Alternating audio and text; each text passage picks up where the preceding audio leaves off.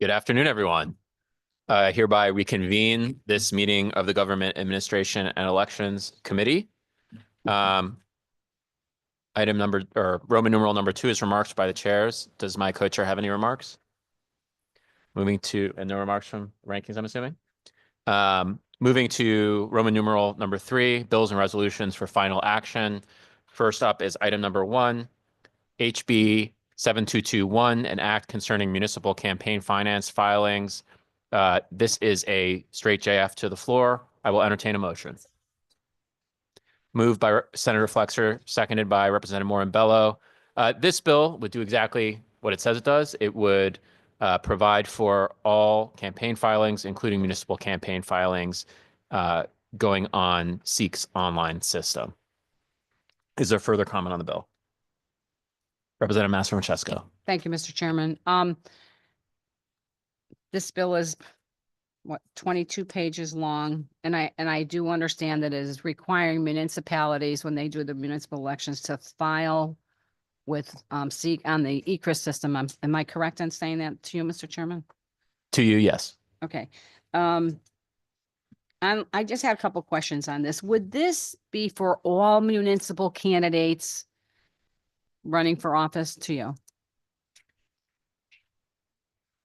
To you, yes. Okay. And to you, Mr. Chairman, right now, candidates have to sign a statement of party endorsement. Would those requirements also be applied to the municipal candidates to file that with the secretaries, with the SEEK as well? And because those are filed with the Secretary of State. This really just has to do with SEEK. Does that play a role in this at all? To you? To you, Representative, no. Okay. And to you, Mr. Chairman, do we have an idea of how many candidates there are in a given year in a municipal election? We have 169 towns. We have people run for mayor, town clerk, register of voters. You got your town council, board of education. Do we have any idea about how many candidates that would be total? An estimate to you? I don't, to you, Representative, I'm not sure if I would hazard an estimate beyond to say that there would be hundreds of candidates.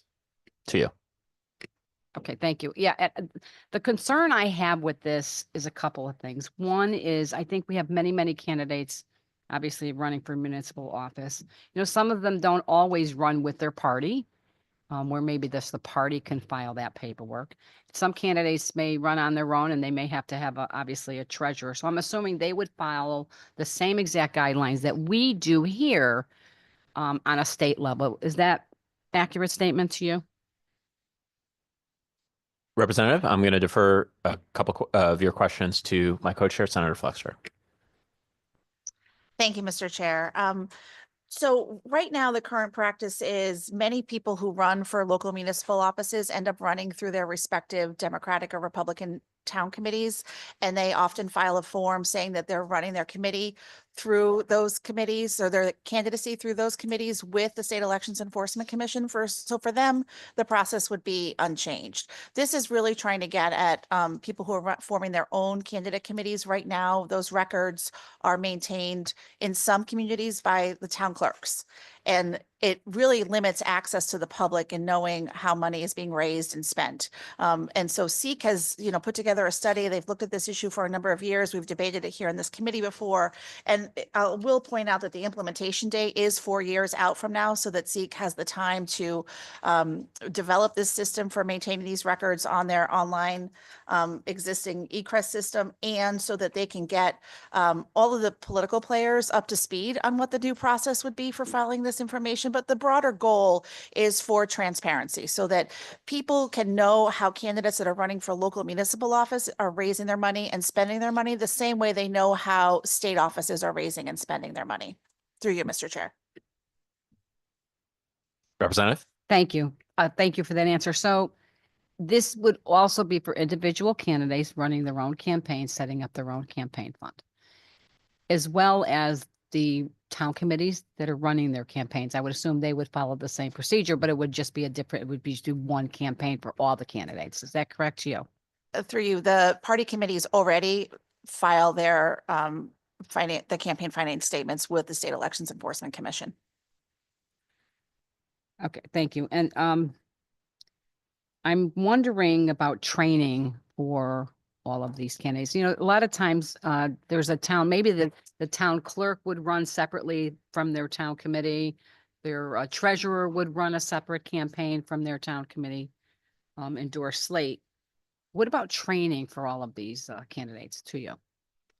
Through you, Mr. Chair, I think that's why SEEK has asked us for this further out implementation date so that they can do the education that's necessary to communicate with all of the state party committees, the local party committees, so they can educate candidates on how this transition is going to take place in 2029. Thank you. I do have a question on just a clarification. In the first few sentences, I think it's lines 3 through 6.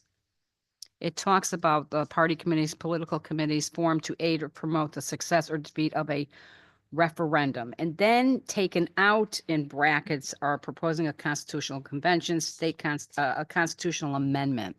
Are we removing, when they're talking about a constitutional amendment, they're talking about the state constitution, I'm assuming, to you?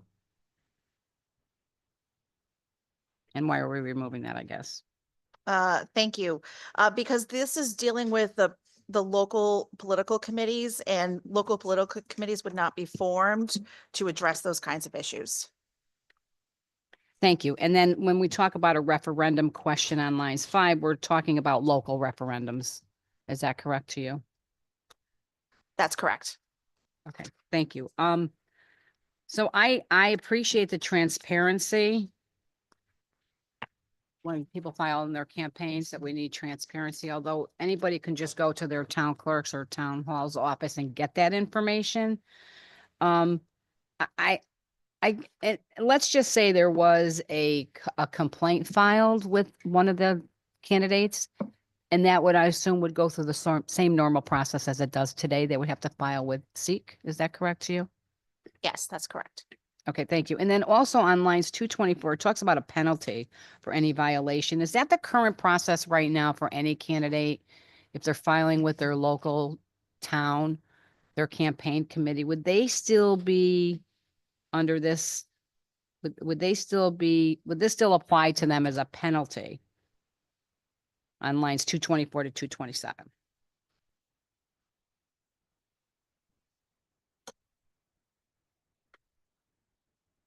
Thank you. So the question is, right now, if someone does not file the appropriate paperwork with the town clerk's office for their campaign finance filings, are they subject to this penalty? Is that the question? Yes, it is. Thank you. I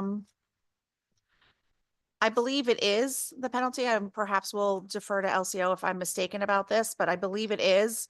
And so this section here is an effort to add this new set of parameters for where these filings are sent to the existing statutory language that sets up these penalties for a lack of submitting this paperwork. So right now, if you don't file your campaign finance paperwork with the town clerk, if you're running your own candidate committee and that's where your filing goes, you are subject to these penalties. This section makes it so that if you don't, when this new system is in place in 2029, if you don't file the paperwork instead appropriately in this new requirement with the State Elections Enforcement Commission, you will be subject to these same penalties. Okay, thank you. So right now, if there was a penalty for a candidate committee, that would be triggered through the town hall or town clerk as of now. And now, when this is changed, it'll be triggered with SEEK, correct? Right, because the filing would have to go to SEEK instead of the current requirement, which is through the town clerk. Okay, got it. So I mean, I want transparency in all the elections for campaign filings. What concerns me about this is the state getting too much involved in local campaigns. Now, I understand the town clerks like this, and they, obviously it's less work for them, but it's more work for the candidates, which concerns me. The training involved, I mean, you're talking, I don't know, do we have a cost of what it would cost to have the computer system handle all of these? Do we have any appropriations on this to you, Madam Chair? Thank you. Through you, Mr. Chair. When we've looked at this proposal in the past and the information we received from the State Elections Enforcement Commission is that they believe their existing infrastructure can support the maintenance of these filings. The reason they're asking for the delayed implementation is so that they have the time to educate all of the party committees and the potential candidates about this new system and how it's going to come online. Okay, listen, I think it makes sense to have it essentially, to have it all in one place, make it easier, but I don't think it's going to be easier for the candidate at the end of the day. And at this point, I'm not at the place where I think Steve needs to get more involved in municipal local campaigns for local people voting, running for office that are not endorsed by their party. I get the intent of this, but I do still have a lot of concerns on this, Madam Chair. So I'm gonna be a no on this today, and I will see what happens. Thank you.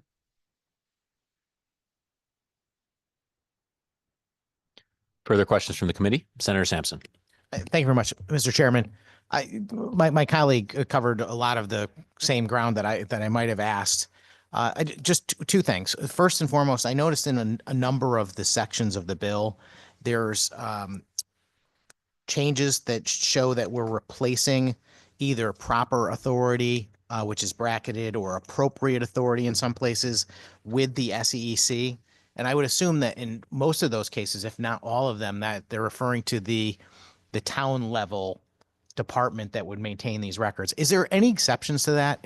Are we transferring any authority from anyone else? Maybe the Secretary of State's office has some control over some of these filings, who the treasurer is.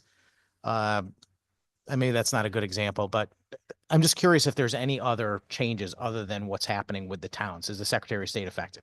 For you. To you, Senator, the answer is no. It would not change any other entity or official's responsibilities other than the local authorities currently responsible for the record keeping. Thank you for that answer. And just a final question, which is kind of like a more global kind of question, which is, the State Election Enforcement Commission is created to oversee state elections. And here we are kind of giving them an additional role and maybe additional authority over municipal campaigns. And because our campaigns are run by municipalities to begin with, and our local officials are almost entirely, chosen, and, elections are resolved on that local level with very little involvement from the state. And, I understand all of the value that has been described in adopting this policy and putting, ECRIS to work and things like that. But is there any concern that we're basically, pretty significantly expanding the authority of the SEC? And we've already addressed the issue of whether or not they can handle it. Because that's the other aspect of the equation, which is I know that they often will testify to them needing more staff, et cetera. So I'm just, I want to be comfortable saying, yes, this is a good idea from a procedural standpoint. I think I'm there, but am I okay with this from a standpoint of really changing and realigning what the State Election Enforcement Commission is doing? I'm just curious if you have a reaction to that concern. Through you. Senator Flexler. Thank you, Mr. Chair, and I appreciate the good senator's sentiments. I would just share with the senator a few things. First of all, from my perspective, many of the communities that I represent, most people on both sides of the aisle end up filing their candidacies through their Democratic town committees. And so those folks have their campaign finance distributions and their fundraising efforts all detailed in the ECRIS system already. I think this is an opportunity to provide more transparency in the communities where they have these larger races, and it can be very difficult, frankly. And I think that's one thing that we've heard testimony on in the past, is that it can be hard to track down these records, that you have to physically go to the town clerk's office in order to review them. There's no way to view them online. And I think in this day and age, it's really important for there to be transparency, both in how candidates are raising their money and how candidates are spending their money. And I think over time, particularly because of our system at the state level, voters in Connecticut have come to expect that more and more. And so that's why this is an important proposal to move forward. And I appreciate the concerns about the commission's ability to meet these requirements with their existing staffing levels, but that's why I'm taking the agency at their word when they say that they will have the ability to implement this in 4 years. Thank you, Mr. Chair. Thank you, Senator. Further questions from the committee? Representative Fonsello. Mr. Chairman, not to repeat totally what the people before me have stated, but will this completely remove the town clerks from the process? And therefore anybody at the local level? Yes, just with regard to campaign finance. Just with financing? Okay, so again, Mr. Chairman, if candidates, especially newer ones, as they're putting their committees together, they frequently have a lot of questions, which now they can go to the town clerk to get answers for. Now they have to come to the state. So I know the issue was approached anyway, as far as volume at the state level. Can they handle that from 159 different, 169 different towns? Representation we've received, or to you, Representative, I'm sorry. The representation we've received from the State Elections Enforcement Commission is that yes, they can, but that's partially why they want the delayed implementation so they can be ready to address those issues. Thank you. Thank you, Representative. Further questions or comments from the committee? Seeing none, Mr. Clerk, will you please call the roll? This is a roll call vote for item number 1, House Bill 7221, an act concerning municipal campaign finance filings. The motion is to JF to the floor. Senator Flexer. Representative Blumenthal. Yes. Senator Honig. Representative Morin-Bello. Yes.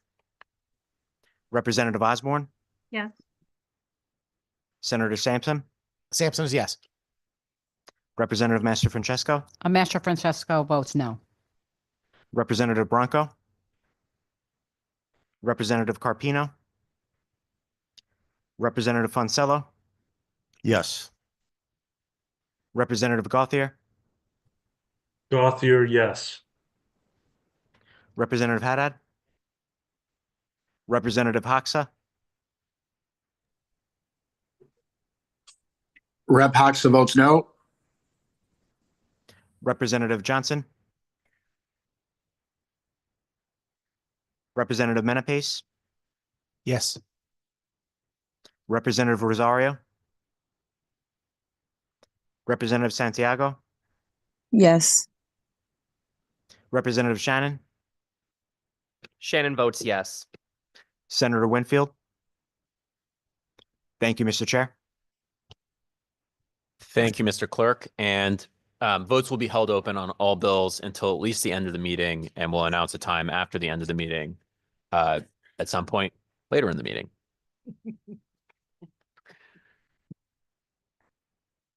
We got a lot of people in different committees today. Next up is item number 2, House Bill 7224, an act expanding liability under the False Claims Act for entities with an ownership interest and prohibiting the licensing of hospitals with certain leaseback arrangements. This is a straight JF to the floor. I will entertain a motion. Moved by Senator Flexer, seconded by Representative Morin-Bello.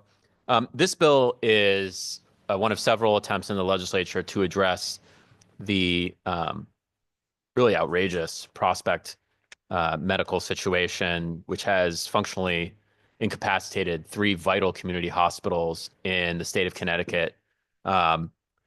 Basically because a out-of-state private equity entity took ownership of these hospitals and then has functionally looted them, is now in bankruptcy. And this bill would address that and hopefully prevent it from ever happening again by looking at 2 specific areas that are vital to that question. One is expanding false claims liability to corporate entities up the ownership chain. If they have 60 days of, if they become aware of false claims that are being made, they have 60 days to report them. Otherwise, they become liable as well. And this is to increase accountability and prevent corporate parents from purposefully disregarding or perhaps benefiting from false claims by a subsidiary. And then the other would prevent hospitals from being licensed where their primary campus has been part of a sale leaseback arrangement. That is an arrangement where the real estate is sold and then the hospital is leasing it back from some other entity. I think it's hard to imagine a situation where that would make economic sense for a hospital. And in practice, it has led to hospitals that are otherwise solvent amassing large amounts of debt, and corporate parents taking out large dividends. And so these are two measures that this committee is working on to try to address that situation and prevent it from happening again. Is there further comment from the committee? Senator Sampson. Thank you, Mr. Chairman. I appreciate your description of the bill. I don't know that I agree with all of your assessments, but I appreciate you taking the time to try and flesh out what we're getting at. I just want to ask on line 68 and line 69, there's a reference to having an ownership or investment interest in any person. And it goes on to say who has violated certain subdivisions of the statute. I just want to make sure I understand what that is referencing when it says an ownership or investment interest in any person rather than a business entity. Through you. To you, Senator, that is the use of the expansive version of person, meaning both a corporate person and a human person. I appreciate that, Mr. Chairman, and I know that that definition does exist on lines 22 through 24. Person also means any natural person. And that's why it raised an alarm for me to see some reference to having ownership or investment interest in any person. Certainly, you can't own people, but I don't know if you have anything you might want to add to that. But it's not that important. I'll just move on to the final section of the bill, which I think is the last thing that you referred to, which is this mechanism that would allow effectively an investment vehicle to take ownership and then lease back the use of the hospital facility to the hospital itself. And I'm just curious. I mean, I understand what's going on with Prospect and this concern over certain types of business entities being involved, but is that the reason to make a blanket policy change to say that this can never happen again, based on the experience with that singular entity through you?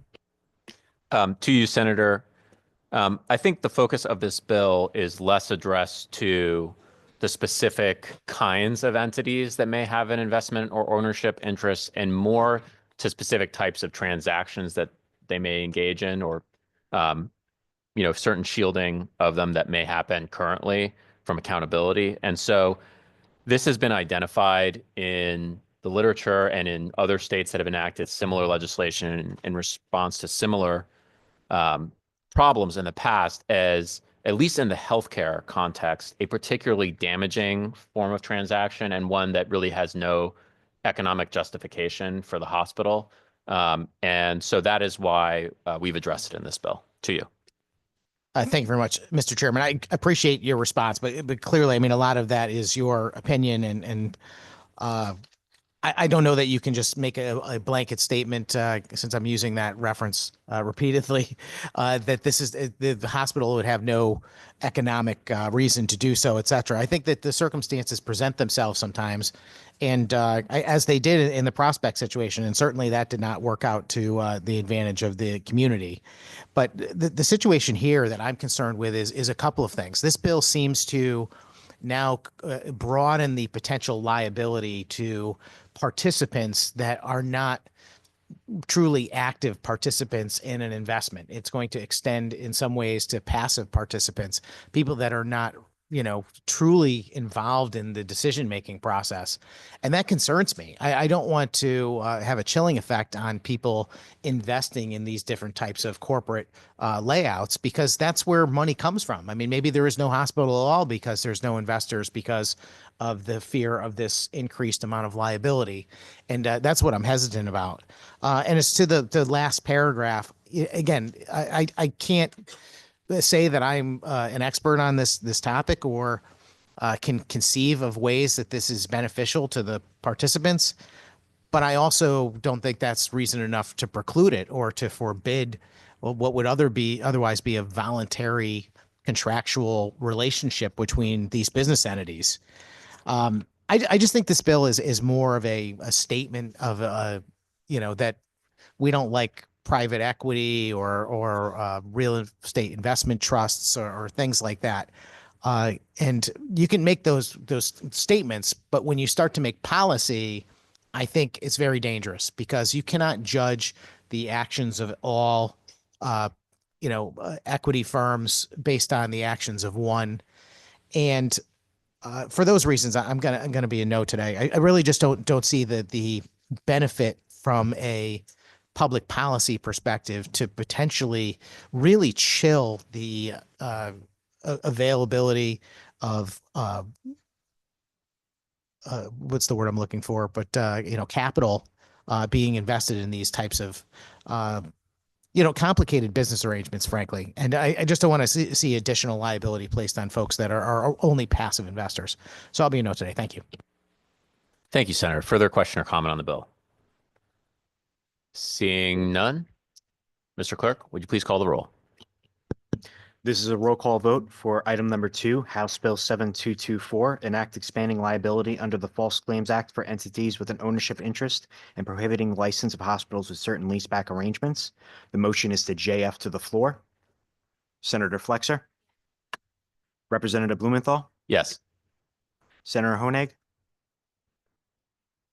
Representative Morambello. Yes. Representative Osborne. Senator Sampson. Sampson is no. Representative Master Francesco. Master Francesco votes no. Representative Bronco. Representative Carpino. Representative Fonsello. No. Representative Gauthier. Gauthier, yes. Representative Haddad. Representative Hoxa. No. Representative Johnson. Representative Menapace. Yes. Representative Rosario. Representative Santiago. Yes. Representative Shannon. Shannon votes yes. Senator Winfield. Thank you, Mr. Chair. Thank you, Mr. Clerk. Next up, we have item number 3 on our agenda, House Bill 7226, an act concerning long-term care insurance and eligibility for state contracts. This is a straight JF to the floor, and the chair will entertain a motion. So moved. Second. Moved by Senator Flexer, seconded by Representative Menapace.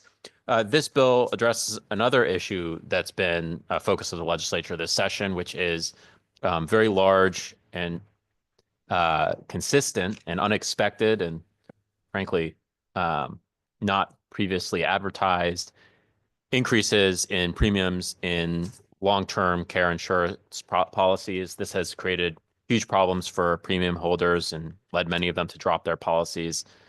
This bill would address that issue by mandating public hearings for certain rate increases above 10%. It would also mandate notice about potential future premium increases in new policies, and it would require certain certifications for a rate increase to be approved.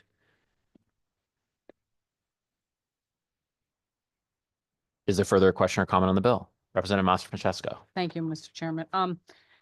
When it talks, I'm just looking at the heading of the bill, and it says insurance and eligibility for state contracts. When you refer state contracts, what are they talking about to you? To you. So the state contract, that's a good question. The enforcement mechanism of the bill is that if an insurer did not comply with these provisions, they would be ineligible for state contracts. In this case, state contract is defined as an agreement or combination or series of agreements between a state agency and a person, a firm, or corporation having a total value of more than $100,000 in a calendar or fiscal year. And then it lists some specific forms of state contracts. Okay, thank you. Yeah. I'm just curious, what is the current process now? Do, if an insurance company, these people have these long-term care policies, there's going to be a rate adjustment. Do they currently now go through the insurance commission for approval? Can you explain that process to you? Through you, Representative, yes, they do go through the insurance commission. But one of the issues is that often people who are policyholders do not have advance notice, do not have the ability to make any sort of public comment or, and that's something that they very much want to you. Okay, thank you. So the difference here is that they will be given notice, there will be a public hearing.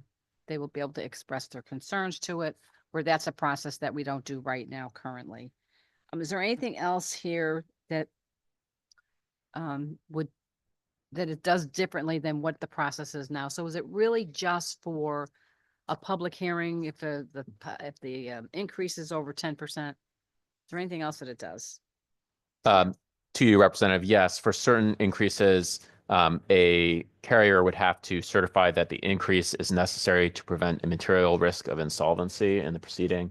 That's because in many cases, the companies have made representations that there will be a risk to solvency if they're not granted an increase. And we'll say that's problematic for two reasons. One is because they don't have to do that in any way that's reflected to their shareholders. If there is a real risk of insolvency, then their shareholders should know about it. And if there's not, they shouldn't be saying it. And then the other is that I forgot my other reason. The question was, how has it changed the current process at all? Yeah. They would have to make that specific representation, and essentially that's because the insurance commissioner should not be making a decision on these rate increases without the insurance company standing behind that representation that there will be a risk to solvency. The other reason I've now remembered is basically because there has been indication, first of all, that potentially these insurance companies essentially miscalculated their own rates earlier in the policy history and made certain representations in certain cases to policyholders. And, we believe that it shouldn't be on the policyholder to make up for the insurance company's mistake if they made a miscalculation. We obviously want companies to maintain solvency so that they can deliver for policyholders. But if they are in that situation, they should be willing to stand behind that representation in a way that alerts their shareholders to the danger. Okay, thank you. I guess, so I'm just kind of stuck on, if you can just kind of, I'm sure you went through it already. How does someone certify that there's an increase? How do they certify that the increase is necessary to prevent a material risk of insolvency? Who does that? Is it the insurance company has to do that? And how do they do that? What do they have to provide? The insurance company would be providing that in their application for the rate increase. Okay, but what type of information do they have to provide? It says to certify that it's necessary. What is it that we're looking for to you? To you, Representative, it's an official certification. So there's procedures under our law for the formal certification of a statement, basically backing it up with certain penalties if it's false. And they would just have to certify it to the insurance department to make sure that that was a representation that they were standing behind and was not just merely an argument that would increase their profitability. Thank you. I appreciate certainly the intent in this bill. I guess I'll continue to listen to the debate. That sentence there, lines 29 and 30, just have a little concern for me. But I know I do appreciate it. People sign up for these long-term care policies, and all of a sudden their rates are skyrocketing. They're getting charged a lot more that they didn't expect. Although I would hope that these long-term care insurance companies are explaining to their customers when they sign these contracts that they can increase. Whether that's being done, I don't know. Okay, thank you, Mr. Chairman. Thank you, Representative. Further question or comment from the committee? Senator Sampson. Thank you, Mr. Chairman. A few questions in that same vein. Can I just ask why in section 1, the committee has chosen 10% as the threshold through you?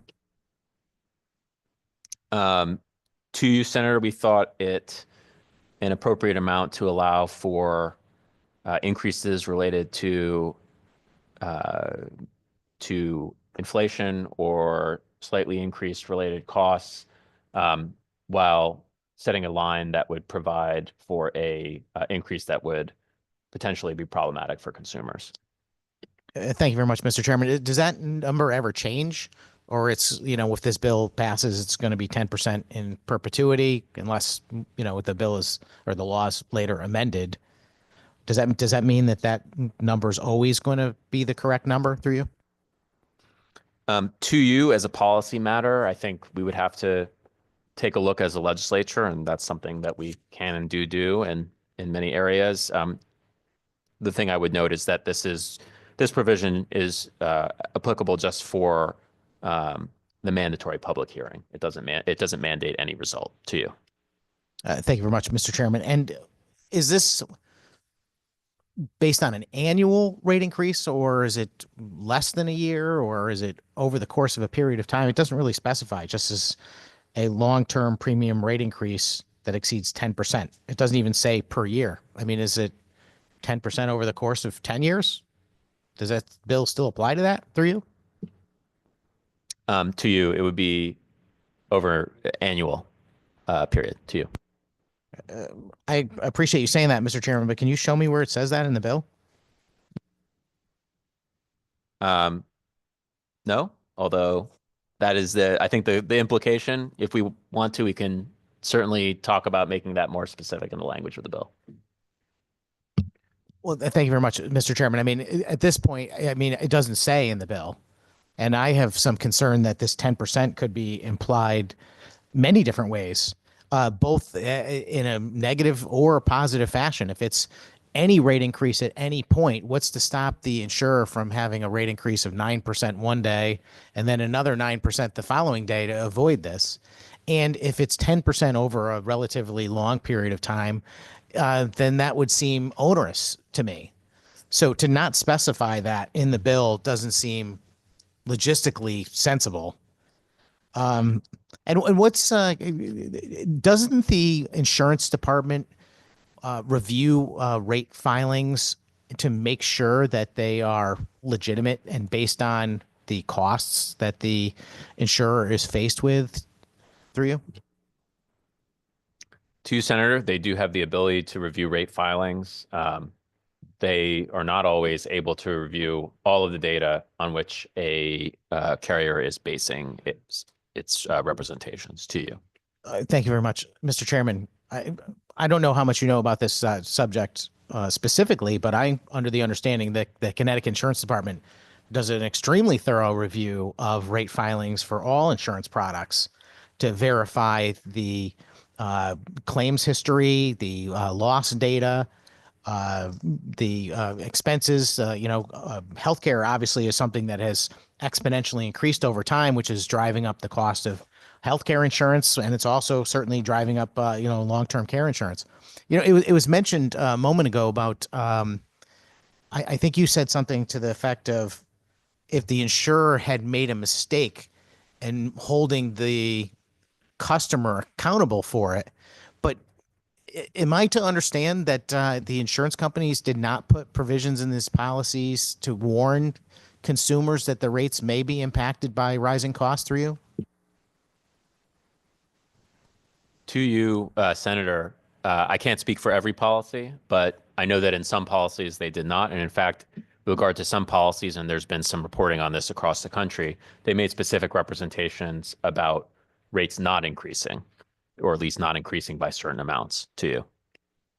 Thank you very much, Mr. Chairman. Wouldn't that already create a cause of action for someone to challenge their insurer if they violated the terms of a contract or a representation made through you? To you, Senator, it could potentially, and there's at least one class action lawsuit elsewhere in the country on this issue. But for most individuals, that is cold comfort if they're going to lose their long-term care insurance policy in the immediate future and not be able to enjoy the benefits that they've paid into for many years. And, many of them may not keep all the paperwork from 20 or 30 years ago when they first bought the policy and started paying into it. And I just wanted to add an additional clarification to the good senator's previous statement and question regarding the insurance department's ability to review the backup files. Sometimes I'll put it this way. The insurance department is certainly able to review the claims data that the good senator has discussed. They may not be able to review the broader carrier company and its ability to maintain any losses or absorb any losses in a particular area of insurance. And so that representation about insolvency to the broader parent, whether it's the company itself or a corporate parent, is significant to that representation and deciding how well justified it is as well. Mr. Chairman, there's a lot there. Well, let me start with the broader question first, which is, has the insurance commissioner commented on this policy? Are they in favor of this? Have they opposed it? Do we have any feelings on where they, or understanding where they stand through you?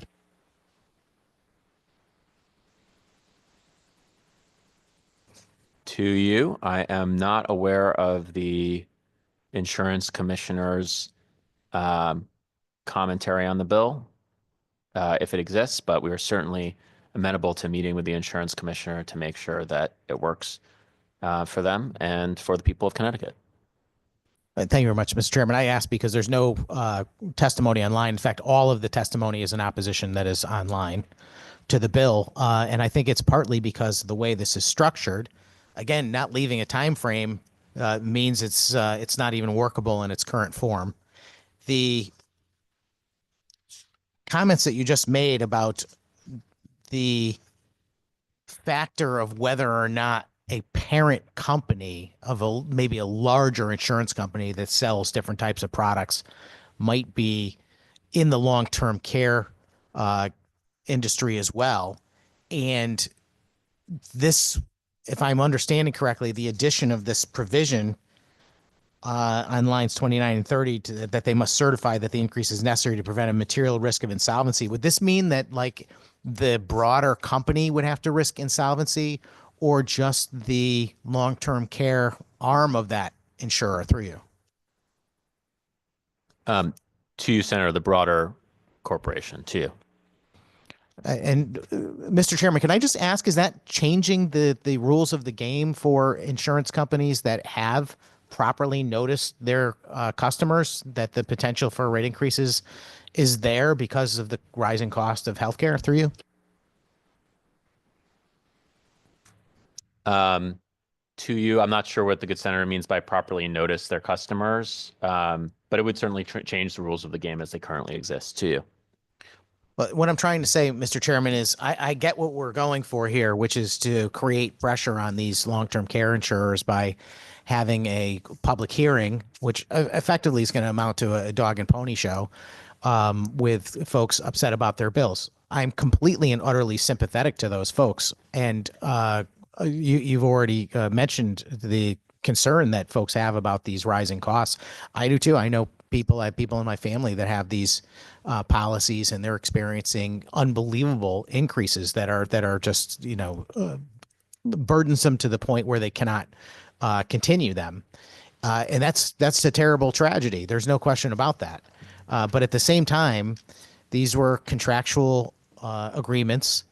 And, I have a tough time making public policy based on emotion. That's not our job here. We're supposed to be the guys and gals writing the laws. And when we write laws, they have to be clear. They have to apply equally. You can't just suddenly decide that because something's politically prudent or popular that we should go back and undermine something that was perfectly lawful as a contract in the past. Those contracts were entered into voluntarily. And what I'm asking to be very specific, which is in the case of an insurer providing a long-term care policy in the past, if they properly noticed their customer that there may be rate increases that are based on the rising cost of healthcare, how is it justified to come back these many years later and suggest that somehow, even though the long-term care portion of some large insurance companies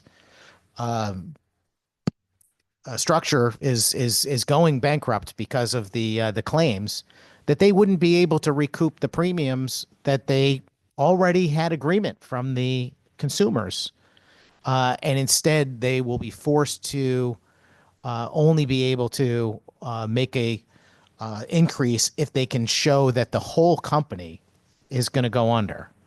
I'm just trying to understand the justification for that, Mr. Chairman.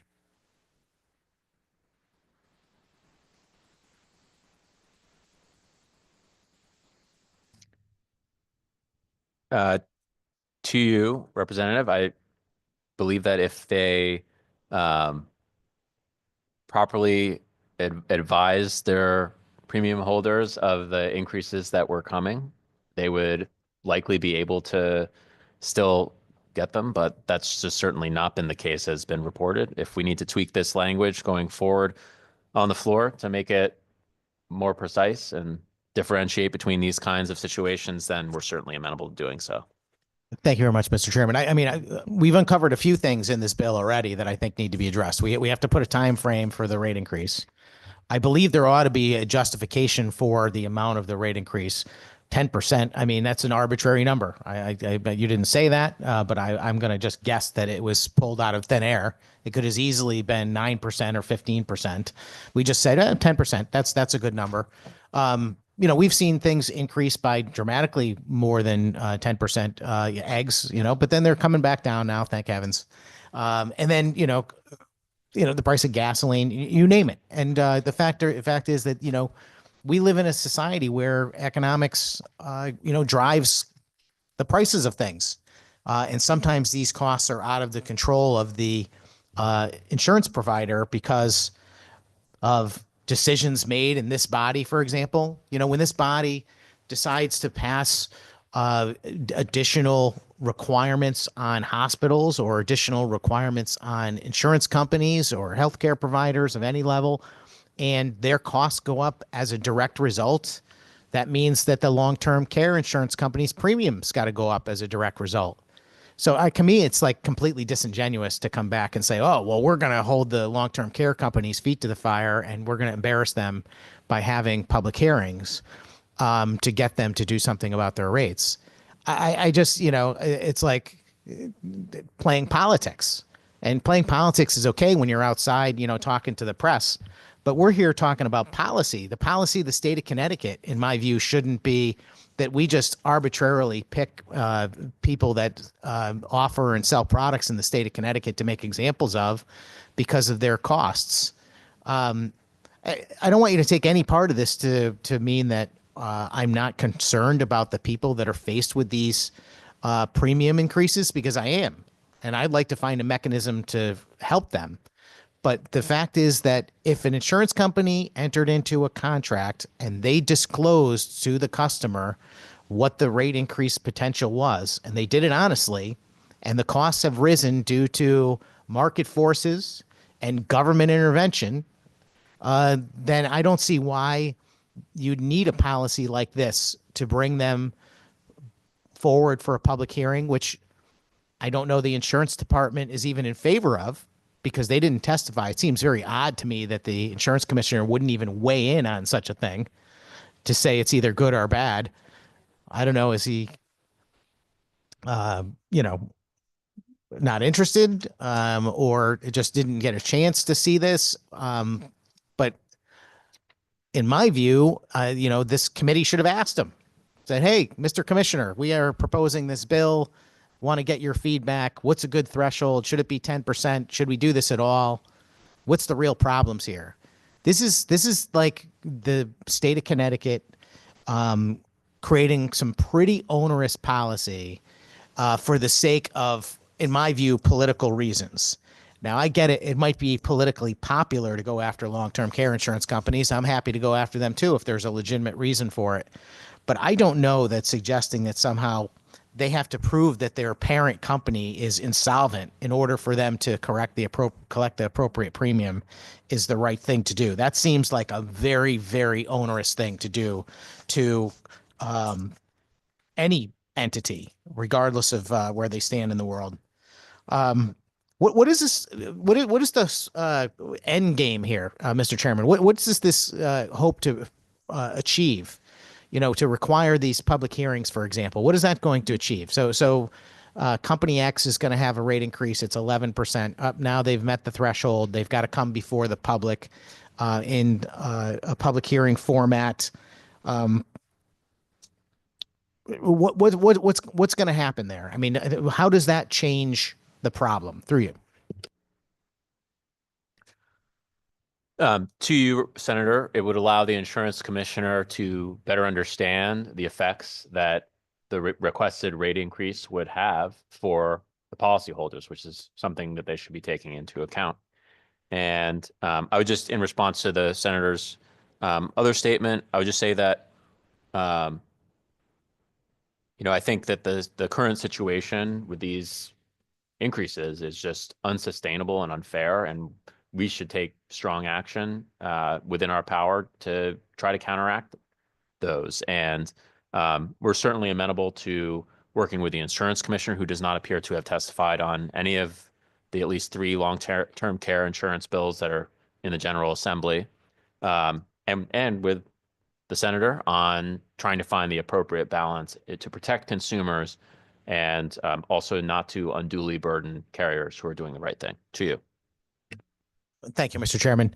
Yeah, I agree. These are unsustainable and unfair increases. And again, I think we all recognize that. The question is, what is the source of these increases? Who are the folks that are actually making lots and lots of money on the backs of these consumers? Is it the long-term care insurers?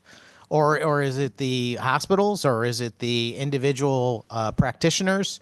Is it nobody? Because the cost of these things just continues to rise? Is it a result of government regulation and intervention and, mandated, treatment? I mean, getting to the bottom of that seems like a much more responsible thing to do than to take one of the entities involved and to put them out in front of the public and make them the bad guy. But that's politics, I guess. And I'm afraid that this bill is symbolic of the fact that we're more interested in politics than we are in good policy and getting to the bottom of the situation and actually solving the problem of the cost of healthcare, generally speaking, which is something that I would love to see us do. This bill, in my view, doesn't belong in this committee. This is an insurance bill. I think some of the questions that were brought up by myself and Representative Master Francesco are great questions in an insurance committee setting where there are folks around the room that are knowledgeable about the extent of the insurance commissioner's ability to look into rates and the understanding of rate filings and what they review. Because I'm confident, Mr. Chairman, it's very extensive. It is not a cursory review. I don't think that there's going to be additional information obtained at a public hearing where consumers are going to come and complain about their bills, and rightfully so. But I don't know that that's going to generate any additional information that's going to give great insight to the insurance department. All that's going to do is create a spectacle. And if that's the purpose of this bill, then I have a tough time supporting it.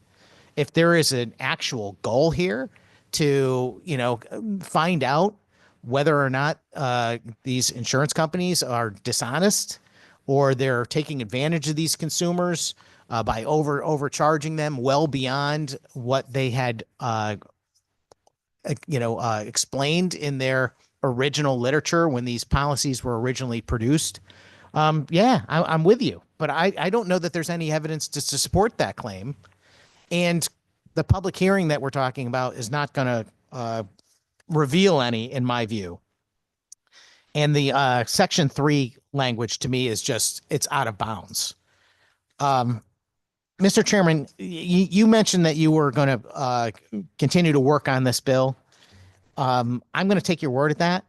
I'm gonna suggest that at the very minimum, we've got to come up with a threshold that I think is a legitimate threshold based on some less than arbitrary mechanism determining what it is. I'm going to suggest that we need a time frame for when these increases are measured, whether it's by the month or by the year or by multiple years. And I think that we've got to seriously reconsider this penalty extending beyond the actual long-term care insurer as is described in Section 3. I mean, we had the previous bill where we're trying to get passive investors caught up in liability for the actions of certain types of business entities. I mean, is that the next step for this? You know, people that own stock in some long-term care insurance company, they're going to be held responsible next. This is a kind of concerning stuff to me. To the extent that we're going to bring this issue to the forefront, and we're going to try and suggest to our constituents and the people of Connecticut that something must be done to solve this problem, I'm going to support the bill today. But I do really hope that we honor the commitment to make this a more legitimate bill. Instead of trying to create a dog and pony show, let's try and create policy that's actually going to help. Thank you, Mr. Chairman. Thank you, Senator. Further question or comment on the bill? Senator Flexer. Thank you, Mr. Chair. Mr. Chair, I just wanted to take a moment briefly to thank you for your leadership on this issue. I know that most of the members on the committee may have had a similar experience to the one I have had, where dozens of constituents have reached out to me about their concerns about these policies and these investments that they've been making for many, many years, hoping that they were going to have some security later in their lives, and trying to plan prudently. And this is just such a frightening issue for so many people. And so I'm grateful to you for your work on this bill, and I'm hopeful that the committee will choose to support it strongly today. Thank you, Mr. Chair. Thank you, Senator. Further question or comment on the bill? Representative Massafrancesco. Thank you, Mr. Chairman. So I was listening to the debate going back, and I apologize, Madam Chair. I'm listening to the debate going back with Senator Sampson, your representative. And I certainly understand those concerns. I hope that this bill can get worked on. I'm going to vote no today to ensure that it does get worked on, and hopefully get it fixed down the road. Thank you, Mr. Chairman. Thank you, Representative. Further question or comment from the committee? Seeing none, I'll just say that this is a really vital and important issue, as everyone has recognized. The rate increases we've seen in many situations have been devastating and appear deeply unfair. And it's a problem, I think, that this General Assembly, and it sounds like others in this committee, think needs to be addressed in a formidable way. And to the extent that anyone in or outside the legislature wants to work on this issue, I think the proponents welcome it. So we look forward to that conversation. Seeing no further questions or comment, Mr. Clerk, would you please call the roll? This is a roll call vote for item number 3, House Bill 7226, an act concerning long-term care insurance and eligibility for state contracts. The motion is to JF to the floor. Senator Flexer. Representative Blumenthal. Yes. Senator Honig. Representative Morin-Bello. Yes. Representative Osborne. Senator Sampson. Sampson's yes. Representative Massafrancesco. Massafrancesco votes no. Representative Branco. Representative Carpino. Representative Fonsello. Yes. Representative Gauthier. Gauthier, yes. Representative Haddad. Representative Hoxa. Yes. Representative Johnson. Representative Menapace. Yes. Representative Rosario. Representative Santiago. Yes. Representative Shannon. Shannon votes yes. Senator Winfield. Thank you, Mr. Chair. Thank you, Mr. Clerk. Next up, we have item number 4, House Bill 7227, an act concerning eligibility for state contracting and fees charged for health records. This is a JF to the floor. Chair will entertain a motion. Moved by Senator Flexer, seconded by Representative Shannon. This bill addresses an issue that has become increasingly prevalent in the state, which is where individuals requesting medical records through a representative or through their attorney are charged outrageous sums for those records. The Federal HITECH Act guaranteed patient access and affordable patient access for those records, but currently there's a loophole that was created by a district court decision in DC that has allowed companies to at least try to charge much more than is allowed under the federal regulations when the request itself is made by a personal representative or an attorney. This would set the maximum as whatever the federal regulations say, or $250, whichever is less. Questions or comment from the committee? Seeing, Representative Master Francesco. Thank you, Mr. Chairman. And I'm sure you're very, very familiar with this law and how this process is, so I'm going to rely on you to kind of explain it to me.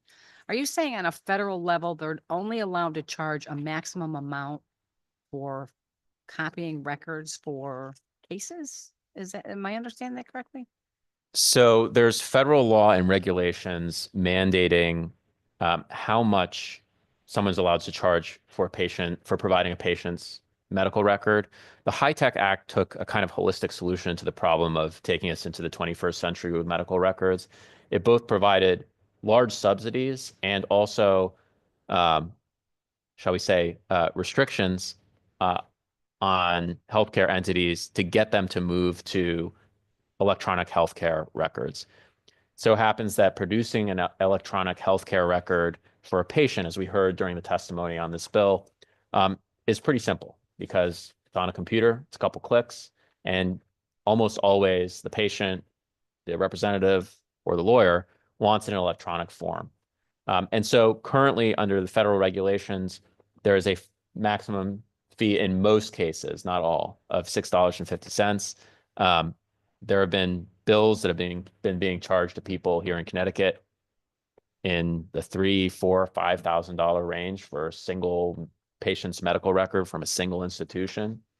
And if someone's requesting a bunch of medical records, for instance, if they have a case, a legal case, those bills could go into the $10,000, $20,000 range. And ultimately, the patient is always paying the cost. So it's really a loophole that has been preventing the federal law's intent from taking place. To you. Thank you. I understand that. So how did this federal law, and I don't know if you know the history on it, how did that happen? So I'm having a hard time getting past the part where a government can tell an entity or a business what they can and cannot charge. And I'm just kind of going over that in my head, and that's the part where I'm really stuck on. Whether it's in law or not, is that correct? Is it whether it's right or wrong? To me, it doesn't make sense. And that's really the part of the role of government. So I'm just really trying to understand why and how this happened originally. To you.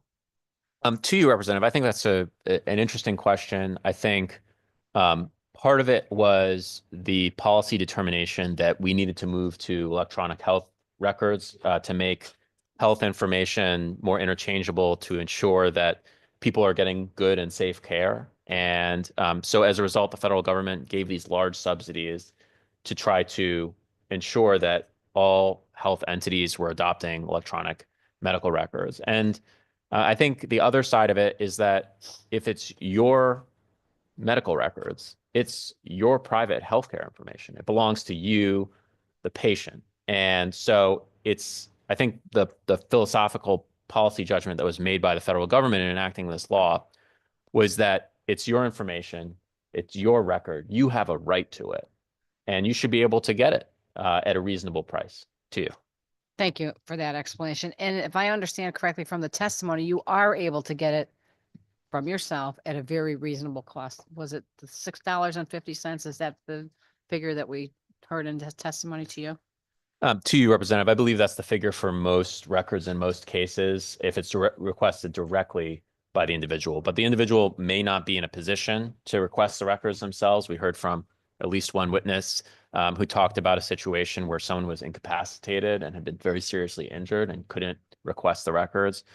Additionally, if the individual patient wants to have someone else request the record on their behalf to manage the situation, for instance, if they have a legal case and they want their lawyer to do it, so the lawyer can get all the information together, that should be their right as well.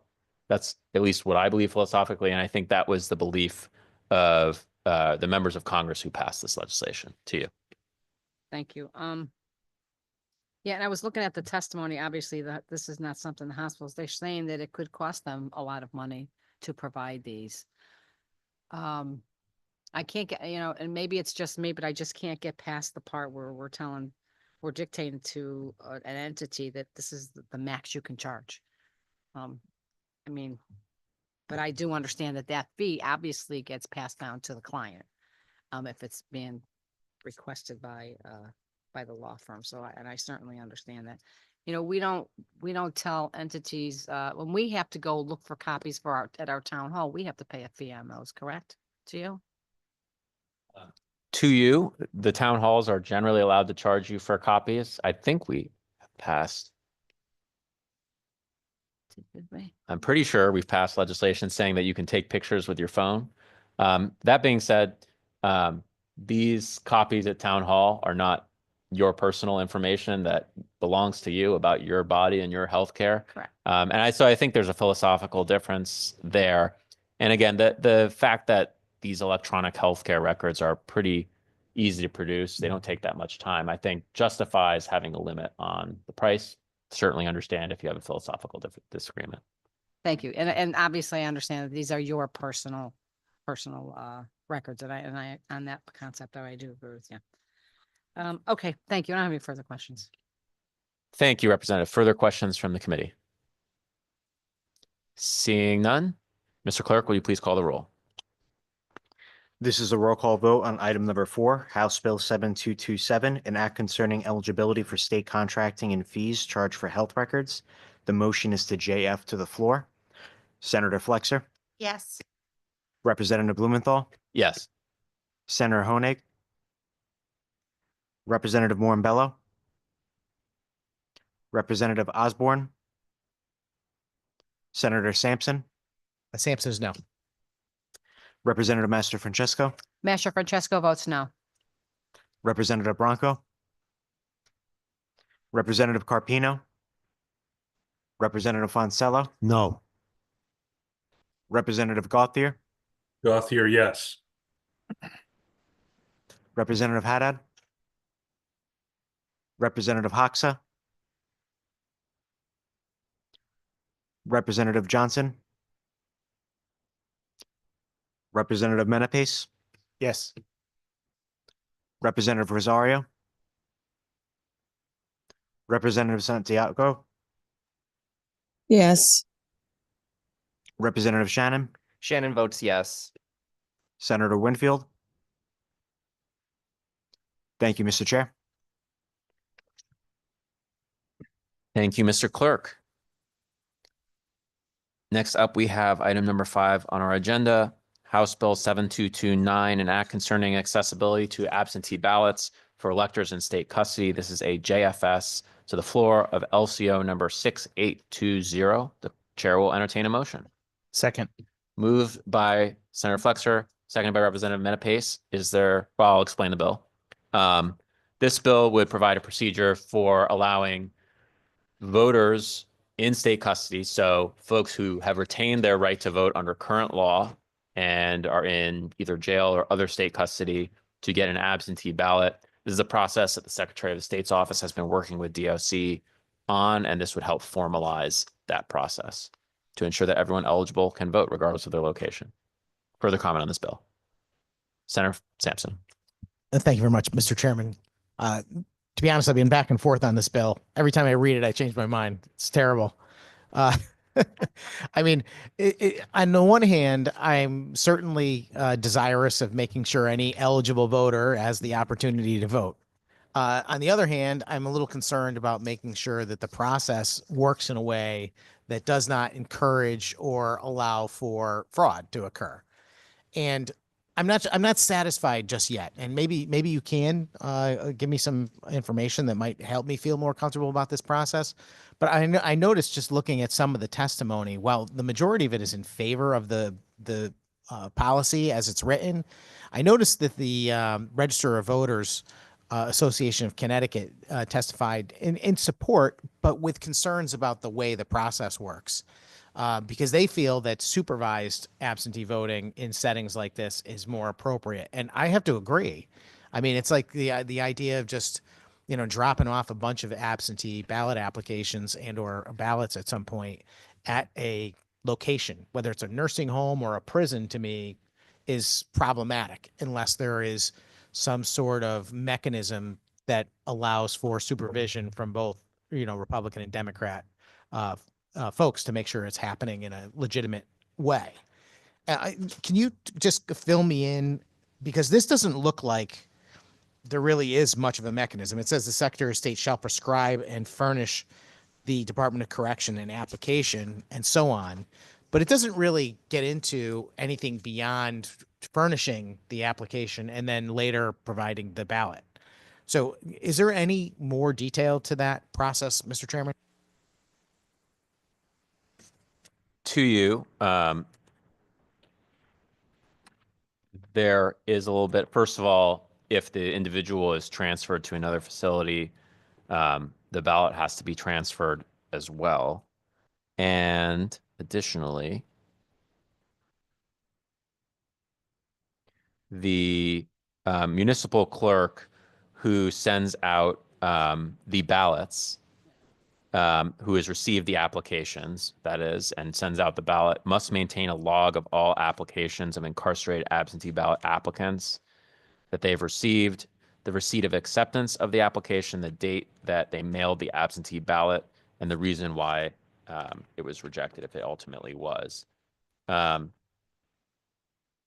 so, what I would say more generally is that this is formalizing a process that is currently being worked out. And I think certainly in the future, there are a number of interests that would, including, I think, the Secretary's office, although I shouldn't speak for her.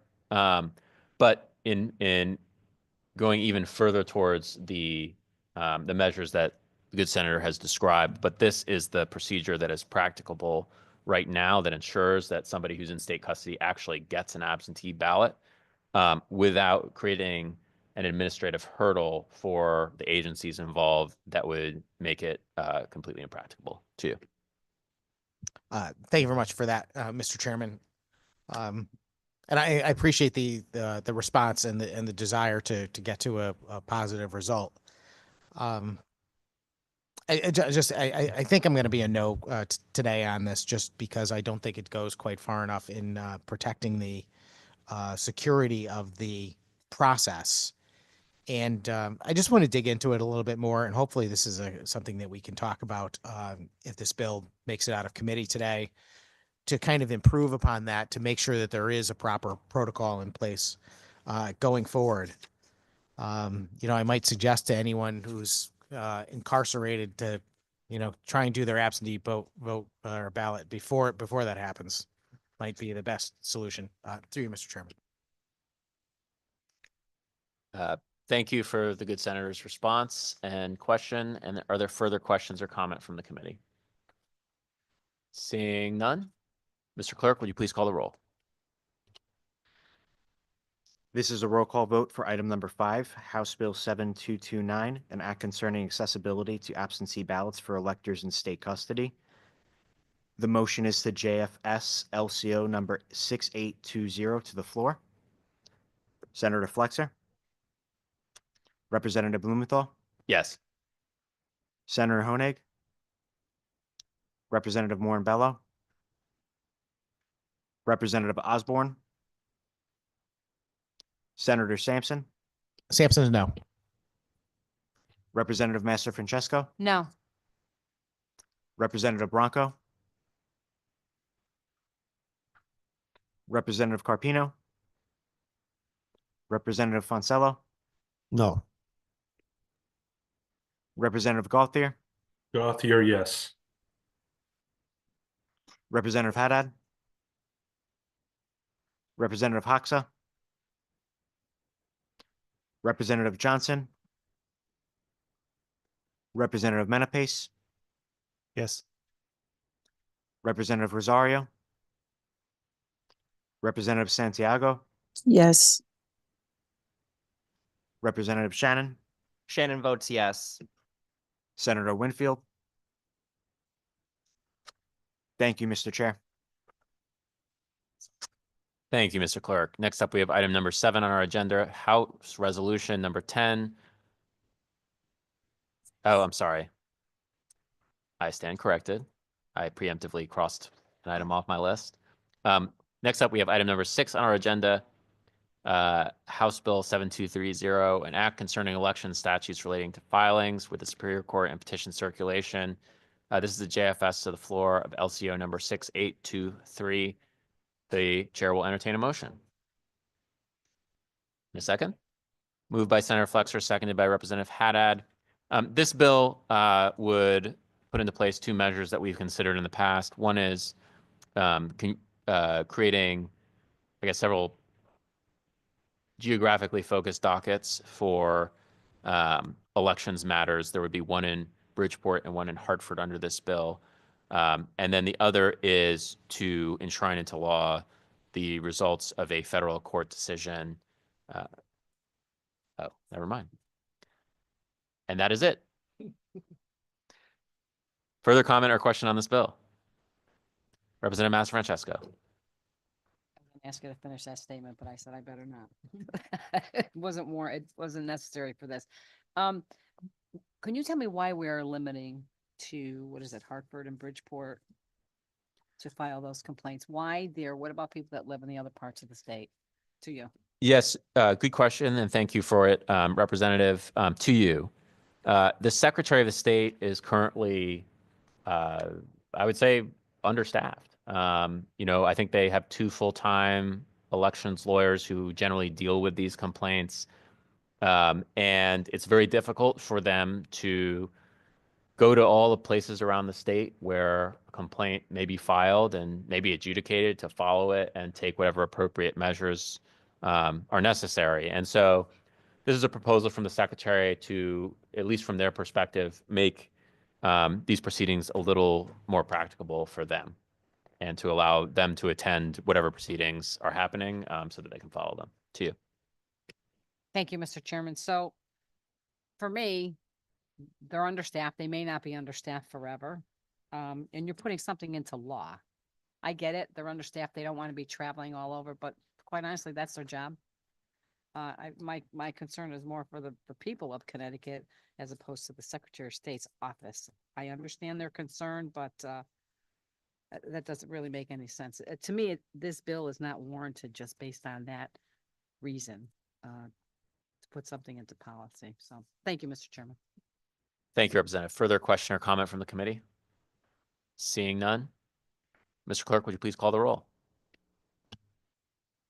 This is a roll call vote for item number 6, House Bill 7230, an act concerning election statutes related to filings with the Superior Court and petition circulation.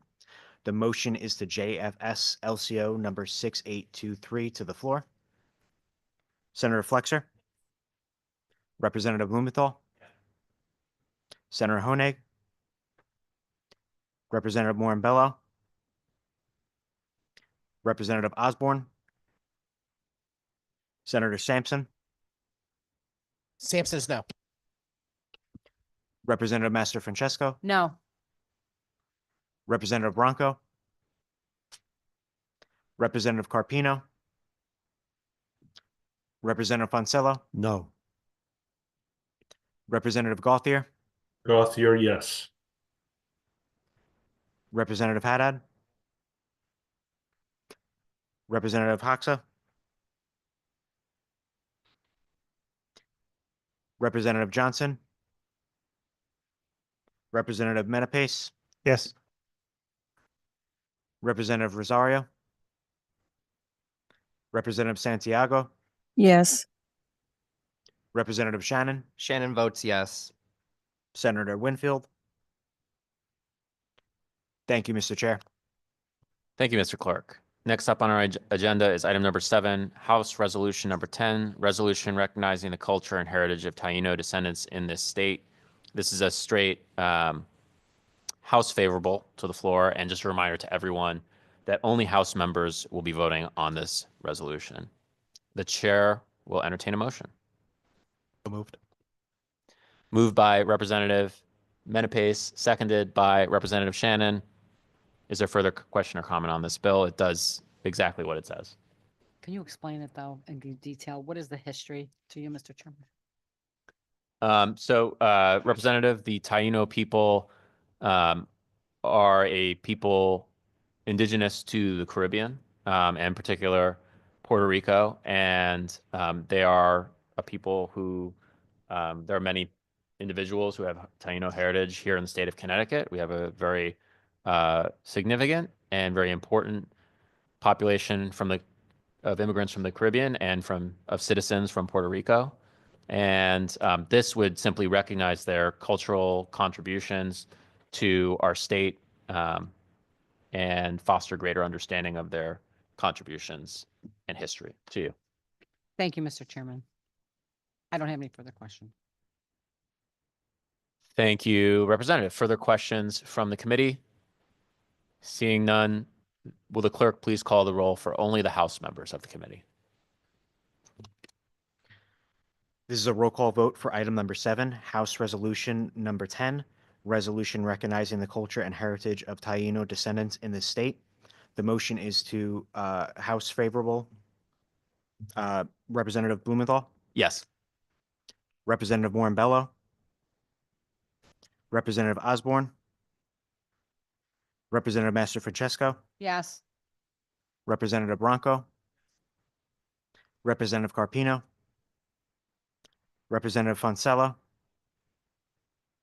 Representative Gauthier, Yes. Representative Haddad, Representative Hoxa, Representative Johnson, Representative Menapace, Yes. Representative Rosario, Representative Santiago, Yes. Representative Shannon, Shannon votes yes. Thank you, Mr. Chair. Thank you, Mr. Clerk. Next up on our agenda, we have item number 8, Senate Bill 1431, an act implementing the recommendations of the Office of Policy and Management concerning data governance. This is a straight JF to the floor. The chair will entertain a motion. Second. Moved by Representative Haddad, seconded by Representative Menapace.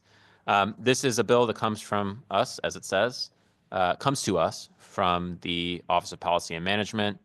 It changes the executive branch agencies subject to the law that generally authorizes the chief data officer to direct executive branch agencies on data use, management, sharing, coordination, and the formulation of the state data plan, and eliminates a requirement, a reporting requirement that currently exists for the chief data officer. Further question or comment on this bill? Seeing none, Mr. Clerk, will you please call the roll? This is a roll call vote on item number 8, Senate Bill 1431, an act implementing the recommendations of the Office of Policy and Management concerning data governance. The motion is to JF to the floor. Senator Flexer, Representative Blumenthal, Senator Honig, Representative Warren Bello, Representative Osborne, Senator Sampson, Sampson's yes. Representative Master Francesco, No. Representative Bronco, Representative Carpino, Representative Foncella, Yes. Representative Gauthier, Gauthier, yes. Representative Haddad, Representative Hoxa, Representative Johnson, Yes. Representative Menapace,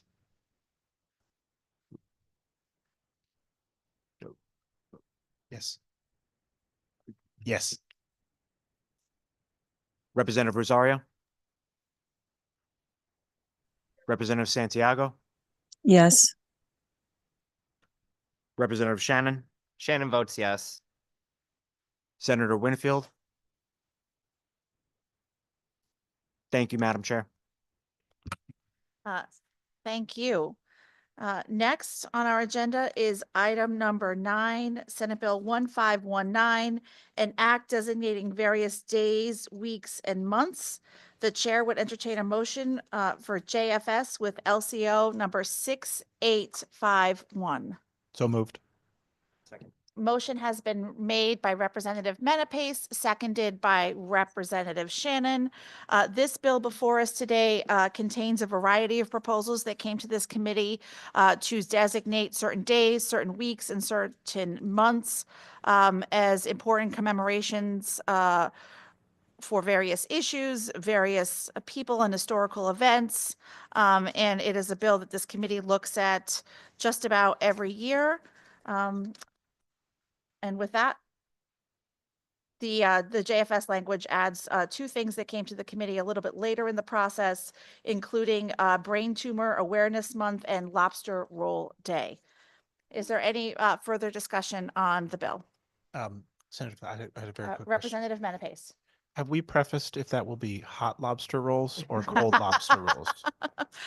There's a big difference. That is an excellent question, since Connecticut is known for the hot lobster roll. But it does not specify the I guess temperature we'll of just said have to roll. enjoy them both equally. Thank you, Madam Chair. Thank you, Representative. Is there any further discussion? Seeing none, Mr. Clerk, will you please call the roll on Senate Bill 1519?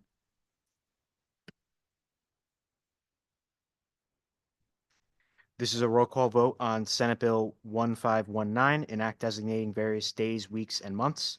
The motion is to JFS LCO number 6851 to the floor.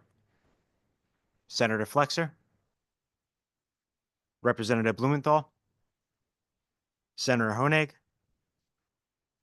Representative Morin-Bello, Representative Osborne,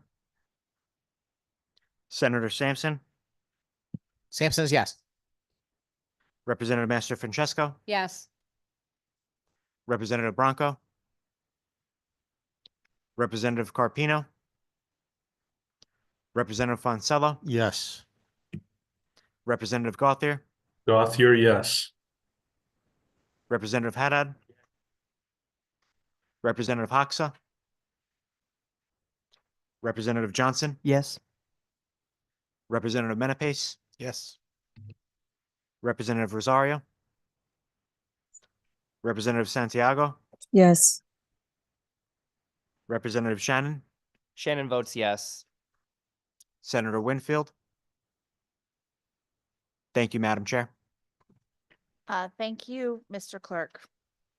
Next, we will consider item number 10 on our agenda, Senate Bill 1518, an act implementing the recommendations of the state disparity study. The chair would entertain a motion to JFS this bill with LCO number 6884. So moved. Motion has been made by Representative Menapace, seconded by Representative Shannon. This bill before us today is frankly a product of work that has been before this committee for several years. It is the result of the state disparity study that was worked on diligently by our Commission on Human Rights and Opportunities and our Department of Administrative Services. And the study that they put forward resulted in the proposal that is before us today. It is an update to our disparity framework that has been needed for almost 2 decades at this point. And the JFS language delays the effective date of the bill as requested in the public hearing from October 1st, 2025 to July 1st, 2026. Is there any discussion on Senate Bill 1518? Representative Mastro Francesco. Thank you, Madam Chair. This is a long bill, which has substitute language on it. I'm just curious as to what, about the small minority owned business contract compliance program is, and what in this study, how does that affect that? Through you.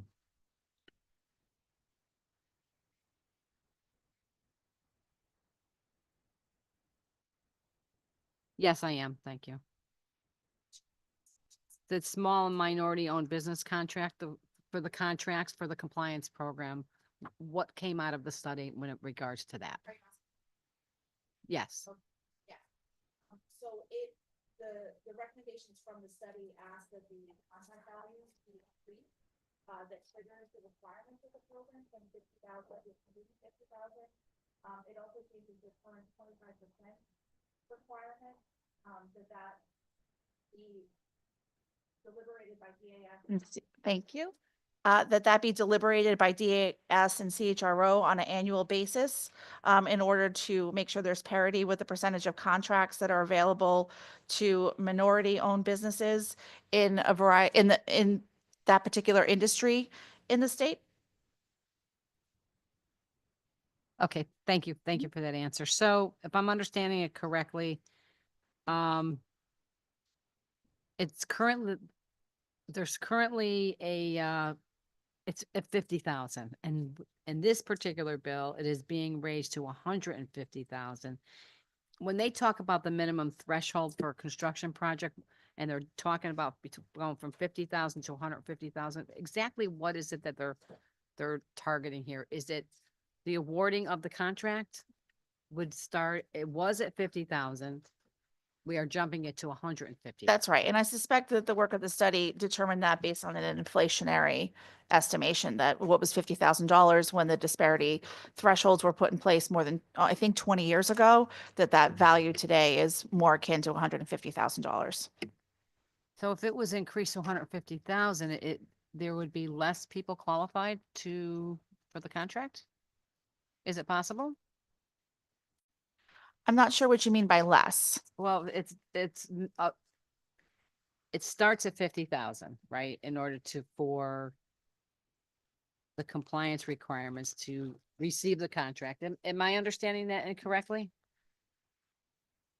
At 50,000, what happens at 50,000 currently? That's when you trigger the requirements of this program. It's Okay. a $50,000 contract or more. And what this bill is saying is that will now be triggered at $150,000.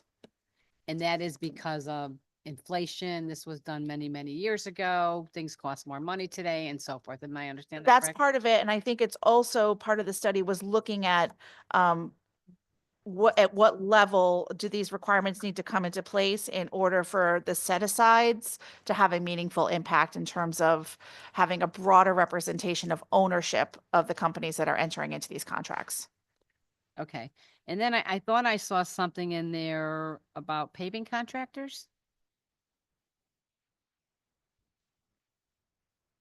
Yes, there's a difference for that for public works contracts so that it's specific to the geographic area where the contract is being entered into. As you know, Representative, there's a lot of variety in costs in our state. There are certain parts of the state that things are much more expensive, and there are other parts of the state where they are less so. And so I think it's giving some space for that variety to be taken into account. Okay, thank you for that answer. And then I believe in section 2 on the bill, it prohibits discrimination in public works construction contracts. I'm just curious why they're talking about public works. To you? Can you reference the line I that you're think talking that's about in section 2? 2. See if I can get the line. Just looking at my notes. Give me a minute. No Section problem. 2.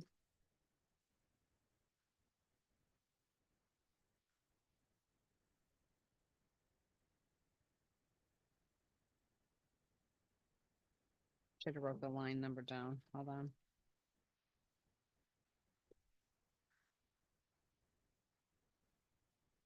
Okay, I guess it would be on lines 21, extra terrain for me. Lines 20 through 26. they talk about a contract if it's a public works contract. I'm just trying to figure out what that means there. Three, so to the good representative, the definition of public works contract replicates existing statutory language that defines what a public works contract is. Okay. I thought I saw something here. Maybe I gave you the wrong line. I apologize.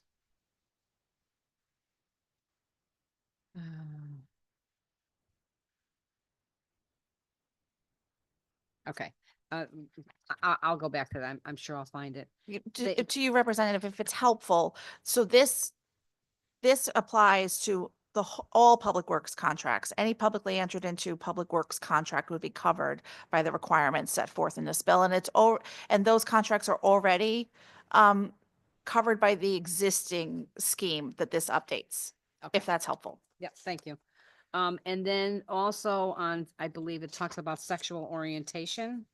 Can you give me exactly what do they mean by that? And that's on line 71.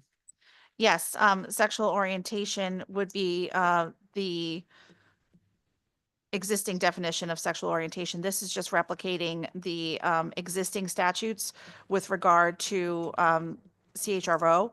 CHRO protects people from discrimination, and in this process would protect a contractor from discrimination on the basis of race, color, religious creed, age, marital status, national origin, ancestry, sex, sexual orientation, gender identity or expression, status as a veteran, status as a victim of domestic violence, intellectual disability, mental disability, physical disability, which is also not limited to blindness, as you can see detailed here in the language of the bill. So this just replicates the broad scope of people who are protected by existing discrimination laws, and it puts this in this new disparity scheme and Okay. this new framework. Got it. Thank you. And then also I think when you were giving an overview of the bill, you talked about the percentage, the goals. Were they currently at 25% or now we are moving it to 25% for the contract? It's currently 25%. And what this does is it creates a system or a structure where DAS and CHRO will jointly evaluate what that percentage should be on an annual basis so that it's more accurately reflecting reality in the market and in the market for a particular industry. That was one of the main recommendations of the study. Okay, thank you. And I guess my question is that, is there anything in here that says, I guess we were just awarding to a small business or a minority owned business, right? A contract. Is there anything in there about their qualifications? To the good representative, this doesn't change whether or not a contractor is qualified to enter into a contract or to be on a list that DAS maintains. You still have to meet whatever requirements are necessary for the particular job that you're being chosen for. This just sets forward a scheme to make sure that is a broad variety of contractors that are a part of this, and it's ensuring that the state isn't only entering into these types of contracts with the same contractors over and over again, and making sure that there are a variety of ownership of the entities that enter into these contracts. So these private contractors, that they aren't just the same old people, frankly. And I think that's what the goal of the disparity study was, to figure out what in our structure was limiting our ability as a state to enter into contracts with a broader variety of contractors. Okay, thank you for that. So what we're saying here is that we're putting a quota based on someone's a race or identity or sexual orientation or so forth, to ensure that they are part of that group that are getting awarded these contracts or the state will be doing business with. Is that correct analogy? We are making sure that there are a variety of people who have traditionally been blocked out of these systems, and that's what the disparity study was charged with looking at. And as I listed in our conversation earlier, Representative, it's a wide variety of people who are affected by this. And frankly, our existing scheme has benefited businesses that are owned by women the most. There are a wide variety of contractors that would find new eligibility to enter into contracts with the state because of these updated provisions. And I can read those listings again, but they are outlined here in the bill repeatedly, and members can find the variety of folks affected by this in lines 59 through about 65, and then again in that same section later on. So it looks at who's entering into these contracts based on both their sex, potentially their sexual orientation, their status as a veteran, whether or not they're a person who works and lives with a disability. So it's an effort to make sure that our state contracting process is open to a broader variety of companies that are owned by a broader variety of people. Okay, thank you for that. How does the State Contracting Standards Board know who owns these business based on that criteria that you said, whether they're women, minority owned? Is there a checkbox that they put on the application when they file that says, I'm a women-owned business or a minority-owned business? And then that's how they know. And then that person gets put to the top of the list to be awarded a contract or put into an area of a category to say that we need to make sure that these people are included at some point, a percentage of it in awarding these contracts. Is that correct? Not quite. So this information is actually collected by DAS. They're the ones who maintain the list of pre-qualified contractors with the state of Connecticut, and they do collect some of the information that you just described and the information that's outlined here in the bill. So they share whether or not they're a member of any of these groups that have traditionally not been overrepresented in the companies that have been issued state contracts in the past. So there's a certification process that DAS goes through, and they collect a lot of information, particularly around whether or not a contractor is qualified to enter into that work. But this information around the identity of the ownership is also collected. And I just want to be clear that this bill isn't putting in place any particular quotas on who can enter into these contracts. It's just working towards ensuring that the pool has a broader variety of companies that the state enters into these contracts with. I thank you. And I truly understand that. And that's where I kind of have some issues with it, that we are, I don't know, making categories for people. When the state contracting standard boards enters into a contract with one of these groups, whether it's a women-owned business or so forth, is cost of the contract a consideration, or is it different because of they are put into that category? If you don't mind, Representative, I just want to clarify that these contracts are entered into by the Department of Administrative Services. The State Contracting Standards Board looks at the other end of the process, just for Yeah. clarity. So I don't believe they're referenced at all Right. in this bill, but this is about making sure that there aren't barriers in the certification process, right? So DAS maintains a list of a wide variety of contractors for all sorts of things that the state is engaged in. And this is about improving that process so that there are more contractors that are on this list. And we've heard in this committee, I think at this point for the better part of a decade, I remember one of your predecessors as the ranking member of this committee, one of the things we found bipartisan agreement on was a demand for an update of this disparity study. And it's a shame that it took us a decade to get that almost a decade to get that to actually happen. But that's why this bill is in front of us today, is that the existing standards that were in the law were not working as well as we hoped. We were continually hearing from minority-owned businesses in particular, that they weren't getting a fair shake at accessing state contracts, and they asked that the disparity study be updated, and that's why this study was entered into by DAS and CHRO in the last couple of years, and I'm grateful to both of those state agencies for their work, and that's what the product is here in front of us today. Okay, thank you for that. I do have a lot of concerns with this, and I still have some more questions as this moves forward, but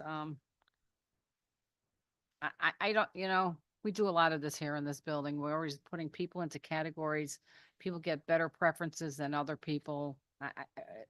We see it constantly here, and it's very concerning to me. Thank you, Madam Chair. Are there other questions or comments from members of the committee? Senator Sampson. Thank you very much, Madam Chairman. Just looking at the testimony, I noticed that there was some testimony in opposition from municipalities concerned about cost impact. There was also OPM had some concerns about some of the definitions in the bill. I'm just curious if the substitute language addresses any of that for you. Thank you, Senator. So it does take some of those considerations into account. That's why the JFS language does add a provision around the joint venture program. And it's also why the implementation date is being delayed. The original proposal was that it be implemented this year, or that the effective date be this year on October 1st. And we've instead moved it to July 1st, 2026. Thank you very much, Madam Chairman. And just for clarification's sake, you mentioned in your conversation with Representative Mastrofrancesco that this proposal does not affect the requirements for contracts that are approved. I don't want to mischaracterize what you said. So please correct me if I'm getting it, what you said wrong. But I do notice that the bill effectively changes the 25% number. That's kind of a global number to be more specific about different types of work. Like, for example, in one particular arena, maybe there's only a smaller, a subgroup of minority contractors. So they're going to reduce the limit in that case to 15% instead of 25, for example. Am I correct about that? And again, I didn't mean to mischaracterize what you said. I just wanted to make sure I had it right. No, to your last point, that is, this gives the flexibility that this set aside requirement be updated on an annual basis, and that it be done in conjunction with DAS and CHRO, who worked on this study together. And Senator, I apologize, I forgot what your first comment was. Through you, Madam Chairman. It's okay, because so did I. I'm already on to the next thing I wanted to ask anyway. So it's obviously not that important. And I think I'll cover it in a minute, because I'm just going to ask a couple of general questions in a second, just for clarification's sake, for the benefit of the members of the committee and my colleagues who are maybe not as familiar with this program. But one other thing that was mentioned in the testimony is the cost of the study is around $900,000. Is there anything in this bill that is setting us up for an additional similar study, or subgroup or something like? Are there any costs associated with furthering the disparity study process through you? Thank you for the question, Senator. And I don't believe that there are. I believe that both DAS and CHRO believe they can, within their existing staffing, move forward with the requirements that would be a part of this legislation if it's enacted.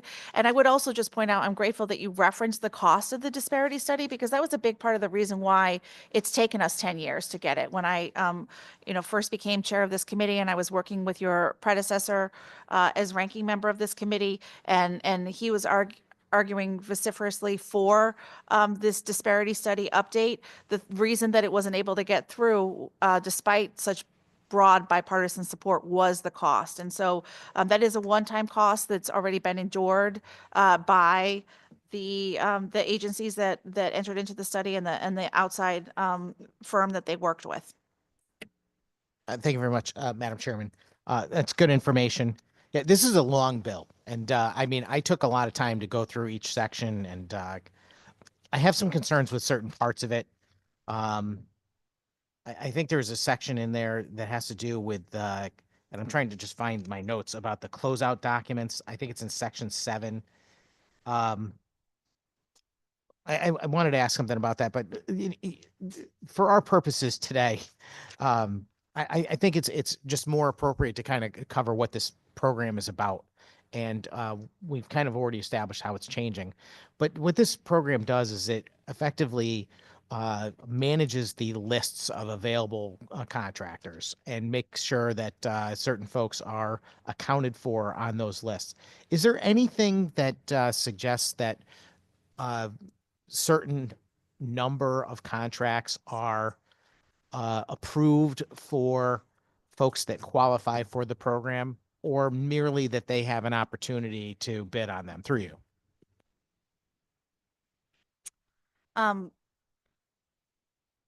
Senator, your question is about who having the opportunity to bid on them? I'm asking whether or not this, the law, the overriding law that we're changing here, sets a set aside requirement for how many contracts are actually approved for minority contractors that meet the criteria in the current law, or what we ever change it to, or it only sets aside their ability to be able to bid on the contract. The latter. Thank you very much, Madam Chairman. So I share some of the concerns of my colleague about how, in our view, we should be judging people solely on merit. But this bill, it does not go to the extent of making sure that some people are given a preference for having a contract approved, which I think is what the concern she was raising, more generally speaking. I have my own concerns about this bill. I don't know if they're so much dealing with that. I think that just there are a lot of impediments to various contractors being able to get this type of work. I don't know that the main factor is their race or gender, to be totally honest with you. I think there's a lot of other factors that create impediments, particularly getting state or even municipal contracts. And it's hard for small guys to compete sometimes, generally speaking, regardless of what their background is, because there are players that have been around for a long time and they know how to work this system. They know how to do the paperwork. They know how to, put together their bids and so forth.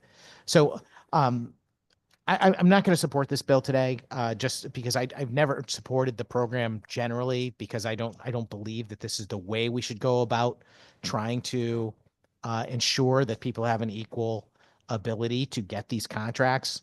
I think that freedom is the number one defining mechanism that allows discrimination based on race and gender to be eliminated. I think that in true a free market capitalist situation, the only color that matters is green, and that bears out in our society. When you start to create government entities that are responsible for studying and classifying groups of people based on superficial characteristics, I think you're headed down a rocky road. And I understand that this bill does not go as far as making sure that certain folks receive a final preference in the approval of the contract, but it does take steps in that direction. It's a difficult situation for me, because I actually do see that this program has achieved the desired result in some respects. I just don't know that it achieved the desired result in a way that I think is actually fair. And that, I guess, is what my ultimate concern is. I want us to move away from this type of superficial categorization of human beings and start judging people solely on merit and ability. And for those reasons, I'm just kind of not going to support it today. Although I do understand the changes are somewhat minor, and they are, not necessarily expanding that type of policy, but this does perpetuate it. So thank you very much. Thank you, Senator. And just briefly in response, I appreciate the good faith conversation that's happening here today around this proposal. And I just want to mention a few things in support of the bill. First of all, I think the term set aside sometimes is confusing for people. And in this proposal, a set aside is not a quota. It's really about making a good faith effort that a broader variety of people are able to access state contracting. And to put it in more simple terms, the state of Connecticut spends a lot of state taxpayer dollars through state contracts. And a problem we have had here in Connecticut is that those contracts have often been entered into with the same companies for the same projects year after year after year. And so the original goal of this proposal and the proposal that's meaningfully updated by the disparity study here today is to ensure that state taxpayer dollars are accessible to everyone, that every business has the opportunity to enter into a state contract, to be competitive in that bidding process. There are no quotas in the bill that is before us, but instead it brings new people to the table. And in my experience in my district, when I've talked with smaller businesses that have had difficulty getting on the list to enter into a state contract, these requirements that are laid out here have been really helpful. And I've particularly heard that from two groups of people, women and veterans. Veterans who own smaller businesses have said to me, I would have never been able to be at the table if it weren't for the fact that, the contracts are more open to us because of that. And I think that we've heard meaningful testimony for years in this committee that these contracts often go to the same companies over and over again, and contractors that are owned by people who are underrepresented in so many different areas of our society, but particularly grossly underrepresented in how we spend state taxpayer dollars that come from the wide variety of people that are outlined in this bill. I think money should be spent that way as well, and making sure that everyone in Connecticut has a chance at having their business be available to enter into a contract with the state of Connecticut that's paid for with taxpayer dollars. Are there any other comments or questions from members of the committee? Seeing none, Mr. Clerk, will you please call the roll? This is a roll call vote for item number 10, Senate Bill 1518, an act implementing the recommendations of the state disparity study. The motion is to JFS LCO number 6884 to the floor. Senator Flexer. Representative Blumenthal. Senator Honig. Senator Honig votes yes. Representative Morin-Bello. Yes. Representative Osborne. Senator Sampson. Sampson is no. Representative Master Francesco. No. Representative Bronco. Representative Carpino. Representative Fonsello. No. Representative Gauthier. Gauthier, yes. Representative Haddad. Representative Hoxa. Representative Johnson. Representative Menapace. Yes. Representative Rosario. Representative Santiago. Yes. Representative Shannon. Shannon votes yes. Senator Winfield. Thank you, Madam Chair. Thank you, Mr. Clerk. Next is item number 10, Senate Bill 1522, an act renaming the Community Investment Account the Donald E. Williams Jr. Community Investment Account and increasing funding for said account. The chair would entertain a motion for a JFS with LCO number 6860. So moved. Motion has been made by Representative Menapace, seconded by Representative Blumenthal. And the bill before us today does, as the title suggests that it does, it and there is JFS language, and the JFS language takes some feedback we heard from some of the advocates, particularly the Connecticut Farm Bureau, with regard to the increase in the fee and how those fees are distributed. So for those who are following closely in the public hearing, we did take that feedback into account, and I'm grateful to the work of our LCO attorney and our OFA analysis for their work in making sure that the language that's before us now accomplishes the goal, which is to increase the fee and therefore the amount of funding that is going into this account, which helps to fund farmland preservation, historic preservation, affordable housing, and supports dairy farmers in particular in our state. And this bill is an update of a law that was passed 20 years ago by former Senate President Donald Williams.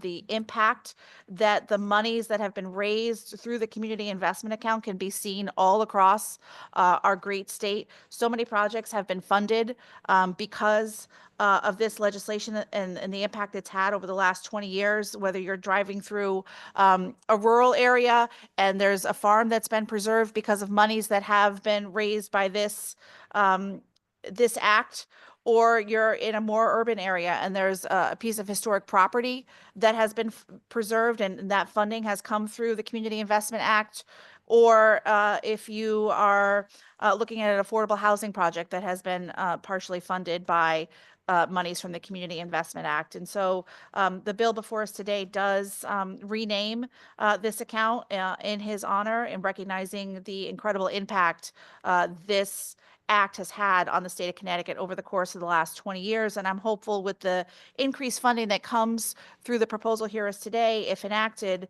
that impact will be even broader. Are there questions or comments from members of the committee? Senator Sampson. Thank you very much, Madam Chairman.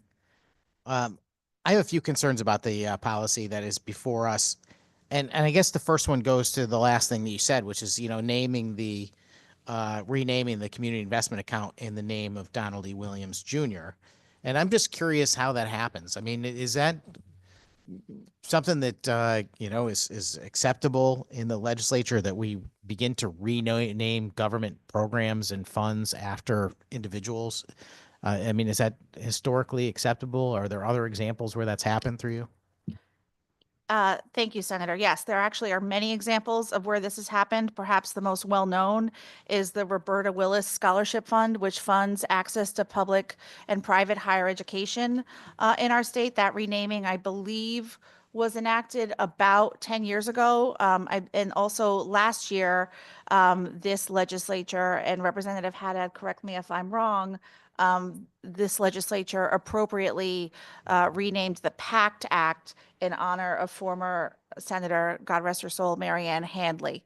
So those are two examples, and I'm sure we could come up with more examples of that. Thank you very much, Madam Chairman. I just, for me, it's not an appropriate thing to do. I would much rather be voting on the policy that is before us than on someone's name. I think that creates, a significant issue. We had the John E. Lewis bill recently. That's another situation where, we're using someone's name as a mechanism to generate support for legislation. And I don't think that's an appropriate way to conduct our business. I'm somebody who pays special attention to each title that is put before us to make sure there's as little bias associated with it as possible, because I don't think that lawmakers should feel pressured into voting for or against any specific piece of legislation based on, things that have nothing to do with the policy. And frankly, the person's name has nothing to do with the policy. I would go a step further than that to say that to give credit to any lawmaker for passing a bill that taxes on one end and gives out money on another is inappropriate. A lot of lawmakers here and across the country try to take credit for things that they accomplish while in office. But, the fact of the matter is it's the taxpayers' money that created the benefits that have been realized by the community investment account. And the fact of the matter is some of the people that were taxed for those programs didn't see any benefit for it. So for them, it was nothing but a tax. Associating that with some individual's name is extremely problematic for me. And I just think it's a terrible practice. And please, no matter what I accomplish in my life, don't ever name any bills or statues after me in the future. Because, it's not the way we should do things. It really isn't.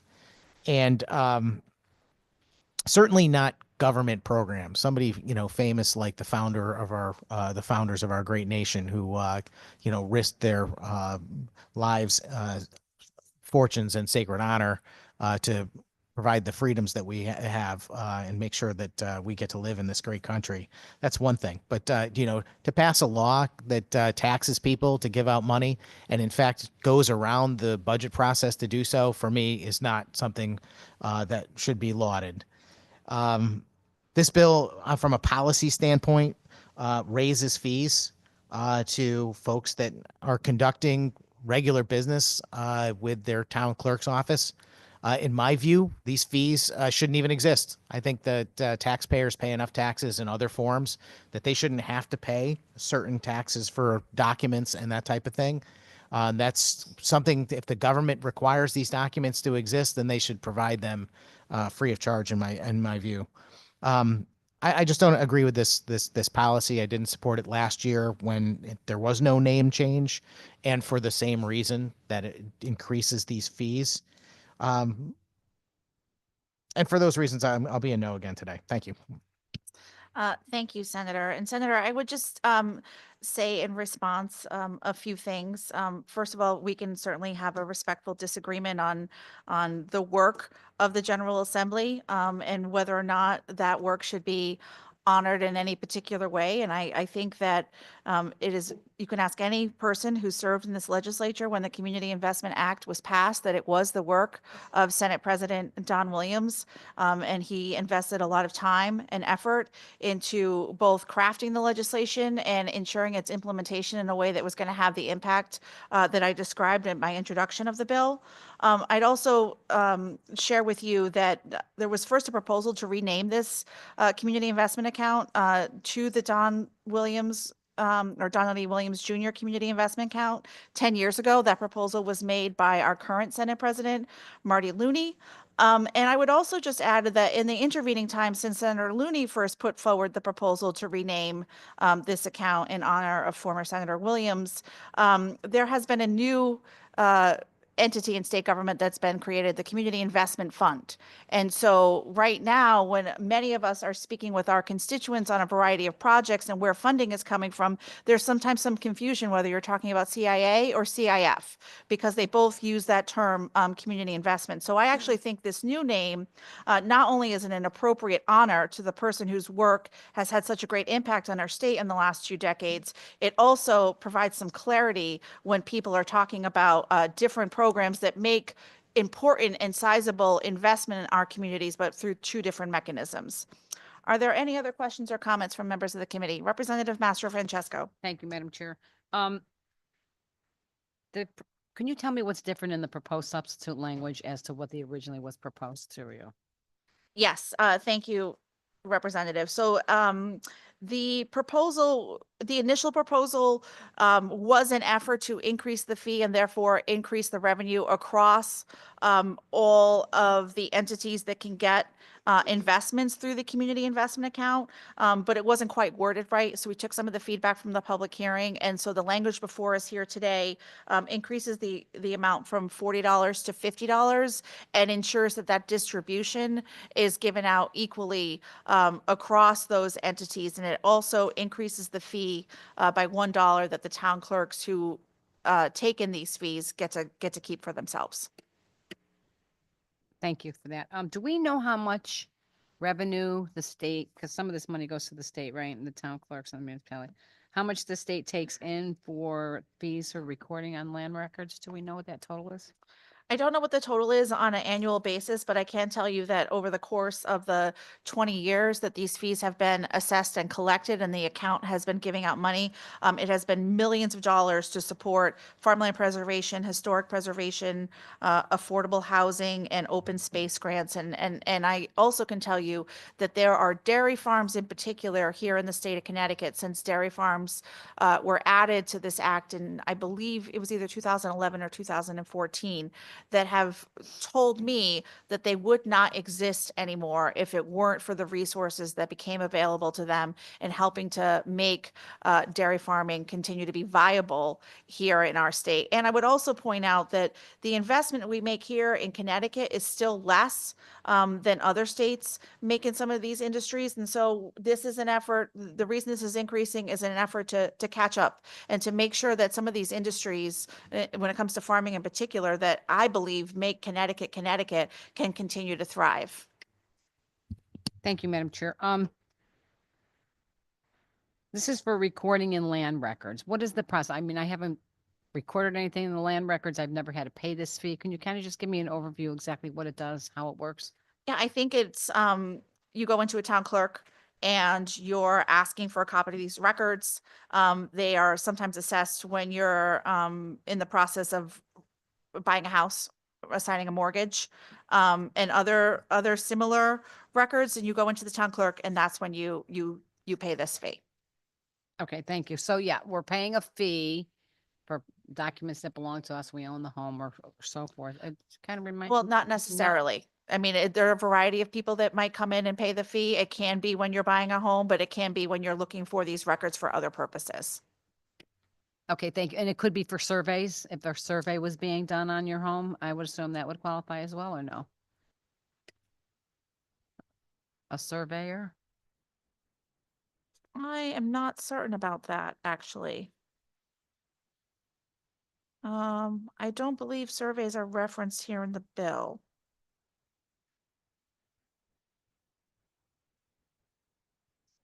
I think it's more about the records and any record that you're attempting to get a copy of.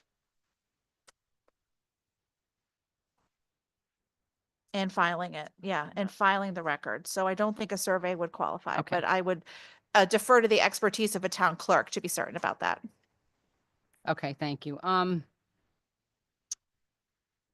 It's interesting. We were just having a debate about the fees for copying health records with the attorneys that we were capping them, and here we are increasing fees for other records.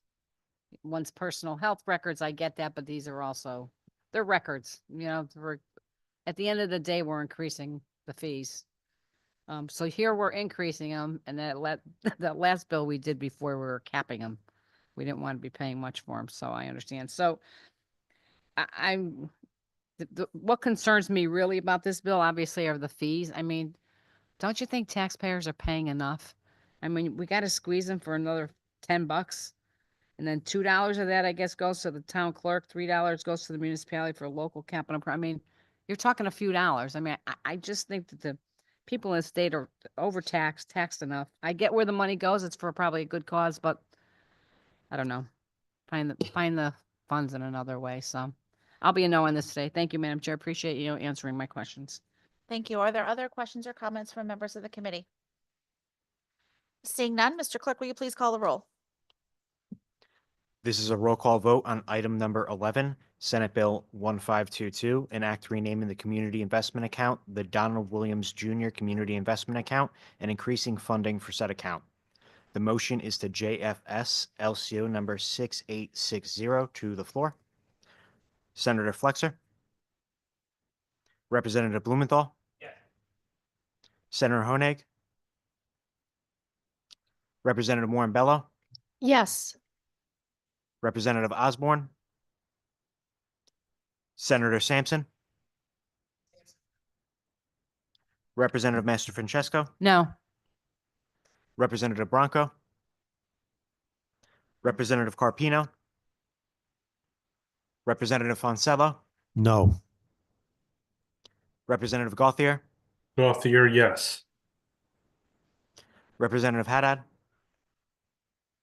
Representative Hoxa. Representative Johnson. Representative Menapace. Yes. Representative Rosario. Representative Santiago. Yes. Representative Shannon. Shannon votes yes. Senator Winfield. Thank you, Madam Chair. Thank you, Mr. Clerk.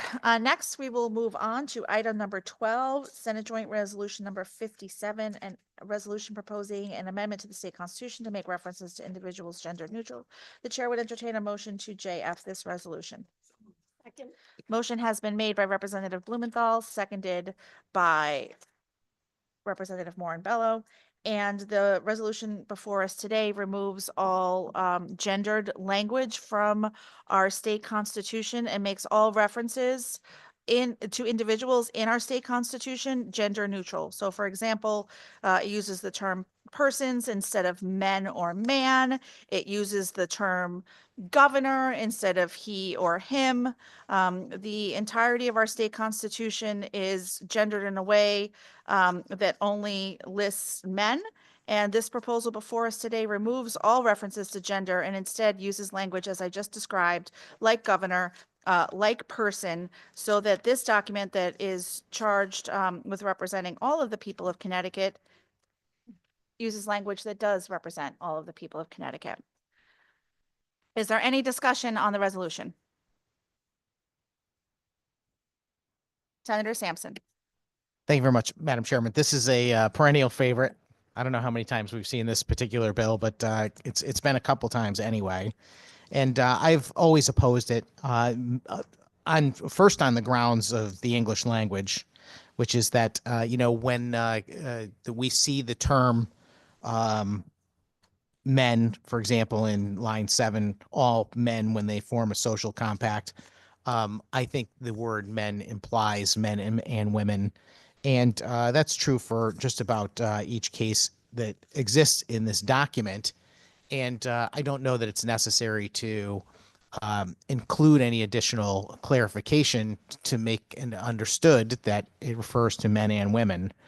The concern that I have extends to line 56, though, where it says, no person shall be denied the equal protection of the law, nor be subjected to the segregation or discrimination in the exercise or enjoyment of his or her civil or political rights, and so on.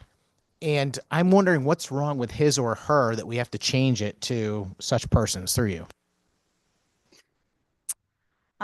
Senator, this resolution before us endeavors to remove any references that are gendered from the state's constitution. And so the way to do that is to use the term in that line, such person, instead of his or her, because those are gendered terms. And the effort of this resolution is to remove any gendered language from the entirety of our state's constitution.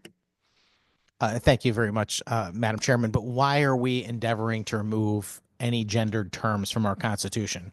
We have policies passed day in and day out. I think it wasn't within the last half an hour that there was a comment made by yourself about how this particular bill helps women, for example.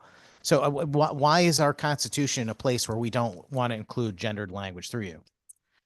Thank you, Senator. I appreciate the question.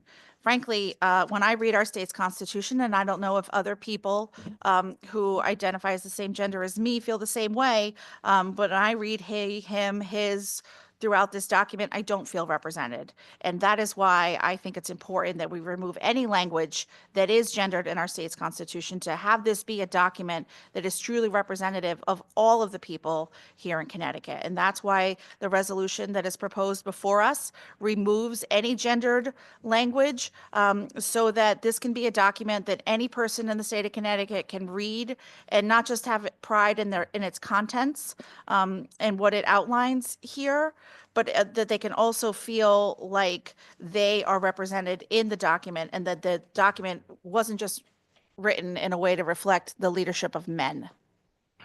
Well, thank you very much for that, Madam Chairman. But are you suggesting that somehow because this bill refers to all men when they form a social compact, or all courts shall be open for an injury done to him, that women are not included in that in a legal or language sense through you?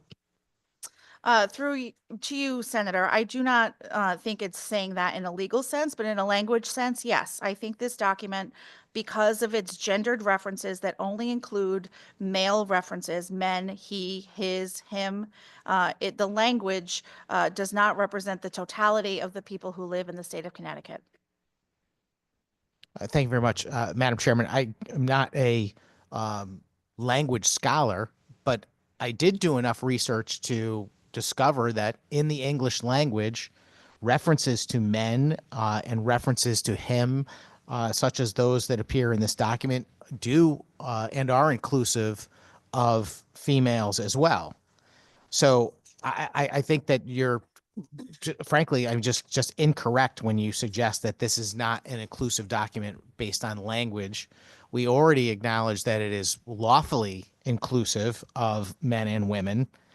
But I'll go back to my question about line 56. In that particular case, we're addressing men and women. It says his or her.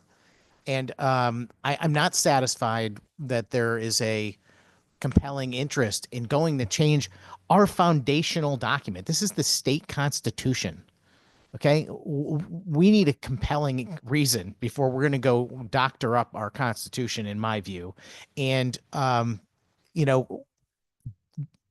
it's been stated that the goal is to remove gendered language. For what purpose is what I'm getting at. And if the purpose is, as you just mentioned, that you don't feel inclusive, is that a satisfactory, compelling interest for the state? Because your opinion is that you don't believe that those references are inclusive enough, even though they are lawfully inclusive, and the English language often provides for the use of men or his or him to include women, through you. I thank the senator for the question. I would first say that I believe there may be men, and perhaps we'll hear from some on our committee here today, who would also read this language to not be inclusive of all of the people in the state of Connecticut. The references continually to men, man, he, him, I think is not inclusive of all of the people here in the state of Connecticut. And so the effort here is to remove all references, as I said previously, to gender in this document, and that all of the language that's used throughout the document doesn't imply gender in any way, shape, or form. Right now, the notion that the governor is only a he, or the lieutenant governor, frankly, who's the current occupant of that office right now, is in fact a woman, and this document does not recognize that. The state treasurer, all the other constitutional offices, I believe all of them, with the exception of, well, all of them at one point or another have been roles that have been filled by women. And our Constitution, as you described it, our founding document, that's only several decades old, which it's disappointing that when this document was written, they didn't take this into account in that conversation. It isn't reflective of the people who have held these offices, the people in the state of Connecticut whose rights are protected here. And finally, I would point out that this is the first step in the process. This resolution, if it passes this committee, will go before the state Senate and the state House. And if it is given a wide approval by our colleagues in both bodies, then it will go before all of the voters in the state of Connecticut. And I am hopeful that most voters in the state of Connecticut, when they read this document with its existing gendered language, would recognize that it is not up to date, if you will. It is not inclusive in the way that it ought to be for all people here in the state of Connecticut. And that's why this proposal is here before us. And that's why these new terms are outlined for this important document, so that any person who reads this document who lives in the state of Connecticut will see themselves in the language in our state's constitution. Thank you for that, Madam Chairman. I can see you have a lot of passion for this, and clearly we have a disagreement. But at the end of the day, there is an objective truth or fact-based understanding of what these terms mean in this document. And you're allowed to have your own view on what you're reading, but in the context of this document, those terms, men, his, him, and so on, are gender neutral. In fact, they are not referring to men. They are referring to both men and women. They are referring to both genders. And that's just the fact of it. And you can be in disagreement with you if you would like to be. But I think that if we actually put this in front of some language experts, they would agree that that is in fact the case, and which is also why the plain reading of the document also is enforced in our laws. I'll leave it there. I don't know what else to say beyond it. I mean, I get the idea that somehow because these are male terms, you're not recognizing them as gender neutral, but in fact they are. Thank you. Thank you, Senator. And we clearly strongly disagree on this issue, and I look forward to us debating this resolution on the state Senate if the committee is so good to give its support to this resolution here today. I look forward to debating this on the Senate floor and perhaps asking the Lieutenant Governor herself as the presiding officer in the state Senate whether she feels the term his office, his duties as Lieutenant Governor is inclusive to her as the female governor of the state of Connecticut. Are there other questions or comments from members of the committee? Representative Menapace. Hi. I just wanted to weigh in here as a social studies teacher, because funny enough, I actually talked about this in my social studies class yesterday. We talked about the Declaration of Independence, which obviously not the governing document for our country, but in that it does say that all men are, the life, liberty, and the pursuit of happiness. And it is funny in bringing this up because there is a very famous series of letters between Abigail Adams and John Adams in which Abigail Adams says, "Oh, great, does this mean everyone?" And he says, no, it definitely does not mean women, and it definitely does not mean people who are not white. And that is the interpretation for the time. And when we established the Constitution, it was very much still established for the federal Constitution that that did not mean certain people. And I think everyone in this room should be aware that we did not establish that that even meant everyone until fairly recently, when we allowed that Native Americans could be both citizens of their tribal nation and here in the after a lot of them had served in 2 world wars for us. But I think this is really important. And I think that it is something that it does not in any way disparage anyone by having this gender neutral language. And quite frankly, I cannot see any harm in this happening. And this would seem to be treating like the type of language that we honestly, as the chairwoman said, this is kind of the language that we probably should have used from the very onset. And I'm very happy to be part of voting in favor of this today. Thank you. Thank you, Representative. Representative Gauthier. Thank you, Madam Chair. I don't even understand why this is an argument.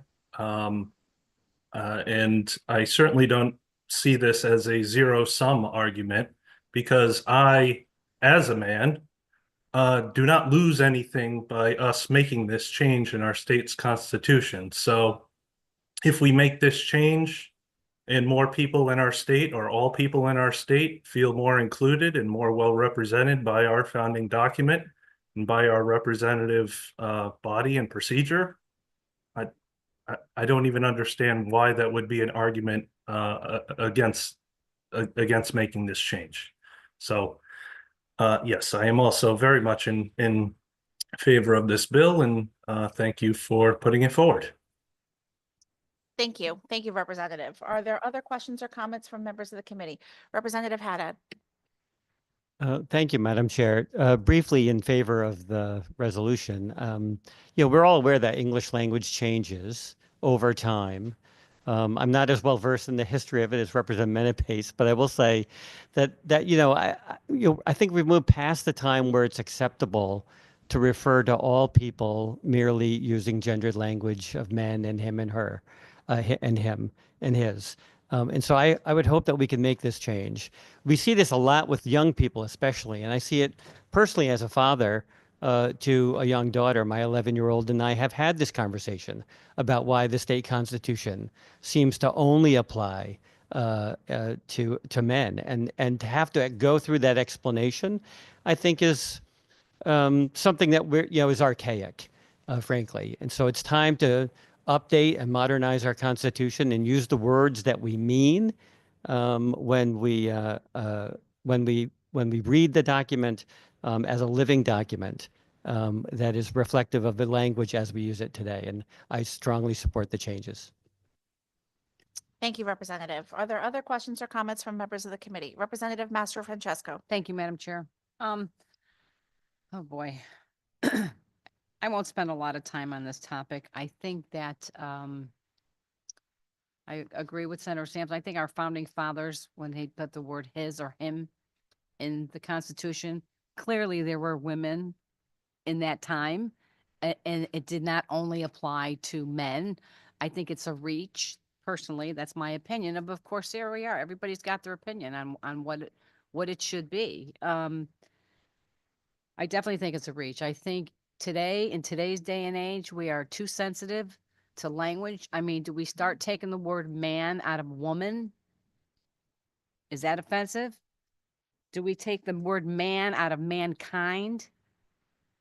I mean, it's kind of gone too far. I think people are just way too sensitive today. We are in this other era where this ideology needs to change the whole world. And I don't believe that's what the founding fathers meant back then.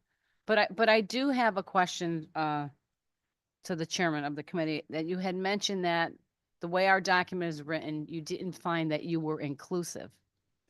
But yet in this bill, on lines 54 through 57, you are removing the word his or her. Her would be referred to you, which you would be inclusive. You were actually removing it yourself, and you're changing it to such person's civil or political rights. And I'm just wondering if you can comment on that.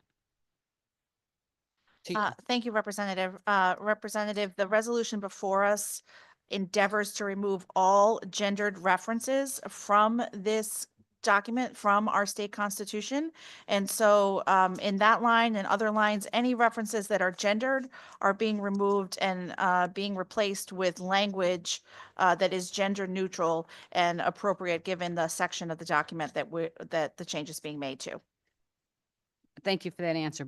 But you had mentioned before that the way the document was written, or maybe even this, when you talk about other language, gender neutral across all of our language, that you did not feel inclusive because of the way it's written. But clearly we have the word her here. Are you telling me that the word his or her, what are his or her? Is one male and one female? To you, Madam Chair. To you, Representative, I think we know what the terms his or her means. And it's whatever is the plain language interpretation of the words his or her. They're not defined elsewhere in the document in our existing constitution.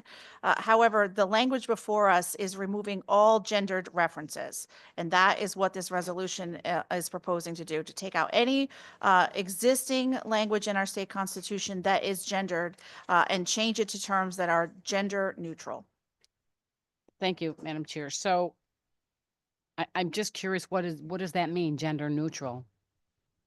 Through you.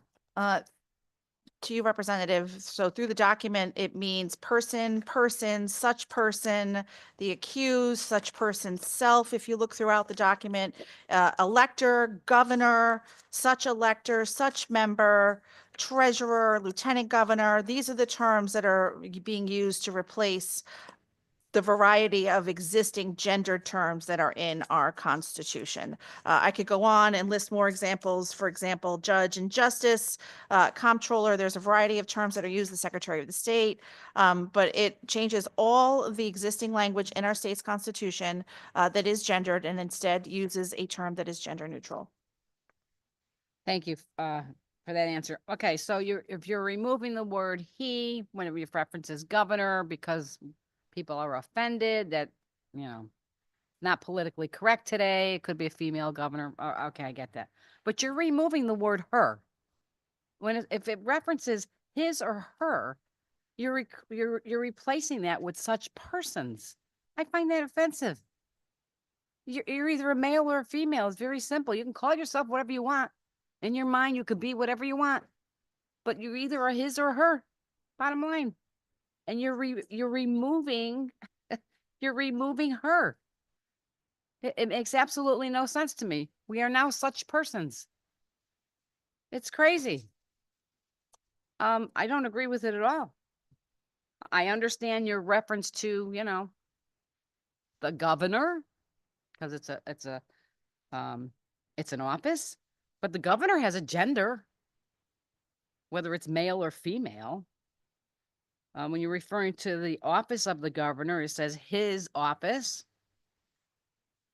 But you're removing the word her too. So I guess what I'm trying to find here is how many genders do we have? Is his or her not a gender? To you, Madam Chair. To you, Representative, the sections concerning the governor does right now only refer to the governor as a he. It only uses the term he, his, him. And so this resolution before us changes all of those references to use the title of the person holding that office, governor.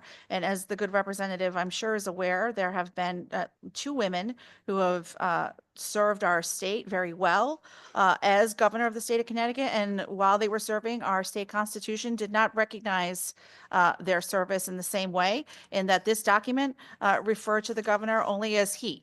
And so this document removes all of the gendered language, not only from the sections concerning the governor, but from any section of the state constitution to use terms that are not gendered. Thank you. Again, we're removing her, which his is a gender. I would not sure if you agree, but how many genders are there, I guess, to you, Madam Chair? To you, Representative, that is not, I don't believe that's an appropriate thing that's being debated in this resolution before us.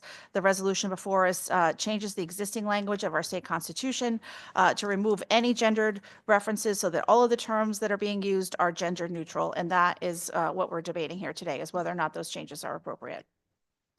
Thank you, Madam Chair. I would respectfully disagree. This bill has everything to do with gender. So asking the question, what is gender, to me, is absolutely 100% in line with what we're trying to achieve here today. It's in the title. It's absolutely relevant. But I'll leave it there. We'll save it for another day. We'll save it for the floor debate, because there's a lot I can say on this. I get it. But you're absolutely removing her. We are not such person. I've seen this in many other bills before. I find it very insulting, to be quite honest. You can call yourself what you want. You can be whoever you want. That's the greatest thing about this country. Be and think whoever you want to be. But at the end of the day, there's only 2 genders. It's his or her, male or female, aunt, uncle, whatever it is.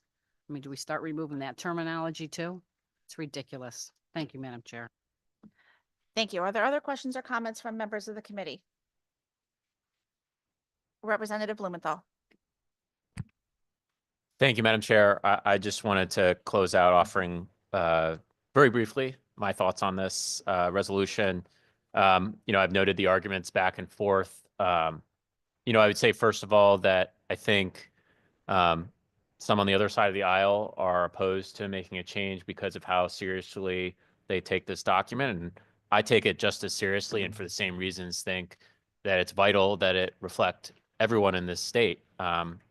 We all derive our rights and obligations vis-a-vis the state and each other fundamentally at the end of the day from our state and federal constitutions. And I think it's vital that such an important document does not make any member of our state feel excluded. And this is one way we can accomplish that. I would note that the courts in the state of Connecticut, our state Supreme Court, have for a long time found that the language of our Constitution, regardless of the gender it references, does refer to all persons. But certainly, I think if one were a textualist, there would be a bit of a discrepancy and discordance between that interpretation. Much as I agree with it from a philosophical and justice point of view, and the text. And so it certainly, I think, makes sense to make sure the text accords with how the law is interpreted. And finally, I would just say that this resolution that we're debating today and that we may debate on the Senate and House floors does not designate, if we pass it, that these changes are made. This merely offers the people of this state an opportunity to make their own decision about how they want their Constitution to read in this regard. And for all those reasons, I support the resolution and hope everyone else will too. So thank you, Madam Chair. Thank you. Seeing no further comment or question, Mr. Clerk, will you please call the roll? Thank you, Madam Chair. This is a roll call vote on item 12 of the agenda, Senate Joint Resolution number 57, resolution proposing an amendment to the state constitution to make references to individuals gender neutral, and the action is to JF to the floor. Senator Flexer, Representative Blumenthal, Senator Honig, Representative Morin Bello, Representative Osborne, Senator Sampson, Sampson is no. Representative Master Francesco, Master Francesco votes no. Representative Bronco, Representative Carpino, Representative Fonsello, No. Representative Gauthier, Representative Gauthier, yes. Representative Haddad, Representative Hoxa,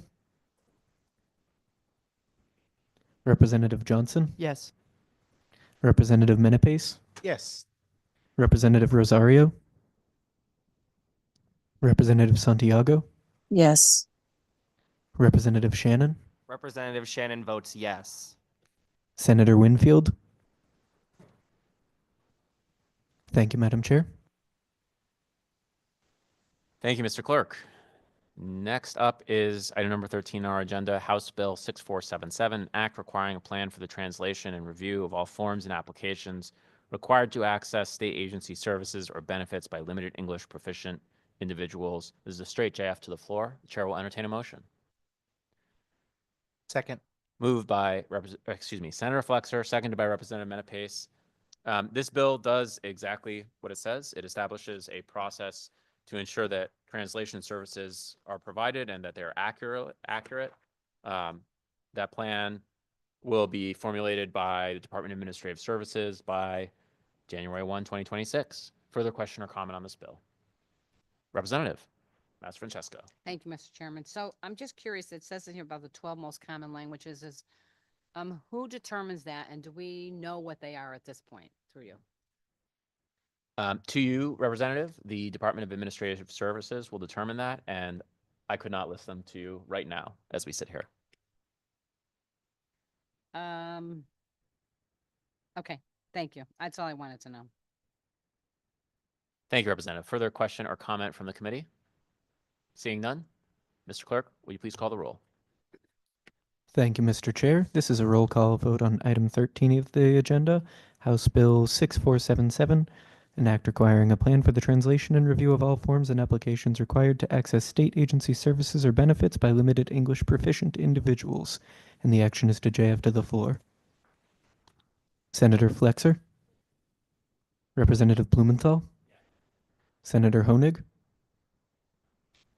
Representative Morin Bello, Yes. Representative Osborne, Senator Sampson, Sampson is no. Representative Master Francesco, No. Representative Bronco, Representative Carpino, Representative Fonsello, No. Representative Gauthier, Gauthier, yes. Representative Haddad, Representative Hoxa, Representative Johnson, Yes. Representative Menapace, Yes. Representative Rosario, Representative Santiago, Yes. Representative Shannon, Senator Winfield. Thank you, Mr. Chair.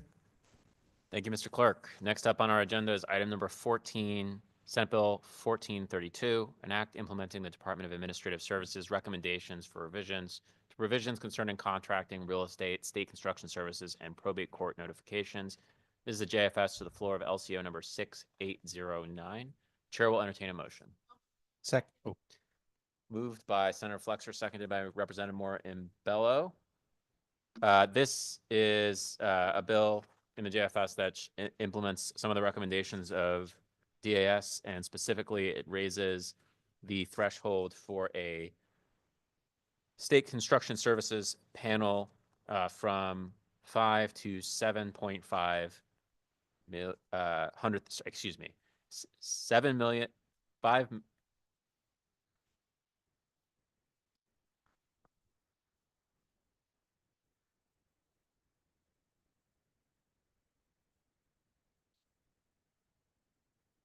We just want to make sure we got it straight. And we've confirmed, no worries, better safe than sorry. So this would change the threshold for state construction services panels from 5 million to $7.5 million. Further question or comment on the bill? Representative Massafrancesco. Thank you, Mr. Chairman. Does this also raise the threshold from 100,000 to 300,000 before the State Property Review Board gets involved to you? To you, Representative, no. Oh, it does not. Correct. Okay. But it does change from 5 million going up to 7.5 million. Is that correct for the panel? Okay. To you, yes. And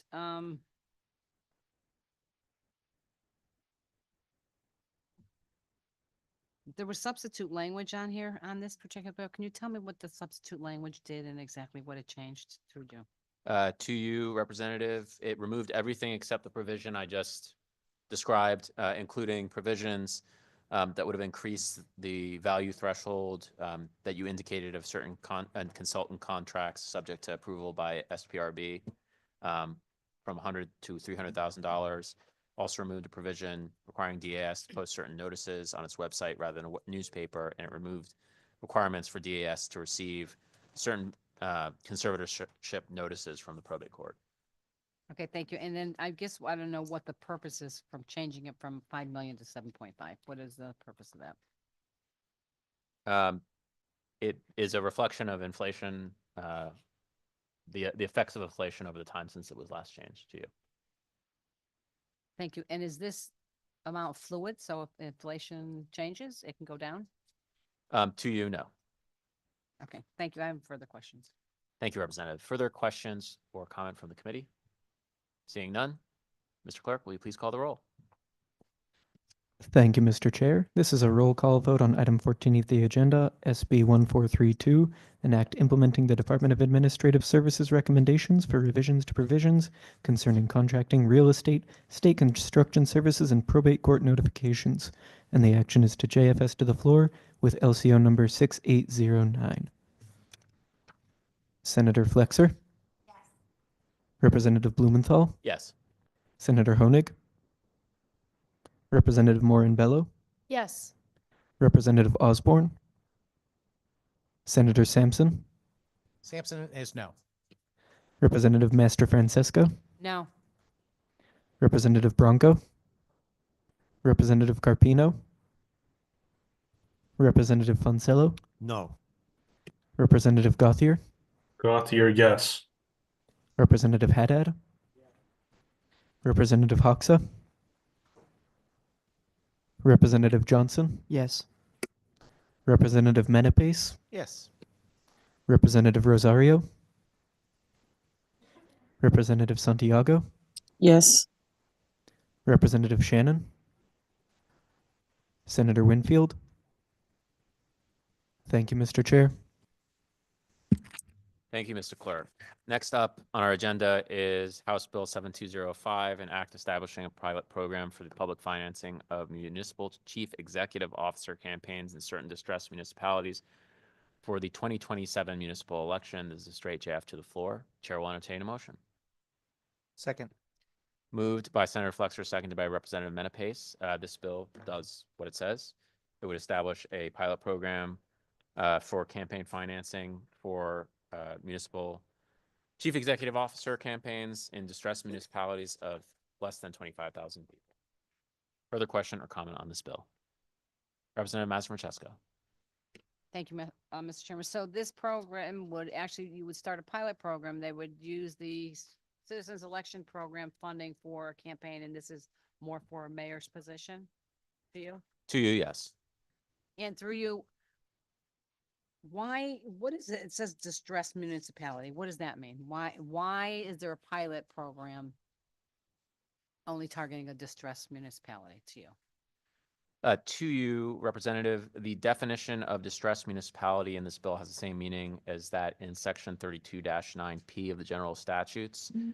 And essentially, the rationale behind this program is in municipalities that may be of lower income or have greater obligations than they have income sources.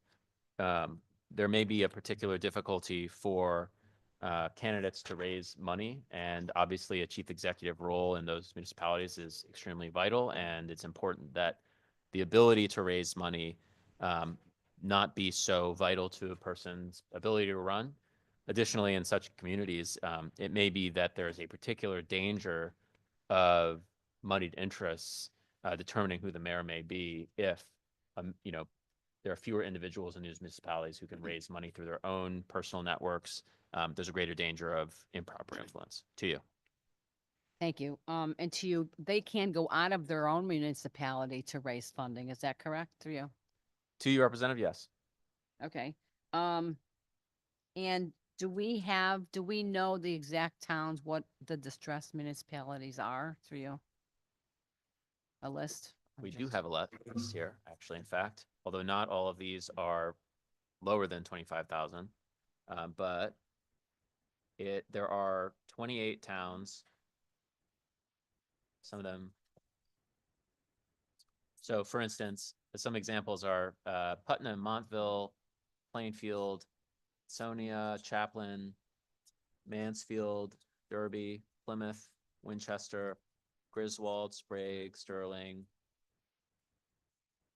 I think those are all the towns that would be covered by this bill. To you. Okay, thank you. And you mentioned, and I didn't know, are all those towns considered distressed municipalities that are low income? Is that what you're telling me? Or they're unable to raise funding? The definition of distressed municipality is a little more involved, but those are all the towns that would be qualifying under this bill. And it's determined, based on the definition of distressed municipality, or what towns are distressed municipalities, is determined based on a set of statistical indicators that measure the fiscal capacity of the municipality. And it's based on their tax base, the personal income of the residents, and the residents' need for public services. Thank you. Is that part that you just mentioned in this bill? It's incorporated by reference because it incorporates the definition of distressed municipality from section 32-9P. Okay, thank you. And who determines that? Seek? The Department of Economic and Community Development. I started talking too fast before my brain caught up. To you, Representative. Thank you. I guess what I'm trying to figure out in this particular bill, the pilot program that you're trying to, who will determine what those municipalities are? Because it wasn't just a municipality under a certain population. Some are distressed. It was a little bit more complex. So I guess I'm trying to figure out who's going to decide these municipalities. To you, Representative, I think I understand your question. Let me know if I didn't. The determination of which towns develop or count as distressed municipalities is determined by a statistical formula administered by the DECD. Ultimately, SEEK will make a determination of which towns participate because it will be establishing the program, but it will be based on set parameters. So the list of distressed municipalities established by DECD, and of those towns, the ones that have fewer than 25,000 as population. Okay, I get that. But at the end of the day, SEEK will determine maybe all of those towns, they want to participate, they will not qualify. SEEK may determine that this town does not qualify for this grant, or is it automatically based on DECD? Like you said, they determine the distressed municipalities and they're automatically going to get it because SEEK is involved here. I'm just trying to figure out, at the end of the day, is SEEK going to make a final decision and maybe narrow it down even more? Do they have the authority to do that, I guess? They have the authority to set out the program, and I would anticipate because the effective date of this legislation is not for it's for the 2027 municipal election, so we'll have another session in the intervening time. I would expect that they would put together a program in which some municipalities would be able to participate, and we would approve or have the opportunity to approve or disapprove the program. I think your question raises a good point. And ultimately, if SEEK is giving itself the ability to approve or disapprove certain towns based on certain criteria, that would be something that we'd have the opportunity, I think, the obligation to consider whether it was appropriate. Okay. Thank you for answering my questions. I have no further ones.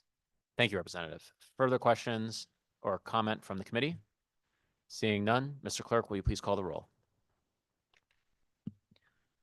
Thank you, Mr. Chair. This is a roll call vote on item 15 of the agenda, HB 7205, an act establishing a pilot program for the public financing of municipal chief executive officer campaigns in certain distressed municipalities for the 2027 municipal election. And the action is to JF to the floor. Senator Flexer, Representative Blumenthal, Senator Honig, Representative Morin-Bello, Yes. Representative Osborne, Senator Sampson, Sampson is no. Representative Mastra Francesco, No. Representative Bronco, Representative Carpino, Representative Fonsello, No. Representative Gauthier, Representative Gauthier, yes. Representative Haddad, Representative Hoxa, Representative Johnson, Yes. Representative Menepace, Yes. Representative Rosario, Representative Santiago, Yes. Representative Shannon, Shannon votes yes. Senator Winfield. Thank you, Mr. Chair. Thank you, Mr. Clerk. Next up on our agenda, we have Senate Joint Resolution number 16, resolution condemning the provisions of the Treaty of Hartford of 1638 that sought to eradicate the Pequot cultural identity. This is a JFS to the floor of LCO number 6810. Chair will entertain a motion. Second. Moved by Senator Flexer, seconded by Representative Menepace. This resolution does exactly what it says. It condemns the provisions of the Treaty of Hartford, which was a treaty in 1638 that sought to eradicate the Pequot cultural identity. Further question or comment on this bill, or this resolution, excuse me. Senator. Representative Menepace. I just wanted to say that I am, as I mentioned earlier for this one, as a history person, social studies background, I'm very happy that we're being able to raise this. I think that this is really important to acknowledge historic wrongs.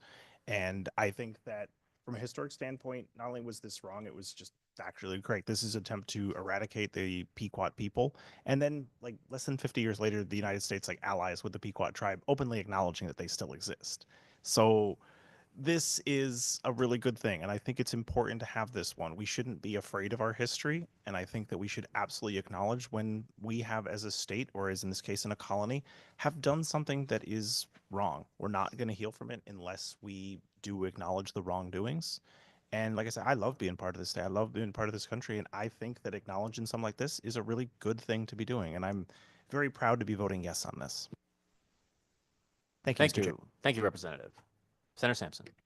Thank you very much, Mr. Chairman. I just want to start by asking why the substitute language? I understand that there was an original version of this bill we had a public hearing on. There were additional entities. The Mohegan and Narragansett tribes were included in that original version of this resolution. And I notice in the substitute language, they have been omitted. And I'm just curious to know the reasons why. Thank you. Thank you, Senator. I'll defer to my Senate colleague, Co-Chair Senator Flexer. Thank you, Mr. Chair. First, in acknowledging and agreeing with what Representative Menepace said, I think it's important that this proposal is here before us, that this resolution is before us, and in an effort to have what is frankly a difficult conversation around this history and around this particular document, the committee solicited input from a variety of stakeholders, and there's still some meaningful conversation to be had as this resolution moves forward. But the language that's before us here today is something that was shared with the people who care the most about this resolution and put forward this proposal to this committee. And while I can't say say with certainty that this is the proposal that we will look to move forward with on the Senate floor. It is the proposal, the changes here are in an effort to reflect the desires of a wide variety of stakeholders and acknowledging that having a conversation about a document like this and the terrible history associated with it, the eradication of the Pequot people, is a difficult one. And so the resolution before us here today endeavors to continue that conversation and to appropriately denounce the document and what that treaty endeavored to do, but also trying to reflect the input of a wide variety of stakeholders. Through you, Mr. Chair.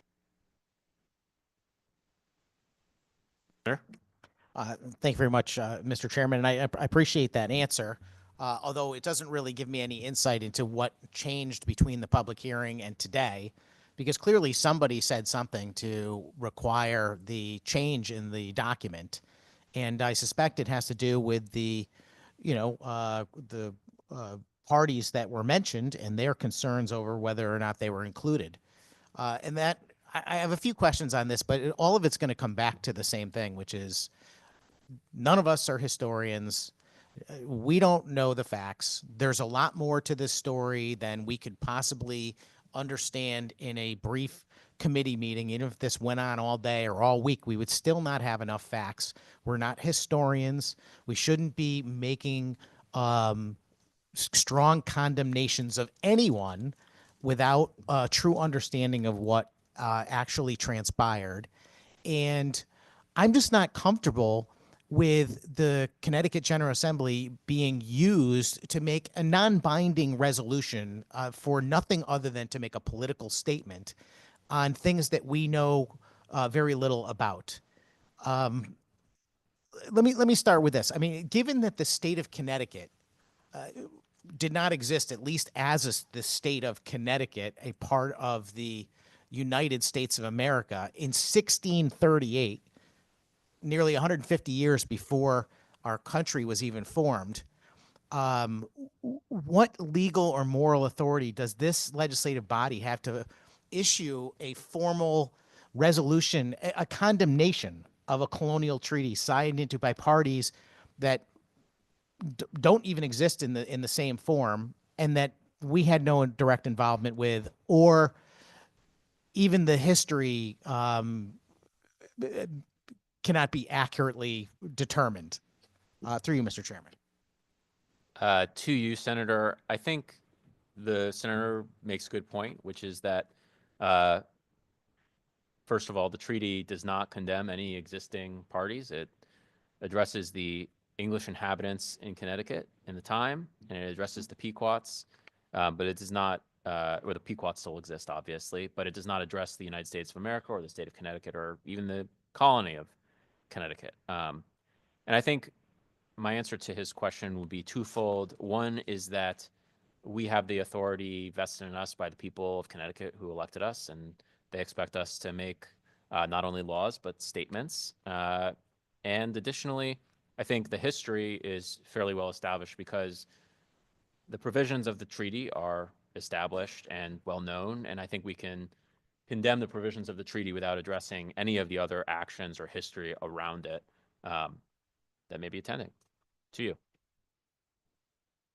Well, I appreciate the answer, Mr. Chairman, except that I don't think it's clear. I don't think there's anybody on this committee that has any real clue about the history that we're talking about.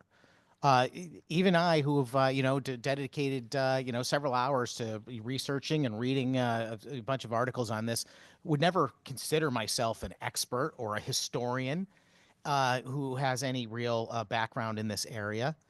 And the document that we're voting on, in fact, suggests that the Connecticut General Assembly must pause in its deliberations to condemn the provisions of the treaty. The treaty was signed 138 years ago, I think. If that's the case, I mean, I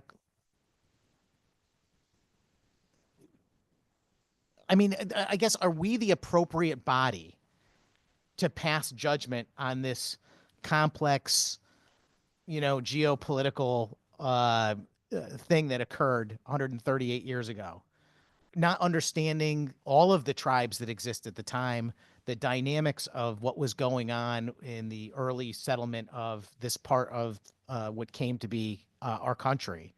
Are we the appropriate body to make that determination? Through you, Mr. Chairman?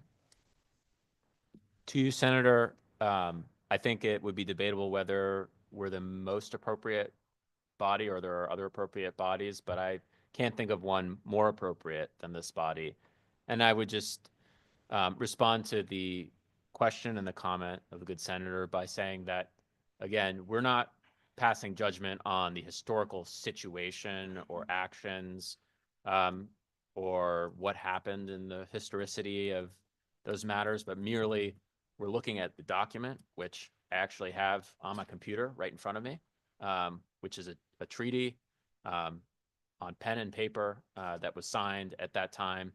And we know what the provisions are. I think we have an opportunity to say what we feel about those provisions, regardless of what happened around it. And I can't think of a more appropriate body than the General Assembly, although there may be others. To you. Well, Mr. Chairman, okay, again, I mean, you know, I ask these questions in a very serious manner, and I appreciate the effort you're putting into answering them, but I don't see those answers as truly definitive. I mean, the fact of the matter is we're trying to issue a moral verdict on a war that occurred at a time that preceded the existence of this state and country, and certainly well outside of the direct knowledge of anybody on this committee. So where do we draw the line? You know, if I pull up a list of every military conflict that existed, do we want to talk about the Second Mycenaean War that happened in 660 BC? Should we also make a statement about that as well? Should we talk about the Crusades? Should we issue a statement about that? It is just as relevant because what we're referring to here is something that has nothing to do with the state of Connecticut as it currently exists. We are an entirely different nation. The actions that preceded us have nothing to do with the state of Connecticut currently. There are thousands, maybe hundreds of thousands of military conflicts that have existed over time. And where do we draw the line on what conflicts this body should get involved in? I mean, was it last year or the year before? We also had a similar political resolution about the notion of witchcraft, which actually said that we were going to say that everyone was innocent, not just of witchcraft, but of all their crimes. And my objection to that at the time was, well, I'm certain that they weren't guilty of witchcraft, but I don't know the facts in any of those particular cases. So I don't know who's innocent or guilty of anything. And it's got nothing to do with me or the state of Connecticut or what we're supposed to be doing here.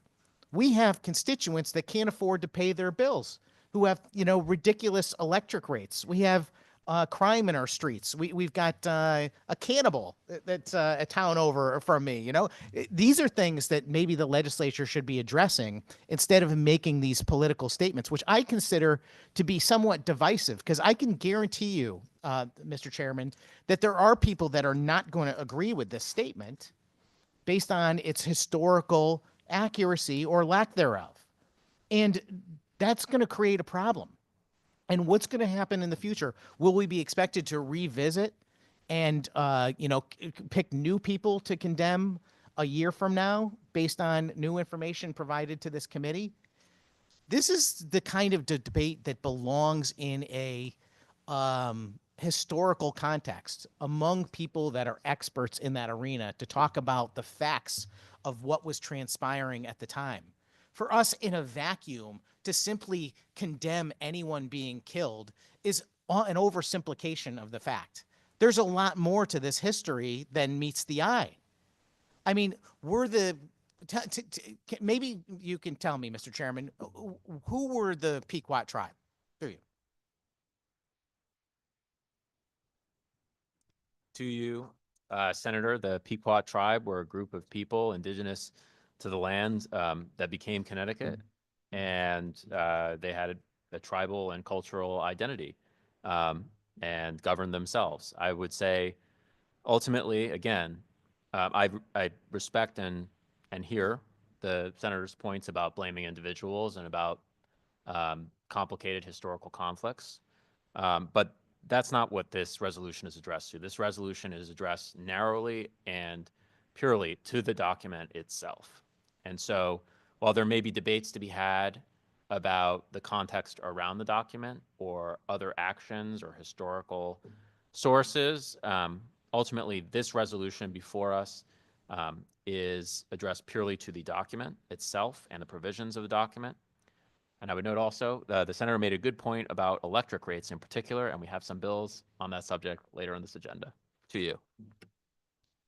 Thank you very much, Mr. Chairman. The reason why I asked that question, and I appreciate the attempt at an answer, although it wasn't a very complete answer at all. You know, I mean, I think if you're going to start having a conversation involving this history, you should have an understanding of this history. And I don't, again, I'm going to suggest that even some of our colleagues that specialize in history are not going to have a full understanding of what transpired. They may have a much greater understanding of me or anyone else on this committee. Doesn't matter. It's not extensive. And you cannot, in any kind of compelling way, make a case for something so long after the series of events. Clearly, at the time the treaty was signed, there were people in favor of the treaty, right? It's real easy for us to like remake that argument like there was nobody on the side in favor of the treaty at the time, but certainly there were. And those folks have ancestors also. And there are people that were harmed as members of these various tribal nations at the time. And there were people that were harmed as colonists at the time. And for this body, and respectfully, I mean, Mr. Chairman, I know you said that we're just talking about the document, but you're not just talking about a document. You're condemning the provisions of a treaty between the parties. Does that mean you're condemning the parties? And if so, are you condemning both the parties? Or are you only condemning one of the parties of the treaty? Through you, Mr. Chairman.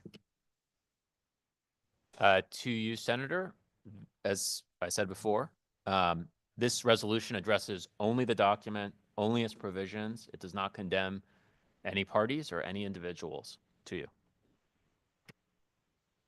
Thank you very much, Mr. Chairman. That's easy to say, but clearly when you put out a document like this, you're stating it for a reason.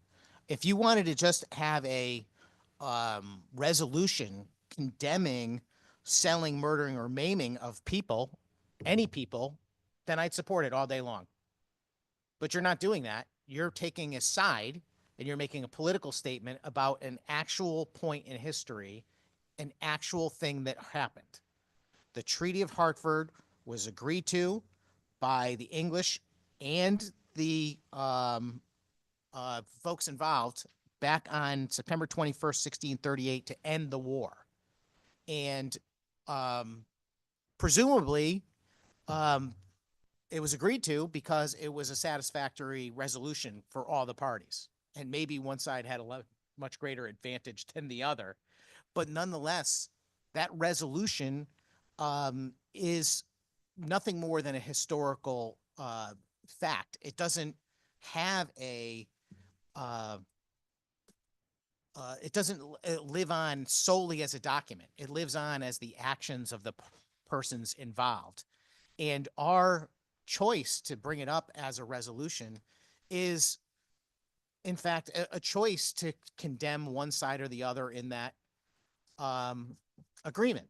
Are you aware, Mr. Chairman, about the history of the Pequot tribes? Are you aware that, let me ask you this, were they a peaceful people? Through you. To you, Senator, this resolution does not opine on that one way or the other. To you. Well, I mean, this is presumably before us because it is condemning what happened to the Pequot tribe, is it not?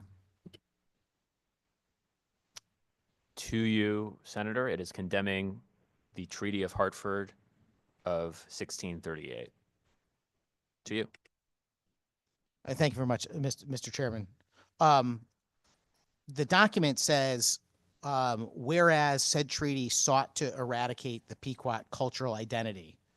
by prohibiting the Pequots from returning to their lands, abolishing their tribal name, and forcing them to assimilate, and the remaining members of the Pequot tribe to be sold into slavery or killed. That's more than just condemning a document, is it not? To you, Senator, those were provisions of the document, and so they are condemned in the resolution. In fact, the document was not successfully executed because the Pequots still exist, in both as people, obviously, and in the form of one federally recognized and 4 state recognized tribes in Connecticut. To you. Excuse me, I understood. And again, I guess this is where I'm going to get basically stonewalled, frankly, and expertly so. And I'll give the chairman good credit for that. You know, that's the extent of the debate that anyone who's actually curious about this is going to get, which is that I'm going to try and make a case for the fact that we don't know the facts, that it's very difficult to go ahead and make some sort of blanket statement about what happened historically and be accurate about it. And that it's really, you know, something that this state legislature should not be involved in for those exact reasons. And, you know, I'm curious, frankly, why the leadership of this committee feels that it's so necessary to condemn a treaty of the past.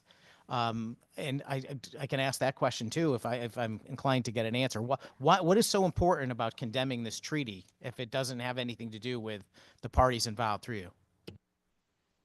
To you, Senator, we heard powerful testimony from current members of the Mashantucket Pequot tribe about what this treaty means to the tribe, about how it's taught among the tribe, about what it means to members of the tribe's identity and how they perceive themselves. And so as a result of that testimony, we wanted to recognize that feeling, that history, and its effect on people who are our neighbors here in the state of Connecticut in this day. Understood.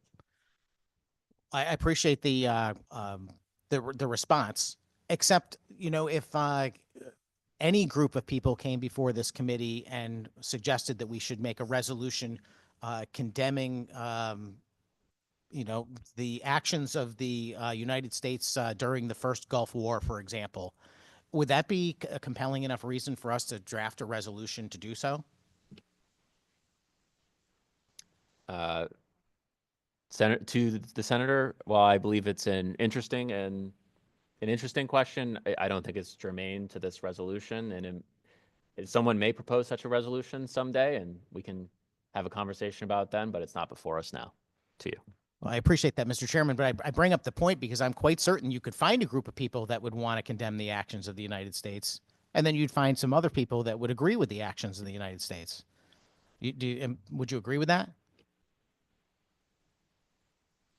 To you, I'm not aware one way or the other. I'm sure there are people who disagree on every issue, and we are here to represent all those people. And if someone were to propose such a resolution in this body, I'm sure we would debate it then. To you. Well, thank you for that answer. As you said, we're here to represent all the people. But I feel like if we chose to condemn the actions of the United States during the first Gulf War, we would probably not be accurately representing all the people. And I'm afraid that that's what's happening here, is that I think that you are making a political statement without any real understanding of the history involved, and from a place of no authority. The fact of the matter is no one cares, in my view, what the state of Connecticut thinks about this. We weren't there at the time. And as ridiculous as I think this is, I think that the public will view it in just the same fact. What is the state of Connecticut and a bunch of lawmakers that have, you know, random regular day jobs? What is their significance over such a thing? I don't know. For me, it would be important to actually dig into this history in some level to understanding who we are siding with before making such a determination. As I pointed out in the public hearing too, and I'm part of the reason why I'm talking today is because I'm annoyed at the reaction I got from my comments during that meeting. because I'm not picking any sides. I have no idea what happened. And other than reading the history of it, which, you know, history is written by the victors, generally speaking. I'm sure there are many, many different points of view about what occurred and who was responsible. And I don't think that there's a blanket statement to say that every member of the British government was wrong at the time, or every member of the Pequot tribe was right or wrong either. I think that the fact of the matter is it's a lot more complex than that. And it's the type of thing that we should not venture into, because it is a minefield that is unnecessary and is taking us away from the proper business of this committee. And I just don't like it because effectively it's used for political purposes. And, you know, so I got folks who wrote me acting as if I was somehow taking the side of those who harmed the Pequot tribe in 1638. I did no such thing. I'm not doing such a thing today. I'm just pointing out the fact that we don't know. And it's a lot more complicated. The Pequots were not just some innocent people that suddenly were killed and enslaved. They weren't. They committed a lot of actions themselves. Prior to the British even coming along, they had subjugated other tribes. You know, are we going to have a resolution before this committee condemning the Pequots for subjugating other random tribes that lived in the land that is now Connecticut? No, of course not. But why not? If we're going to delve into this situation, then why aren't we going to delve into that? And the fact of the matter is that the British government acted in response to other things that happened. If you read, you'll find out about the killing of John Stone in 1634. This guy is an English trader. Was he an innocent? Was he not an innocent?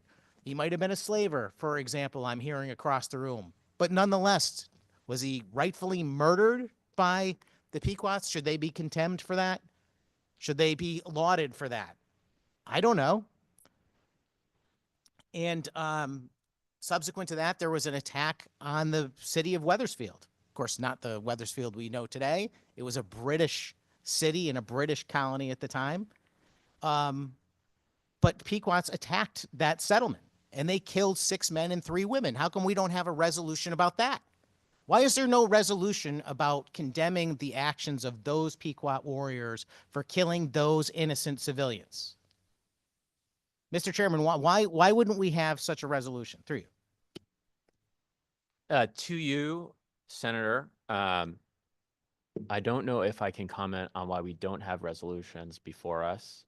I can say that we have this one because it is narrowly addressed to a document which we can verify the provisions of. And I think many people would condemn those provisions today. We'll see if and when we vote, how many do.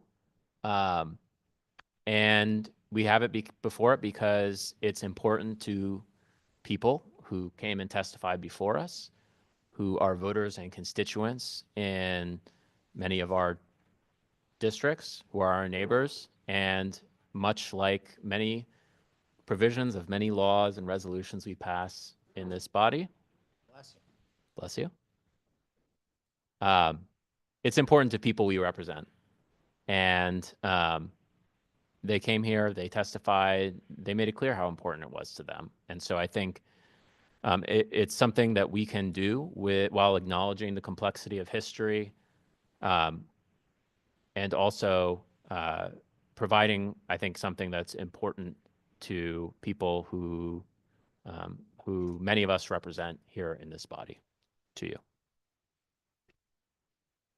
Thank you very much, Mr. Chairman. I appreciate the answer as I've appreciated all of your answers, except that, you know, again, as I mentioned, the fact that some people want to see something happen or are willing to testify in favor of it doesn't necessarily demand our attention or action.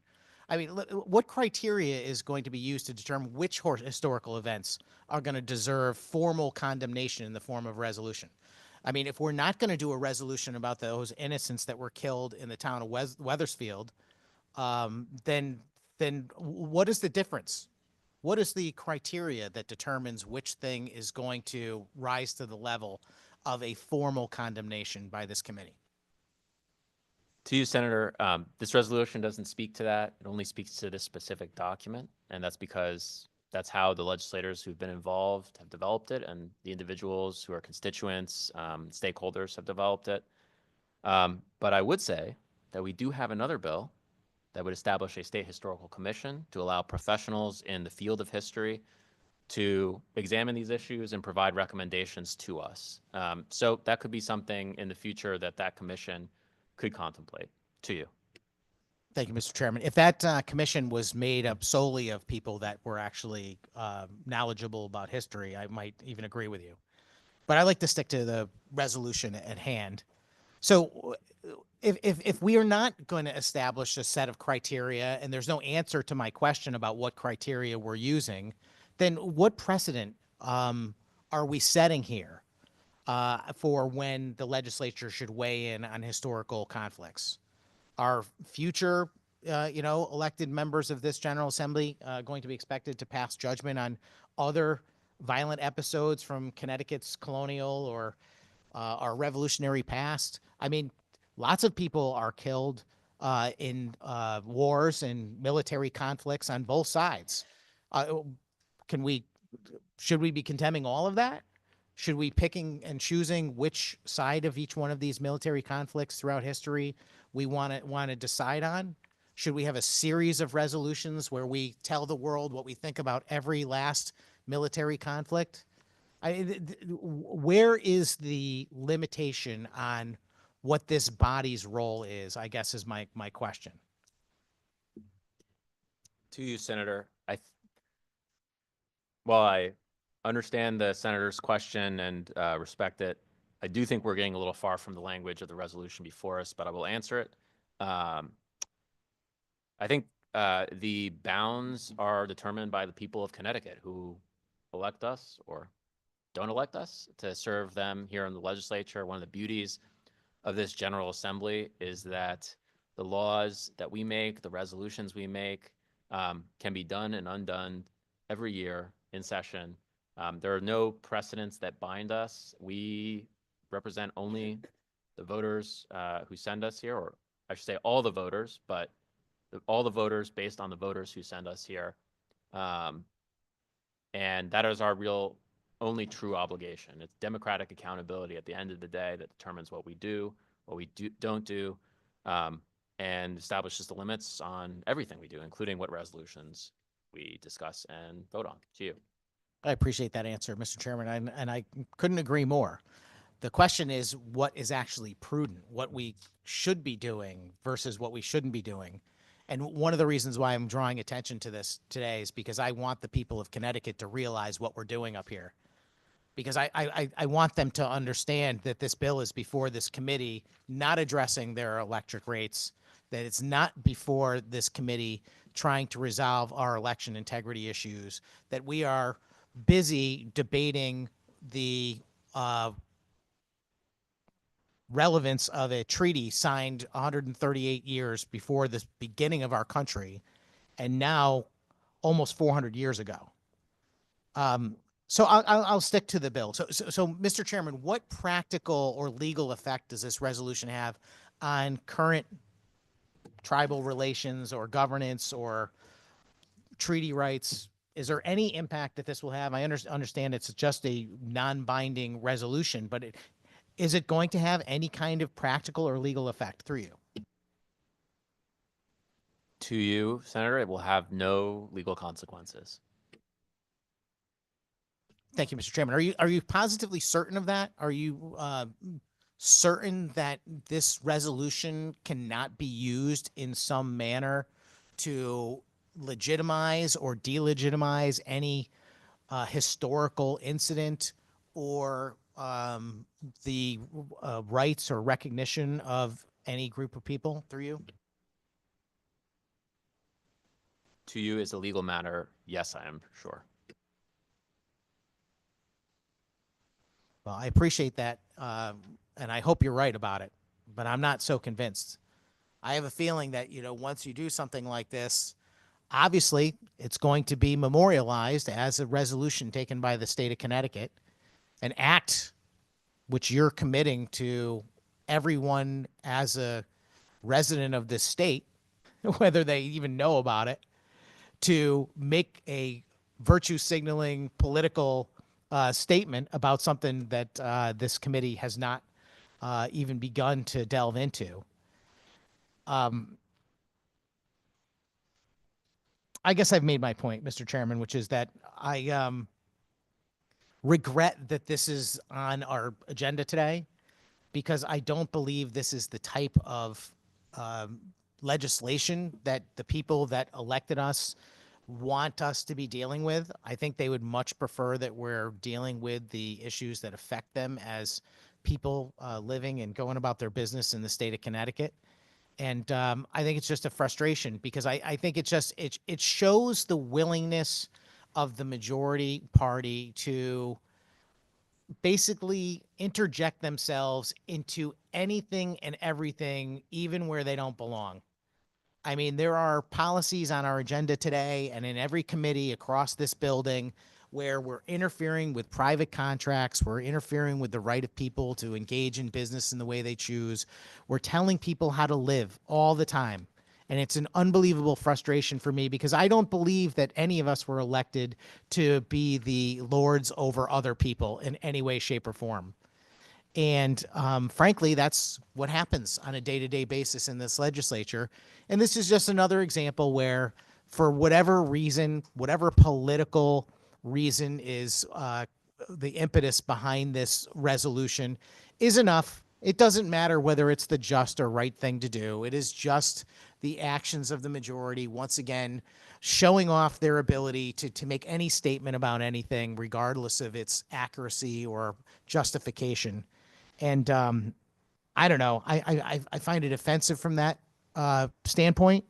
I'll close by saying that I think it's pretty clear that what happened back in 1638 was graphic and a very, very different world than we live in today.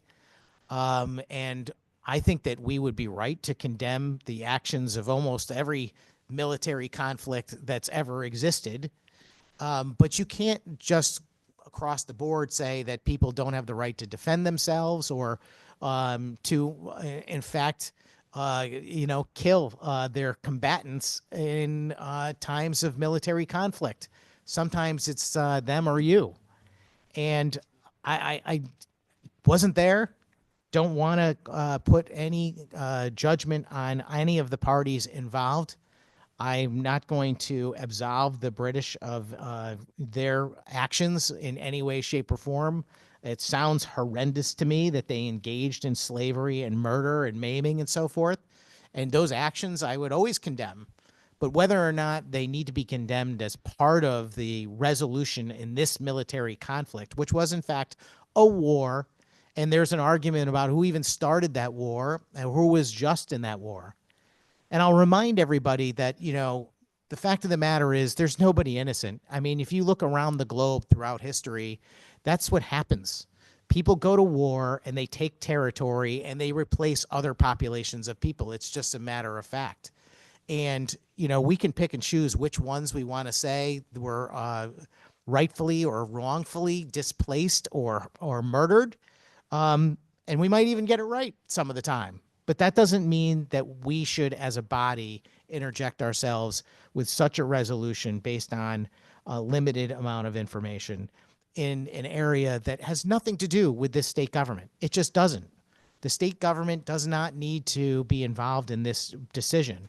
And I believe that it opens the door to discussions in the future that are going to rely on this resolution for justification for future legislation or future recognition and so forth. And I have concerns about that, because I don't think any of us are qualified.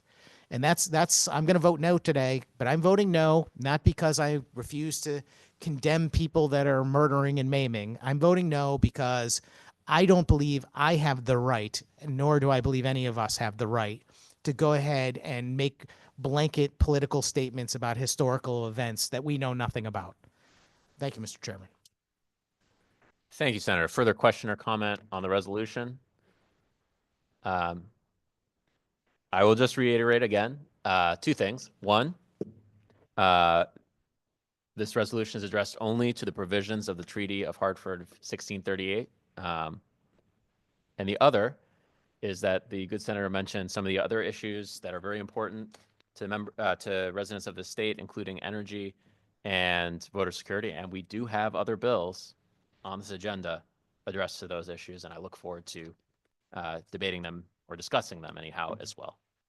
Seeing no further question or comment, Mr. Clerk, will you please call the roll? This is a roll call vote on item number 16, Senate Joint Resolution number 16, resolution condemning the provisions of the Treaty of Hartford of 1638 that sought to eradicate the Pequot cultural identity. The motion is to JFS LCO number 6810 to the floor. Senator Flexer. Representative Blumenthal. Yes.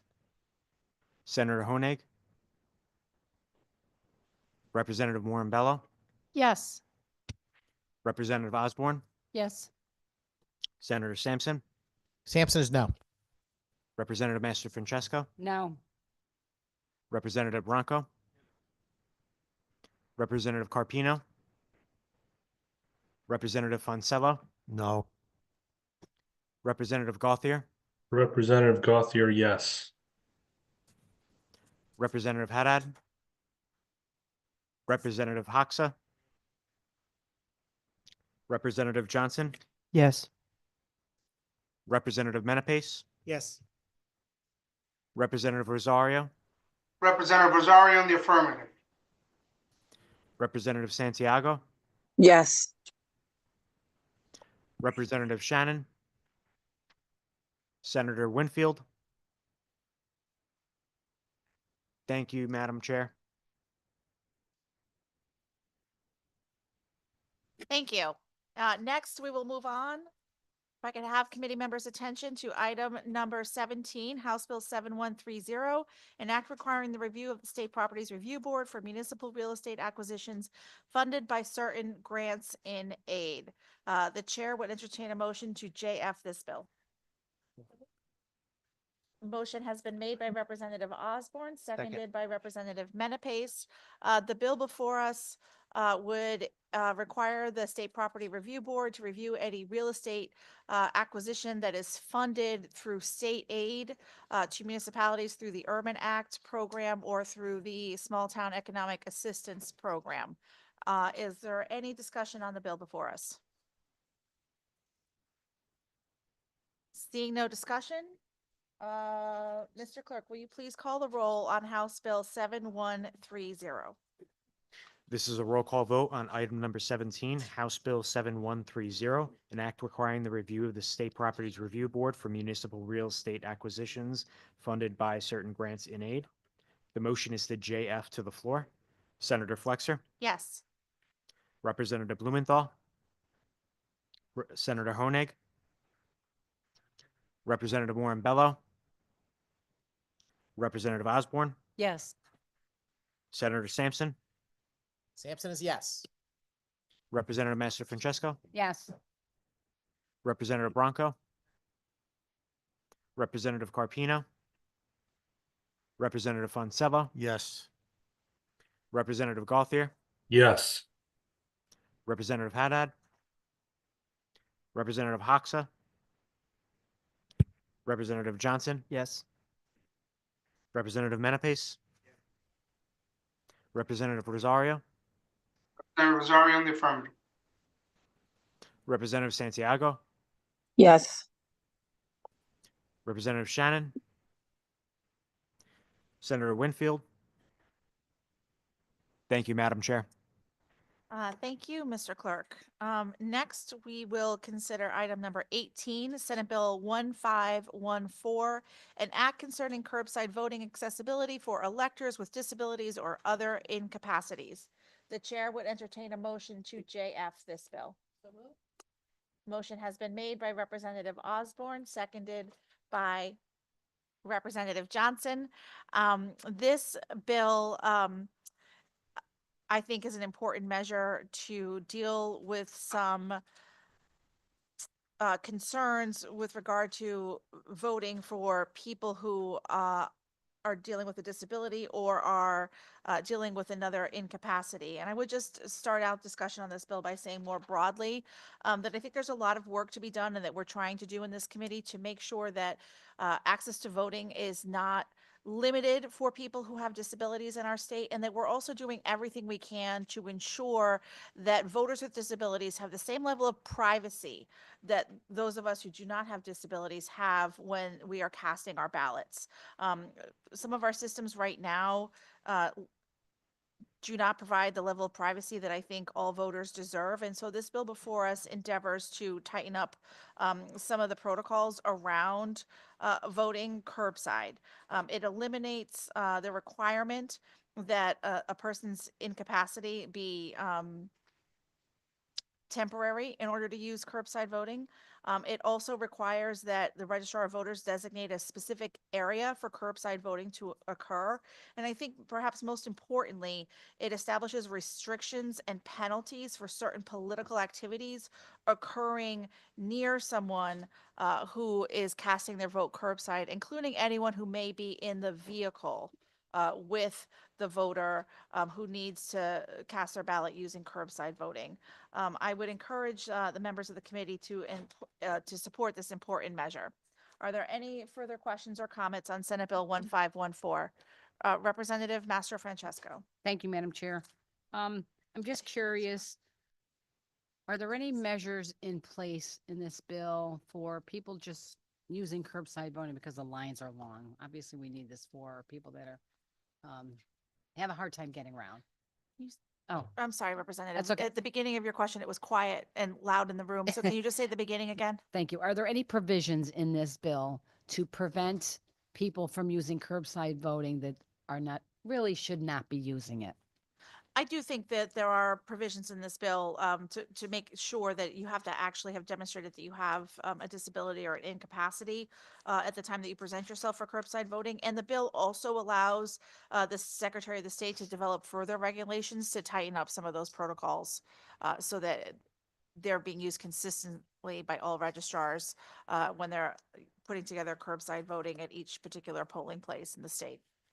Thank you for that clarification. And do we know how many people have used on an average use curbside voting? I know during the pandemic, obviously, a lot of people were using curbside voting, but any idea in the last election how many people? We don't have an I estimate. don't believe we have that data, Representative, because I don't think when the vote is brought inside, it's not counted any differently. You know, so for example, an absentee ballot is counted differently. But when you vote curbside, that ballot is brought back inside the polling place and put into the tabulator, just like a person who walked into the polling place and cast their ballot. So there aren't any, I don't think, hard numbers on how many people participate via curbside voting. They don't keep a tally at each polling place of how many people vote curbside. Okay. Thank you. I don't have any further questions, Okay. actually. Thank you. Representative Foncello. Thank you, Madam Chair. We're all in favor, I'm sure, of helping people vote, especially if they have some type of disability. I do think we need to do some more work with this, though. For example, we know that there's a 75-foot radius or boundary around the polling place. Most polling places are gymnasiums for a school, and you can't have political activity in that 75-foot area outside of the school. However, if you're going to pick a point on the map where someone can park the car temporarily to vote for this bill, okay, do you need to establish another 75-foot radius around that area? Just keep that in mind. Okay, you don't have to answer now. That's Okay. actually part of what we're looking at. Okay, and To be helpful, Representative. right, and then keep in mind how far that may have to be away from the original 75-foot area, because what happens at 76 feet and beyond?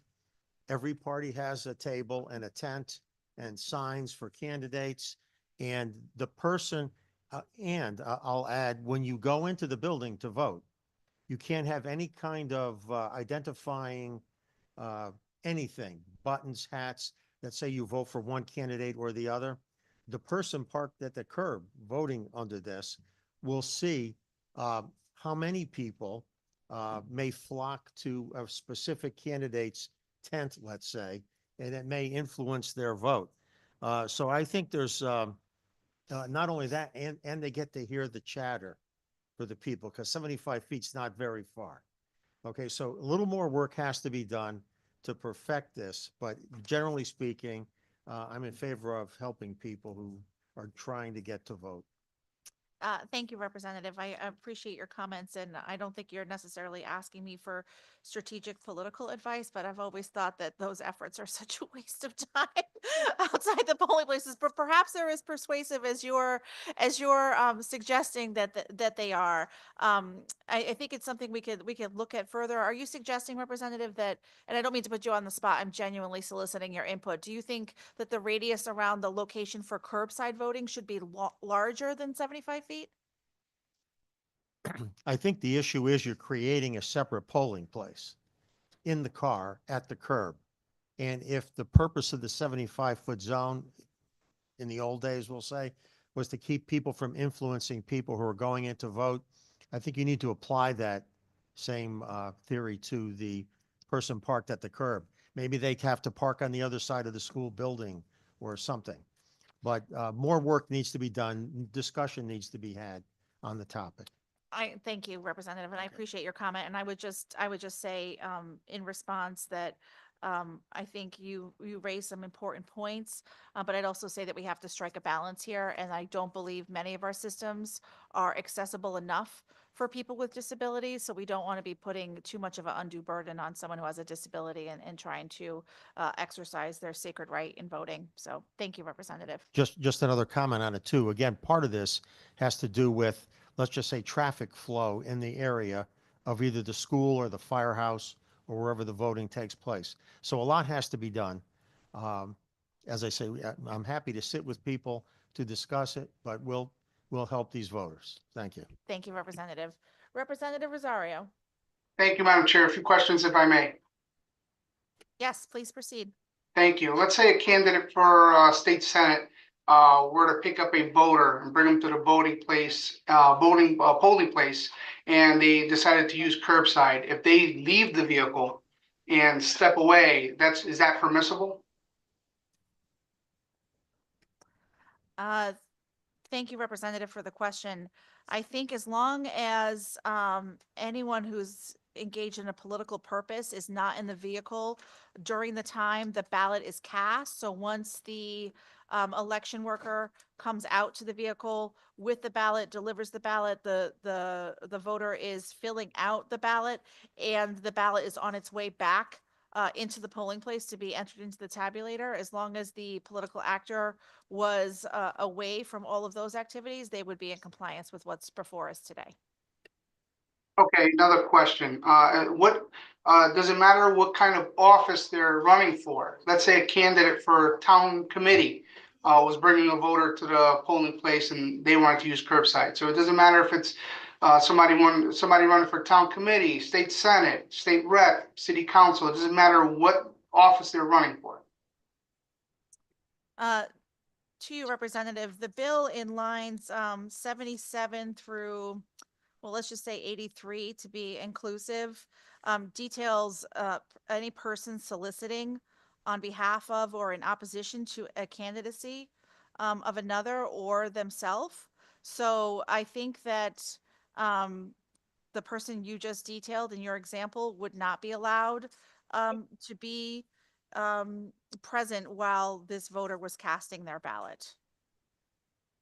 Okay, and final question. Let's say whatever political actor, whether it be a town committee member or a city council candidate, and they brought a loved one to do curbside, and they have legal authority over them, let's say like a power of attorney, would they be able to stay in the vehicle? To you, Representative, I don't believe the proposal here before us gets into the legal relationship between the voter and the other person in the car. It really has to do more about the actions of the other person in the car. So if you are soliciting or working in opposition to anything that's on the ballot that is to be cast, that's where you get into an issue. It doesn't have to do with the relationship of the individual with the voter, but more the activity that would be taking place in the car while the ballot is in possession of the voter or in transit to the voter. So let's say someone's grandson brought their grandmother to the polling place, and the grandson's on the ballot. He's a candidate. So he would have to step away from the vehicle. Yes, they would. And it doesn't matter if they have a legal authority, power of attorney, or a caregiver. No, it does not. And Representative, if you don't mind, as someone who has helped someone with a disability vote, it is incredibly easy to invade the privacy of the voter who is voting with a disability and to see how they've cast their ballot. And most other voters, whether they're voting curbside or, I think the goal here, if you don't mind, Representative, and me advocating for the bill, is to try to ensure that a voter with a disability has the same level of privacy and expectation, so that in the way that the polling place is monitored by election workers, and they can clearly see if someone is looking at the ballot of another voter or attempting to influence the ballot of that voter. This is trying to bring the same level of protections that we have in our polling places to a vehicle when someone is voting curbside, so that a person with a disability whose mobility is limited and they need to exercise their franchise by voting curbside, that they can have that same expectation of privacy. Again, as I mentioned, I have had experience helping a voter with a disability and a voter that I might not always agree with every choice they make on the ballot. And frankly, it's unfair for that person to be influenced by a political actor when they're filling out those bubbles. Thank you for sharing that, Madam Chair. I'm definitely going to be voting this out of committee, but definitely still has a lot of work to be done. Thank you, Representative. Are there other questions or comments from members of the committee? Seeing none, Mr. Clerk, will you please call the roll? This is a roll call vote on item number 18, Senate Bill 1514, an act concerning curbside voting accessibility for electors with disabilities or other incapacities. The motion is to JF to the floor. Senator Flexer, Representative Blumenthal, Senator Honig, Representative Morin-Bello, Yes. Representative Osborne, Yes. Senator Sampson, Sampson is yes. Representative Master Francesco, Yes. Representative Bronco, Representative Carpino, Representative Fonsello, Yes. Representative Gauthier, Gauthier, yes. Representative Haddad, Representative Hoxa, Hoxa, yes. Representative Johnson, Yes. Representative Menapace, Representative Rosario, Representative Rosario in the affirmative. Representative Santiago, Yes. Representative Shannon, Senator Winfield. Thank you, Madam Chair.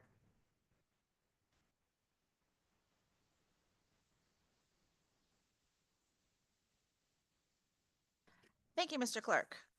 Next, we will move on to item number 19, an act concerning election administration. The chair would entertain a motion to JFS this bill with LCO number 6896. Motion has been made by Representative Blumenthal, seconded by Representative Morin-Bello. The proposal before us today mirrors a proposal this committee considered last year, creating a municipal election accountability board to oversee and review municipal election administration and establish safeguards for these elections. Broadly, I would say that this bill is an attempt to find a balance between what we pride ourselves on here in Connecticut, which is a locally administered election system, And I think many of us in Connecticut really take pride in the fact that we have this local system, and that local system gives our voters confidence in that system in most cases. But there have been issues that have arisen that may give people pause, and there's a gap in our structure in terms of getting election administration issues reviewed in a timely fashion and in a serious fashion. And so the board that we're proposing creating here today would put together a set of experts on the administration of elections, and I can detail that membership in full if the committee members like, and would allow issues with regard to municipal election administration to be brought forward to this board, and if necessary, if a town had issues with lawfully administering elections in their municipality, that this board would have oversight over that municipality and be able to provide a level of intervention. And that could range from some basic education and making sure that procedures and protocols are followed more closely, and escalate up to the highest tier where the board takes over administration of elections in that municipality. The JFS language before us makes a few technical changes.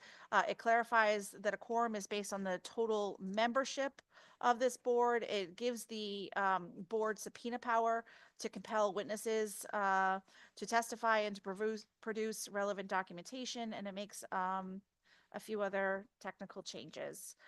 With that, is there further discussion on Senate Bill 1515? Senator Sampson. Thank you very much, Madam Chairman. So you said at the outset that this is similar to a bill that we had in previous years, but I'm looking at it as if it's remarkably different. If I recall, the previous iteration of this proposal to create the MEAB, the Municipal Election Accountability Board, would had constitutional officers and things like that associated with it. And I'm looking at this makeup as far superior, in that it does have the Secretary of the State serving as the chair of the board, but the rest of the membership is effectively a bipartisan group of people from election-related arenas. You have 2 town clerks, you got 2 registrars, you have members appointed by the 4 legislative leaders. So it sounds like it'll be remarkably bipartisan, and people that actually have some background and interest in the subject. The only thing I'd say about this that still gives me any kind of pause whatsoever, and I'm going to support it today, just to be clear, because I do think it is definitely a step in the right direction. I mean, all of us are concerned about election integrity. Our differences in how we should proceed on it, are sometimes a stumbling block. But I don't disagree with creating such a board. My question is really, what is the extent of their authority? I understand that in Tier 4, they can kind of take over administration of a town's election, which I don't know that any of those people are really going to be prepared or want to do at some point. But, up to that point, what can they do? I mean, do they have the power to, refer people for criminal investigation? I mean, if there's, evidence that there was some kind of, untoward or illegal behavior occurring, through you. Thank you, Senator, for the questions. And so to answer your question, at the lower level, the lower tiers, so tier 1 that's laid out in this proposal, that would be, for example, for issues where there just seem to be mistakes that continue to be made by the election administration or the officials administering the election in a particular municipality. So this board would be able to come in and, give some education, say, this is where you're making a mistake. This is the sort of thing you could do in the future to make sure that kind of mistake doesn't happen again. It would be a soft touch, right? And so depending on whether those kinds of actions continue to occur, that municipality might move up in the tiers, or if the action was more serious from the get-go, the board may choose to intervene at a higher level, depending on the investigation that they do. But they would have the ability to conduct investigations, to refer any issues any violations of Title IX to the appropriate authority, the State Elections Enforcement Commission, report issues to the Secretary of State's office. The goal here is to create some body that can look at these issues, especially the most serious ones, in a more timely fashion, but also to just mitigate challenges that a community may be having. For example, I know in many towns, particularly the smaller towns, there are times when there's only one registrar of voters because it's a small town. The registrar of voter retires or chooses to move on from the role for some other reason, and they have a hard time filling that position. And sometimes extra support is needed, or mistakes may be made when you have that kind of vacancy. So I think there's a variety of experiences that a municipality may be having with their elections that could have cause interaction with this newly created board, but I hope I've thoroughly answered your question. Thank you very much, Madam Chairman. I appreciate the answer. I will just say that, reading in lines 208 through 221, where it describes the Tier 3 municipality and the amount of oversight, it limits the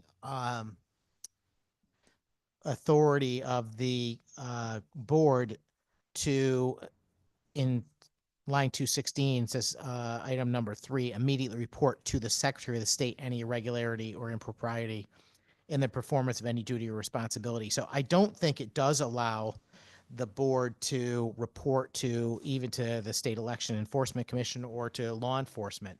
And I'm just going to recommend that if we go forward with this bill, that they have that ability as well. And again, I will support this, but I do think that's important to give that board the tools necessary, because I don't know that the Secretary of State will have much authority even beyond this board when it comes to providing training and materials and stuff like that. You might need a little bit more of a corrective action, let's say. Thank you. Thank you, Senator. Is there further comment or question on Senate Bill 1515? Seeing none, Mr. Clerk, will you please call the roll? This is a roll call vote for item number 19, Senate Bill 1515, an act concerning election administration oversight. The motion is to JFS LCO number 6896 to the floor. Senator Flexer, Yes. Representative Blumenthal, Senator Honig, Representative Warren Bella, Yes. Representative Osborne, Yes. Senator Sampson, Sampson is yes. Representative Master Francesco, Yes. Representative Bronco, Representative Carpino, Representative Fonsello, Representative Gauthier, Gauthier, yes. Representative Haddad, Representative Hoxa, Yes. Representative Johnson, Yes. Representative Menapace, Representative Rosario, Representative Rosario in the affirmative. Representative Santiago, Yes. Representative Shannon, Yes. Senator Winfield. Thank you, Madam Chair. Thank you, Mr. Clerk. Next, the committee will consider item number 20, Senate Bill 1516, an act concerning the Secretary of State's recommendations related to voting and elections in this state. The chair would entertain a motion to JF this bill. Motion has been made by Representative Osborne, seconded by Representative Blumenthal. The bill before us today makes a number of changes to our to our state's election laws. It expands certain post-election procedures for the corrections of returns in all towns rather than just those towns that are divided into separate voting districts. It provides notice to the Secretary of the State in certain matters relating to state or federal voting rights. It requires that registrars designate areas for curbside voting, similar to the bill that we debated a few moments ago. It allows for the correction of errors or omissions of timely filed endorsement, nominating, and other candidacy related certificates that would operate as invalid. if that certificate was not corrected, that primarily has to do with the kinds of forms that folks who were nominated for these bodies, the House and the Senate, for example, have to fill out, and minor corrections are necessary. It prohibits for a certain period of time certain individuals convicted of crimes under our state's elections law from circulating primary or nominating petitions and absentee ballot applications. It establishes a translation advisory committee. It provides the Secretary of the State's pre-approval of town ballots, and it provides them with the authority to order corrections if there are omissions or errors on a town's ballot. It establishes an election monitor in the city of Bridgeport for the 2025 and 2026 elections, which is a provision that we've had in passed, and I believe is a part of the budget over the last several years. It would continue that election monitoring program. It prohibits the commercial use of certain voter registration information, and during the 90 days before an election or a primary, it allows the Secretary of the State to go to Superior Court to seek a declaratory judgment on behalf of electors who are alleging aggrievement. Is there discussion on Senate Bill 1516? Senator Sampson. Thank you, Madam Chairman. Yeah, this is a big bill, 33 pages, and a lot to digest. Sometimes the language in this bill, you have to go down a few rabbit holes to know what's going on. Overall, I think it's a lot of very minor changes and things that I would support. I won't criticize the Secretary of the State for not doing more, because I believe there's a lot more things we could do to improve our election process than what's here. But I'm happy with what I see thus far, although I do have a couple of questions. First one is on section 15, which has to do with the Translation Advisory Committee, I believe it's called. It's on page 22 of the bill if you're looking for it. But anyway, I'm trying to understand exactly what is happening here. Is this going to, it looks like a mandate to require towns to be able to provide certain types of translations. And I'm just curious to the extent of what's being asked of those towns and whether or not this is an unfunded mandate and how this will work through you. Thank you, Senator. I actually appreciate the question. This Translation Advisory Committee, I think, is actually the opposite of an unfunded mandate because it is giving support to towns to ensure that the translation of any of their election materials is accurate. So instead of a town having to make sure that whatever translation they've done for a ballot, for example, or any explanatory documents that may be associated with an election, it would instead allow a town to go to this committee and verify that the translation that has been done is accurate. And so I hope that answers the good senator's question. I again would describe it as the opposite of a mandate. As the good senator knows, there are certain thresholds that require these documents to be translated in particular communities if there's a certain percentage of people who need those documents in other languages. And so this would help support those municipalities and ensure that every voter is getting election materials that they can understand and that are accurately translated.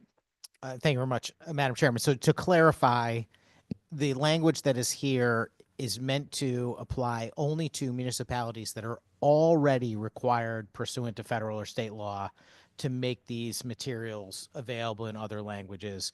And the Translation Advisory Committee is there established to help them achieve that goal that's already stated. So whether we like the mandate or not, this is not it. This is not an expansion of that mandate. That's right. It's more of a new system of support for that mandate.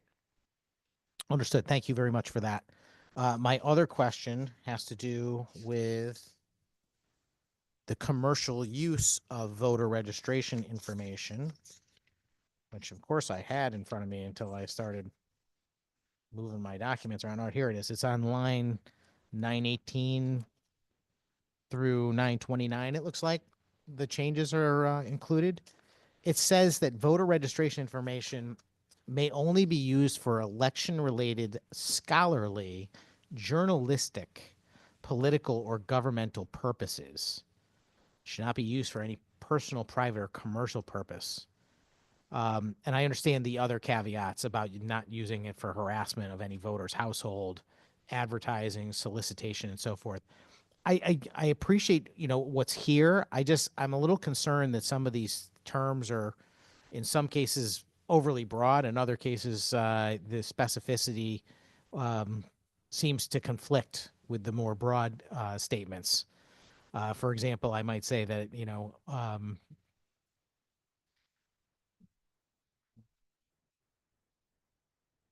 not be used for a private or commercial purpose, but a journalistic purpose might, might conflict with that. I don't know.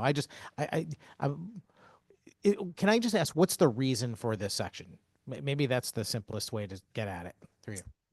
Thank you, Senator. I think the rationale behind this section is something that the Secretary's office has put forward to this committee for quite some time, including the current Secretary's predecessors, is to try to find a balance between some entities that need voter registration information. And frankly, I think what is a general sense, if you talk to individual voters who perhaps aren't as involved in elections with how public voter registration is, we have a lot of debate in this committee about privacy and people's individual information and how accessible it is. And so the goal here is to try to limit how widely disseminated this information is shared,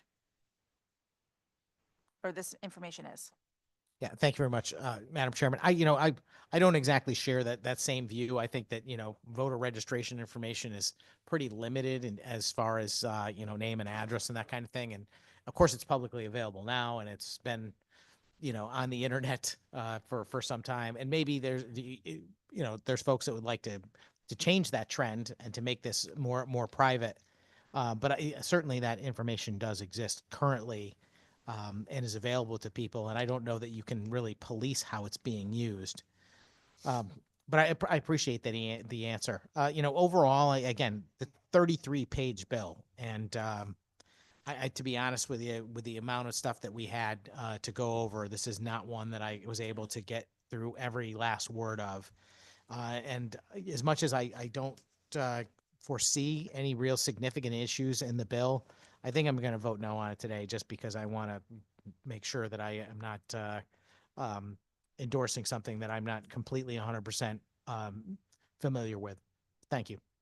Thank you, Senator. And I appreciate the conversation on the bill and hope that we can find a way to garner your support in the future. I would just share with you that, each and every year there are 16 and 17-year-olds that are adding their names to the voter rolls for the first time. So it's their privacy we could be protecting in the future. And I don't fully understand the history of why voter registration information has always been so publicly available. We don't similarly disseminate the records of the Department of Motor Vehicles, for example, and that too would provide people with a very broad list of folks who have driver's licenses, who own a variety of vehicles here in our state, and that information could be especially enticing for some commercial purposes to have that information. So I just personally lean towards the side that perhaps these records should be treated in a manner that's similar to the way that the DMV records aren't publicly available. But I look forward to the future conversation about this.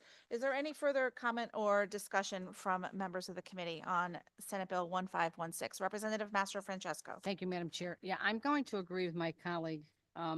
This is a large bill. I always like to look at the language before me when I'm making the decision, but if I don't have enough time, and time does not permit us to thoroughly understand what this bill actually does, I have to pause for a minute. So I'm hoping by the time it gets to the floor, I'll certainly have more information on it, but I'm going to vote no today. Thank you, Madam Chair. Thank you.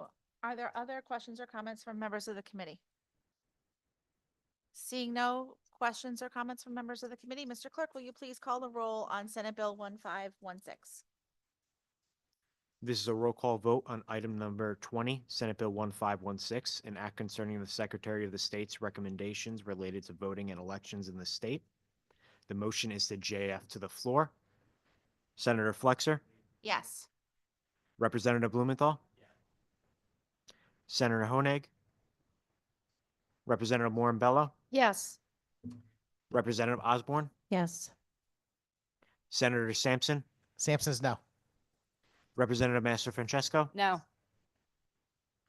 Representative Bronco, Representative Carpino, Representative Fonsello, No. Representative Gauthier, Gothier, yes. Representative Haddad, Representative Hoxa, Hox is no. Representative Johnson, Yes.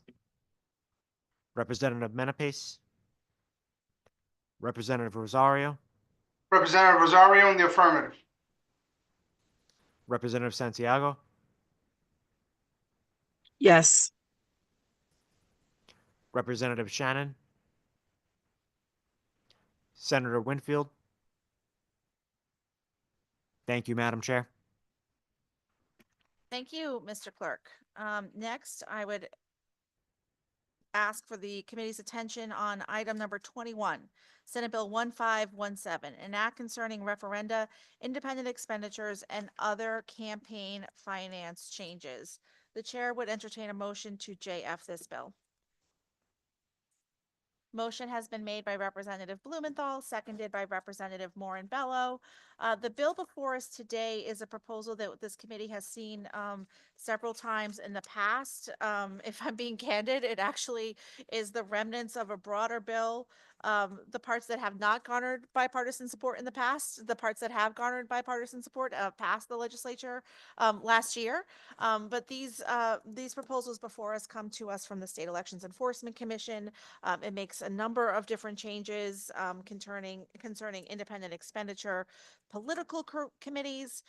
It eliminates aggregate individual contribution limits to certain committees. It expands disclaimer requirements for referenda, independent expenditure committees, and party candidate listings.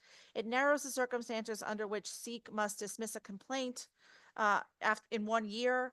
It modifies the deadline by which a person must return surplus CEP funds. And for statewide offices, it implements a minimum number of resident donors required in order to qualify for the Citizens Election Program. And it specifies the individual contribution limit for CEP contributions, when adjusted for inflation, cannot exceed the statutory limits that currently exist. Is there comment or question on this bill? Senator Sampson. Thank you very much, Madam Chairman. I remember this bill from the past, and I know that this bill has also already gone through the Government Oversight Committee, and I believe it went through the committee 11-1 over there, and I did support it, and I will support it again today. However, there are a couple of things that I can draw your attention to that I would like to work on going forward. One is that the penalties that are included in this, I don't know what section it is. I didn't write it down, but current law is a maximum fine of $50,000, and then there's this addition of 10 times the amount of such independent expenditures, whichever is greater. I don't know if that's an appropriate amount. I think it's worth the conversation about what is a real appropriate penalty. Also, not that this bill directly affects this, but that independent expenditure threshold, we've talked about it in the past. And I believe the $1,000 figure is far too low and very likely to capture, some folks innocently who are engaged in, a simple, political, campaign over, a referendum in town or something like that. And I'd like to not capture those folks unnecessarily. And hopefully we can talk about increasing that limit to some reasonable amount going forward. I just wanted to put that on your radar, but I'm going to support this today. Thank you. Thank you. Are there other questions or comments from members of the committee? Seeing none, Mr. Clerk, will you please call the roll on Senate Bill 1517? This is a roll call vote on item number 21, Senate Bill 1517, an act concerning referenda, independent expenditures, and other campaign finance changes. The motion is to JF to the floor. Senator Flexer, Yes. Representative Blumenthal, Senator Honig, Representative Morin Bello, Yes. Representative Osborne, Yes. Senator Sampson, Sampson is yes. Representative Master Francesco, Yes.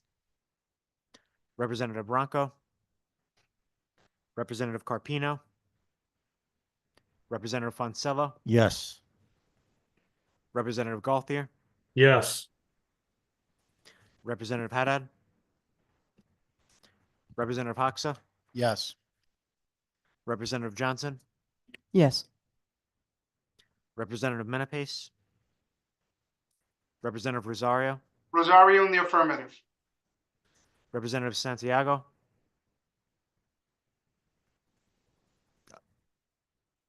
Yes. Yes, Represent- did you hear me? Yeah, I got that one. Thank you. Representative Shannon, Okay, Senator Winfield. Thank you, Madam Chair. Thank you, Mr. Clerk. Next, we will consider item number 22, Senate Bill 1520, an act concerning an amendment to the Freedom of Information Act concerning education records. The chair would entertain a motion to JF this bill. Motion has been made by Representative Blumenthal, seconded by Representative Morin Bello. The bill before us today makes what may be an important and timely update to our FOI statute. And it just clarifies that the existing protection provided in our Freedom of Information Act with regard to educational records is covered by the federal code concerning Family Educational Rights and Privacy Act as revised on January 3rd, 2012. Are there any comments or questions on Senate Bill 1520? Yes, Senator Sampson. Hello there, Madam Chairman. So I guess I have one question. It's why? Thank you, Senator. The reason for this is just to provide clarity on which version of the existing FERPA law, the federal law that protects the privacy of educational records, and to clarify it's as that act existed as it was most recently revised on January 3rd, 2012. Thank you very much, Madam Chairman. Are you suggesting that this bill is updating our laws to say that they must use this most recent revision? It's not going back to a previous revision through you? Through to you, Senator Sampson, this is the most recent revision of that portion of the U.S. code. So the last time the FERPA Act was revised was January 3rd, 2012. I appreciate that, Madam Chairman. I'm just curious why this is necessary. I mean, I'm reading the bill and looking at what's being changed effectively. I mean, you know, changing educational to education, I don't think changes a single thing.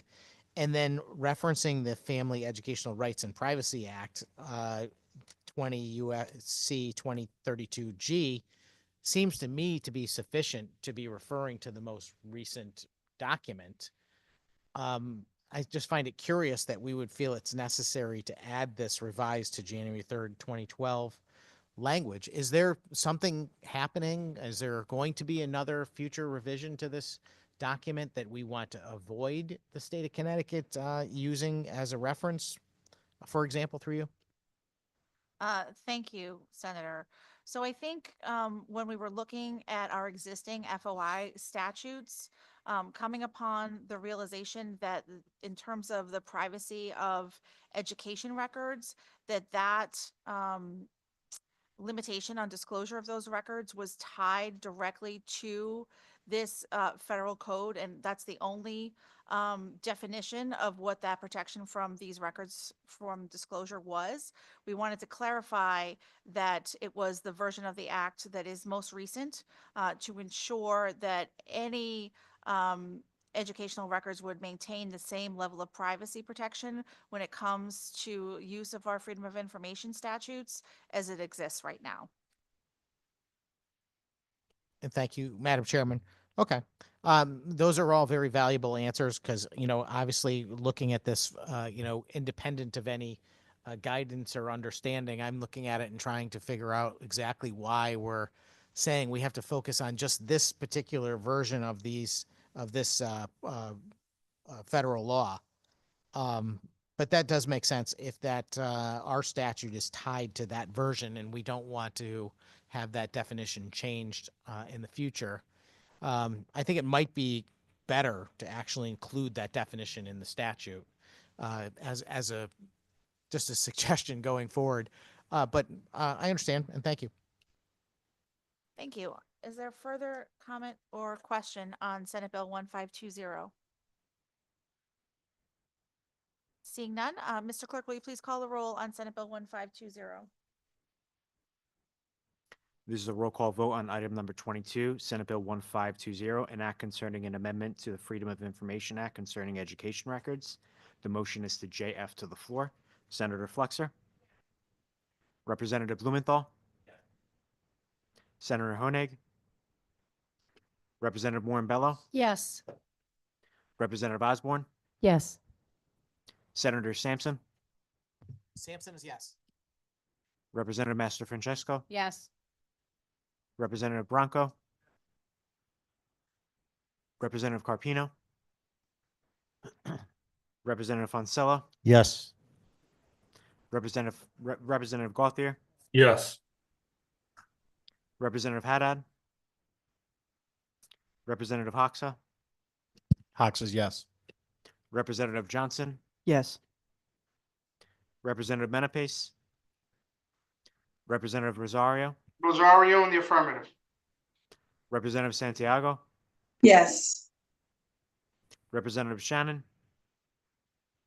Senator Winfield. Thank you, Madam Chair. Thank you, Mr. Clerk. Next, I will turn the committee's attention to item number 23, Senate Bill 1521, an act concerning payment of funds to state officers' agencies. The chair would entertain a motion to JF this bill. Motion has been made by Representative Blumenthal, and there's a second by Representative Morin Bello. The bill before us today would prohibit the OPM secretary from restricting or impairing the ability of our state's constitutional officers from recruiting or employing personnel to achieve spending reductions required by our current budget. So to speak more plainly, the proposal before us today is to make it so these independently elected constitutional officers do not see their budgets restricted by a separate agent of a separately elected independent officer, that is the Secretary of the Office of Policy and Management, who works for the governor. We want to create a system where these other four, independently elected constitutional officers have more say over their budgets, and that budget is not limited by the Secretary of the Office of Policy and Management. Is there further discussion on Senate Bill 1521? Representative Master Francesco. Thank you, Madam Chair. Do we have, do we do this with any other department?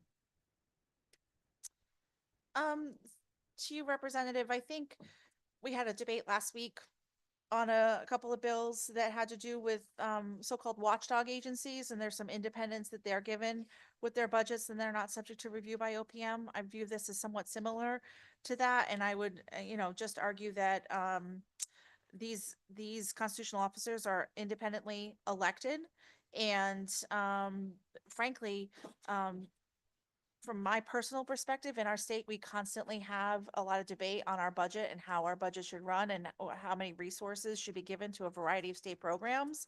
And I don't think these independently elected officers should have to be under the jurisdiction of the governor in terms of what their budget should be. I think they should be given more. I think that they're independently elected constitutional officers, and they should be given more. I'm struggling to find a better word than respect and deference to the fact that they hold this office and be able to have more independence over their operations and the budget for their offices, so they can administer their constitutionally designated duties and be able to do so in a way that's independent of the governor. I know that right now we have constitutional officers that are all of the same party. But in the future, that might not always be the case. And frankly, even though they are right now all of the same party, I want constitutional officers that are able to disagree with the governor and to be able to speak clearly when they do so and not have concerns that their offices are going to be cut with resources because they speak out against a decision the governor may have made. Not this particular governor, but Right. any governor. Got it. Thank you. So these constitutional officers, state treasurer, secretary of state, attorney general, puts their budget together and they send it off, and OPM could- Changes it, could just change like it. the watchdog just agencies. like the one we Yep. talked about last time. But again, doesn't that budget have to go to appropriations anyway? Through you? I'm sorry, Representative, can you say your question one more time? This has to, just to clarify, this has to do more with their budgets once we've already passed it. So, for example, in recent weeks, our current governor has made rescissions to various state agencies using authority that is debatable and has been debated by this legislature. And it could impact constitutional officers. And I think the proposal before us is an effort to make sure that once we pass a budget and we say this constitutional office has this amount of money to spend, the governor can then come in through the OPM secretary and their rescission authority and take back those resources. So a Okay. little bit different than what we were talking about last week, but still similar in that these are independently elected officials for a reason, in my opinion, and they should be able to do their job and not have to be concerned that because there's some sort of budget challenge, they may be first on the chopping block, if you will, because they spoke out against X issue that isn't necessarily related to the budget, but there's got to be cut somewhere. Why not have it be the cut to the office of the constitutional officer who is a gnat from our perspective? Right. You know, again, I'm not casting aspersions on any current occupant of the governor's office or any current constitutional officer. I just think in general, it's best practice for these independently elected statewide officials to have more independence in the way their budgets operate, and they can have confidence that once this General Assembly appropriates money, that those monies will stay the same. Thank you. Boy, when it comes to budget, what a tangled web we weave in many respects. I had one more question for you here. Hold on. There's something in here.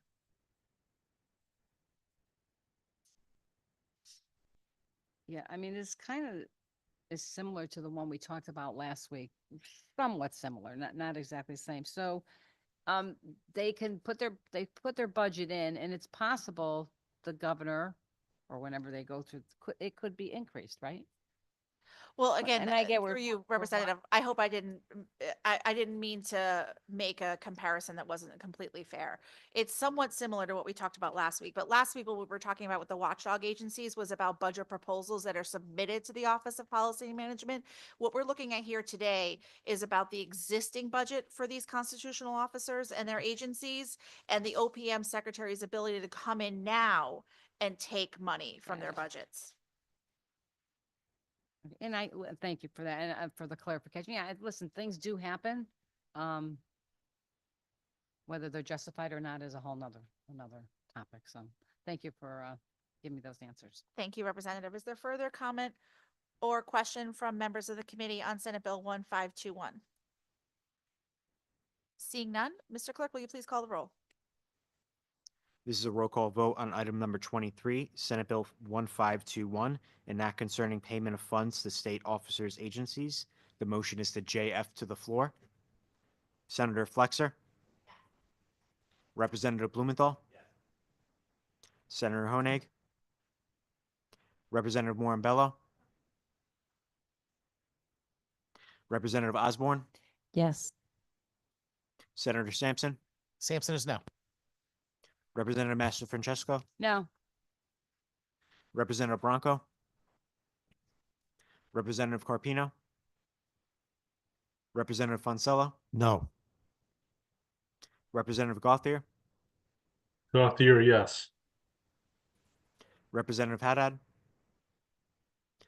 Representative Hoxa? Cox is no. Representative Johnson? Yes. Representative Menapace? Representative Rosario? Representative Rosario in the affirmative. Representative Santiago? Yes. Representative Shannon? Senator Winfield? Thank you, Madam Chair. Thank you, Mr. Clerk.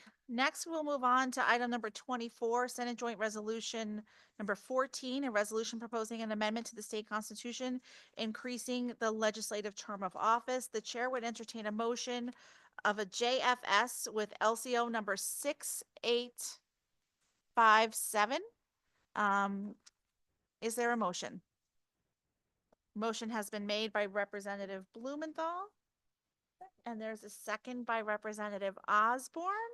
The resolution before us today does, as the title suggests, it increases the legislative term of office. However, the JFS language creates a different schedule than was outlined in the original resolution in an effort to recognize and not disrupt the annual or the decennial redistricting process. And so the resolution before us creates a legislative term cycle of 2 years, 4 years, and 4 years, so that if this amendment to the Constitution were to pass, that it would not disrupt that we would have a redistricting process that happened after the census occurred. And so, for example, if this were to pass, let's say it passed with a huge support here in the legislature this year and went on the ballot and was before the voters, in 2030, when the census is taken, that term would be for 2 years, so that in 2032, after the redistricting process was finished, people would be running for the new districts instead of having this strange period of time where people were representing a district that no longer existed. So with that, I would be happy to answer any questions or hear any comments on Senate Joint Resolution number 14. Senator Sampson. Thank you very much, Madam Chairman. Am I reading this correctly, this joint resolution that is substitute language now? That it's going from changing us from 2 years to 4 years for both representatives and senators to now this schedule that is 4 years, 4 years, and then 2 years? And then it starts up again, 4-4-2, 4-4-2? That's exactly right, Senator. And I understand there's some references to the decennial census. It's a good word. I like that word. One that we don't use very often, apparently. And thank you for describing that. I'm just wondering, does the decennial census or our redistricting procedure, is that what is requiring this 4-4-2 schedule through you? Thank you, Senator. So I wouldn't say that it's necessarily requiring it. I think when we were considering this proposal, we recognized that if you just had a 4-year term, that what would happen is there would be a redistricting process following the decennial census. And then there would be a period of time where people would be representing districts that no longer existed. And so the proposal before us today is this 4-4-2 schedule, as you described it, so that redistricting is undisturbed. That is also something that's laid out in our state constitution, and we didn't want to get into that section of the Constitution in an effort to extend the legislative terms to 4 years. We wanted to continue to respect the process that we have existing and ensure that there wasn't a period of time where new districts were created, but people weren't being properly represented because they were in the midst of a 4-year term. Now, to be frank, over a 20-year period, this would probably only happen once, because over 20 years, there would be one time that the 4-4-4 schedule would fall on the correct year of the decennial census. But even for that 1 year, we wanted to make sure people were properly represented, and putting the redistricting process at the forefront of the schedule was more important than keeping the consistent 4 years. Thank you very much, Madam Chairman. Yeah, I certainly respect all that information. I don't agree that that is the more important factor. I think the cleanness of having 4-year terms makes more sense than having this schedule, because I mean, at worst, what you're doing is you're catching up and correcting the number of representatives within 2 years of the redistricting and the census. I don't know. It just strikes me as somewhat confusion. And am I correct that this applies to both representatives and senators? Yes, it does. Because frankly, I didn't think we'd ever pass it if it didn't if it didn't apply to both. Yes, You can ask your I- House colleagues about that. Indeed. Yeah, well, I mean, certainly, longer terms for senators, I can get behind. I'm just kidding. Good luck passing that. But to these senators. representatives, I don't know. No, I'm just teasing. Literally just teasing. I don't know. I mean, I'm a person who believes very strongly in empowering voters. And to be honest with you, as a member of the minority right now, I want as many chances as I can to have elections and change the balance of power. So for those reasons, I'm not in favor of extending the length of time of service. Thank you. Thank you, Senator. Are there other comments or questions from members of the committee on Senate Joint Resolution number 14? Representative Blumenthal. Thank you, Madam Chair. I just want to say at the outset, I'll be supporting this bill today. I think it's it's an important conversation that we should be having generally about what the legislature looks like and what terms should be, whether we're full-time, whether we're part-time. I'm of multiple minds about this potential change. So honestly, I'm not exactly sure. And I know that there are members probably of this body that are not sure how they feel about this proposal. But I think that it's important that the conversation continue on this and other related subjects, and that's why I'll be voting yes today. Thank you. Seeing no further comments. I have a question. Oh, yes, Representative Rosario. Thank you, Madam Chair. Is there any language that has the citizen election program kind of follow suit to these changes? Thank you, Representative, for the question. So I think if this amendment to the Constitution were passed, then there would be changes to the citizens election program. And one of the arguments by the proponents of this resolution are that it would save, I think the estimation is about $8 million due to the reduced participation in the longer term in the citizens election program. So it would save about $8 million by having less election cycles. Thank you. No further questions. Thank you, Madam Chair. Thank you, Representative. Is there any further discussion?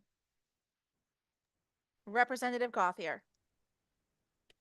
Thank you, Madam Chair. As this is an ongoing conversation, to the point about the staggered terms, the 2 and 4 year terms, just from my perspective, it seems that it would make more sense to change when redistricting is done to keep the consistency of the terms every 4 years instead of changing it between 2 and 4.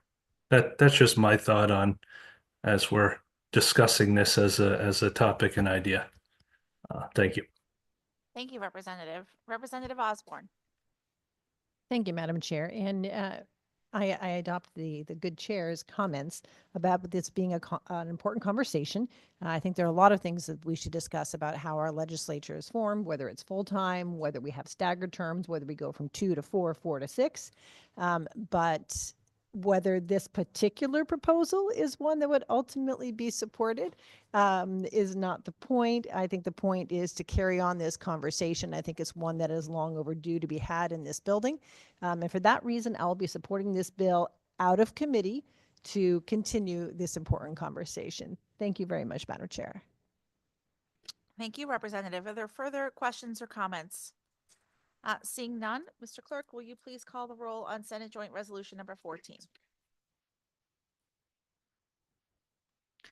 This is a roll call vote on item 24, Senate Joint Resolution number 14, resolution proposing an amendment to the state constitution, increasing the legislative term of office. The motion is to JFS LCO number 6857 to the floor. Senator Flexer. Representative Blumenthal. Senator Honig. Representative Morin-Bello. Representative Osborne. Yes. Senator Sampson. Sampson is no. Representative Master-Francesco. No. Representative Branco. Representative Carpino. Representative Fonsello. No. Representative Gauthier. Yes. Representative Haddad. Representative Hoxa. Hoxa's no. Representative Johnson. Representative Menapace. Representative Rosario. Representative Rosario in the affirmative. Do you mind turning, oh, thank you. Representative Rosario in the affirmative. Thank you, Representative. Representative Santiago, Yes. Representative Shannon, Senator Winfield, and then I didn't catch your vote, Representative Morambello. Thank you. I vote yes. Thank you. Thank you, Madam Chair. Thank you, Mr. Clerk. Next up on our agenda is item number 25, House Bill 7222, an act concerning various campaign finance reforms. This is a straight JF to the floor. I will entertain a motion. Moved by Senator Flexer, seconded by Representative Morambello. This is a bill coming to us which does a number of mostly technical reforms. Amends the term solicit by defining the term collector, so more precisely defines that term. Redefines organization expenditure to include campaign events at which a candidate or candidates are present. Imposes liability upon certain campaign-related vendors who do not provide qualified candidate committee treasurers the information necessary for treasurers to perform their duties under our campaign finance laws. It moves the timing of various inflation-related adjustments to limits and numbers in our campaign finance laws. Allows for gubernatorial convention grants starting in 2030. And that roughly summarizes the bill. Are there further comments and questions? Representative Mastrofrancesco. Thank you. Thank you, Mr. Chairman. Can you just explain to me again the timing of the CPI increases? And are the CPI increases, less than increases, you can tell it's late. The increases, can you explain how they calculate the increases through you? So the increases, first of all, are calculated based on the Consumer Price Index adjustments, which are inflation. It's a measure of inflation used by economists. And the way that they will be moved is that the timing of those adjustments for individual contribution amounts and aggregate contribution amounts that candidates are required to raise will be moved from January of the election year to A, not later than July 3rd, 2025 for elections held in 2026, and then B, January of the prior year for elections held in subsequent cycles. To you. Thank you. Thank you for that clarification. And then just one more thing with regards to the consultants, if their contract exceeds 10% of their grant, can you tell me what the criteria is, what the responsibilities are with that language through you? To you, Representative, thanks for the question. So this is an attempt to ensure that essentially consultants who do what's called a campaign in a box are held accountable if they do not provide the required information to the campaign treasurer for the candidate. And one of the problems that this is trying to address is a situation where you've got a consultant, you've got a treasurer, you've got a campaign, you've got a candidate and a treasurer who are trying to do the right thing. They're trying to fulfill all their responsibilities under our laws. And then the consultant, who's functionally running a significant part of the campaign, won't provide the necessary information. So we want to have some accountability for them to make sure if they don't provide that information to the treasurer, they need to provide it directly to SEEK. And if they don't, then there'll be some accountability. We want to make sure that candidates and treasurers who are trying to do the right thing aren't disturbed by consultants that may not be. Okay, thank you for that clarification. I have no further questions. Thank you, Representative. Further questions or comments on the bill? Senator Sampson. Thank you very much, Mr. Chairman.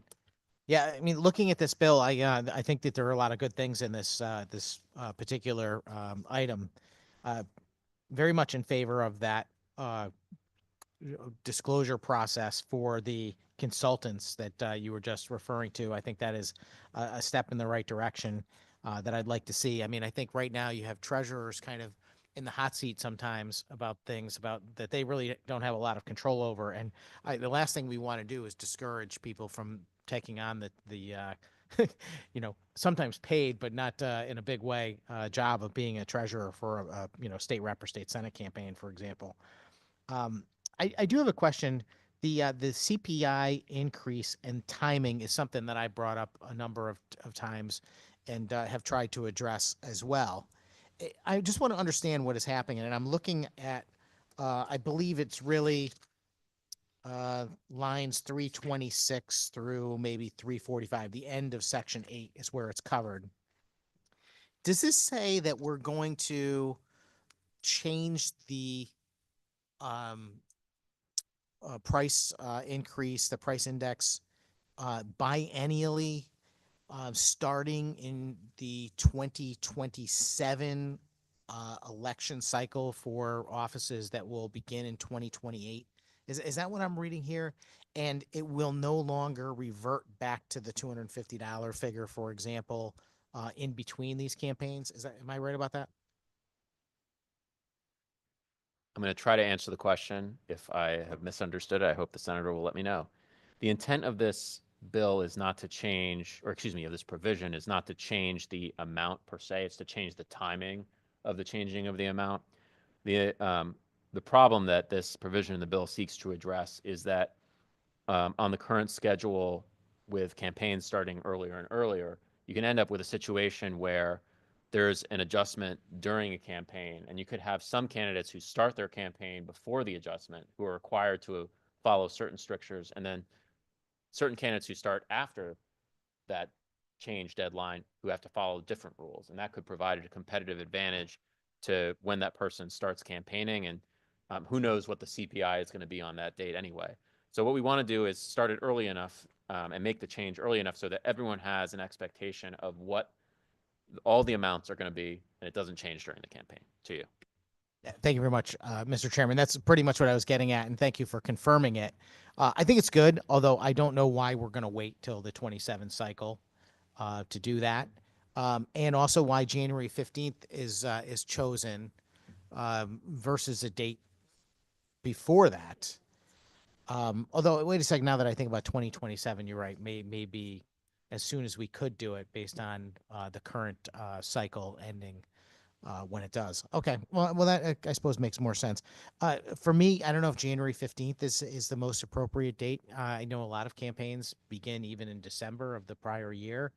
So just a point of conversation. But overall, this bill does a lot of good things, and I appreciate the attempt at least to address that and improve that situation, because it's something that has come up for me on my own a couple of times. Thank you.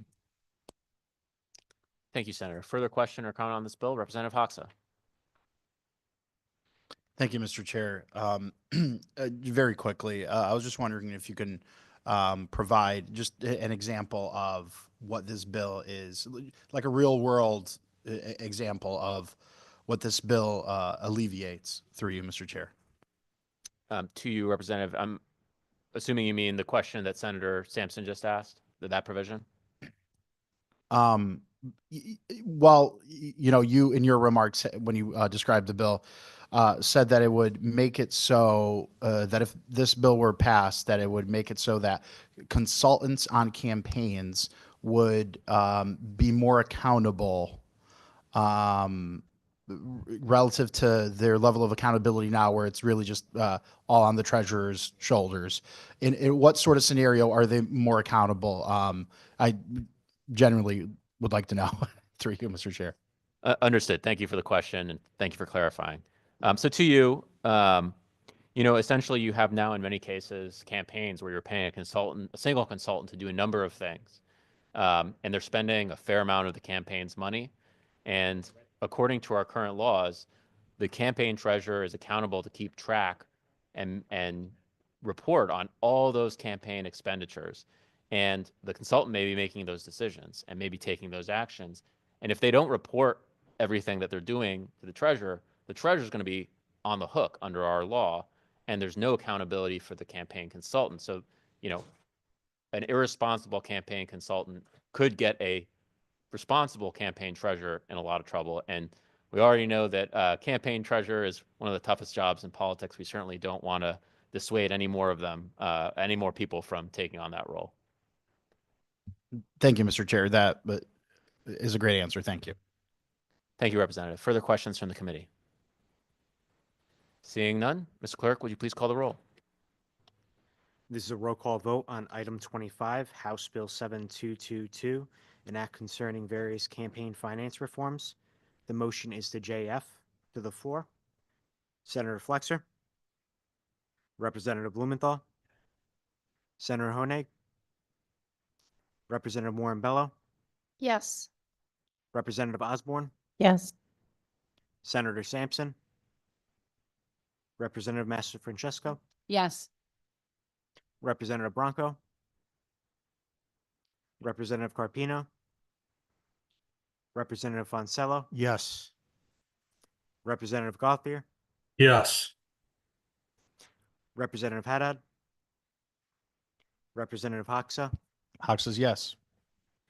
Representative Johnson. Representative Menapace. Representative Rosario. Rosario in the affirmative. Representative Santiago. Yes. Representative Shannon. Senator Winfield. Thank you, Mr. Chair. Thank you, Mr. Clerk. Next up, item number 26, HB 7223, an act concerning the order of gubernatorial succession under certain permanent and temporary circumstances. This is a straight JF to the floor, and the chair will entertain a motion. Moved by Senator Flexer, seconded by Representative Warren Bello. This bill addresses an issue that came to public attention during the summer, which is that we have an extraordinarily short line of succession. If the governor is out of state or, God forbid, deceased, and lieutenant governor is the same, and a Senate president pro tem is the same, nobody knows who is governor. And so what this bill does is attempt to extend that line of succession further so that we are prepared in the event of emergency, or just simply if the governor, lieutenant governor, and Senate president pro tem have pressing needs out of state. And that is also important because our Constitution as a state mandates that the governor gives up their powers when they travel out of state, which is another thing that maybe we should address someday. But all that be as may, this adds another 6 positions to the line of succession, so that we have the 4 constitutional officer, excuse me, we have the Speaker of the House after the Senate President Pro Tem, then the 4 remaining constitutional officers, and then the House Majority Leader, and then the Senate Majority Leader. Further questions or comments on this bill?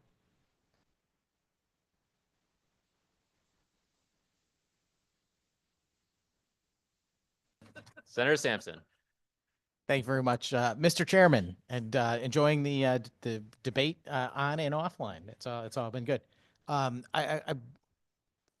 interested to see this bill come before us and to actually discover that we're one of the few states that does not have a long and significant list as far as our line of succession goes. And I also want to credit reporter Mike Cerulli with bringing this issue up, and I think it's one of the reasons why it's before us today. So good for him for raising this issue. The fact of the matter is that we need to have something a little bit more than just the governor, lieutenant governor, and president of the Senate deep, because we've had numerous examples in recent years where all 3 of them may be in one location, and God forbid anything were to happen, or they're just simply out of the state, or who knows. I wanted to ask a question, Mr. Chairman. Does this line of succession that is established in this document, does it deal with permanent situations? Like, for example, God forbid something happened and you had to replace someone permanently. Does this set up a mechanism to call for a special election, or do folks just simply fill out the remainder of a term in that role? I'm just curious if that's being addressed through you. To you, Senator, for the governor, the way it's currently laid, first of all, I would just say that this doesn't affect that one way or the other. The existing provisions indicate that when someone takes over in a permanent situation as governor, they fill out the remainder of the term. Thank you very much for that information, Mr. Chairman. That's all I have on it. This is a good bill. Look forward to supporting it. Thank you. Thank you, Senator. Further questions or comments from the committee? Senator Flexer. Thank you, Mr. Chair. Mr. Chair, I appreciate this proposal being before us and somewhat similar to a few of our committee members' comments on Senate Joint Resolution number 14 earlier. I think this is an important conversation for us to have. However, I do continue to have some questions on the exact order of the officers that are listed in this gubernatorial order of succession and wonder if a few of these should be rearranged. And I look forward to that conversation as we move forward. Thank you, Mr. Chair. Thank you, Madam Chair. Certainly open to the conversation. I was a little disappointed, in fact, we didn't get any substantive testimony on this. I was curious if any of the constitutional officers or, the speaker or anyone else had testimony about where they thought they should be in the order of succession, but no such luck. But I think it's an important conversation. And the most important thing is that we have a extended line of succession. I think we all should, I'm happy. I'm sure all of us poli-sci nerds are happy to have a conversation about what that order should be. Further questions or comment on the committee or on this bill? Seeing none, Mr. Clerk, would you please call the roll? This is a roll call vote on item number 26, House Bill 7223, an act concerning the order of gubernatorial secession under certain permanent and temporary circumstances. The motion is to JF to the floor. Senator Flexer. Representative Blumenthal. Yes. Senator Honig. Representative Morambello. Yes. Representative Osborne. Yes. Senator Sampson. Sampson is yes. Representative Master Francesco. Yes. Representative Bronco. Representative Carpino. Representative Fonsello. Representative Gauthier. Yes. Representative Haddad. Representative Hoxa. Hox is yes. Representative Johnson. Representative Menapace. Representative Rosario. Rosario, yes. Representative Santiago. Yes. Representative Shannon. Senator Winfield. Thank you, Mr. Chair. Thank you, Mr. Clerk. Next up, we have item number 27 on our agenda, House Bill 7228, an act concerning various reforms to the administration of elections in the state. This is a JFS to the floor of LCO number 6902. The chair will entertain a motion. Moved by Senator Flexer, seconded by Representative Morambello. This bill makes a number of reforms to our elections. It allows for pre-processing of absentee ballots. It requires certain petition forms for primaries to be supplied by the Secretary of the State instead of the registrars, and for those forms to include space for the date an individual signs the petition. It authorizes, it provides the strictures around the rules for interruption of a canvass of votes due to certain emergencies. It modifies the scope of canvasses, and it establishes certain procedures for communicating with the moderator during a recanvass. It requires regular tests and demonstrations of the state's election management system. Requires the posting of certain information in voting districts at certain polling places, and appropriates money for fiscal year 26 from the general fund to the Secretary of the State's office for early voting administration purposes. Is there further question or comment on this bill? Representative Master Francesco. Thank you, Mr. Chairman. So yeah, this is quite a large bill, 21 pages. I just have a few questions for clarification. It talks about processing of absentee ballots prior to the day of an election or a primary or a referendum. What is the change with that? Is there a change with that process, let's say, through you? To you, Representative, there are several changes related to that matter.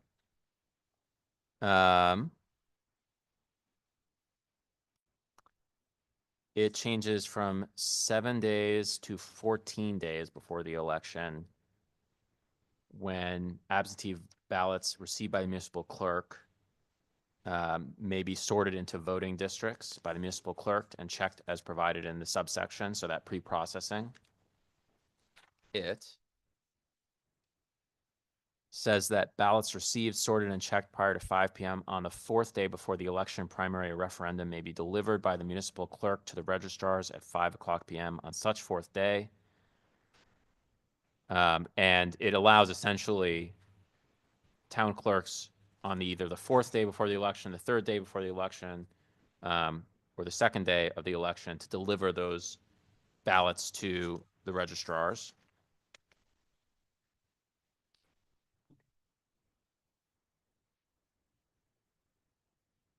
And it makes conforming changes related to those changes.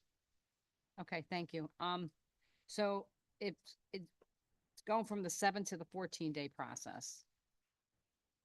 Right now, the ballots were delivered to the town clerks 7 days prior. And now we're changing it to 14.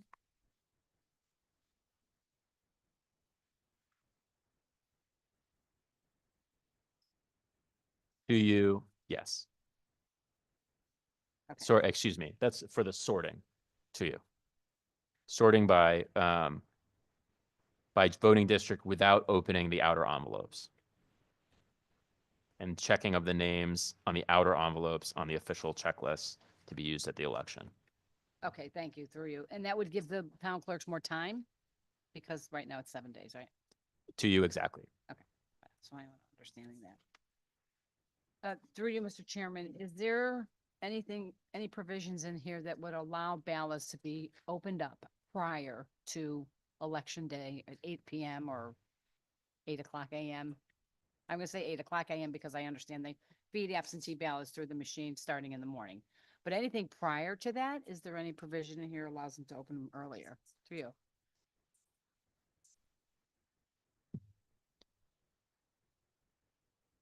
To you, Representative, I'm just going to double check to make sure I give you the right answer. Thanks.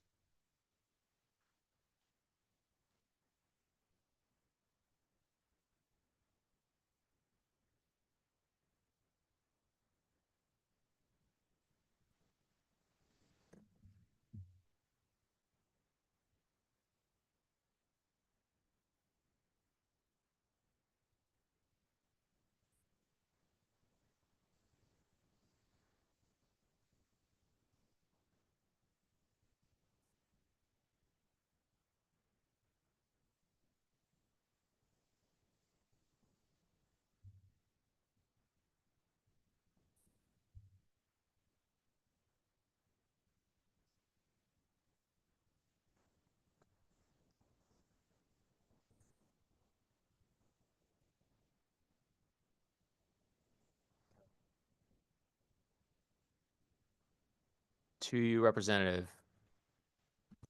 to the best of my knowledge, I just wanted to check absolutely. But as far as I can tell, there is no counting of ballots for election day. It is only pre-processing to you. Thank you.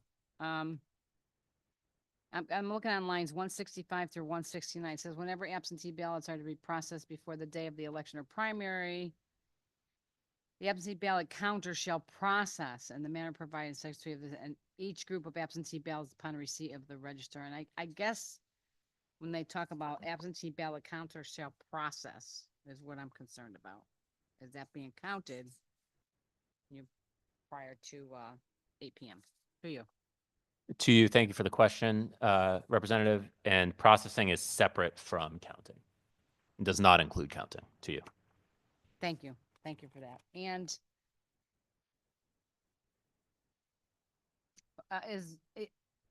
there's a lot of election bills on the agenda today, or there's a few, but there's no language in any of these bills dealing with the protection and integrity of our elections that the people of the state so much want and need. I don't see any of that in any of this language that we're dealing with here. Extra steps, extra precautions. That's actually the issue that I have. Is there a language in this particular bill? I thought I saw it in another bill, but it allows municipalities of certain types to reduce the number of polling places that they have. To you, Representative, I believe that was in this bill, but it was taken out by JFS. Okay, thank you. And through you, Mr. Chairman, can you tell me what's different from this version with the JFS language has done to this bill? Um, Take it out. To you, Representative, yes. So that provision, the procedures for reducing the number of polling places has been taken out by the JFS, as has the provision that had modified the Secretary's authority regarding electronic poll books. She had indicated to us that she wants us to use electronic poll books in the future, but she's in the process of working on making sure that the technology is up to snuff and what version we should use. Okay, thank you. And through you, so those poll books, when will they be available? Did she say we don't know? I don't believe, to you, I don't believe she did. Okay, And I think that was part of the objection she had to us mandating the use of them. okay.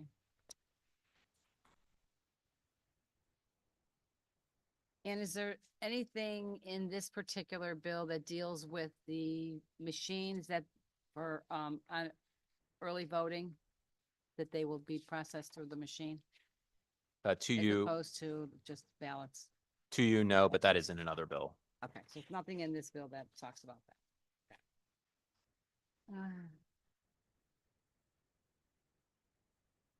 And the chain of custody on the delivering of these absentee ballots, is there any change on the chain of custody in this language at all?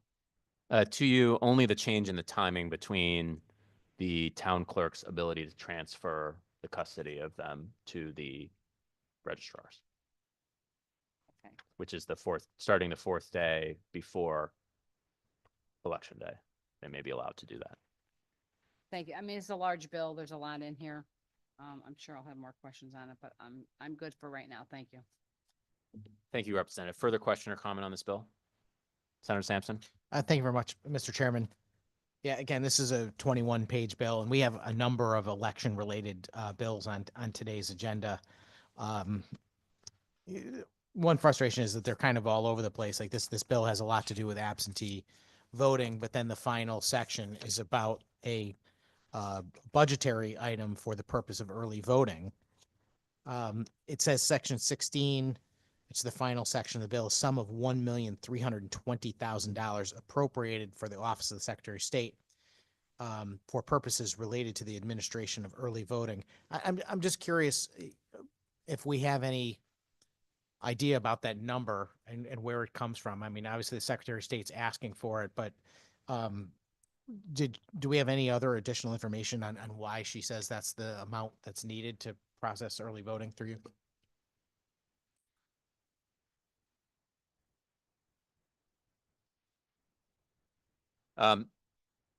Senator, I just wanted to confirm with my co-chair to make sure I was giving you the exactly right answer. So that is the amount necessary to fully fund early voting. Some of it may need to be reallocated to the towns, but it is between the Secretary of the State's office and the municipalities, the amount originally designated to fund early voting.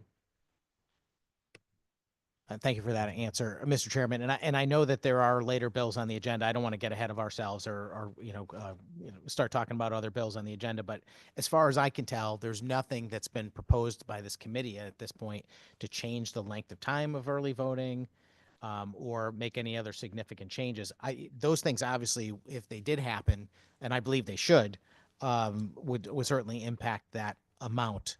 I would just like to see these bills stick to a singular topic. You know, this one devoted to absentee voting, and then throwing in that last section, making that appropriation. Going through this, it seems very reasonable. I know there's some testimony from the registrars, expressing support, but also some minor concerns. I know that this bill, I hate using the term, is a work in progress, but I know that we're going to work on some of these items. So I appreciate that sincerely. And like my colleague, the other frustration that we have in the minority is that, we've been bringing up certain issues regarding election integrity year after year.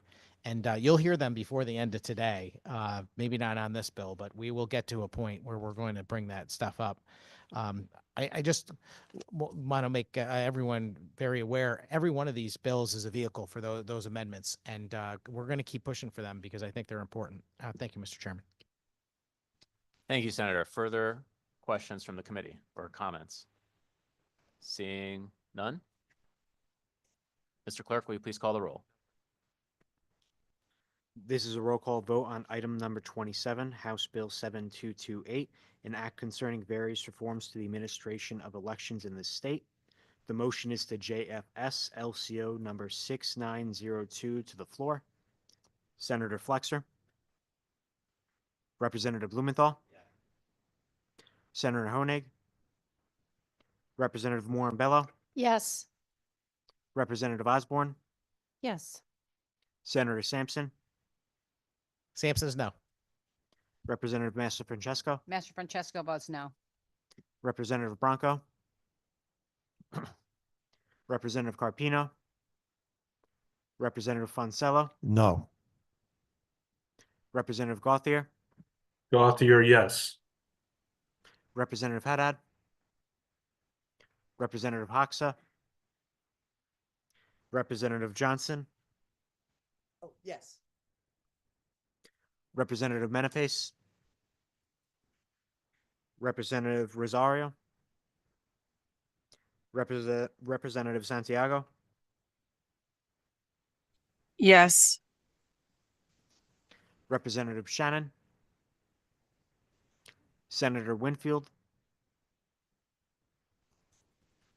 Thank you, Mr. Chair. Thank you, Mr. Clerk.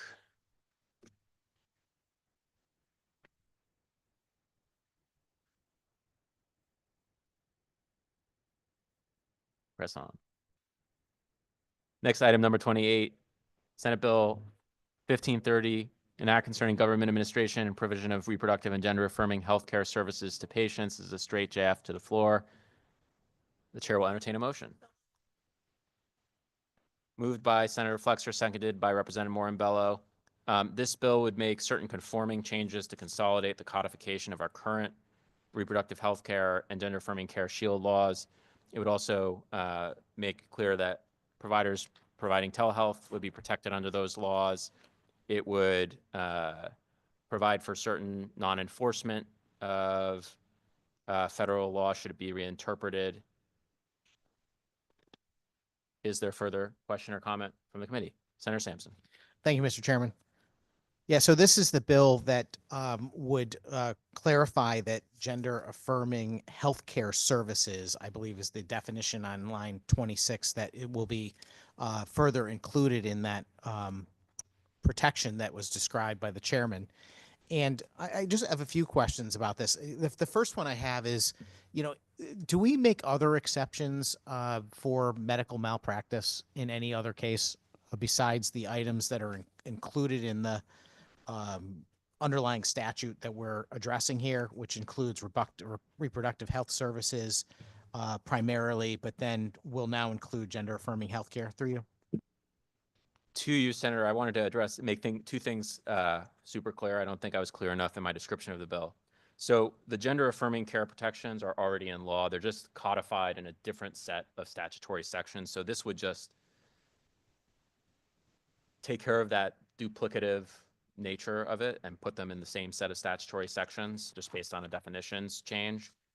I do also want to make the point that the protections of this bill do not apply to any lawsuit between a patient and their provider. So it does not protect against medical malpractice suits. If it's a cause of action we would have here in the state of Connecticut, and it's between the provider and the representative the patient or the representative and the provider, then they would still be able to pursue that lawsuit to the same extent as they are today. Thank you very much for that information, Mr. Chairman. If that's the case, then I'm failing to understand the reason for the bill that is before us.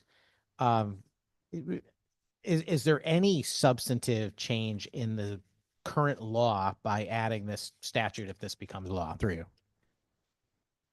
To you, Senator, the substantive changes would be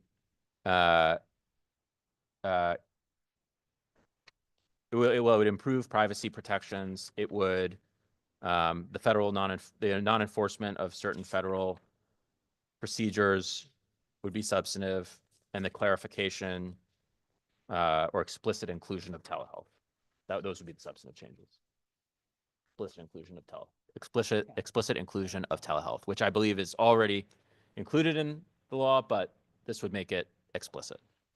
Understood. Thank you, Mr. Chairman. Yeah, it gets a little complex, especially with this particular bill that's before us, which is 15 pages long, but almost every section is nothing more than adding gender affirming healthcare services and then referring to another statute. So you've got to kind of go chase down the other statutes to know exactly what's going on. I'll just say as a matter of, as far as the subject matter goes, I mean, this is obviously a topic that has strong opinions on all sides of it. I don't think that it's in the best interest of the state of Connecticut to be perpetuating policies like this. Even if this is existing law, I don't see the reason to go down this path once again. I'd like to see it reversed. For me, I believe that the first order of business, especially listening to the testimony that we've heard for, children, minors that are experiencing gender dysphoria, should be counseling. Number one, they should really be spending time and investigating the situation. I think it's, in my view, a criminal act to, prescribe medication, hormones, puberty blockers, and certainly to perform any type of surgical intervention on a minor because of their confusion over their gender identity. I really I think that's the kind of thing that in many cases is worked out over a period of time. Certainly, adult people should be able to make whatever decisions they want to. I would be the first person to defend someone's choices and to live their lives as they choose. But for me, that is cosmetic surgery, whether they believe it helps them justify their internal view of themselves, then in my view, God bless them. But when it comes to minors, I believe that this type of medical intervention is criminal in nature. And I think we should be prosecuting people and not protecting them. I just wanted to be on the record. Thank you. Thank you, Senator. Further questions or comment on the bill? Representative Fonsello. Thank you, Mr. Chairman. Just to clarify a point, does this pertain to a Connecticut resident who may have gone out of state to get the services described and is coming back to get reimbursed for their legal costs if they were sued or something? Or does it pertain to an out-of-state person who had the services provided out of state and then they're running to Connecticut to get covered for whatever legal cost there may be? Is that clear enough? I think I know what the representative is getting at. So there's a provision in here that's already law in Connecticut that provides for a clawback provision. It's a clawback statute that allows, if you're sued under a provision like Texas's SB 8 for care that's related to Connecticut. So some element of the care has to be related to Connecticut, and the care has to be legal here in the state of Connecticut. Mm-hmm. If that is true and you're sued for a cause of action that does not exist in Connecticut, you can theoretically, under this provision, sue that person back to get essentially reimbursed for your court costs and any judgment against you. Thank you. Thank you, Representative. Further question or comment from the committee? Seeing none, Mr. Clerk, will you please call the roll? This is a roll call vote on item 28, Senate Bill 1530, an act concerning government administration and the provision of reproductive and gender affirming healthcare services to patients. The motion is to JF to the floor. Senator Flexer? Representative Blumenthal? Yes. Senator Honig? Representative Morambello? Yes. Representative Osborne? Senator Sampson? Sampson is no. Representative Master Francesco? No. Representative Bronco? Representative Carpino? Representative Fonsello? No. Representative Gauthier? Representative Gauthier, yes. Representative Haddad? Representative Hoxa, Representative Johnson, Yes.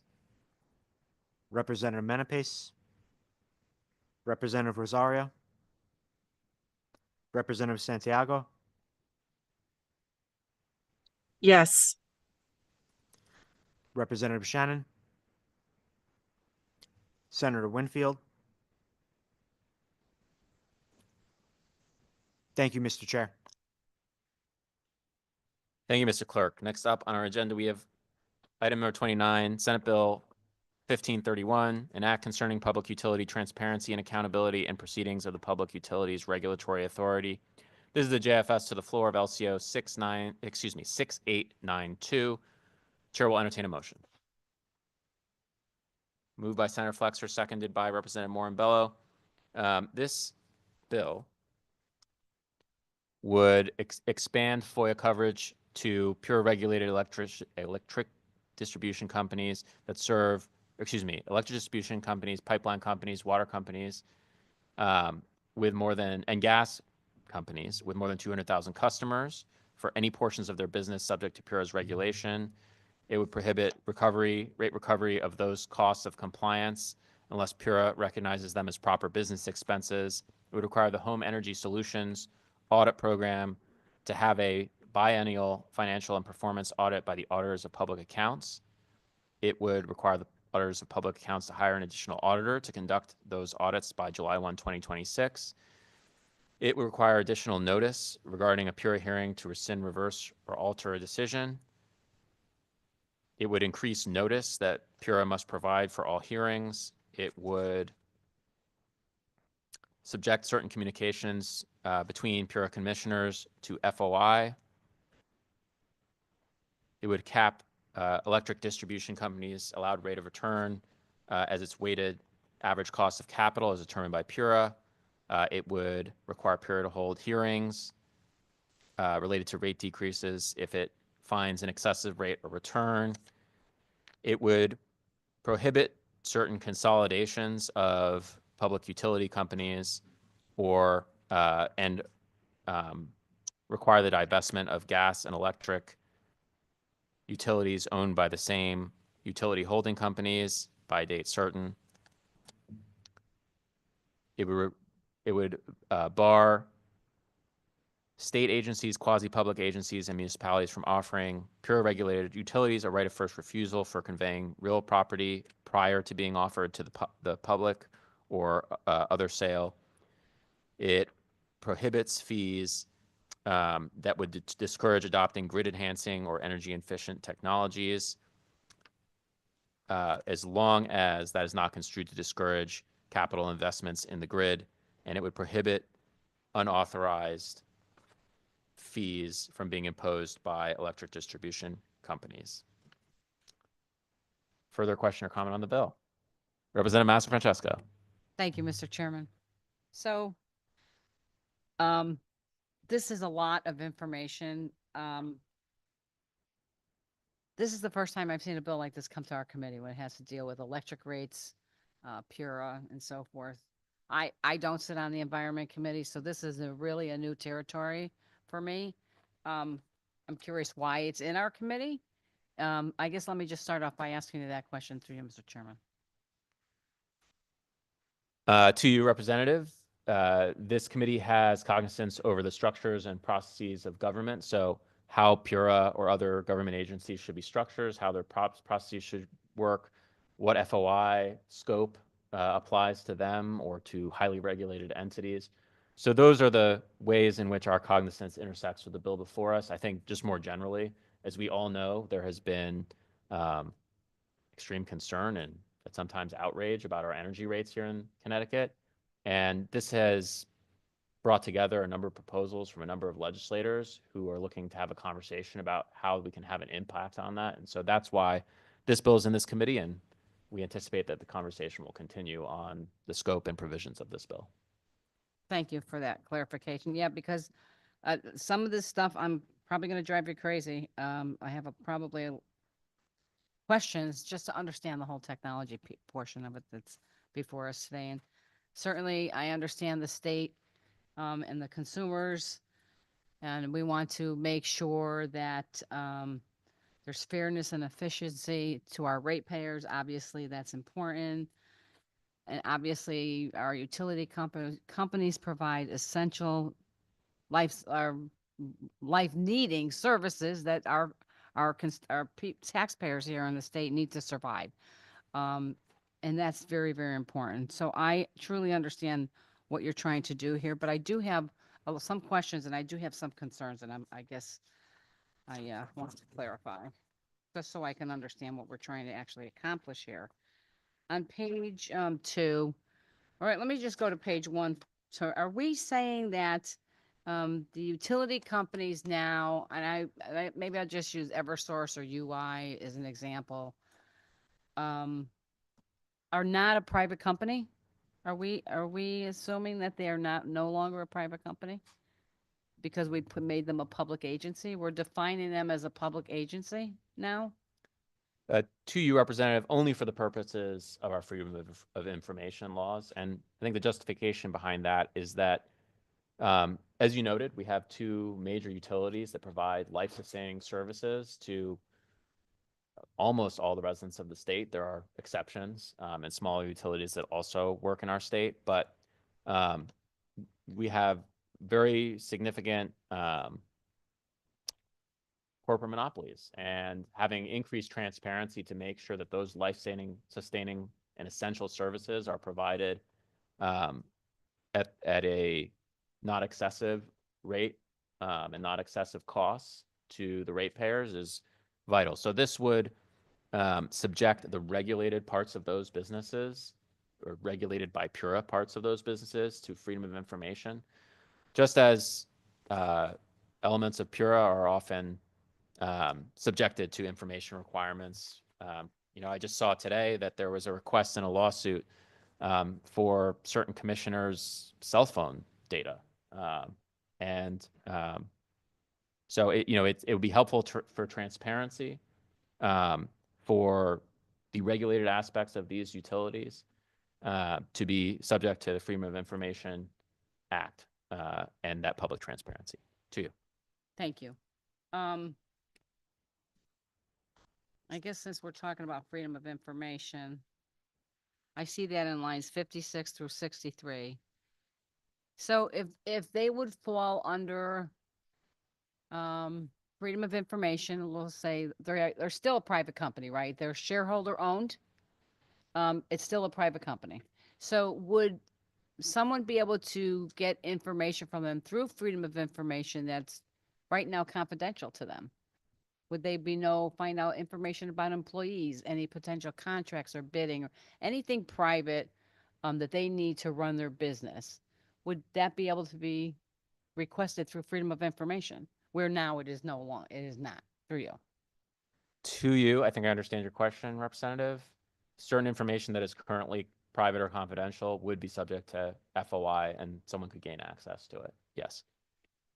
Thank you. And would someone be able to gain access to their freedom of information through freedom of information, the roster of their employees, what their employees' pay grade is, and so forth? Because if we're considering them an agency, everything could be exposed to these companies. Would that be correct through you?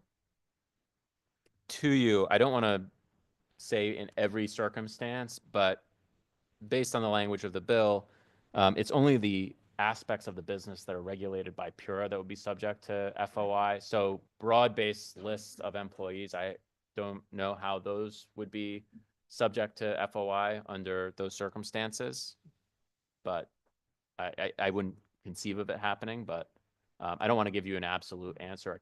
Theoretically, there could be a circumstance, but I don't think there would be. Sure, thank you. And because it's not defined in here at all, what actually information can be obtained, which is obviously concerning.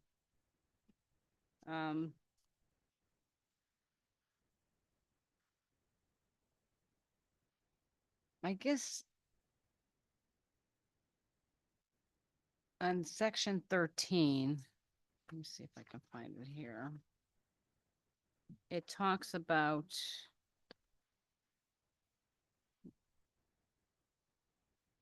separating a utility company between electric and gas, selling off part of their, I guess what I want to understand is why, and what is the justification for that to you? To you, Representative. So in general, we've seen across the country circumstances in which the consolidation of providers of various services has led to decreased quality of service and increased prices for consumers. And while while the monopolies are regulated here in Connecticut, if they become too consolidated, too large, potentially too powerful, that could be something that is in the disinterest of the ratepayers. It could lead to worse service. It could lead to higher costs. And so consolidation or excessive consolidation is something we want to guard against. To you. Thank you. So what we are basically doing is, as a private company, we are forcing them to sell off their subsidiary company or whatever. I guess what I'm trying to find out what the justification of it is for. Your answer to me is not a good justification. Like what's the cause and effect? I guess what benefit would the public gain from doing that with their rates when it comes to their rates? What benefit would the public gain for that? How would that change their rates to you? To you, Representative, I think one of the things we're facing in the state is that after deregulation, we've seen massive consolidation of utilities in the state.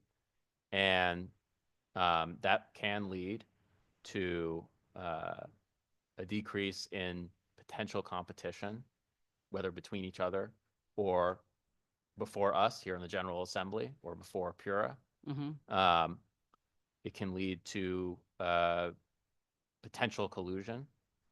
And that could lead to increased rates. It's not necessarily that tomorrow after there's divestment or tomorrow when a consolidation has been denied, the prices will go down, but it's a structural problem. And it's one that we've seen develop over many years where there are too few players in the market. And there's consolidation in both resources and potential power. Okay. Obviously, our ratepayers are of a concern. We want to make sure that they're not paying a high electricity rate. So I understand that, obviously. But do we know what the harmful effects could be? I mean, was there a study done on any of this? I don't have any, like, I'm not seeing any facts. What the state of Connecticut is doing is that we regulate, these companies are regulated under PURA, but they are still privately owned, right? And we are telling them that you need to sell off a part of your company. Sometimes in my mind, again, I'm not on the energy committee. A lot of this stuff when it comes to energy, the grid and all that is a little bit confusing for me because I'm not on that committee, so I don't really understand it. But what I do understand is when the government oversteps its authority. And we do regulate them, I get that. But I guess the question in my mind is when does it go too far? When does the overregulation of the state of Connecticut puts on these companies cause our rates to increase? Maybe they cause them to decrease. In this particular case, forcing a company to sell off part of its other company, to me, is where I'm kind of really struggling with. So I'm looking, has we done a study? Has this been done with other companies? To you, Mr. Chairman.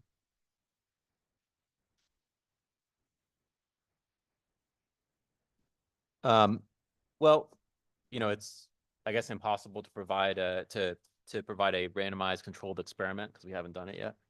But I would say, first of all, that if you ask Connecticut ratepayers, I don't think it'd get a whole lot worse. We've got the second highest rates in the country right now. And I think pretty much everyone agrees that every ratepayer agrees at least that they're unsustainable. And the Office of the Consumer Counsel testified on this bill supporting this section, indicating that it would increase the ability of ratepayers to have a voice and the reduction of costs. So they're the ones who do the research into the vetting that's been done, and they provide the side of the ratepayers in proceedings before PURA and Siting Council. Mm-hmm. And so they're supporting this provision. they think that it would reduce the consolidation and potential imbalances in power. To you. Thank you. So I don't believe, and I wasn't here many years ago, but the high rates that our consumers are paying is not 100% fault of the utility companies, and it's not 100% fault of the legislature, right? There's responsibility to bear on both sides. I'm sure there's been a lot of legislation passed in here that forces the utility companies to do certain things. And I'm sure there are certain things that the utility companies have done on their end that maybe made the rates increase. So when I look at this argument between Pura, the rates being too high, I kind of look at it, it's right now it's one-sided, and I don't think it's just one person that bears responsibility. I think that the utility companies bear responsibility for those rate increases, and so does this legislature. So I'm just trying to find a fair balance. So when I look at legislation like this, where it says that you need to sell up, could that have a negative effect on our ratepayers even more? Could it prevent investors from investing into them to change our technology, invest into the future? Can that happen? I'm trying to look at what the negative effect could be on our ratepayers on this, and I'm looking for some data or something to tell me that, you know what, this is good policy. This is going to lower the rates for our consumers, and I don't see that here. So if you can maybe expand on that, I appreciate it. Yeah, so first of all, I think there are a number of provisions that would pretty directly affect rates through the regulatory proceedings. One of them is the provisions regard to fees towards the end of the bill, especially preventing fees related to grid enhancing technologies or discouraging grid enhancing technologies. And additionally, preventing fees not approved by Pura.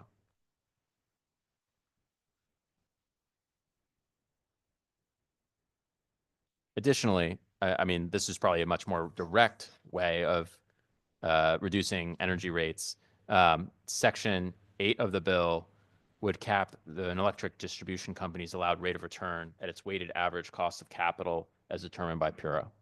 And as we heard testimony during the hearing on this bill from a witness who's a specialist in utility finance, there's a number of states across the country in which that formula is used or is proposed to be used. And he estimated that roughly $50 billion a year in excess profit, aka excess costs to the ratepayers, happens nationwide because of rates of recovery in excess of ones that are calculated by the weighted average cost of capital. Okay, thank you for that. Actually, that was the next question I was going to ask you about the current. What is the current allowable rate right now? The current allowable rate is set by Pura according to a fair and justified rate, accounting for a number of factors, including a fair rate of return, so allowing them essentially a fair profit. But it's not, there's some case law within Pura on that, but it's not fully justified or not fully explained what that is, and it's not very precise. Additionally, sorry, what was your question again? I want to know what the current allowable rate of return is right now. So it's being developed currently, both based on the terms that I've mentioned, but also on the performance-based rate making legislation that we've passed in 2020 and is currently being litigated and will be going into effect in the future. That doesn't. I guess what I'm trying to find out, what is their rate of return allowable right now? There has to be a formula. There's something set right now that they're allowed to for a rate of their return. I'm trying to figure out what that number is and how that compares to what you're trying to do now to change it. I think part of the reason why we've put a formula in this bill is because currently there's no strict formula, as far as we can tell, that it's being set by. I guess that hopefully that answers your question. But PURA takes into account a number of factors, some of which it has control over, some of which it doesn't. For instance, we have another bill that deals with the siting council, but when projects are approved by the siting council and then the utilities get to utilize a rate of return on those projects as they build them or when they build them, lots of those costs are baked into the costs that PURA needs to account for when they calculate the rate of recovery. So, but PURA currently, right now, already has the authority to approve or deny any rate or fee, correct? According to the statutory terms that I defined previously, which are not strictly defined. Okay. On the thank- siting council, there is a rate of return which is just under 10% for capital projects. So I think I always get confused, either 9.88% or 9.78%. Okay, that's the allowable rate you're saying, because that's what I think. For somebody- capital projects only. That doesn't mean that they're necessarily going to make a rate of return total of that amount. Okay, so the total allowable rate of return on just capital, you're saying, is a little under 10%? Is I understand that correctly? To you, correct. Okay, so,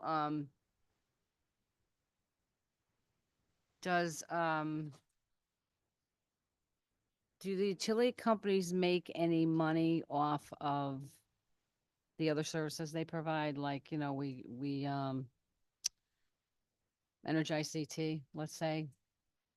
Any rebates or anything like that? Do the utility companies make a profit on that?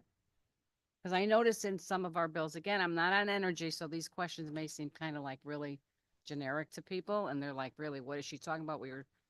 I'm trying to understand this, right? This is GAE, not energy. When we go out and they go out and they change your light bulbs and they do energy audits and you buy air conditioning, new units, and you get a rebate on that. Does that affect your rates, obviously, and do the utility companies make a profit off of that too? Gio? To you, Representative, this bill doesn't deal with that directly. What it does do is attempt to make sure that the Home Energy Solutions program, which is supposed to be about energy efficiency, is properly audited.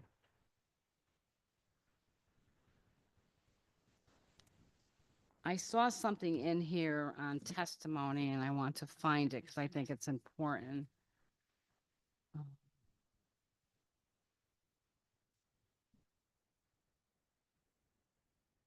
Here, and I think the best way for me to understand this really is to read the testimony, right? There was one piece of testimony in here. Let me just grab it here. That actually talked about, when it comes to the divestiture of their other business here, because they still are a private company, and we as a state are telling them that you must sell this off, which is, to me, I guess that's the most troubling part of this bill. I get they are regulated. We regulate them. We want to make sure that our ratepayers are being treated fair. But I'm really concerned about how something like this may ultimately affect the ratepayers and how obviously it could be challenged in court. And there was something in here that I read, and I believe it could have been from either UI, maybe it's UI, about franchise rights. And something about invoking the taking clause of the United States Constitution. Would you be able to elaborate on that and give me a little bit more information? You're an attorney. This is your expertise.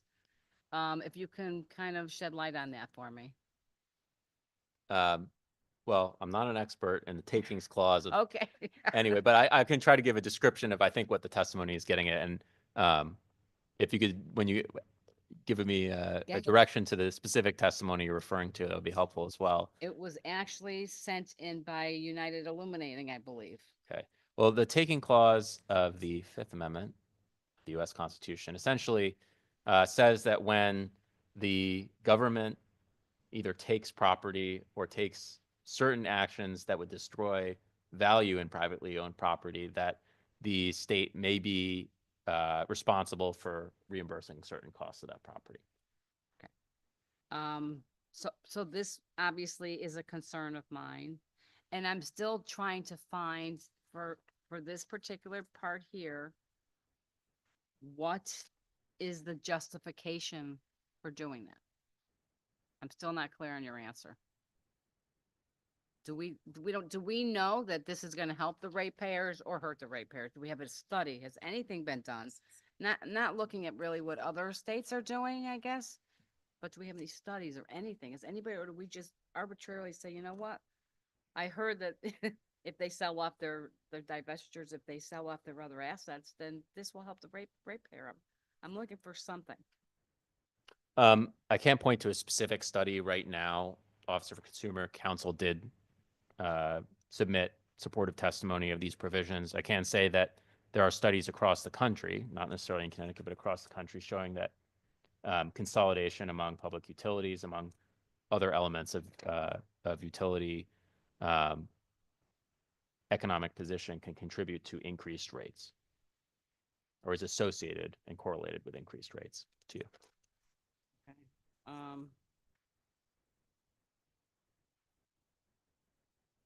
The part in there where it talks about the freedom of information, I just wanted to kind of go back to that on a minute. And I've seen bills that come before us that says utility companies are allowed to recover their rates through the ratepayer. We've seen all that before. When it comes to people accessing through freedom of information for them, I saw a clause in there that they are not allowed to recover those costs of that. Is that correct? To you, that is correct, although it's limited by other provisions of law. So they're not allowed to recover except as otherwise designated as appropriate under other laws by PURA. So they are allowed to put that on the ratepayer? Is that correct? If I understand you correct, you said. If they're designated under existing statutes by PURA as proper business expenses. Okay. And again, is there anything in this language here that tells me that through the freedom of information, there's only specific items that are eligible to be requested? I don't see anything there. It just seems like it's just subject to FOIA, because we're considering a part of the state, I guess. To you, Representative, it doesn't name specific items that are subject to FOIA. The utilities, like every other FOIA-able agency, would be subject to the exceptions to FOIA as well. But it does limit FOIA's application to the utilities to, first of all, just utilities that serve more than 200,000 customers, and it only applies to portions of their business subject to PURA's regulation. Okay, thank you. And I guess what I'm curious as to why we're going to categorize them as a public service or public agency for the purpose of freedom of information. Does PURA not have the authority to, when they're talking with these utility companies, to get that information? Or is it more that we want exposure out into the public? For you. To you, I think both. There's certain elements of information that PURA currently doesn't have access to in their regulated areas. And more generally, there's a large asymmetry between utilities on the one hand, which, as is their right, have lawyers and lobbyists and experts and scientists who can support their requests for certain capital projects or rate hikes. And then the Office of Consumer Counsel, which is supposed to be looking out for Connecticut energy consumers, on the other hand, which has a total budget of just over $4 million and just 21 individuals. So this would be a way to give increased access to information to PURA to make sure that the requests that are being made are well justified, and it would allow them to vet them better to you, as well as I would say giving the public more transparency and trust that they're being vetted. Thank you. Has PURA requested certain documents from utility companies and they're unable to get them? I thought you were kind of alluding to that. Was that correct? And that's why we have to have this policy in place for you? To you, Representative, I'm not sure if they've requested specific documents that they haven't been able to access currently, but there are certainly lots of documents that they don't have access to currently that this would allow them to get access to. Okay, thank you. But they don't have access to them, but they could still request them, correct? Because based on what you're saying, they have not made the attempt to request them and then get denied. That's what I'm trying to figure out. I'm not aware of them requesting documents that they've been denied, but I think that there are probably documents that they would have no legal basis to request currently, that they don't have access to, that they would probably, they would probably find it helpful to have access to if Okay, these provisions went into effect. okay, thank you. And if they had those documents, how would that benefit the ratepayer? I'm just trying to figure out what kind of information can they get from those documents that's going to benefit the ratepayer? Well, there would be increased transparency about how the utilities are coming up with their rate hike requests or their justifications for capital projects. You know, essentially, the utilities wouldn't just be presenting the best case. We'd also get to see their work. Okay, I understand that, but I'm still trying to figure out where it's going to lower the rates. Because Pura still at the end of the day has to approve the rate, right? So I'm just trying to figure out access through freedom of information. How is that going to lower rates to the ratepayer? And I don't know if it would harm them. I don't know.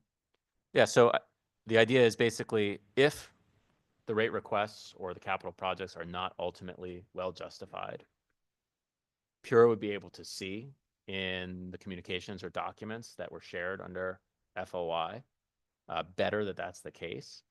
And if appropriate, would be in a better position to deny an inappropriate rate increase or capital project. I guess for the siting council, it would be a capital project. Right. But for Pura's sake, an unjustified request for a rate increase to you. Thank you, Mr. Chairman. So, but at the end of the day, Pura, regardless of anything, has the full authority to increase or lower rates. They have the authority to approve them, correct? They have the authority to approve or disapprove based on statutory authority we've given them, which is currently limited to the areas that I discussed previously. Okay, thank you. You know, I always struggle with these. And I have this conversation with my colleagues, is that, you know, we have a monopoly here, a government protected monopoly, obviously. And when I say this with any organization, when you take money from the state or the government, there's always strings attached. And the question in my mind is that when is that a little bit of about an overreach, right? And that's what I'm kind of struggling with my mind. Because yeah, there's a price to pay for doing business with the state of Connecticut. Hands down, there's a price to pay for doing business with the government. There are utility companies that don't depend on the state. And when you do that, you know, it could have a bad reflection to the ratepayers, and sometimes it could be good, but there's always a price to pay, and that's really what I struggle with here. So I'm sure some of my colleagues might have other questions, but I think I'm good for now. Thank you. Thanks. Thank you, Representative, and certainly we hopefully all want to get Connecticut to a place where we're lowering rates rather than increasing them for energy. You know, I would just say that I think it's vitally important that we increase transparency in this area so that the ratepayers, first of all, get the full benefit of vigorous and intensive vetting of any cost that's being passed along to them, not only so that we minimize those costs to the greatest extent possible, but also so that they can have confidence that we and the agencies that are supposed to regulate the utilities are standing up for them as designated by the law and as appropriate. You know, these are private companies, as you said. They serve their shareholders as our corporate law is set up for them to do. And it's up to us to set up agencies and authorities that can make sure that the ratepayers are protected. And so I think given the situation we're facing with costs of electricity in this state, it is vital that we take strong action to ensure that those agencies and authorities have all the expertise, resources, and independence necessary to make sure that's the case. Representative Fonsello. Thank you, Mr. Chair. I'll start off by saying we like transparency. We don't like rate increases. So having said that, in Section 13, again, it says that a corporation that has a gas and an electric company must divest itself. So the first question, you might have answered it earlier, is that constitutional, or not?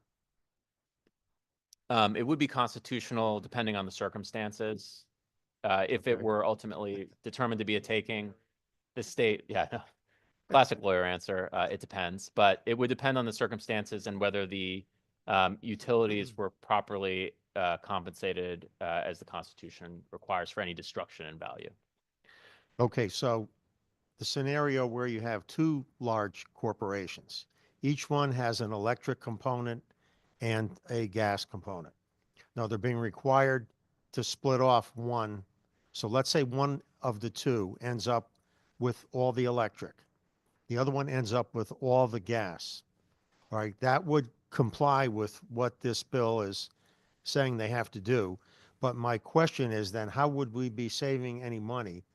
It seems like we would have a more of a monopolistic scenario in both of those utilities. Does that make any sense? I don't think, I think I understand the representative's question, but Yeah. I don't think that that would happen because Section 10 would prohibit PURA from approving an applicant's control of a gas company or electric distribution company if it already controls a gas company or electric distribution company. So it would require the divestment, but it wouldn't necessarily result in additional consolidation. Or in fact, I don't think it would based on the other provisions of the bill. Okay, so then in that case, if a company had electric and gas and the state says you have to get rid of one, they've got to find a totally different company to pick up the gas, or those customers, for example, or those customers have no gas company. Was that? That's my understanding of the That bill, would yes. be? Okay. All right. Just want to get that out. Then, in this bill, are there any violations of federal requirements, FERC or what have you? Are we in compliance with the feds? As far as I can tell, and my understanding of the federal law in this area, Okay. we are in compliance. And we didn't receive, well, we received testimony from the utilities saying that they disagreed whether this was legal, but Yeah. you know, the Office of the Consumer Counsel provided some comments, but did not indicate that any of this would violate federal law to you. Okay. That's all I have. Thank you. Thank you, Representative. Further questions from the, or comments from the committee? Representative Osborne, Madam Vice Chair. Thank you, Mr. Chair. I just have a few questions, and I am really excited to see somebody taking the initiative to try to get their hands around this issue right now. And I can understand why the weighted average cost of capital is attractive. I did some really nerdy research this summer. I read Hope, I read Bluefield, and I really understand the attractiveness of having a method that is easy to calculate and that is something that is predictable and that we can figure out and won't be such a surprise like the current rates are. I also, I'm mindful of the current just and reasonable rate of return language in Hope. So I'm excited about this bill because I know it's a work in progress, and I know that there'll be a lot of input to it, and all these conversations will be going on. My questions are around that just and reasonable rate of return and how using WACC itself might impede on any necessary infrastructure that we need to start building, whatever that might be, because we know we don't have enough sources of energy here in Connecticut. So I know that that's going to be part of the ongoing conversation. Of course, I'll be supporting this bill out of committee. I simply had one quick question about the FOIA component, which was, can we simply make sure that people who are recipients of Operation Fuel aren't somehow swept up in the FOIA provisions of this bill? Nosy neighbors and all that. That's a valid question, and I think that I do not think that they would currently be swept up in that, but I don't think there's any intent from the committee to sweep them up. So if we need to clarify that, we'd be glad to do so. I appreciate that, Mr. Chair. Thank you, through you. Thank you, Madam Vice Chair. Further questions or comments from the committee? Senator Sampson. Thank you very much, Mr. Chairman. There's been a lot of conversation on this bill already, so I honestly don't have a whole lot to add. I just wanted it to kind of jump in and say that, you know, this whole thing is kind of a mixed bag. You know, I'm certainly sympathetic to many of the goals that are included in this proposal. It's just a very difficult concept to understand where certain lines are drawn. You know, whether or not our utility companies, because they are effectively, as Gail used, I don't know if I would have used these terms that Representative Master Francesco would have said, but to say a protected monopoly.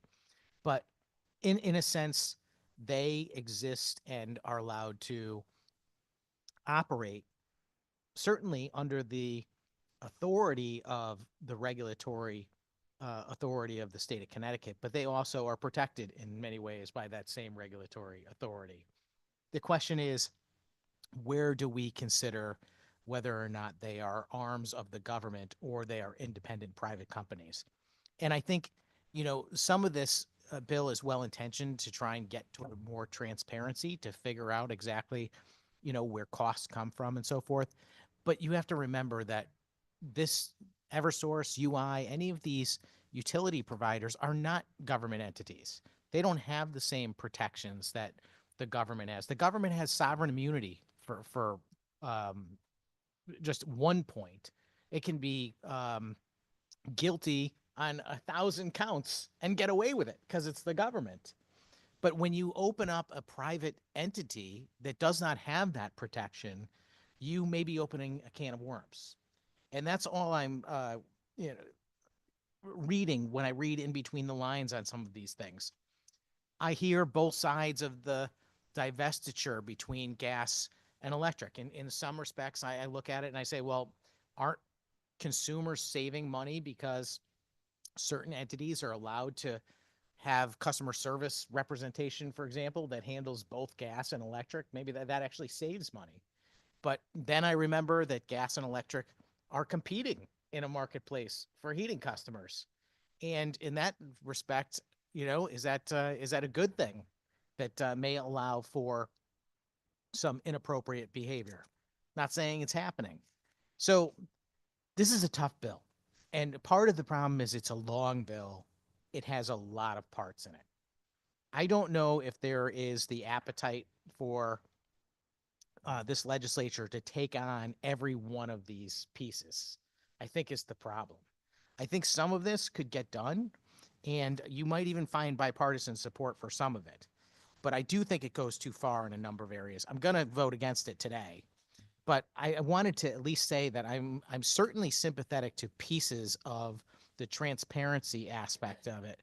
And while I don't agree with like one thing I don't agree with, for example, is you have this piece in here that says that if you've ever like breathed on or was in the same room with someone that ever had any litigation with this state or Pura, you can't participate in the future. Maybe that's an exaggeration, but you get my drift. I think it's a little too much. I think there's certainly the evolution of why people choose to do things. I'm sitting here as a state lawmaker because I got annoyed at the laws I got to deal with. Somebody who has an interaction with the state government or a utility company may decide they want to get involved to fix the problem. So at any rate, I just wanted to throw my 2 cents in. I know it didn't add a whole lot of value, but I wanted to say that I was listening to the conversation, and I'm sympathetic to many of the portions of this bill, but I'm not going to support it today. Thank you. Thank you, Senator. Further questions or comment from the committee? My co-chair, Senator Fluxer. Thank you, Mr. Chair. I appreciate this discussion we've had here today in this committee, and I'm actually heartened to hear that there may be some more opportunity for collaboration on the proposal that's before us.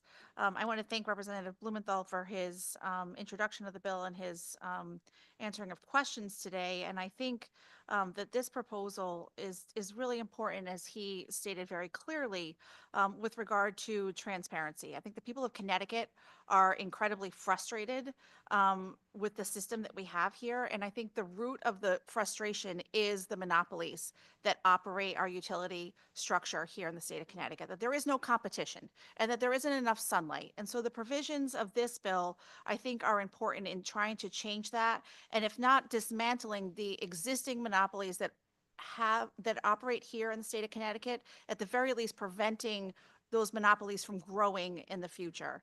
As Representative Blumenthal stated, we heard compelling testimony in the committee on Monday that ratepayers here in Connecticut may pay anywhere between 10 to 20% extra in their costs because we don't hold utility companies to account in keeping the rates down and this inflated level that they're able to charge in order to pad their profits. And because there's no competition and there's no sunlight and how those decisions are made by the utilities, we get the result that we have here today. And so I'm really grateful in particular for the work and the input that we got from the Office of Consumer Counsel.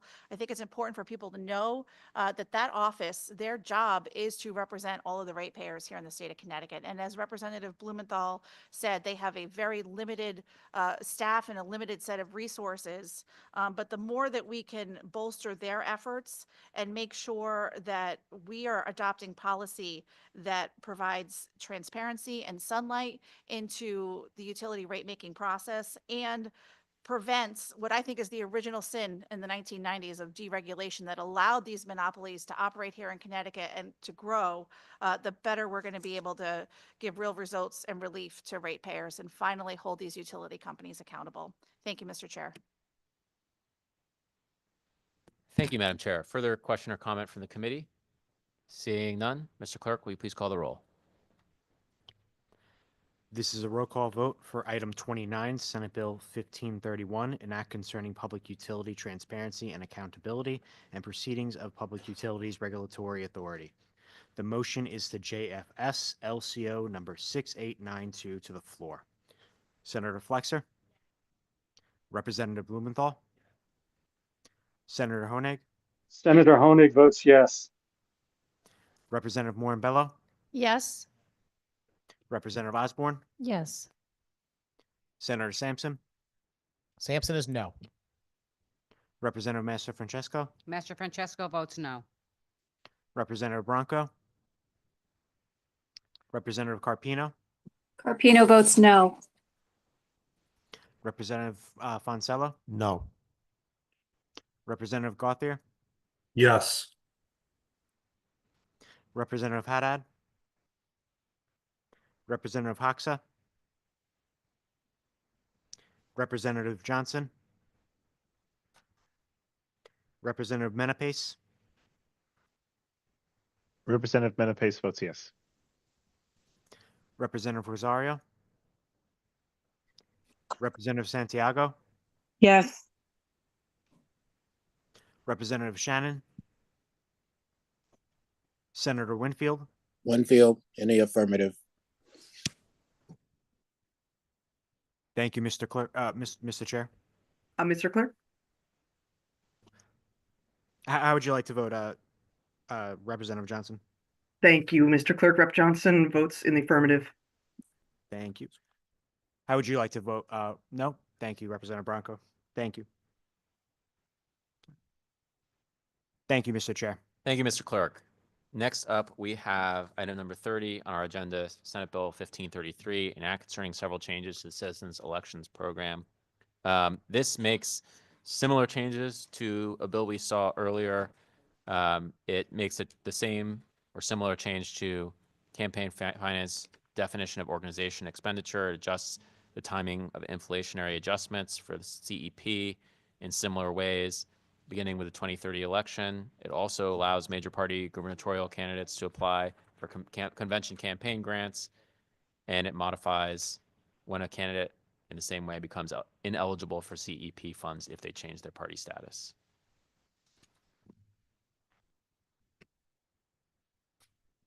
Oh, I never asked for a motion. Excuse me. Thank you. the clerk will, or sorry, the chair will entertain a motion for a JF to the floor.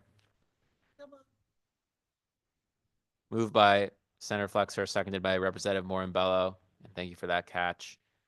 So the bill is as I described it. Further question or comment on the bill? Representative, or Senator Sampson. Thank you very much, Mr. Chairman. It's like Groundhog Day. I feel like we just did this bill. I'm just curious, why are we retreading a lot of the same ground? I mean, this bill is almost identical to one we just did a few items ago. I'm trying to find it on the agenda. Is that other bill a House bill? To you, yes. Thank you very much, Mr. Chairman. That's all I had. Thank you, Senator. Further questions or comment from the committee? Seeing none, Mr. Clerk, will you please call the roll? This is a roll call vote for item number 30, Senate Bill 1533, an act concerning several changes to the Citizens Election Program. The motion is to JF to the floor.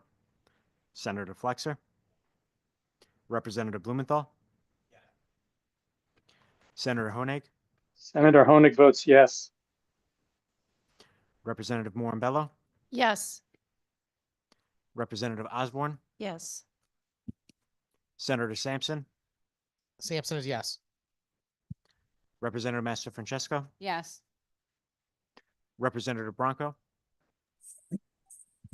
Representative Carpino. Carpino votes no. Representative Foncella. Yes. Representative Gauthier. Gauthier, yes. Representative Haddad. Representative Hoxa. Representative Johnson. Representative Johnson votes yes. Representative Menapace.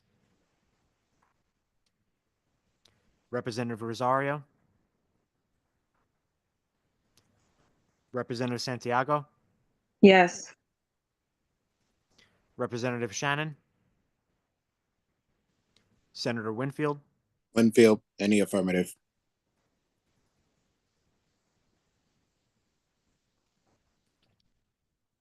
Thank you, Mr. Sorry. Chair. Mr. Clerk, I just wanted to, sorry, How would you like to vote, Representative Menapace? yes. Thank you.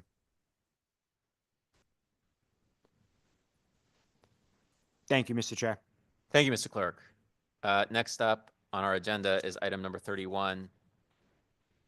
Senate Bill 1534, an act making minor and technical revisions to an absentee voting statute. This is a JF to the floor. It does exactly what it says it does. Entertain a motion. Moved by Senator Flexer and seconded by Representative Morin-Bello. Further comment or question on the bill?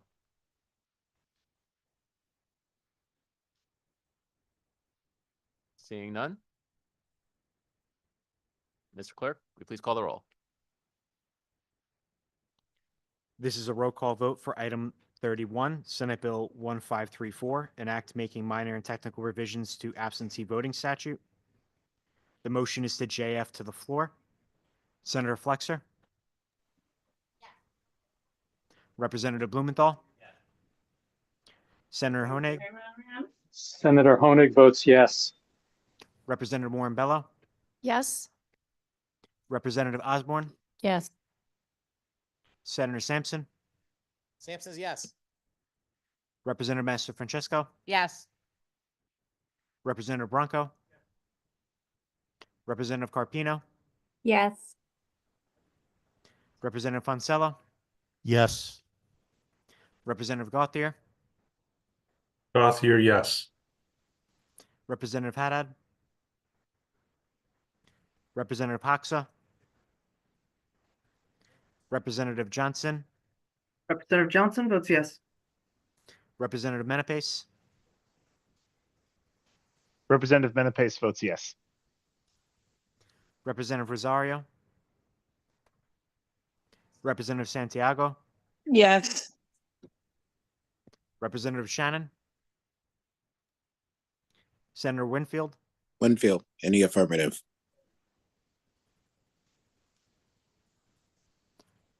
Thank you, Mr. Chair.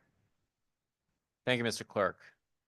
Next up is item number 32 on our agenda, Senate Bill 1535, an act concerning the Secretary of the State's recommendations related to early voting. There's a JFS to the floor of LCO 6895.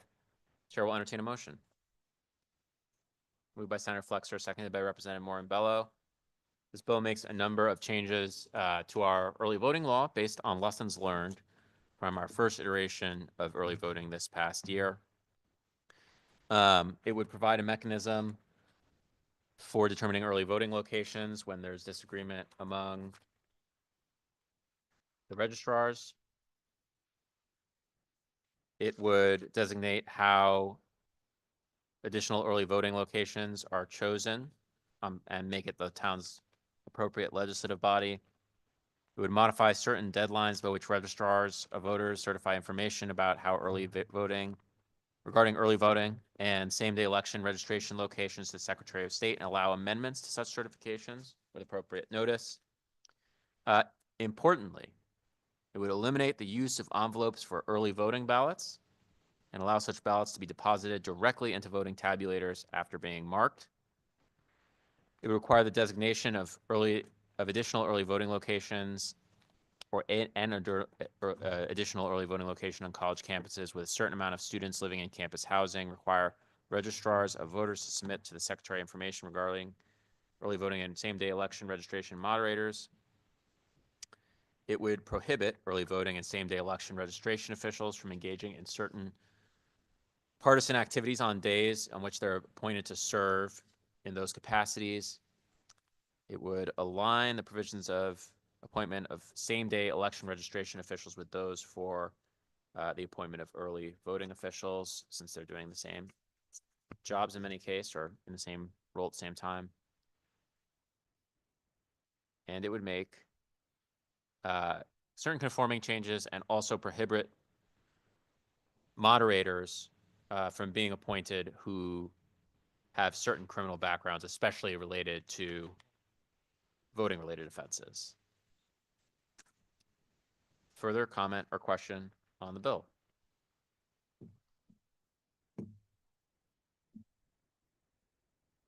Senator Sampson.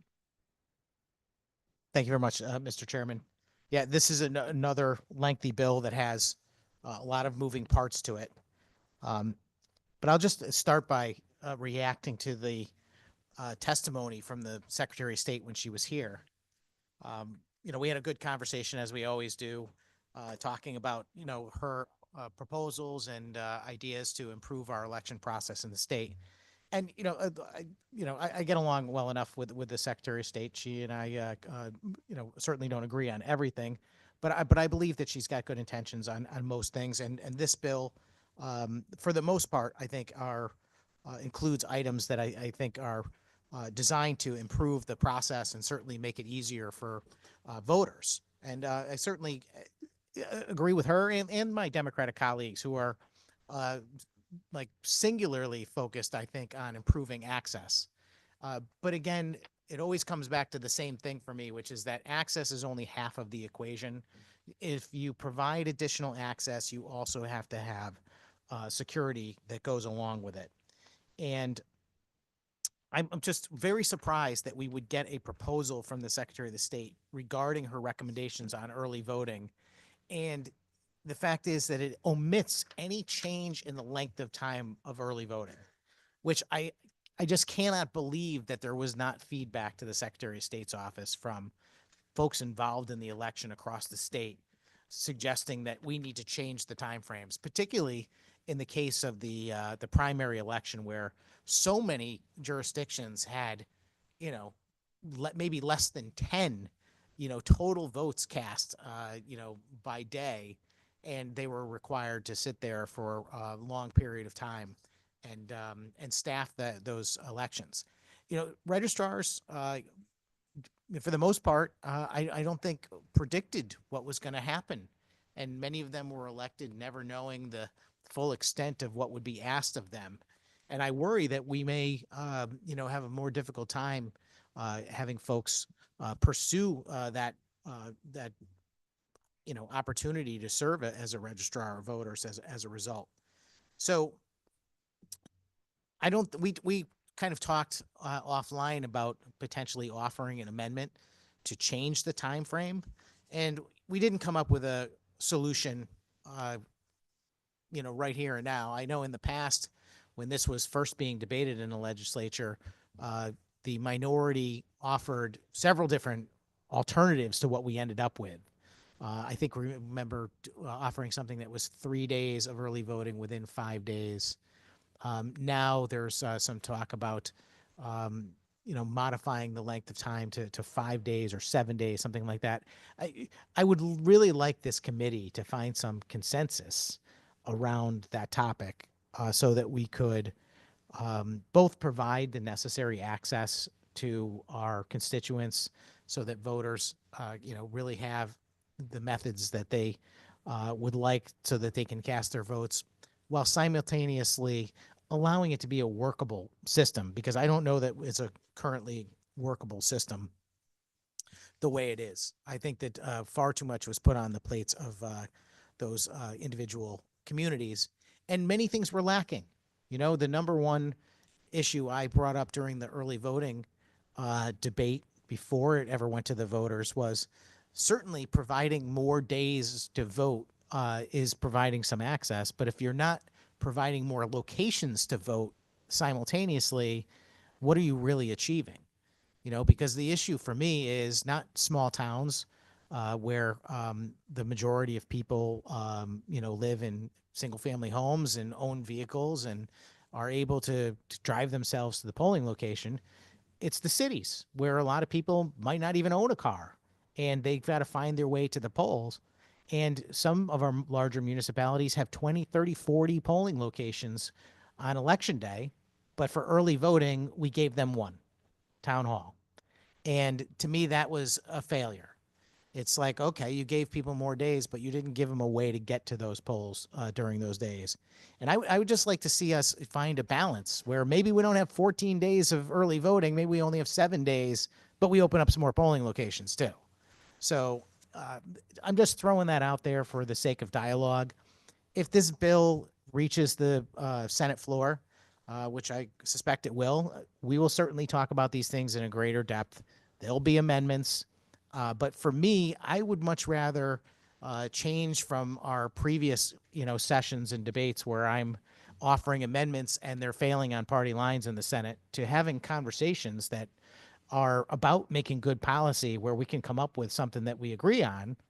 And everybody believes that it's beneficial to make that change. I doubt there's anyone on this committee who believes that we should maintain the 14 days. I could be wrong about that, but I think that the experience that we had shows it's really not necessary, or the time frame for primaries at least being adjusted, or at least the door open to having it amended based on the circumstances. I'm very much in favor of the part of this bill, and this is the thing that really almost earns my support for the whole thing, is this elimination of the use of envelopes. Because when I learned that this was happening, I was appalled, frankly, that we were allowing the process to continue where folks were being asked to sign off on their ballot envelopes, effectively making it so that at some point their ballot would be opened and folks would know precisely how they voted. And the secrecy of the ballot that exists in the absentee process was not followed in the same identical way that preserves the security and the privacy there. There is a provision in this proposal to put early voting locations on college campuses. And I'm sympathetic to that for the fact that you should try and put polling locations where there are concentrations of voters.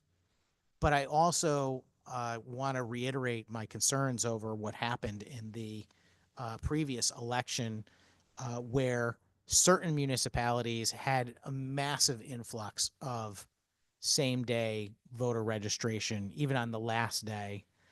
And there's little that can be done to verify the veracity of those voters. through you, Mr. Chairman, is there a way to make sure that in any polling location all across Connecticut, that if there's, um, several thousand or 1,000 people show up to same day register, that those ballots that are required in our existing statute, the at the polling location, they're supposed to verify that that person has not voted in another jurisdiction. But we know that that didn't happen in some places because of the number of people that were there. Is there anything in this bill or proposed anywhere that will help ameliorate that concern through you? To you, Senator, I don't believe, at least my understanding of the situation is not that people were unable or officials were unable to verify whether individuals had voted elsewhere.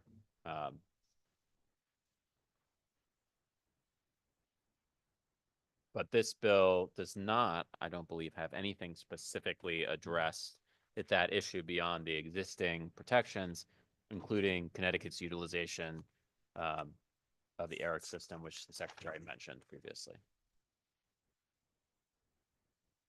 Thank you for that answer, Mr. Chairman. I bring it up because, I had a lot of communications with folks that were involved in the election for the 29th Senate District while it was happening and shortly after the election.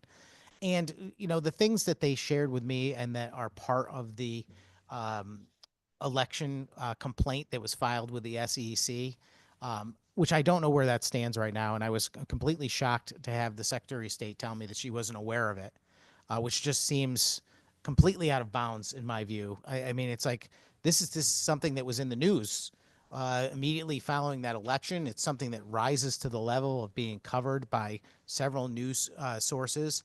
And it points to the potential that there were votes cast that may not be legitimate. And again, I don't want to overstep in any way in my commentary today. I'm just suggesting that this was brought up. And I've always had a concern with election day registration because I can see how it effectively limits the ability of the polling location to do a proper vetting and due diligence to make sure that we have a legitimate voter. In the town of Mansfield, there were posted on telephone poles around town a QR code, with a link to register to vote. And it was actually highlighted on the thing. I have a picture of it on my phone. It shows, what you're supposed to put in if you're a student on campus, your address. Put in 1 University of Connecticut, use this zip code. And it says if you're an out-of-state driver, just put in 1, 2, 3, 4, 5, 6, 7, 8, 9 for your driver's license number. Now, people that did this, maybe all of them were legitimate voters who happened to be residing at UConn during that election.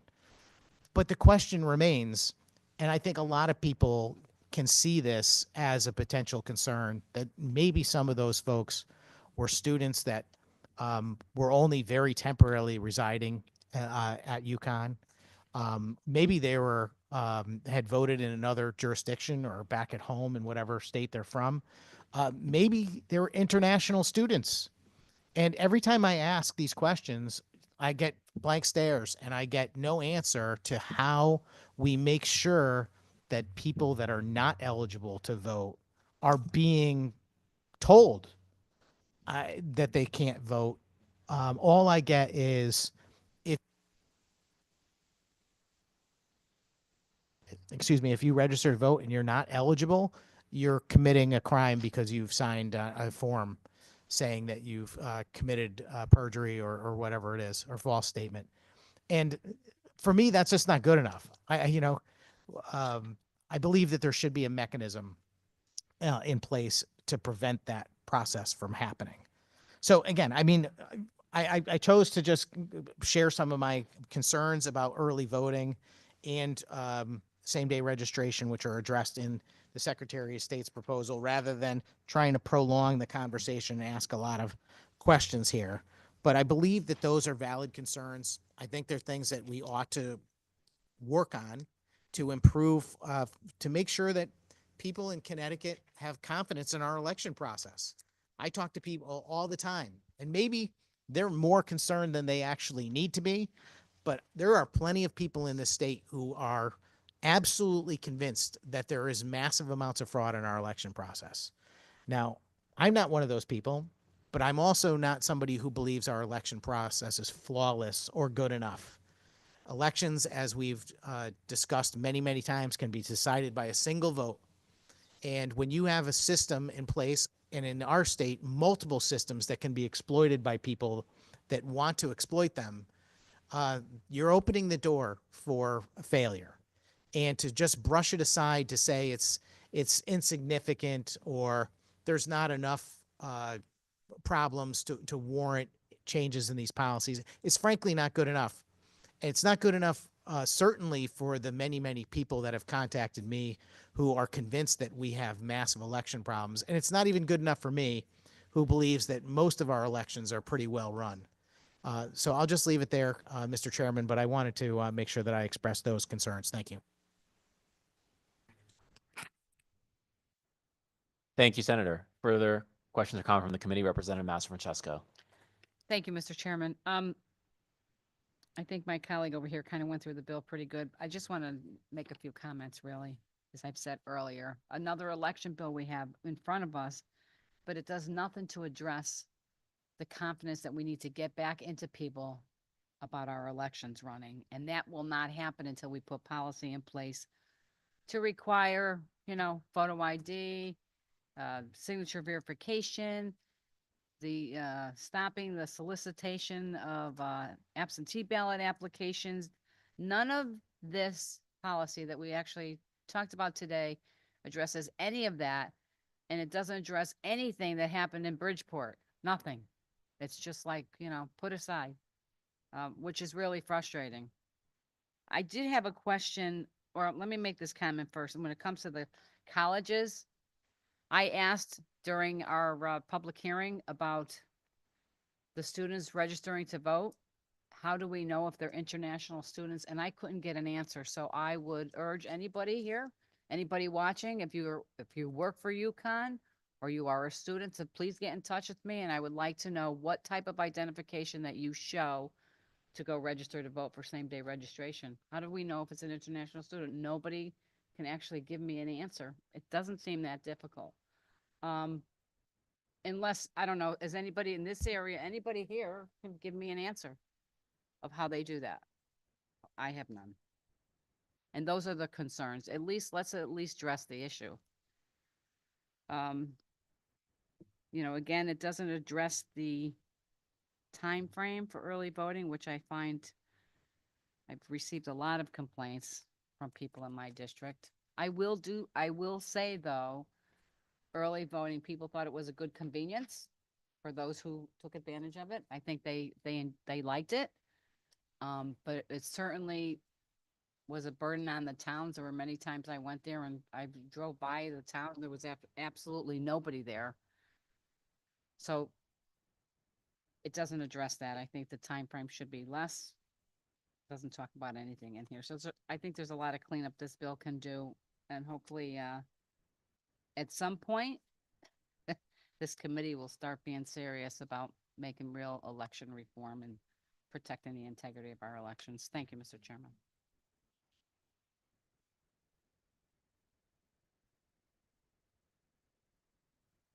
Thank you, Representative. Representative Gautier. Thank you, Mr. Chair. Through you, I would love to answer the questions raised by the good representative and senator regarding how do we check whether or not an international student can register to vote, which they cannot because you have to be a U.S. citizen. So during that public testimony, I did ask that specific question later in the day to the registrar of voters in West Hartford. And as she explained, when you register to vote, or when one registers to vote, you have to enter either your Connecticut driver's license number, which then is checked against the information, including the signature on file when you get a driver's license, or if you don't have a Connecticut driver's license number, then you enter the last 4 digits of your social security number. So if somebody is an international student, obviously they would not have either of those numbers. So that is how we verify, and that is how registrars register eligible voters, U.S. citizens, to register to vote. Thank you. Thank you, Representative. Are there further questions or comments from the committee? I was just going to say something similar, and I appreciate the representative supplying that information. In addition, individuals, when they register to vote, they sign a penalty under, or excuse me, they sign a form under penalty of perjury that they are a U.S. citizen. And if they weren't and they were trying to vote, they would violate a host of state and federal laws with extremely serious criminal penalties, which for the price of a single vote in an election, I don't know how to put this in a way that's politic, but it would take an absurd delusion for someone to think that it was worth signing up potentially for 5 years in prison in order to cast a single vote, as and including deportation if they were trying to vote as a non-citizen, especially on a college campus. And I would just add a couple things in response to some of the comments of my colleagues. I think we're at the beginning of a conversation about what early voting should look like, what absentee voting should look like in the future, and how those systems should align, and how we can best use our state and local resources to make them align and both increase access but also efficiency and security. And so I look forward in the future continuing that conversation. And we have a bill to address absentee voting coming up specifically in this agenda. But I look forward to continuing that conversation with them. I would also address, there was a couple of references to the situation in Mansfield this past election. I'll just make a couple points. While some people have asked some questions, there's been absolutely no evidence produced that any inappropriate or improper votes were cast in that election. There is nothing inappropriate or improper about college students voting in the location where they're going to college. And the fact that more college students are voting is not a cause for alarm. I think it's a good thing that we should celebrate. So absent those things, while I certainly, I think we should always be concerned about election security, I don't think that those facts about the situation this past election indicate anything other than a particular interest on behalf of college students in making their voices heard in this election, which I think is something to be celebrated. And with that, I would also echo the senator's remarks regarding the feeding the ballots directly into the tabulators. I think it's a great thing that we'll be able to do that in the future. And I'm very glad that this legislature and the governor approved the bonding for those new tabulators, which were long overdue. And with that, seeing no further questions or comments, Mr. Clerk, will you please call the roll?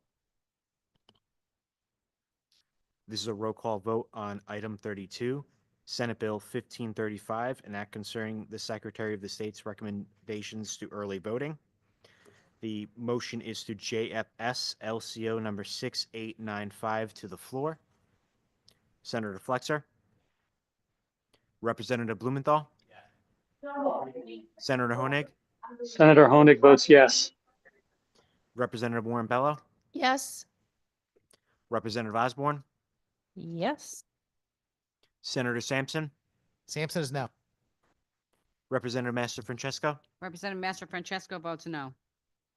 Representative Branco. Representative Carpino.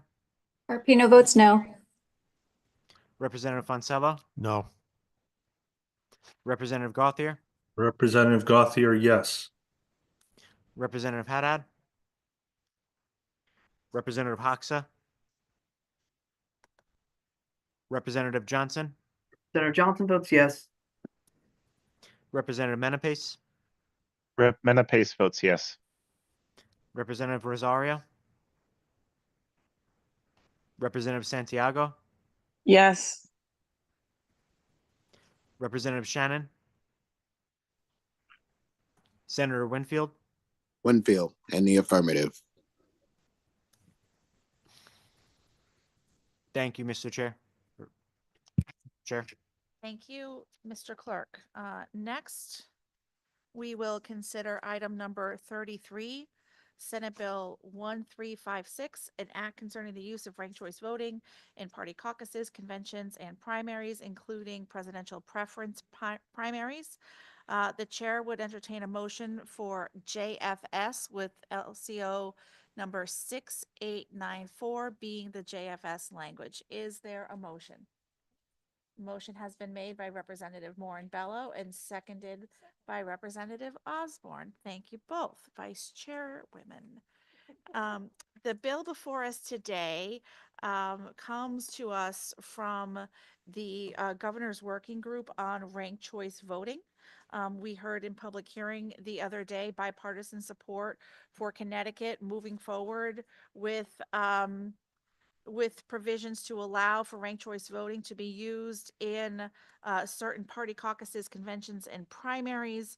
And the bill before us today with the JFS language extends the effective date of the underlying bill by 1 year to give more time for the systems to be constructed that would be necessary to implement ranked choice voting. And it also expands the authorization to include municipal elections and makes conforming changes and extends that authorization for nominating conventions to uniformly cover all legislative offices. So to get into a little bit of the detail, what we heard about the other day was a proposal for party caucuses, for conventions, for primaries to use a system of ranked choice voting.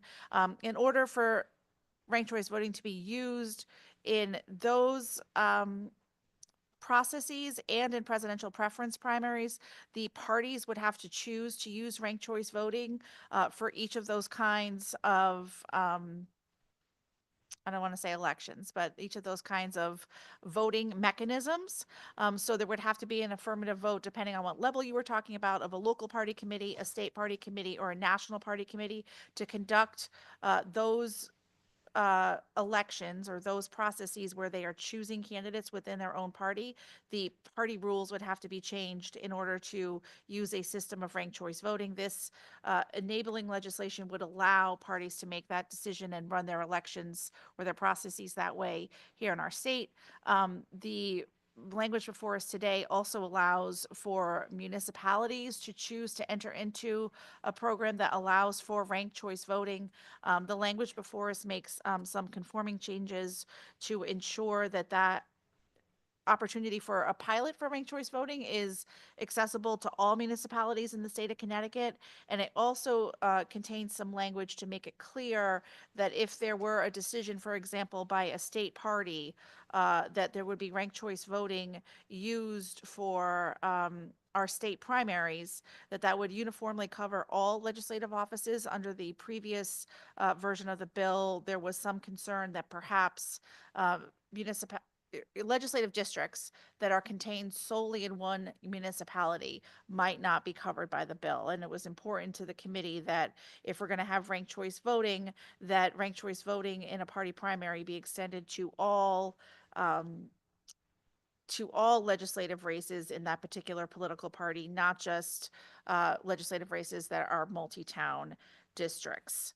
So with that, I think I've outlined clearly the changes in the bill in the JFS, and I know we're probably going to have a robust discussion on the process of ranked choice voting. But before we do that, I do just want to emphasize that I think this begins to create a system where ranked choice voting would be possible, but there's still a lot of choice that will be required for ranked choice voting to take place in any caucus, any convention, any primary in Connecticut, and any municipal election. And that will either be the choice of the party that's governing said caucus, convention, or primary, or the choice of a local municipality that wants to have ranked choice voting for their chief elected official being elected in that town. And with that, are there any questions or comments on Senate Bill 1536? Senator Sampson. Thank you very much, Madam Chairman. Am I correct that the substitute language that was provided to us this morning included a provision that was not in the underlying bill that would now allow municipalities to, by charter or ordinance, adopt ranked choice voting through you? Through you, yes. And that was a recommendation of the governor's working group. It wasn't in the underlying bill because we had challenges trying to figure out how allowing that pilot for municipalities to be available to all towns. So state statute towns that elect boards of selectmen. Sometimes those elections are a little bit complicated where a person is running to be the first select person, but then they drop down to potentially be in a race for a seat on the board of select people. And so it took some time for us to come up with consensus language, which is what's before us today in the proposed substitute, to make sure that if we're going to allow municipalities to make their own choice to have ranked choice voting in their elections, that it wouldn't just be available to municipalities that have charters, but would also be available to towns that are that govern their elections and the operation of their town by state statute, often called state statute towns. Thank you for that answer, Madam Chairman. For me, this is a pretty significant change to be making after the public hearing. You know, I mean, I engaged with folks during the public hearing who were making the very strong case for why this bill should be supported solely around the fact that it was only going to be for party primary and convention type activity and not for any general elections. I mean, I asked so many questions that had to do with what happens when this gets to general elections, and I was told over and over again, well, our bill is only about primaries. So all of your examples, Senator, don't mean anything because it's only about primaries. And I find that like a bait and switch, frankly, to have the bill now include municipal elections, which obviously can be multi-party elections. I expressed already some of my concerns with this, you know, during that, dialogue that I had with some of the folks during the public hearing. And we've had legislation in the past, you know, to create a study for this and that kind of thing. And so we've had some conversation about it. But I just got to say that, you know, there's so many issues for me with ranked choice voting. The first and foremost one is the confusion issue. I think if I asked, you know, I was going to do this as a joke, although I would have looked really bad if she was able to answer. But I was going to ask the chairman to name all of her prior opponents she's had since she's been in office. Oh, I could do that very easily, Senator. You know, but there's people that are here that have served in office long enough, maybe not even that long, and probably couldn't name all the people that ran against them over time because it's hard to straighten out in your mind who all the different political players are on Earth. And, you know, we're going to ask this of our constituents. We're going to tell them, you know, your job now is to take the 6 people that are on the ballot and put them in order of preference.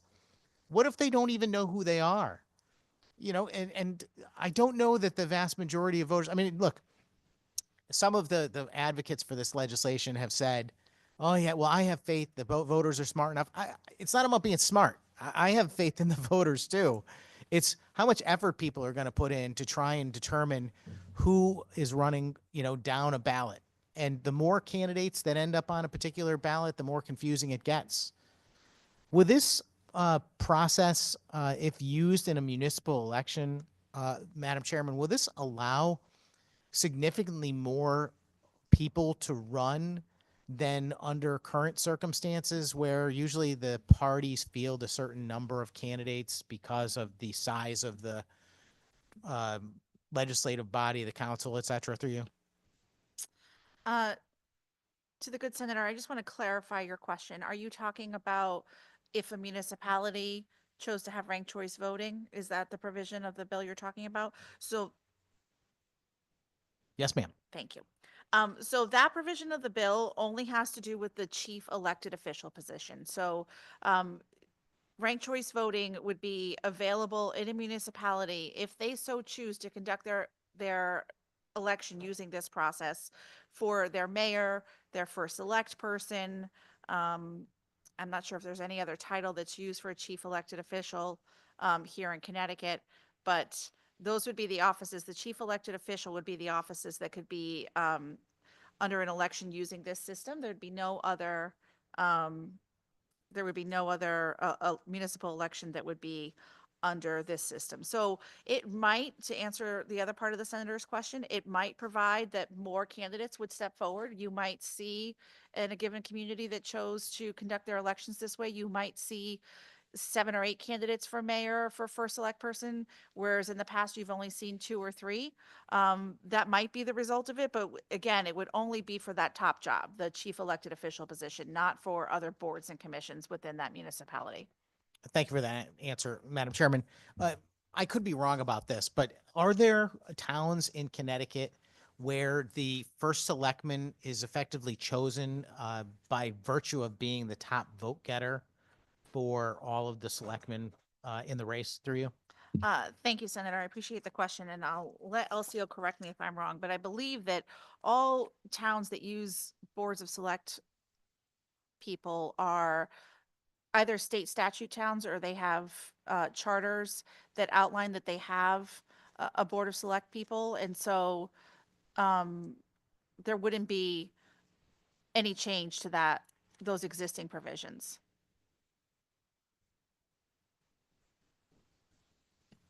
So that's an affirmative.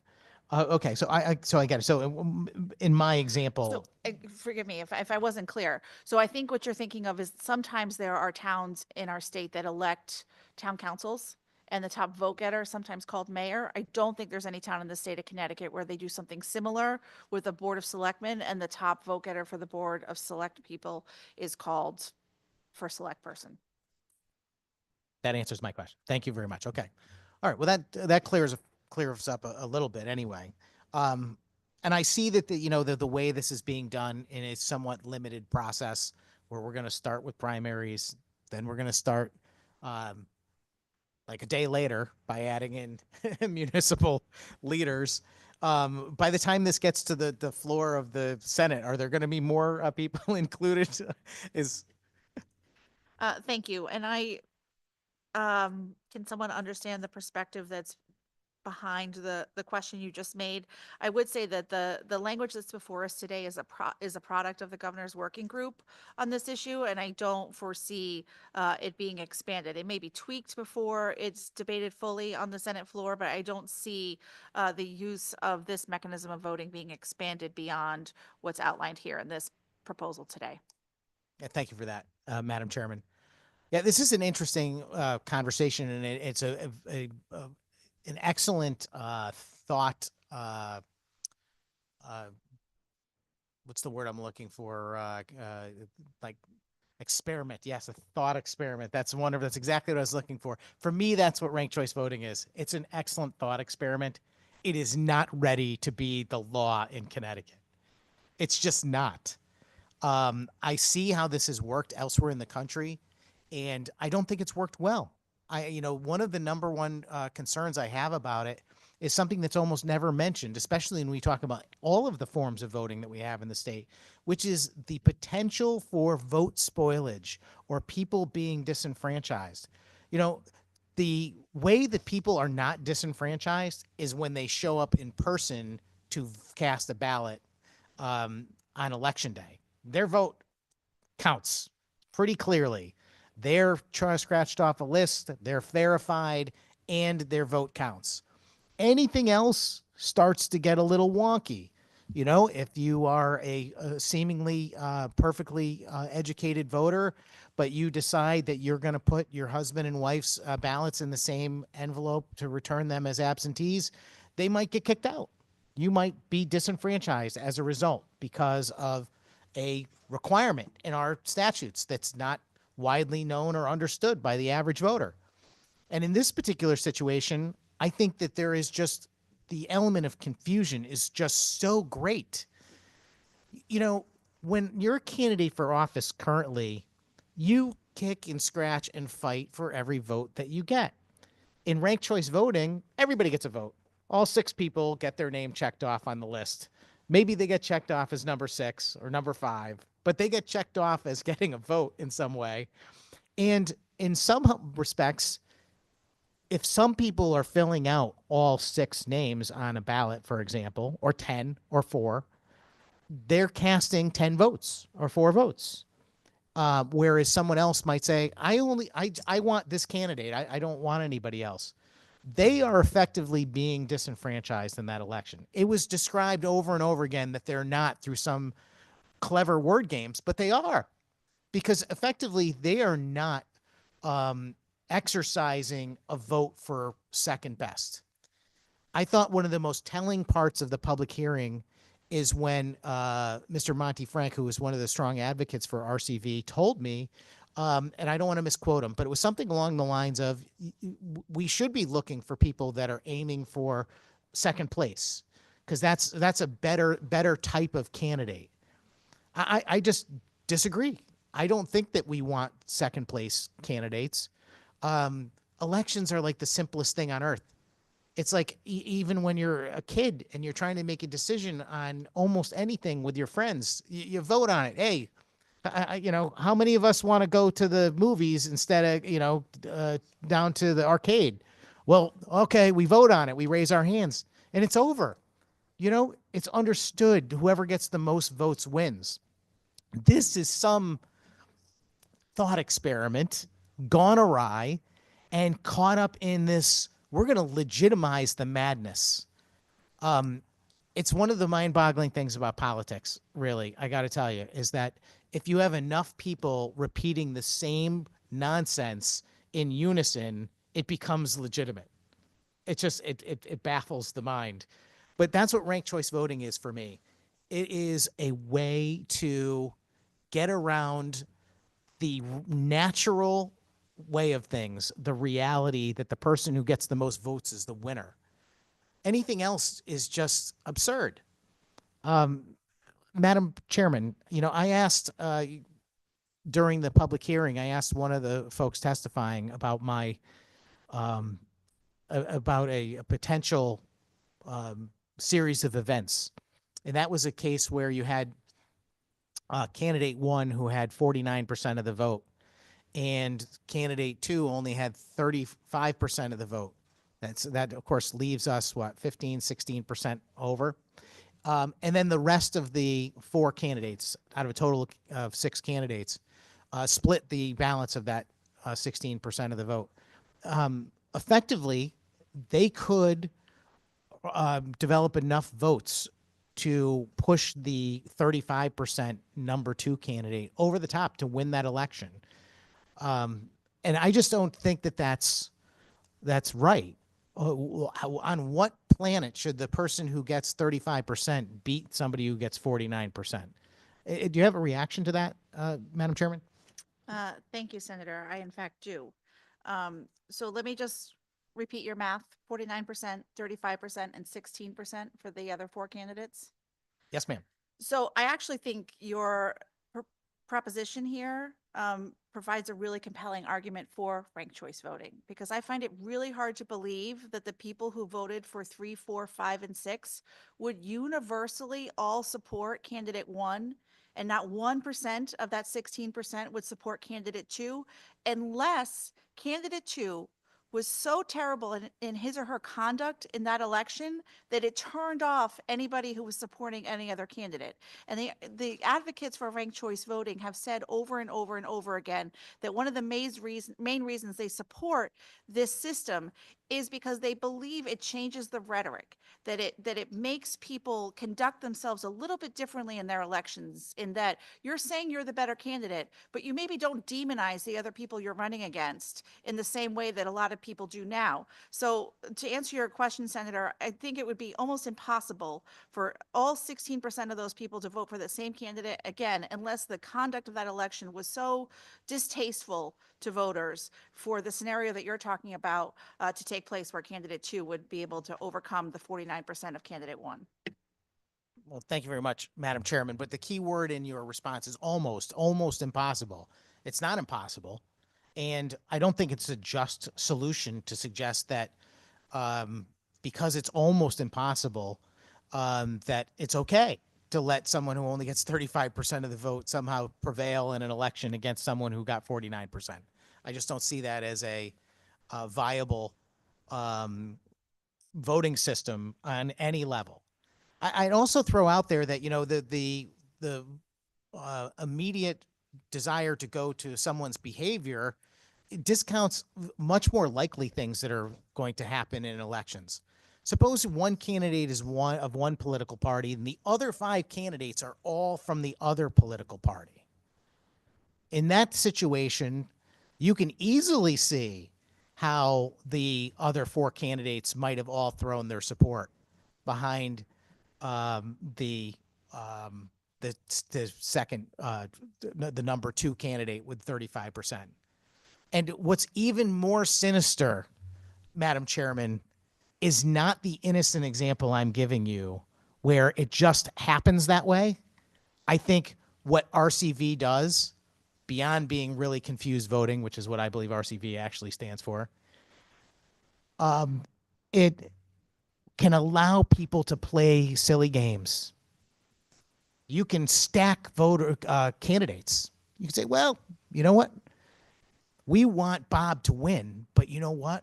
I think we should all put our names in the ring, and we'll just tell everybody to put us as their second place option.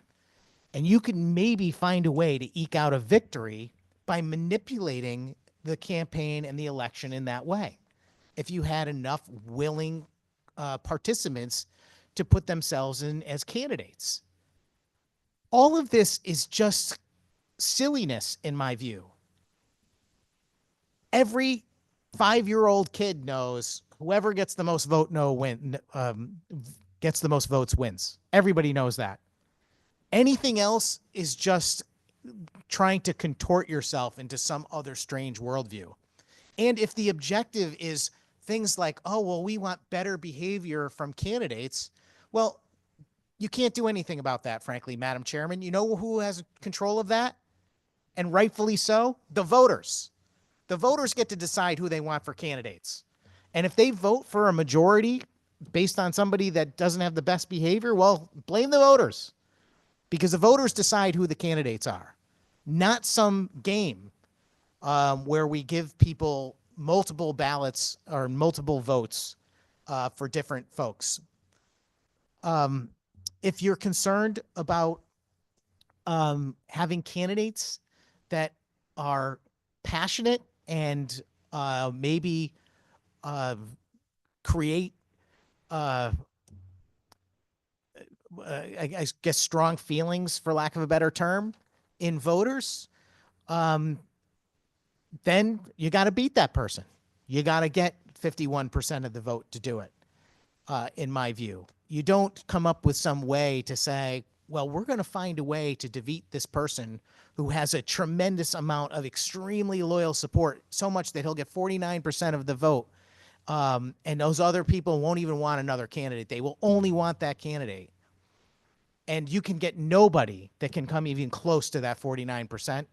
So the game is to go ahead and put together a series of other people to find a way to cobble together enough second tier support. For me, this is not the way we should be managing our election system in the state. I'll go back to the fact that we have election problems. We got a lot of them.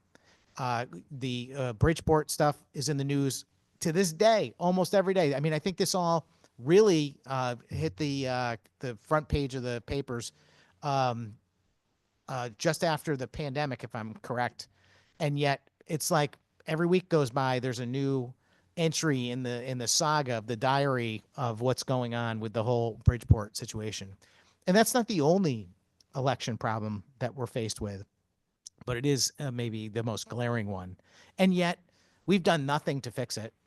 There's been no policy passed to address it. If you want to say that we put cameras on drop boxes, that doesn't solve that problem, not even a little close. It just creates a whole other series of problems.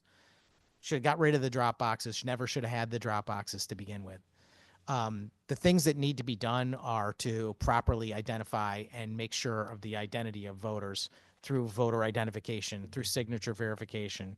We should not be enabling people that engage in ballot harvesting and sharing of and circulating of ballots when by getting rid of the unsolicited mailing of ballots. And we should actually have real penalties. We should have real penalties for people that commit election crimes. Those are the things that need to be done and continue not to be. This right here is just going to make the situation worse. It's going to create more confusion. I just don't think it's fair to do it to the residents of Connecticut. That's my number one reason for speaking on this bill right now is I am just concerned that if this bill passes, some people in this state are going to be forced to live under this kind of crazy scheme to elect people. And I don't approve. Thank you. Thank you, Senator. I would just point out that we did pass House Bill 5498 last year. I don't know what the Public Act number, but that was in direct response to the situation in Bridgeport. And we also debated a bill earlier today that's in response to that situation. Representative Gauthier. Thank you, Madam Chair, through you.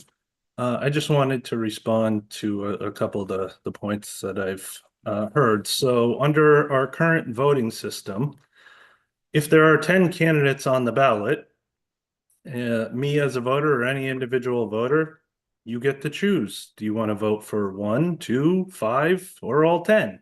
And nobody characterizes, if you vote for less than 10 candidates on the ballot, nobody characterizes that as other people get more votes than you because you didn't fill out all 10. I mean, our ballots right now, just thinking back to 2024, I think my ballot must have had at least 10 candidates on it. And again, if I didn't bubble in a bubble next to all 10 different offices, nobody characterizes that as some people getting more votes than other people. In terms of how ranked choice voting works versus what we have now, which is first past the post, in ranked choice voting, in the scenario we're talking about where one candidate has 49%, the second place candidate has 35%, and then there are a smattering of others with, the remaining. In ranked choice voting, yes, you could add up the second place and then the remainder and get to 51%. And that's an outright majority. And I think that is actually a positive when it comes to building democratic majorities, because in this august body that we all serve in, we operate on majority rule and majority vote.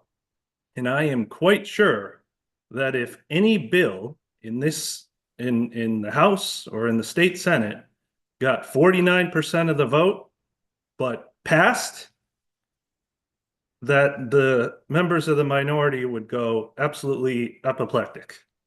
And the way in which we operate is, yes, you do have to get an outright majority of the vote. And you have to do that by coalition building sometimes.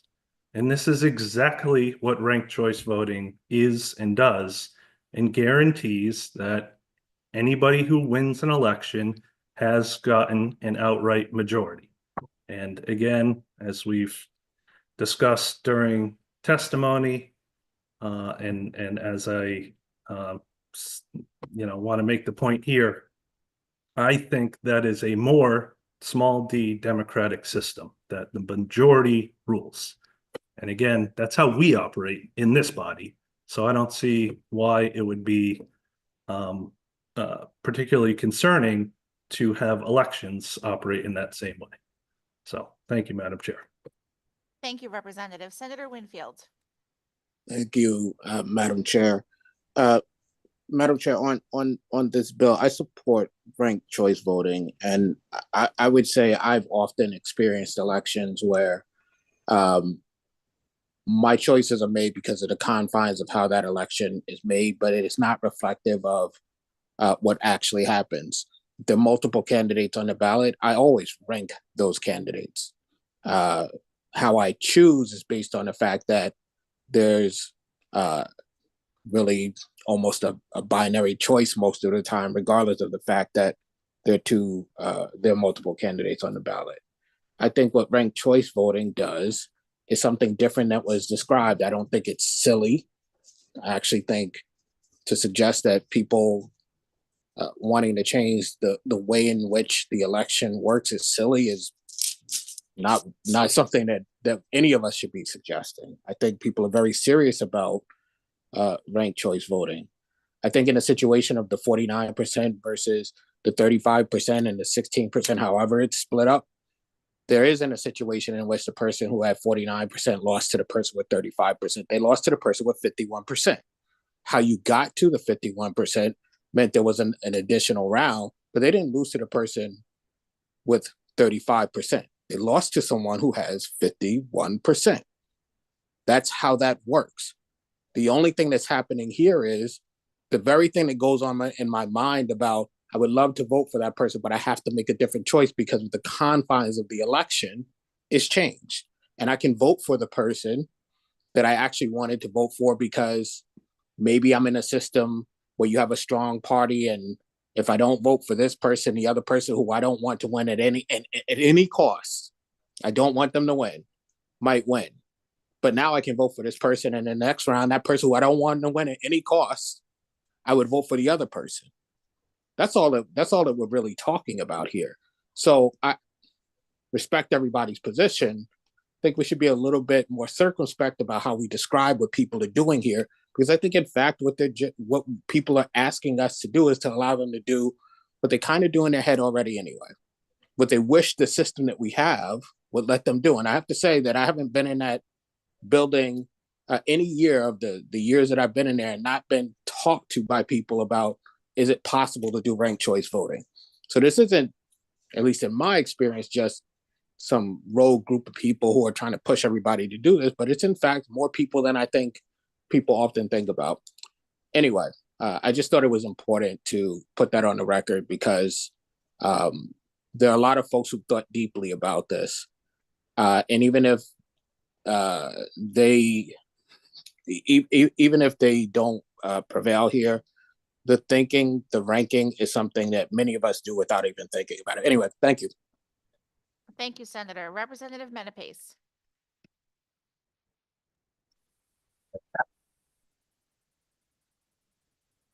Representative, unfortunately, we can't hear you.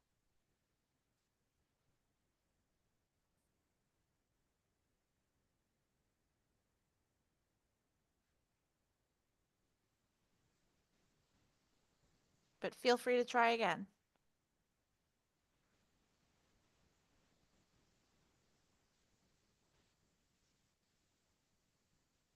Representative Benapace, if you could move your mouth so I know that you're talking, that would be helpful. I guess it's not working. We can't hear you. Nope, can't hear you. Sorry, Representative. Are there further questions or comments? Representative Mastro Francesco. Thank you, Madam Chair. Good debate on this topic. We debated it on the House floor, I think it was last year. A lot to learn. I think people have a lot to learn on this. This topic, I don't know how ranked choice voting became a thing. I suspect that there was people that kept on losing elections and they're like, I got to figure out a way how to win. And I think they believe that this process is going to do it. I personally don't believe that will do it. My biggest concern here is the disenfranchisement of voters. And we talk about that so much in this committee. Every time we propose an amendment for something, it's going to disenfranchise someone. And to the senator's point, he said that, if somebody wins by 49%, 35%, and then it goes to 16%, well, they're going to get over the top with the people on the bottom. Yes, they can, but here's the issue. If they voted for that many people, and not everybody is going to vote for, let's say there's 3 candidates on the ballot running for the same office. There could be 4 candidates. I think it's kind of rare where you have 6 candidates running for the same office, especially in a municipal election. It's possible, but let's be honest, it's kind of rare. But when you have 3 people running for mayor or something, somebody may only choose to vote for that one person. They're only going to make one choice. They are not going to make a second choice and a third choice. And as soon as you do that, you disenfranchise the voter because the other people are voting for using a second and third choice. I can't understand how anybody could think that's fair. It's not like everybody, you have to pick 3 choices or your ballot will be sent back. You're just making a choice. I just want to pick my one candidate. Other people are picking all 3 in order. I guess someone has to explain to me how that is fair and it doesn't disenfranchise a voter. It's crazy to me. Like, somebody's actually voting twice, maybe 3 times. Through you, Madam Chair, quick question on the formula. I guess we'll use the scenario they had 49, 35, and 16. If I understand it correctly, the person with maybe 16% of the vote, those ballots will now be, those votes go to, how does that work? Goes to the second place and the first place? How does that work for you? Thank you, Representative. I think you're talking about the scenario that was laid out in the earlier conversation with 16% of the vote going to candidates 3, 4, 5, and 6. So whatever the second choice, so candidates 3, 4, 5, and 6, they would no longer be in the running for that particular election. Whatever their second choice on their ballot was, that second choice would go to candidate 1 or candidate 2. And if they were for another one of the candidates, those votes wouldn't count. Okay, thank you. So if I'm understanding correctly, and I'm going to just use the scenario of 3 candidates, just to make it simple. Okay. Because that's kind of more common, I think. Candidate 1 gets maybe 49%. You have all the ballots. They go through the machine. Okay. Next, second place comes in at maybe 35%. Third place comes in at 16%. All the ballots that had chosen that first place candidate are removed, correct? Well, that That 40, came in. 49% counts. It counts. Okay, but you'd have to look at the ballots to see how many people voted for that person to get to that 4. That was their first choice, right? That's how you got to the 49%. Okay. Those ballots are put aside now, correct? They're not put aside. They are the 49%. They are the 49%. They are what put that candidate in first place. Okay. I guess what I'm trying to figure out is the second and third place, what ballots are counted again? So to- it would just to be move the the- third Okay. place ballots. And so anyone who voted for candidate number 3, their second choice would be counted. So whatever percentage of candidate 3's vote on their second choice voted for candidate 2 would be added to candidate 2's total. And whatever percentage of candidate 3's choices that voted for candidate 1 would be added to candidate 1's total. Okay. Confusing, isn't it? Who's on first? I don't think so, You don't think so? actually. I but- do. I think it's a little, okay, someone who chooses not to pick a second or third choice doesn't get counted, correct? No, if their first choice was in the top 2 candidates, then it would be counted. If their first choice was in the top candidate, then it wouldn't be counted. Would that is accurate? Is No, that accurate?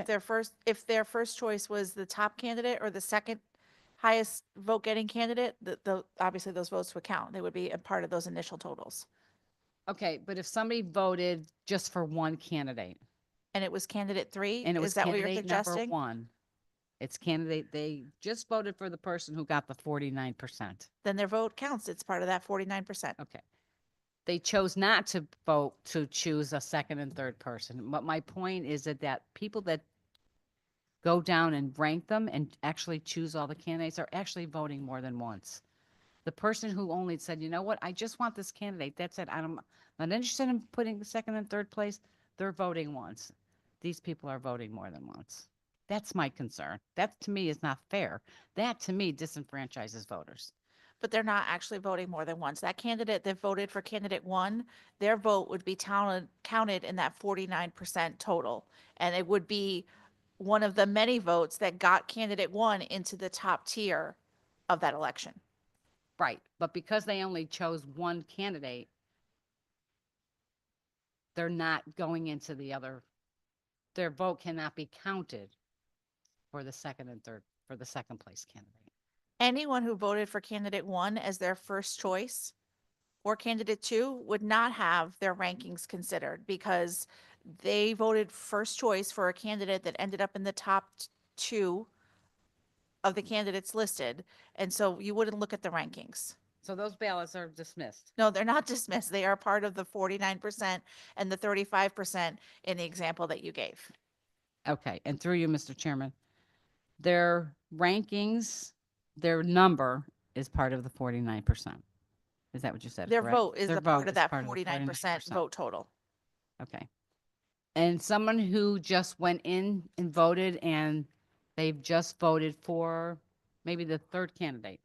It was the third candidate who came in third. They just chose them as their only candidate. Again, they did not choose to rank them 1, 2, and 3. The candidate that they chose as their number 1 pick actually came in third place. Again, people that chose all 3 are getting an opportunity to, I say vote more than once because in my world, you vote once. You pick one candidate and that's it. I'm going to say they have more than one choice in this particular case. And I would argue to you that under this system, every voter is given the same ballot and they are given the opportunity to fill it out however they like. They could make as many choices as they want to. And if a voter felt very strongly that candidate 3 was the only person who earned their vote, even in a ranked system, then that's their individual choice. Just as it's the choice of a voter to walk into a election today and hand in a blank ballot. Thank you. Correct. But it's a disadvantage. I think it's a disadvantage. But it's a choice. Listen, we argue choice around here all the time, right? Yes, we do. We argue choice around here all the time on many issues. But I just think it disenfranchises voters. I think it's a mechanism or a scheme to just, I don't know. We can't even get our regular elections in order, let alone ranked choice voting. An interesting idea. There's no doubt about it, but certainly not something I can get behind today. Thank you, Madam Chair. Thank you. Representative Menapace. We'll Can you try. guys hear me now? Yes, we can. Yes, Go okay. I'm so sorry about that. I just wanted to say at this one, and I do apologize for my delay before, that I've mentioned this before, but I've been teaching actually ranked choice voting for over a decade. And I have to be honest, I have never had a middle school class that could not figure this out. It's very straightforward. Students do get it. I do not think I've ever had a student who's felt disenfranchised in any way by having these ranking the order of which they have. And I think that this is just an opportunity for people to take advantage. No one's going to go into any of these towns and tell them that they have to do this. This is simply something that they can choose to. And I think as a legislature, that's something that we should absolutely be facilitating. So I'm very happy to be voting yes on this. And I thank you so much for coming back to me. Thank you, Representative. Representative Rosario. Thank you, Madam Chair. On the matter of ranked choice voting, I will be supporting it out of committee, although I still believe there's still some obstacles when it comes to urban and monolingual communities. And I understand it's a work in progress, but I will be supporting it out of committee. Thank you, Representative. Seeing no further comments or questions, Mr. Clerk, will you please call the roll on Senate Bill 1536? This is a roll call vote for item 33, Senate Bill 1536, an act concerning the use of ranked choice voting in party caucuses, convention primaries, including presidential preferences primaries. The motion is the JFS LCO number 6894 to the floor. Senator Flexer, Senator Flexer votes yes. Representative Blumenthal, Yes. Senator Honig, Senator Honig votes yes. Representative Morin-Bello, Yes. Representative Osborne, Yes. Senator Sampson, Sampson is no. Representative Master Francesco, No. Representative Bronco, Representative Carpino, No. Representative Fonsello, No. Representative Gauthier, Representative Gauthier, yes. Representative Haddad, Representative Hoxa, Representative Johnson, Senator Johnson votes yes. Representative Menapace, Rep. Menapace is yes. Representative Rosario, Representative Rosario is in the affirmative. Representative Santiago, Yes. Representative Shannon, Senator Winfield, Winfield in the affirmative.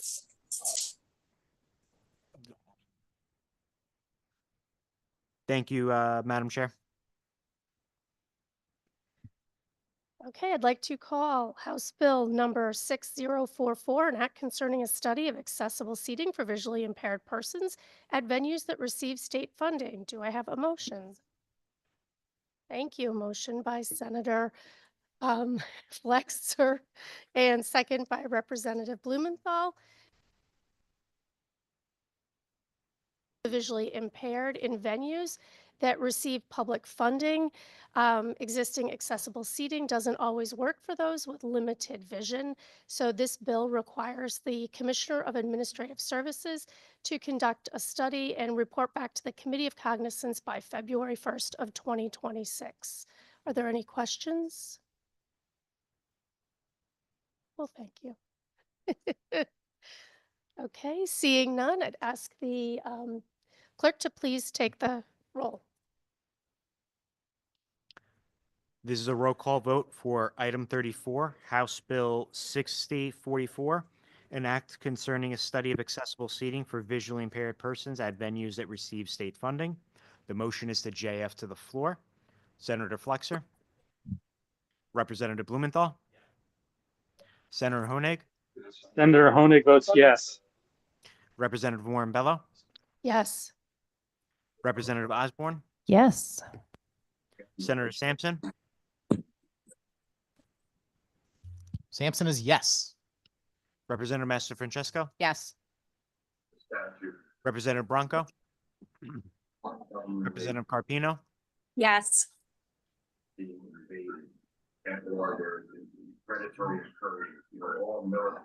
Representative Poncello, Yes.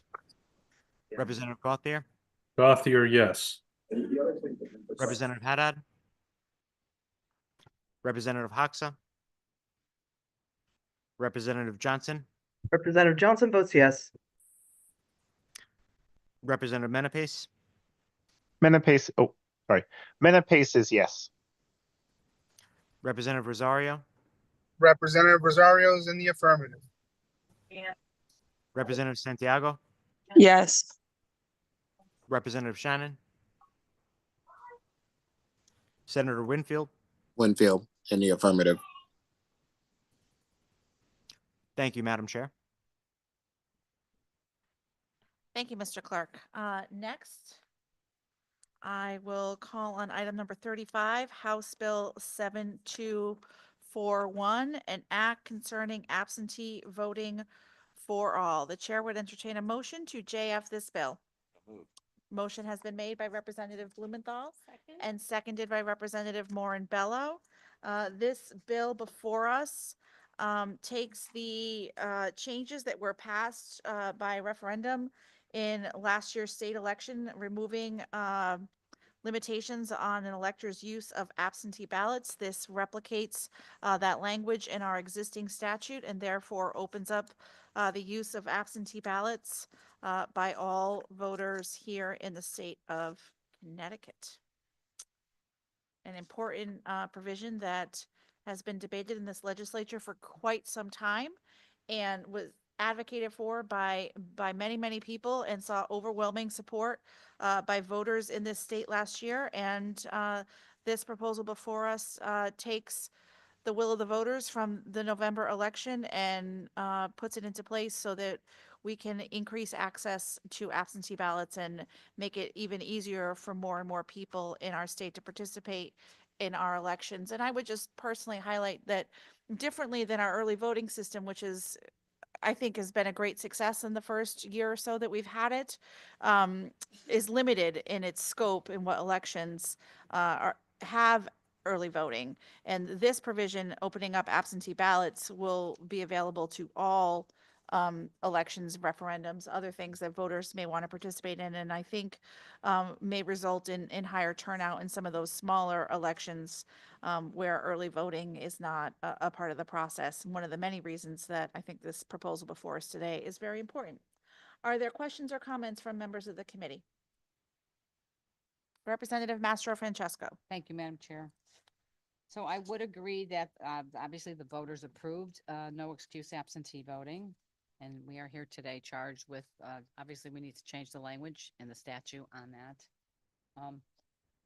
To let them know that they don't need an excuse to vote by absentee ballot. Through you, Madam Chair, would a voter still need to call and request an absentee ballot or go online or go to their town clerk to request an absentee ballot? Through you. Yes, through you, the existing structure and system in place for requesting an absentee ballot would be unchanged. You would still have to fill out an application to get an absentee ballot and then have the absentee ballot sent to you by the town clerk. This would just eliminate the existing reasons and limitations around why you can apply for an absentee ballot. So the structure would stay the same, but it would allow universal use of absentee ballots. Thank you for that. Is there anything in this bill that talks about any requirements for who they are, whether they have to verify their signature, show some sort of an ID when you request an application online? For you? To the good representative, the existing structure for requesting an absentee ballot is unchanged. And so whatever proof was necessary to that's required on the application would be the same. The only change that this bill before us is making are the reasons why a person can request an absentee ballot. So the absentee ballot application would still have to be verified by the town clerk's office that the elector was in fact registered and eligible to participate in that election, and would have to verify where the ballot is being sent and that the information shared on the application for the absentee ballot is accurate and in accordance with the existing voter records. Thank you, Madam Chair. And would they still, you don't need a reason to request you don't need a reason to vote with an absentee ballot anymore. Can someone still have the opportunity to go online to request that ballot as they did before, put through the Secretary of State's office to request that application? Let me just say application through you. Yes, through you, a number of years ago, this committee worked on legislation with our former vice chair, former Senator Will Haskell, to make sure that absentee ballot applications were available online and that portal would still be accessible to voters. Again, that verification that the voter was in fact eligible and registered to participate in the election would still be a part of the process. The thing that has changed here is only related to the question that was before voters last year in terms of the reasons why an elector can choose to vote by absentee ballot. This proposal before us removes those limitations. Thank you. Thank you for that. So they could still call their town clerk. They can certainly go online. They could go online to the state's site and request an application for a ballot. And we are talking about absentee ballots here, an application. So I just want to, how does the state determine whether or not you're eligible when you go onto the portal? If I'm not mistaken, that is communicated with the Department of Motor Vehicles to verify the voter. Is that correct for you? Thank you. No, the voter records are maintained by the registrars of voters in the particular town. And so when the town clerk receives the absentee ballot application, they would refer to those records maintained in each individual municipality and verify that the person applying for the absentee ballot was a registered voter who was eligible to vote in that particular election. Okay, thank you for that. And where does the Department of Motor Vehicle come in? The Department of Motor Vehicles is one of several entry points to being a registered voter. And so the so-called Motor Voter Act that was passed many years ago enables people to register to vote at the Department of Motor Vehicles when they are getting their driver's license, for example, or transacting other business at the Department of Motor Vehicles. But those records are sent to the individual town that voter lives in, and those records are maintained by the registrar of voters. Okay, thank you for verifying that. I don't have any further questions. I mean, this is just straightforward, just telling people that they do not need an excuse to vote. I'm disappointed. There's nothing again in here. We have another election bill. There's nothing in here to protect the integrity of our elections, to make sure that we have the people that are eligible to vote can vote. There's no verification process, once again. It's frustrating. Thank you, Madam Chair. Thank you, Representative. And just to be clear, there is a verification process. I don't want folks to get the wrong idea. When an application is sent into a town clerk for an absentee ballot, they verify that the person is in fact a registered voter and that they are eligible to vote in that particular election. The system wouldn't be any different, and this proposal does not change that. All this proposal does is eliminate the excuses, if you will, that a person currently needs to request and use an absentee ballot for voting. Again, the proposal before us is a reflection of the constitutional change that was passed last year and mirrors the language that is now in our Constitution that eliminates any excuses that are necessary for a voter to choose to vote by absentee ballot. Representative Rosario. Thank you, Madam Chair. Question, if I may. Yes. Is there a current penalty if someone were to misrepresent the reason why they didn't want to vote? Let's say they said that they were feeling sick or they were out of town, but they just really wanted to vote by absentee. Thank you, Representative. I appreciate the question. So that's what this bill eliminates. It eliminates needing an excuse, to needing to say that you're sick or needing to say that you're out of town. What we're trying to do here is mirror the new language in the state constitution to say that you don't need an excuse to vote by absentee ballot, that anyone who is eligible to vote can request an absentee ballot and choose to vote using that method.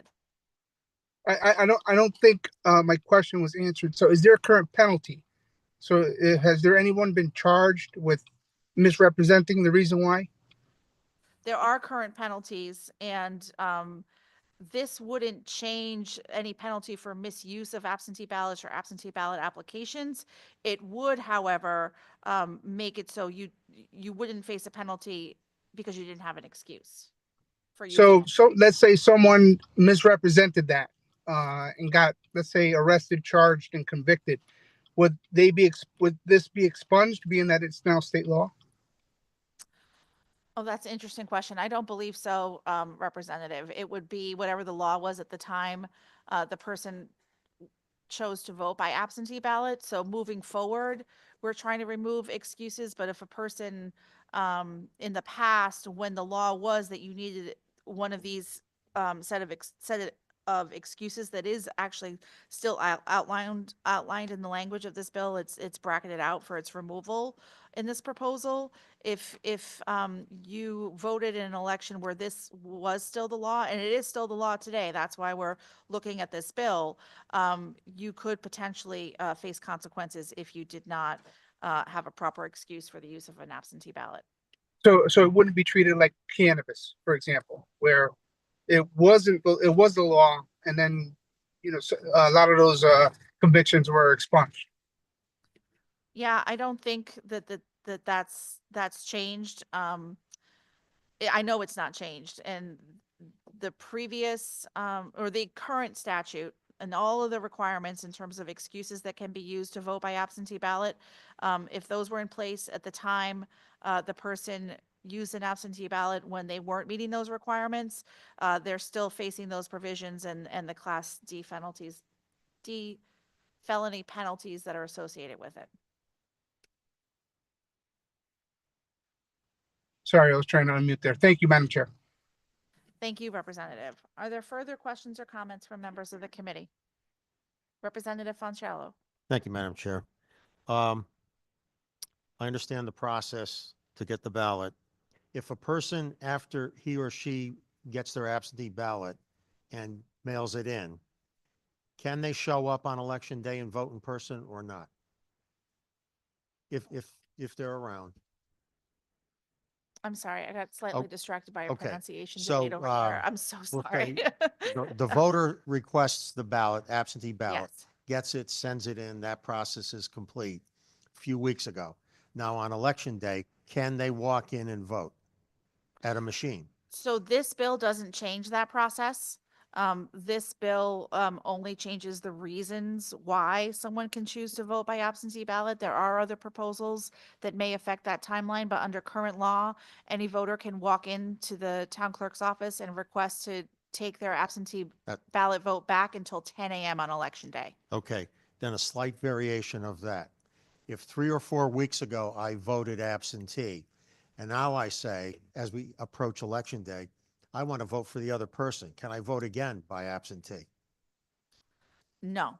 But you could go back in and request that your absentee ballot be nullified Okay. and choose to vote on election day.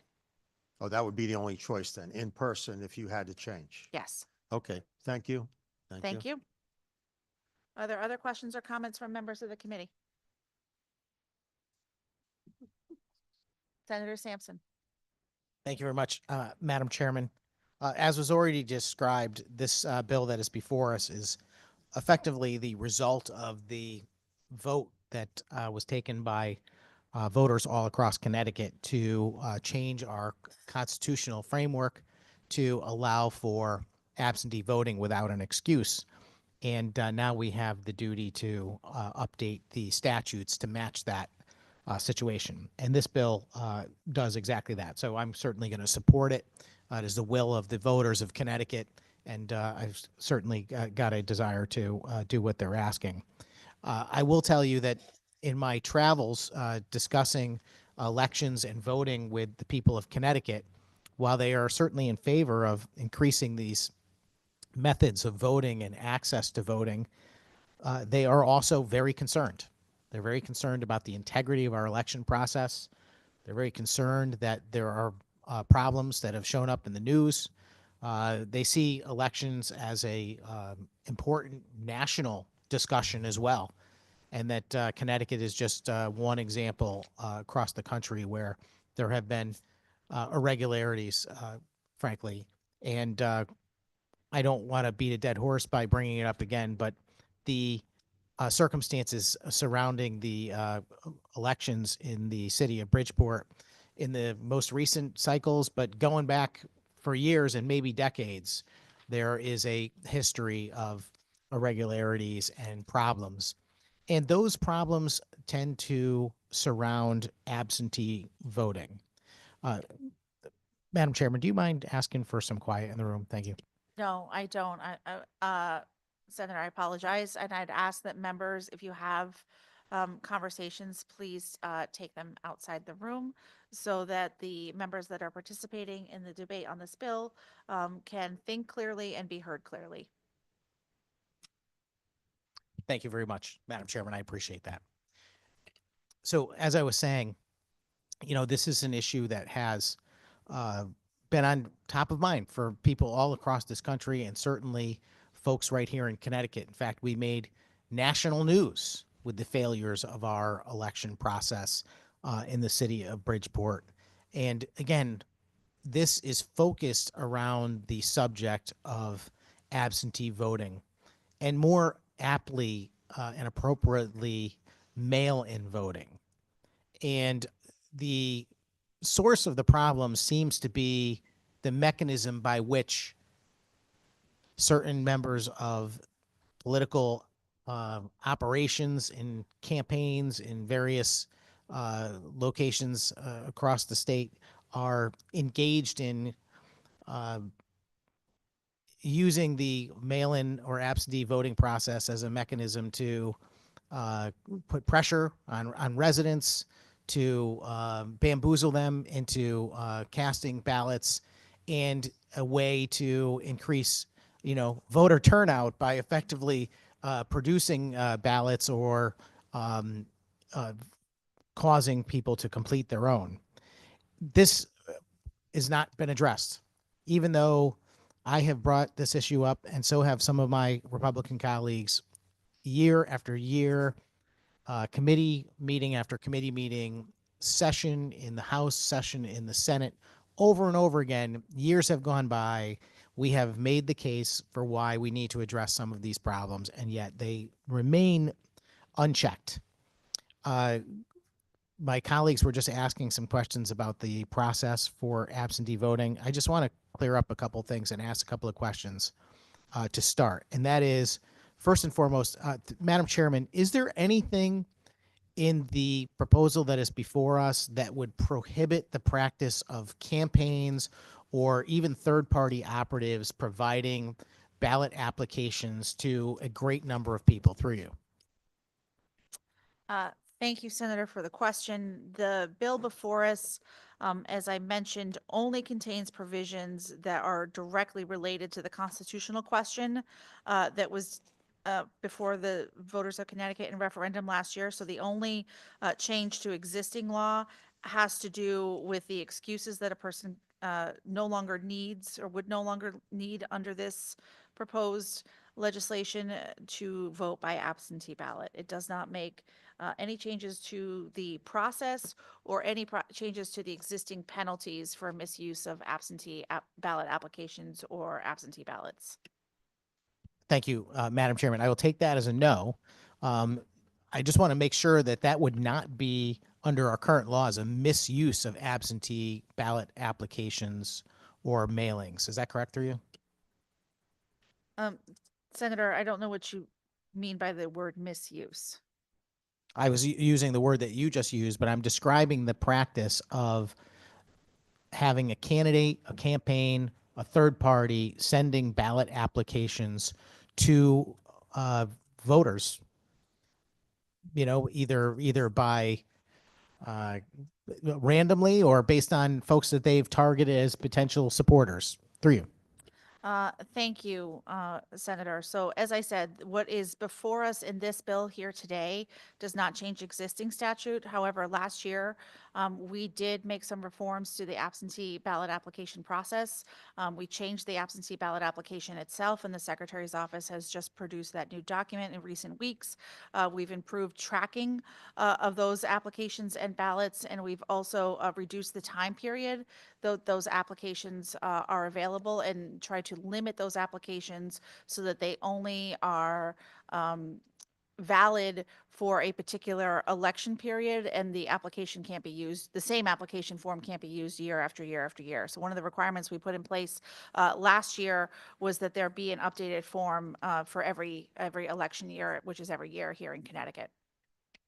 Thank you for that information, Madam Chairman. And I appreciate that we've made some very, very slight improvements, but I will just point out that, you know, over the last 5 or 6 years, even pre-pandemic, I recall situations where the existing laws that require the folks that actually circulate absentee ballot applications, you know, and I'm talking about situations prior to this constitutional amendment passing, where it could only be done under certain circumstances with the limited and specified excuses, that folks were checking out numerous absentee ballot applications, and they were supposed to be keeping a record. They were supposed to be tracking them and identifying who handed it out and who it was handed to. And in fact, the forms, when they were provided, were supposed to have a wet signature for the person that actually gave it to the person. And none of that was ever properly monitored, despite the fact that there were countless complaints on that subject. They were never fully adjudicated. They were not properly investigated. They were never prosecuted. These things just continued to carry on.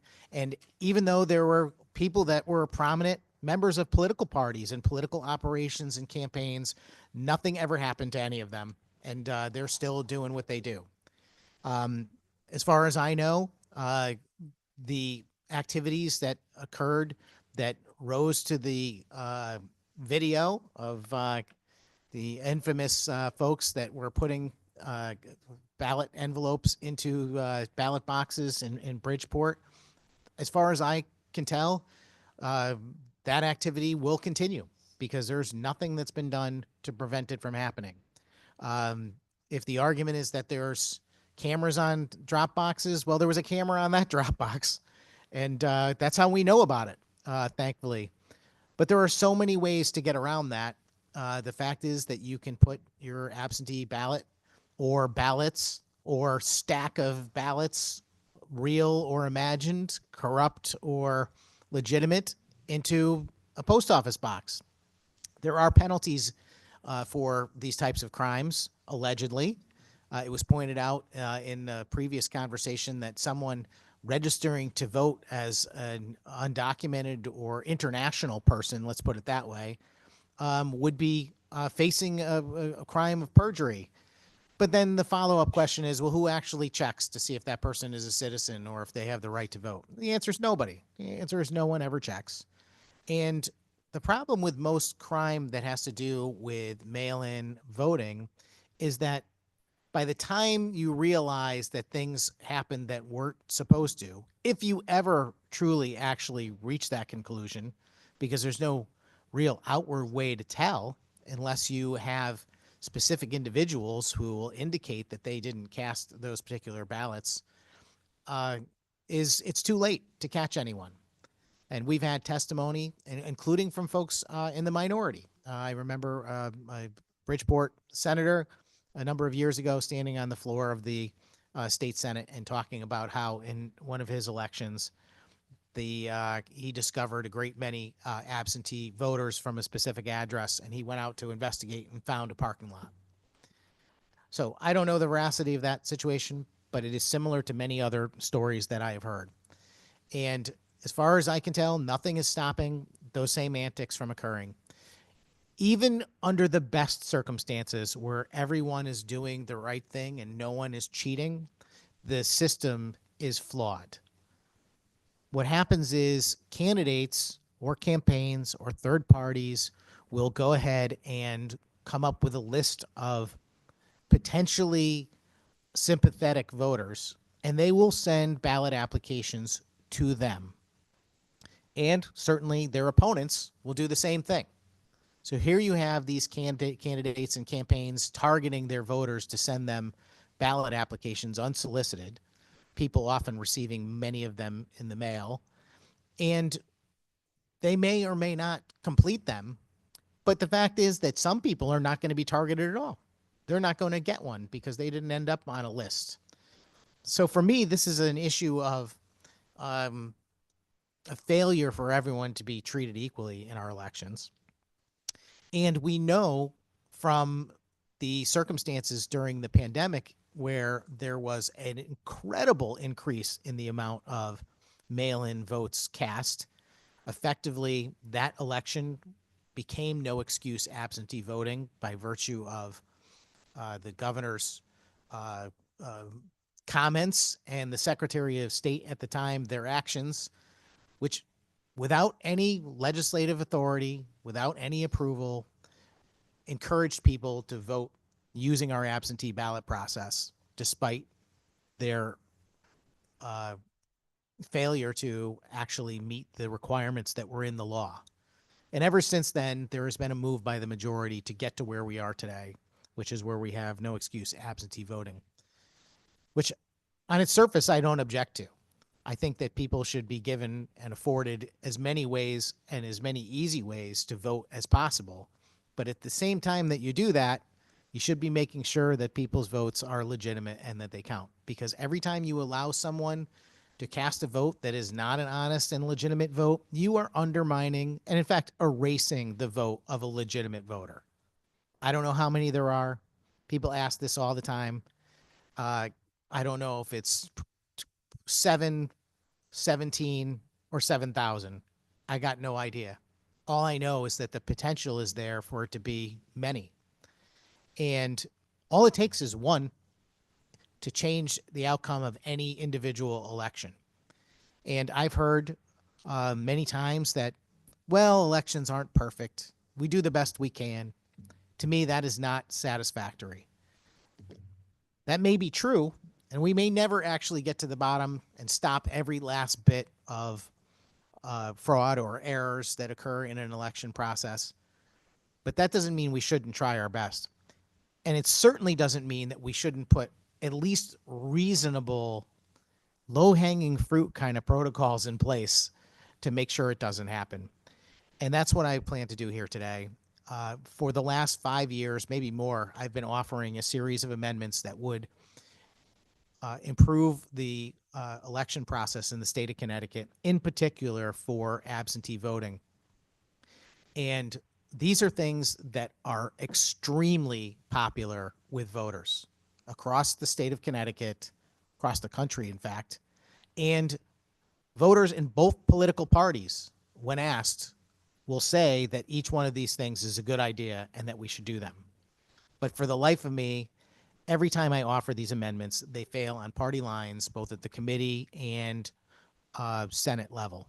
But I'm going to try again, because I promised to do that to my constituents. When I ran for re-election, I said that I certainly became well known for fighting for election integrity, and that was something I was going to focus on as long as I am here. So I have another chance today, since we have a bill in front of us about absentee voting, and I believe it's a prudent and important thing to do. So I'm going to offer a series of amendments. The first one, Madam Chairman, is an amendment that is, I don't think we have an LCO number, but I do think what we have is the ability to distribute these amendments so that they can be reviewed and adopted. I would just call this Amendment A, for example. I'd like to make a motion that this amendment be adopted. You might want to, thank you. And when the vote is ultimately taken, I'd like it to be taken by roll. Thank you. Senator, can you please explain Amendment A? Yes. Okay. Yeah, I think we have it already. Can you just explain it so folks will know which copy to look at? Thank you. Thank Oh, you. let me just be clear. Motion has been made by Senator Sampson for Amendment A, seconded by Representative Mastro Francesco. And if you can just inform the members which document you're talking about, Senator. Thank you very much, Madam Chairman, and forgive me that I didn't properly identify the amendment. This is the one regarding voter identification.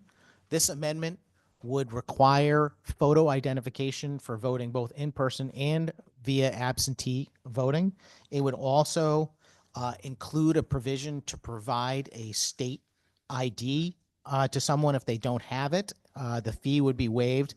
And it is for people that do not have the means to pay for such fee. It is not a blanket, we're going to pay millions of dollars for lots of these, but there is a certain population of folks that may have difficulty affording one, and we have written the amendment to accommodate for those folks, because I don't believe that that should ever be a reason why we don't encourage this high level of integrity in our election process. We want people to actually be able to have a state issued ID so that they can participate in our voting process. And I'm trying to think if there's anything else that I want to add. There are a few other provisions to this, but that's the gist of it. It is designed to improve the integrity of our elections through photo identification. Thank you. Thank you, Senator. Are there comments or questions on Amendment A offered by Senator Sampson?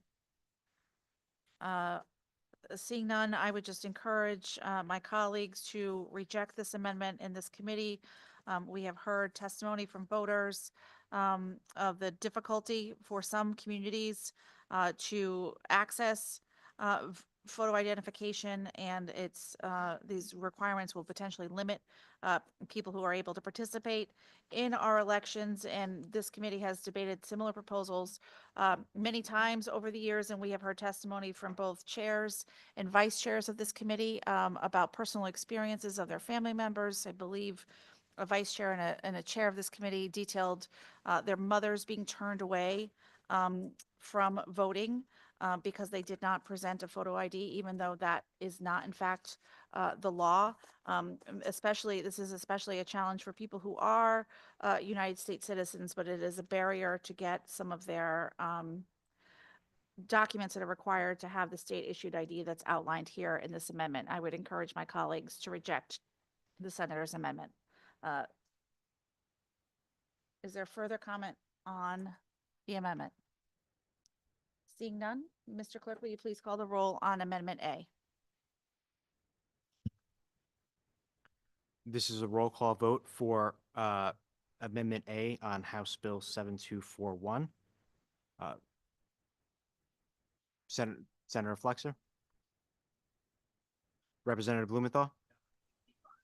Senator Honig? Senator Honig votes no. Representative Morambello? No. Representative Osborne? No. Senator Sampson, Sampson is yes. Representative Master Francesco, Yes. Representative Bronco, Yes. Representative Carpino, Yes. Representative Fonsello, Yes. Representative Gauthier, Gauthier, no. Representative Haddad, Representative Haddad votes no. Representative Hoxa, Rep. Hoxa votes yes. Representative Johnson, Representative Johnson votes no. Representative Menapace, Menapace votes no. Representative Rosario, Rosario votes no. Representative Santiago, No. Representative Shannon, Senator Winfield, Winfield, in the negative.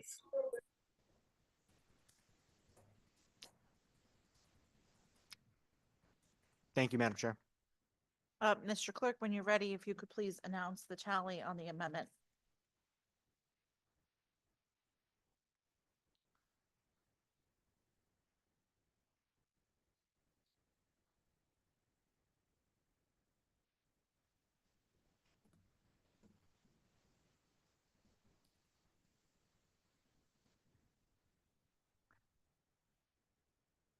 Madam Chair, there are 6 yeas, 12 nays, and then 1 absent. Thank you, Mr. Clerk. The amendment fails. Senator Sampson. Thank you very much, Madam Chairman. Disappointing as ever. We were so close. Six yays, 12 nays. Let me just follow up that amendment with a question. Actually, there was some conversation before I started speaking about the process where ID is required. Am I correct, Madam Chairman, that when someone applies for an absentee ballot application online through the state portal, that the Secretary of State requires them to provide a copy of their driver's license along with that application? Through you. Through you, or no, through me. Sorry, it's getting late. Yes. Thank you very much, Madam Chairman. That for me, that's an example of just how important this amendment is. Even the Secretary of State, who I don't know even agrees with me on this subject,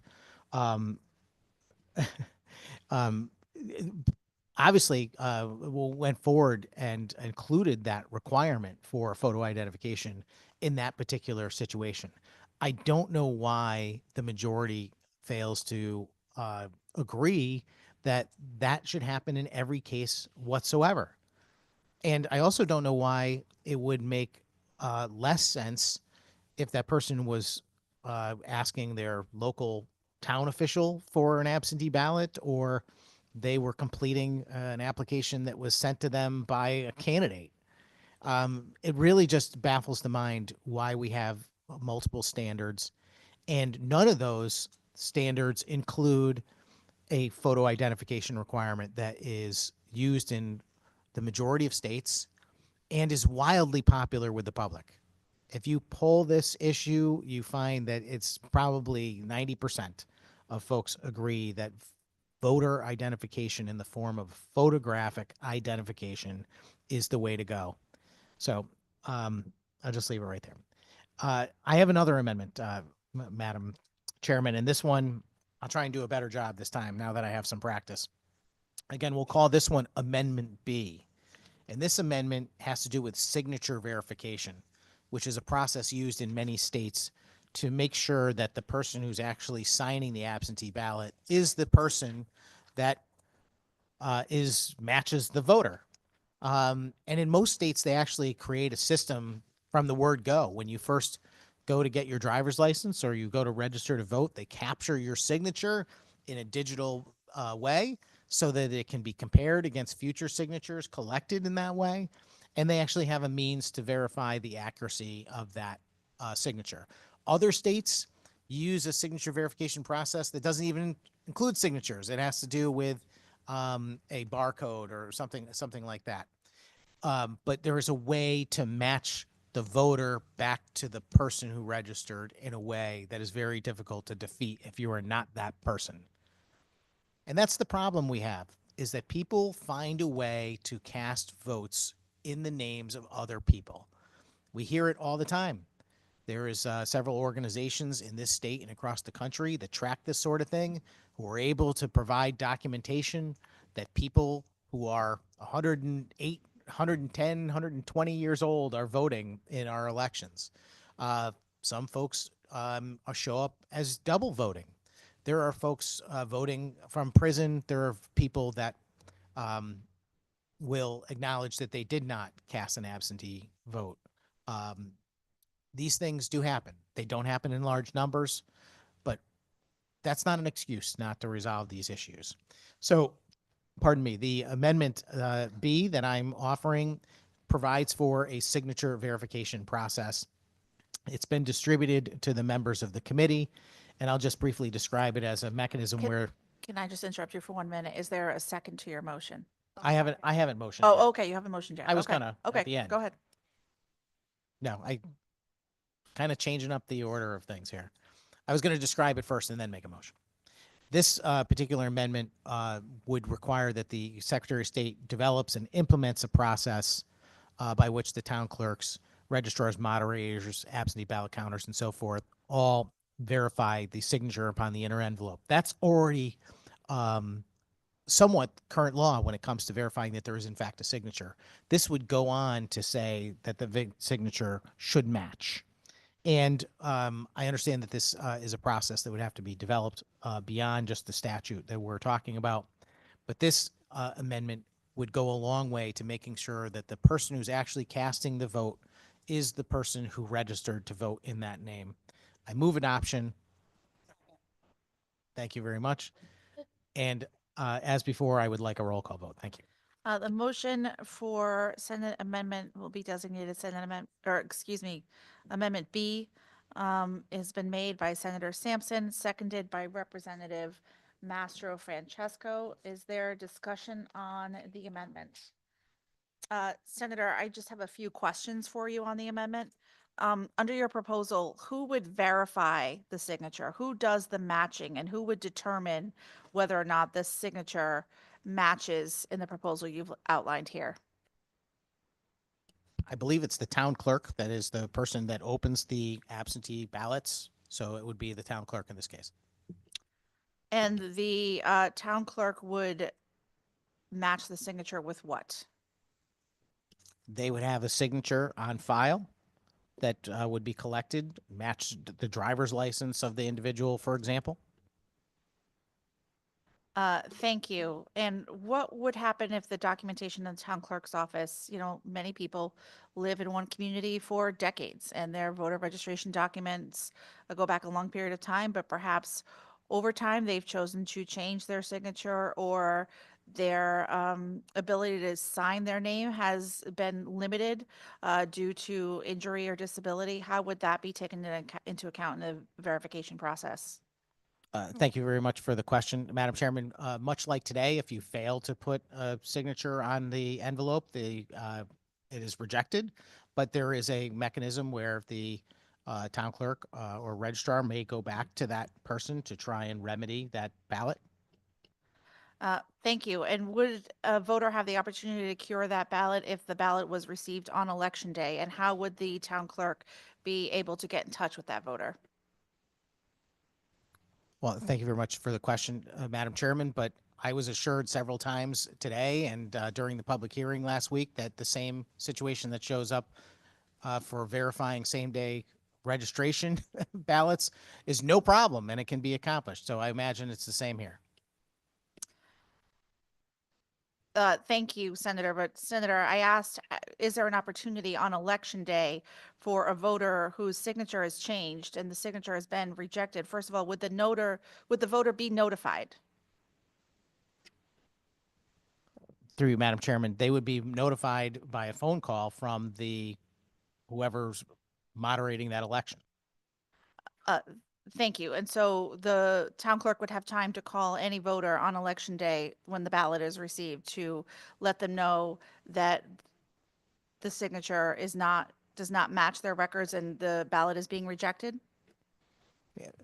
Madam Chairman, I appreciate the line of questioning, but these are already things that exist and happen every day today under our current situation. People forget to sign envelopes. They put two ballots in one envelope. There are many, many ways that absentee ballots ultimately on election day are not legitimate. And frankly, people are disenfranchised. I'm not an advocate for expanding mail-in voting. That's the majority. I'm trying to find a way to make sure that those ballots are legitimate is all. Senator, you've put forward an amendment and I'm trying to understand exactly how it would work. I have outlined a series of ways that a person's signature might be different than the documents on file in the town clerk's office for this verification process if it were to become the law, and I'm trying to understand how it would work. The scenarios that you outlined where a voter forgets to sign their ballot is something that does occur, and there are opportunities for election officials to notify those voters that that's happened.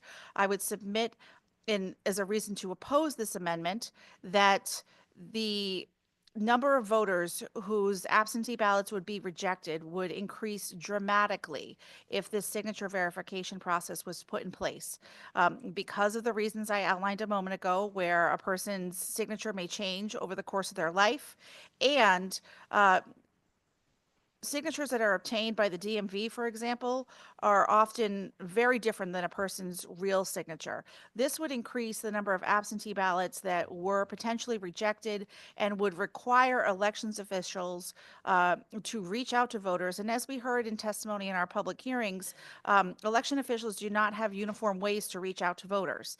And so if a ballot was received and they did not have a phone number, they did not have an email address to get in contact with that particular voter, this signature verification system on these absentee ballots would result in more and more voters having their ballots rejected. We've seen in other states that have adopted processes like these that as many as 10 to 15% of voters who have voted by absentee ballot and use under a system that requires signature verification, that voters are disenfranchised. And so I'm asking you what the system would be for a voter who has signed their ballot, but the signature does not match the records on file. Thank you very much, Madam Chairman. I really appreciate another opportunity and a bite at this apple, and I appreciate your interest in the subject matter. You should know that around the country where they've instituted signature verification, the amount of ballots that are rejected is very, very low. Because what happens in those states is they develop a system, which I believe we should have here, where when they are registering voters to begin with, they are collecting a signature. And it is well known by the participants and the voters in those states that the signature that they're putting on their voter registration form is the signature that they will be using at the time that they cast their absentee ballot. And the thing is that this provides an additional level of confidence as well as security, because people truly understand what's happening. They're like, oh, my signature is my proof that that's my ballot. So people take special care and attention when they fill out those absentee ballot or the registration form, because they understand that's the same signature that they will provide. I would also just add that, you know, all of the comments that you've just made are arguments in against having additional or increased numbers of absentee voting. I've not been the person advocating for more absentee voting. I believe that in-person voting is the way to go, and we should be encouraging that and discouraging these other mechanisms, especially in light of the fact that we've recently passed early voting, which should limit the necessity for people to engage in absentee voting. But to directly answer your question, the same things that would happen in current circumstances when people do not properly fill out their absentee ballot, put it in the proper envelope, sign the envelope, and so forth, would continue to happen here. And yes, it may lead to people being disenfranchised, but that is why I would go back to suggesting that we should have less mail-in voting and more in-person voting. Thank you. Thank you. I appreciate those responses to the question. So how would there be consistency across town clerks that are evaluating these signatures? How sure does a town clerk need to be that the signature matches? What system would be used to verify that signature? Is there a certain number of curves in a letter that have to be similar in order for the signature to be identified as matching? Thank you very much for the question, Madam Chairman. It can be done a number of ways. Like I said, in most states that have a signature verification process that's been implemented over time, they have a very sophisticated process where they actually collect a digital signature at the time that the person registers to vote, and it's an automated process where the absentee ballot envelope is scanned and it is compared against the signature on file. And they can set a threshold. They can say it's got to match 100% or 92% or 68%, and they can decide based on that whether or not they've got a good percentage of accuracy. And they do set aside a certain process for contacting people if their ballots do not match, just like we have now in similar situations. There are larger concerns about contacting voters on election day for irregularities. I would say same-day registration is a much larger concern than this. Thank you. I appreciate the senator's responses to these questions. I think the questions demonstrate why this amendment should be rejected. And I would just ask members of the committee to consider any time in recent weeks when perhaps you've been at a doctor's office or maybe you've been to the DMV yourself and you've been presented with that narrow gray black box where you have to sign your name, you have to present your signature, and how accurate is that signature in that box when you're providing that? I don't know how, I wish this proposal perhaps contained the level of voter education resources that would be necessary so every voter would understand how seriously they would need to take the documentation of their signature on their voter records and any updates to their voter records, so this could be possible potentially. But as it exists right now, it will just result in thousands of Connecticut residents being disenfranchised because their ballots will be rejected because of a system that would require matching that wouldn't be consistent across municipalities. There's a variety of reasons, and I encourage the members of this committee to reject this amendment. Is there any further discussion? Senator Sampson. Thank you, Madam Chairman. I hate to go back after you made your final comments. I just want to be clear about a couple things. First off, this amendment requires the Secretary of State to develop and implement the process. It doesn't say that they're going to necessarily use that gray box that's on your registration form that currently exists. That's number one. And you should know that 31 of 50 states use signature verification, including our neighbors, Massachusetts and New York, blue states. Also use it. In fact, there are 7 states that require someone to witness someone's signature when they do an absentee ballot. So, you know, I'm asking for the very entry level of protocols, and I'm not specifying the final ultimate system that is used. I'm really just trying to get us moving in the right direction. So we do, in fact, have a process to verify the voter matches the ballot. Thank you. Thank you. Again, I would encourage the members of the committee to reject the amendment. It will result in more voters being disenfranchised and not allowing voters who choose to cast their ballot using these methods to have their votes counted. Mr. Clerk, will you please call the roll on on Amendment B?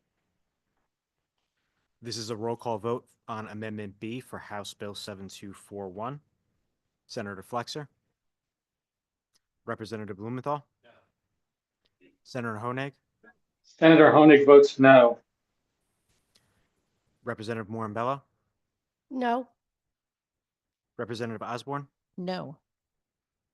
Senator Sampson. Senator Sampson votes yes. Representative Master Francesco. Yes. Representative Bronco. Yes. Representative Carpino. Yes. Representative Fonsello. Yes. Representative Gauthier. Gauthier votes no. Representative Haddad. Representative Haddad votes yes. I'm sorry, no. Representative Hoxa. Hoxa votes yes. Representative Johnson. Representative Johnson votes no. Representative Menapace. Menapace votes no. Representative Rosario, Rosario, no. Representative Santiago, No. Representative Shannon, Rep. Shannon votes no. Senator Winfield, Winfield in the negative.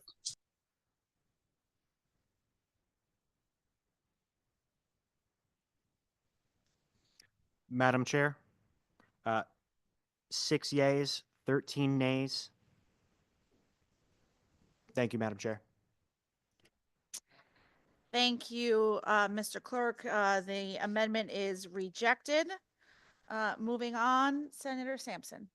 Thank you very much, Madam Chairman. I appreciate the debate and the discussion, and I think it's good. I think it's informative for people that are watching. Again, I believe that these are common sense measures. I think that these are things that are overwhelmingly popular. These are things that are done all across the country by people that are interested in making good policy to protect our election process. These are not some wild-eyed, crazy, far-right ideas. These are good policies passed in blue and red states where they care, where they actually care about not having a Bridgeport situation. That's the difference between what's going on here and there.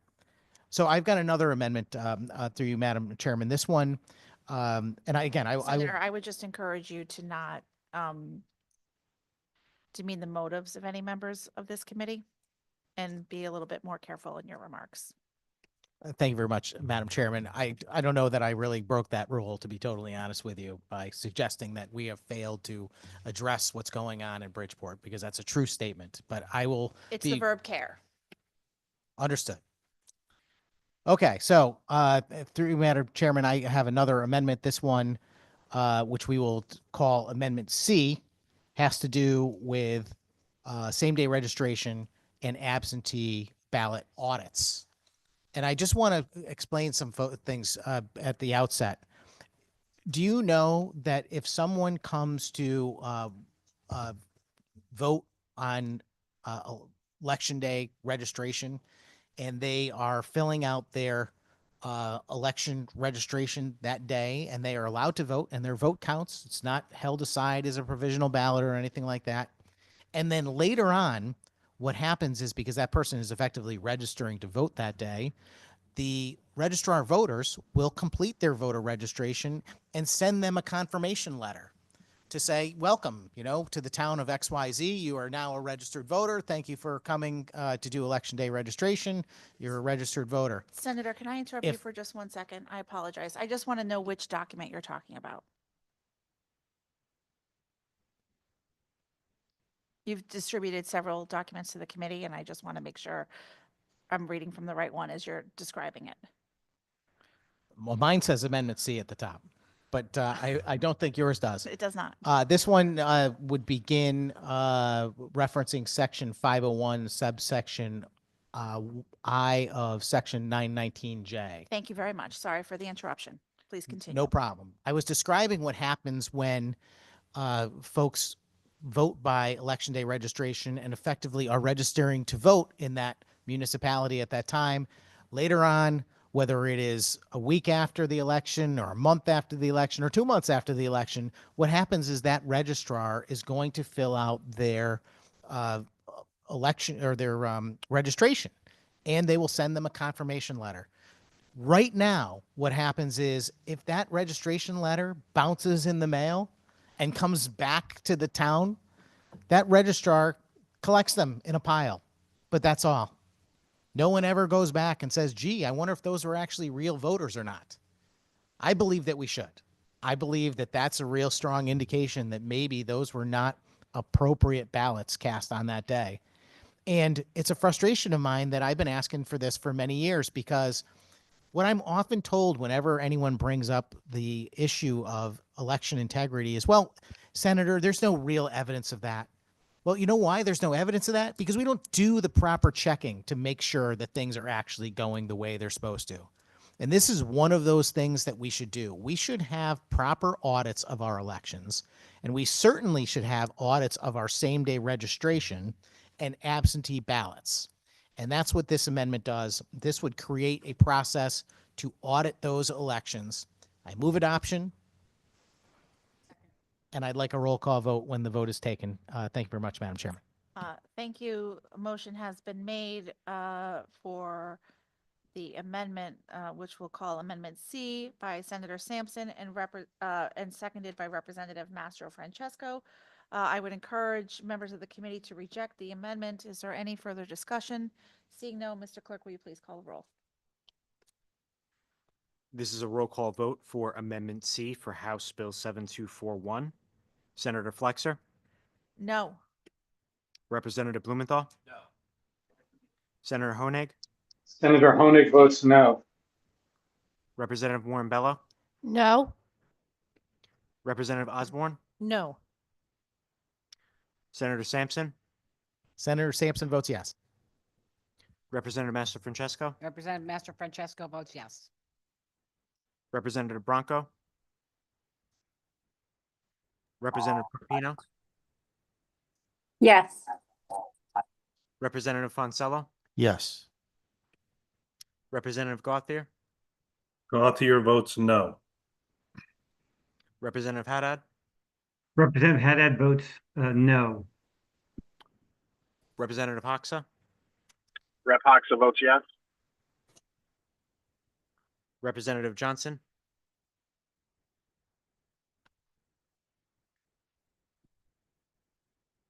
sorry, you're muted, Representative Johnson.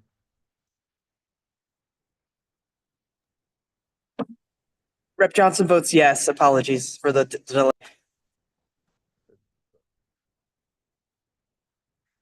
Representative Menapace, Representative Rosario, Rosario votes no. Representative Santiago, No. Clerk, apologies. yes, Representative Johnson. I apologize. I meant to vote no. I am sorry. I was having audio issues. Appreciate you. That's okay. Rep. Johnson votes no. Representative Shannon,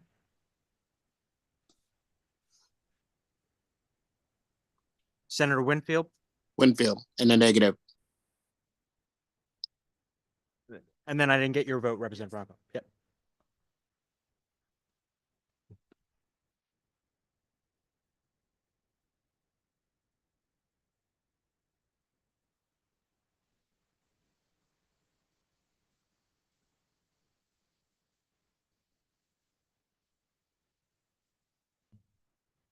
Madam Chair, 6 voting yay, 11 voting nay, 2 abstaining, Thank you. 2 absent. My apologies. Absent. Okay, great. Thank you, Mr. Clerk. The amendment is rejected. Senator Sampson. Thank you very much, Madam Chairman. Once again, always disappointed that these amendments do not pass.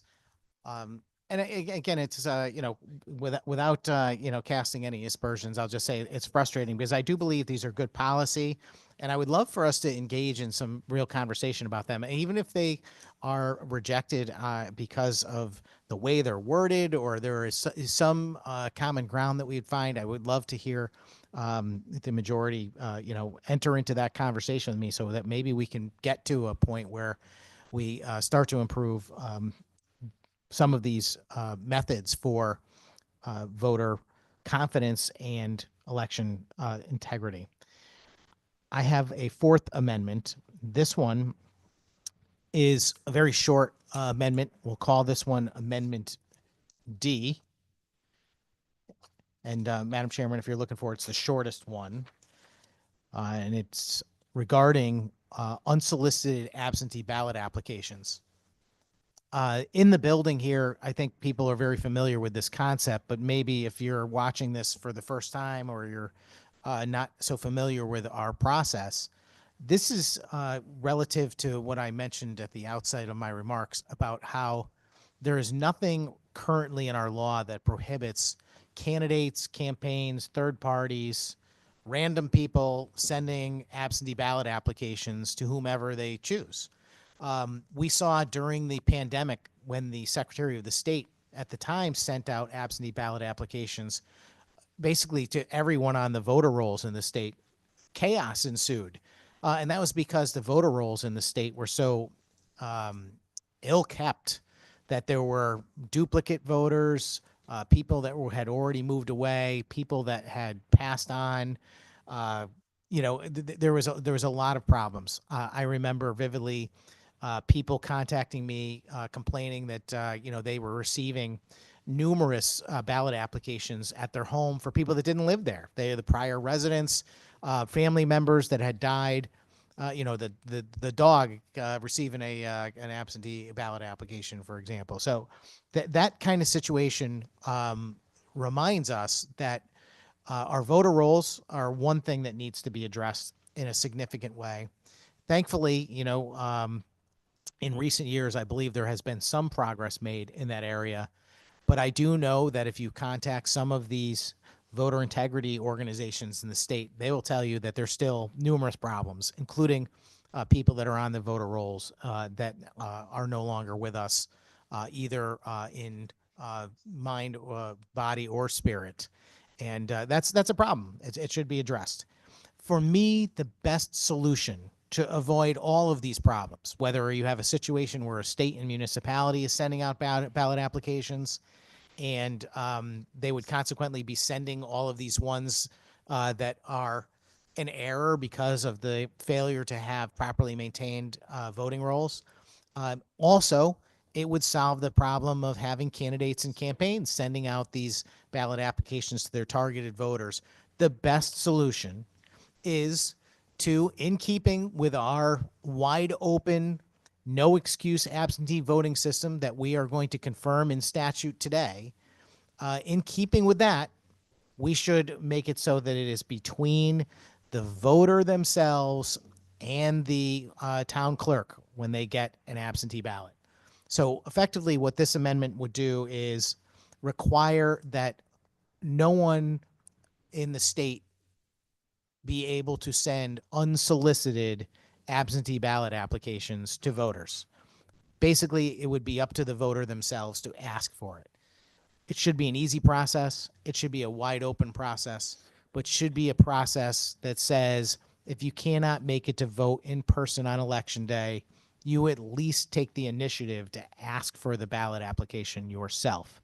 And I don't see any reason why that can't be accommodated extremely easily via numerous different types of mechanisms, whether they be online, even by text, you name it. I think that it could be very easily accomplished. But what it ought to be is a request of the voter for their absentee ballot application. That's what this amendment does, prohibits the unsolicited mailing of absentee ballot applications. I move adoption, and I'd like a roll call vote when the vote is ultimately taken. Thank you. Thank you, Senator. The motion has been made for what we'll call Amendment D. Motion has been made by Senator Sampson, seconded by Representative Bronco. Is there discussion? Representative Gothier. Thank you, Madam Chair. I just briefly wanted to remind folks about the testimony that we heard 2 days ago from the Secretary of State, where she explained that actually what really worked well in terms of getting absentee ballots out to the proper voters and also helped with cleaning up the voter rolls is earlier in the pandemic when the Secretary of State's office sent out an absentee ballot application with a barcode for each individual voter. And the individual voters didn't request them, and it was handled and it was standardized and centralized in the Secretary of State's office. That has already been proven to work in practice, and the Secretary of State explained why it works so well to us. So for me, that seems to be the direction we should be moving in. Thank you. Thank you, Representative. Is there any further discussion on Amendment D? Representative Blumenthal. Thank you, Madam Chair. I had a quick question for the proponent of the amendment. Please prepare yourself, Senator. I'm ready. Senator, I have a concern, which is that an absentee ballot application form is simply a bunch of information on a piece of paper. It's a form you can download off the internet. And I have a concern that it could potentially violate the First Amendment to bar individuals from transmitting that form to other individuals. Has any examination been made of this amendment and whether it complies with the First Amendment? This amendment complies with the First Amendment. Has any examination been made? Yes. Well, I still have significant concerns on this issue, despite the forcefulness of the senator's response. It's one of the things we have to consider when we're looking at how we regulate the distribution of absentee ballot applications. And for that reason, among others, I will be voting no and urge others to vote no. Thank you, Representative. I too urge my colleagues to reject the amendment. Mr. Clerk, whenever you are ready, please feel free to call the roll. This is a roll call vote for Amendment D for House Bill 7241. Senator Flexer, No. Representative Blumenthal, Senator Honig, Senator Honig votes no. Representative Morambello, No. Representative Osborne, No. Senator Sampson, Senator Sampson votes yes. Representative Master Francesco, Representative Master Francesco votes yes. Representative Branco, Representative Carpino, Yes. Representative Fonsello, Yes. Representative Gauthier, Gauthier votes no. Representative Haddad, Representative Haddad votes no. Representative Hoxa, Hoxa votes yes. Representative Johnson, Representative Johnson votes no. Representative Menapace, Representative Menapace votes no. Representative Rosario, Representative Rosario votes no. Representative Santiago, No. Representative Shannon, Senator Winfield, Winfield in the negative.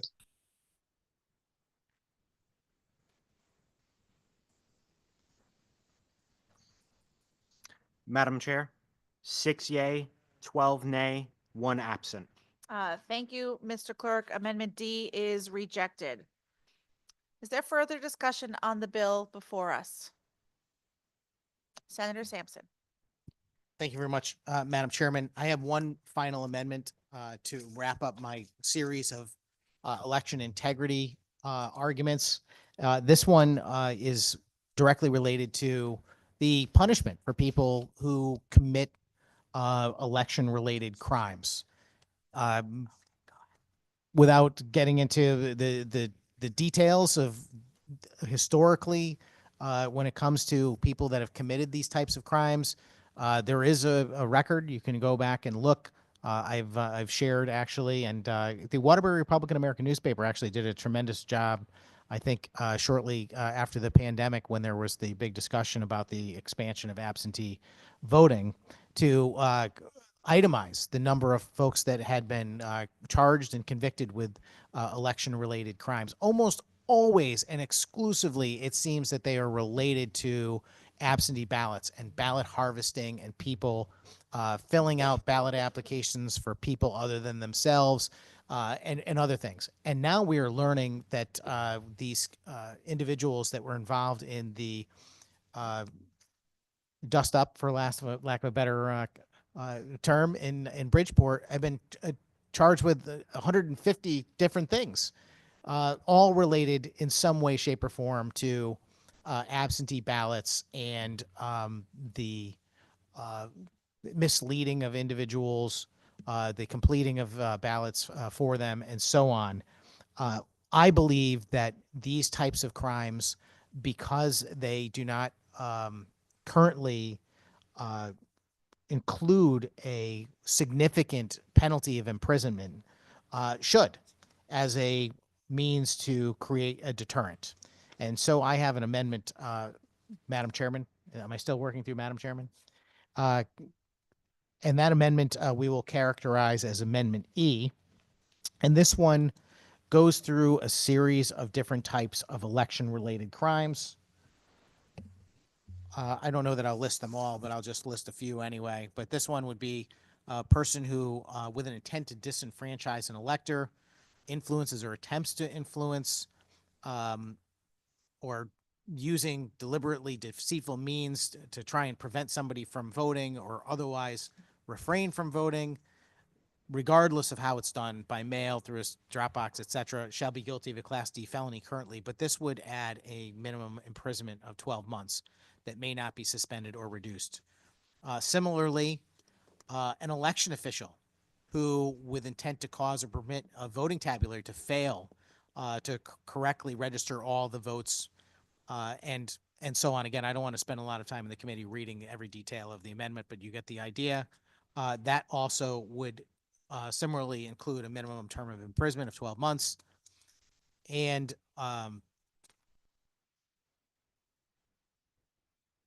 any person who prints or causes to be printed upon any ballot the name of a person, not a candidate of a party, whose name is printed at the head of a column containing such nominees, or otherwise alters the ballot, they would also similarly have a 12 months sentence. Again, there are a number of these. We can talk about them individually if there are questions, but I move adoption of this amendment, and I'd like a roll call vote when the vote is taken. Thank you. Thank you, Senator. Amendment E is moved by Senator Sampson, seconded by Representative Massa Francesco. Further comment? Oh, and when the vote is taken, it will be taken by roll. Further comment on the amendment? Representative Matapace. I do just want to ask you, I will say that I'm going to be a no on this amendment. I don't find this to be an appropriate place to be adding this. The voters had stated that this is something that they wanted. I feel like if this is something that members would like to see advanced, that this should be submitted as a bill on its own. To add it to here, I think is contrary to what the voters of this state have indicated that they would like, and for that reason, I'm going to be a no on this. Thank you, Representative. Further question or comment on the amendment? I will just say, for my part, I will be a no on this amendment. In general, mandatory minimums have been proven by pretty exhaustive data across the country not to have a significant deterrent effect. Additionally, they have sometimes the perverse effect or outcome of serious crimes not being charged because the specific mandatory minimum attached to the offense is not viewed as being proportional to the individual's case. It also removes the possibility of individualized justice, which I think is pretty core to our system of justice here in Connecticut. We want a sentencing judge to be able to be aware of all the factors at play. And I would also say that the thing that does deter offenses in this and pretty much every other realm is swift and forceful investigation, and where appropriate, prosecution and sentencing of offenses. And that's exactly what we're seeing now as a result of the legislation we passed last year, which took measures to speed up prosecutions and investigations related to elections misconduct. And this was in House Bill 5498. I also did want to comment, there have been some discussions earlier of potential bills to clean up voter rolls. And I just did want to point out that we took two measures last year in that same bill, House Bill 5498, to clean up voter rolls. One required the Secretary of the State to do record checks annually for duplicate registrations and to transmit those results to the appropriate towns for cleaning up their voter rolls. And the other is requiring the Secretary to cross-reference jury information with the voter registration system to find any discrepancies and, if necessary, investigate them. So we certainly value those checks where practicable for our officials and election systems, and we have enacted them within the last year. And with that, I will be voting no on this amendment, and I urge all my colleagues to as well. Further comment or question on this amendment? Seeing none, Mr. Clerk, will you please call the roll? This is a roll call vote for Amendment E for House Bill 7241. Senator Flexer, No. Representative Blumenthal, No. Senator Honig, Senator Honig votes no. Representative Warren Bello, No. Representative Osborne, Senator Sampson, Representative Master Francesco, Yes. Representative Bronco, Later term portion Representative Carpino, yes for the health of the mother. and Representative child. Fonsello, Representative Gothier, Representative Gothier, no. Representative Haddad, Representative Haddad votes in the affirmative, in the negative, I'm sorry. It's just late again, sorry, negative. Representative Hoxa, Hoxa votes yes. Representative Johnson, Representative Johnson votes no. Representative Menapace, Rep. Menapace votes no. Representative Rosario, Representative Rosario in the negative. Yeah. Representative Santiago, No. Representative Shannon, Senator Winfield, Winfield in the negative.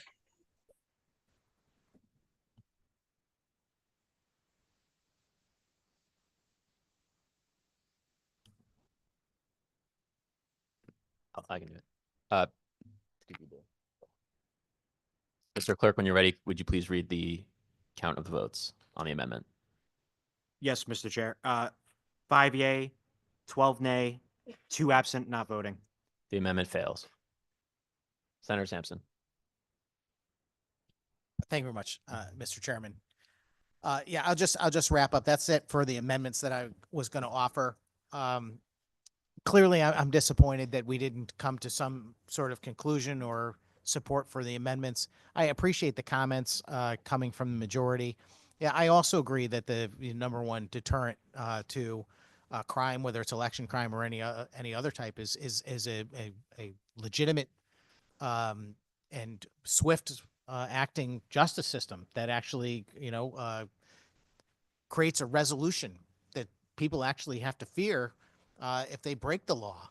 And unfortunately, I don't know if that's really happening. I mean, we found out after the Bridgeport video surfaced about an election that I believe was in 2021, was it? Yeah, that there was also similar SEC complaints and similar activity in the 2019 election. So I don't know that what we're witnessing is swift and speedy justice. And I would like us to get there. And I'd be very, very happy to work with the chairs or anyone else if they want to come up with some alternative to increase the penalties in some way that they believe is more legitimate than what I've offered as an amendment.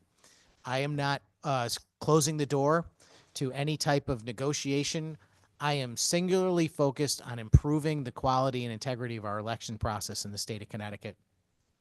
As I mentioned from the outset, I'm going to support the bill that is before us. It is the will of the voters. I don't object to absentee voting.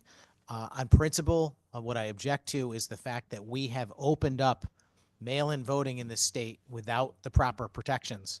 I stand by that, and I'm very disappointed that we haven't done what is absolutely necessary and has been done in states all across this nation, both red and blue states.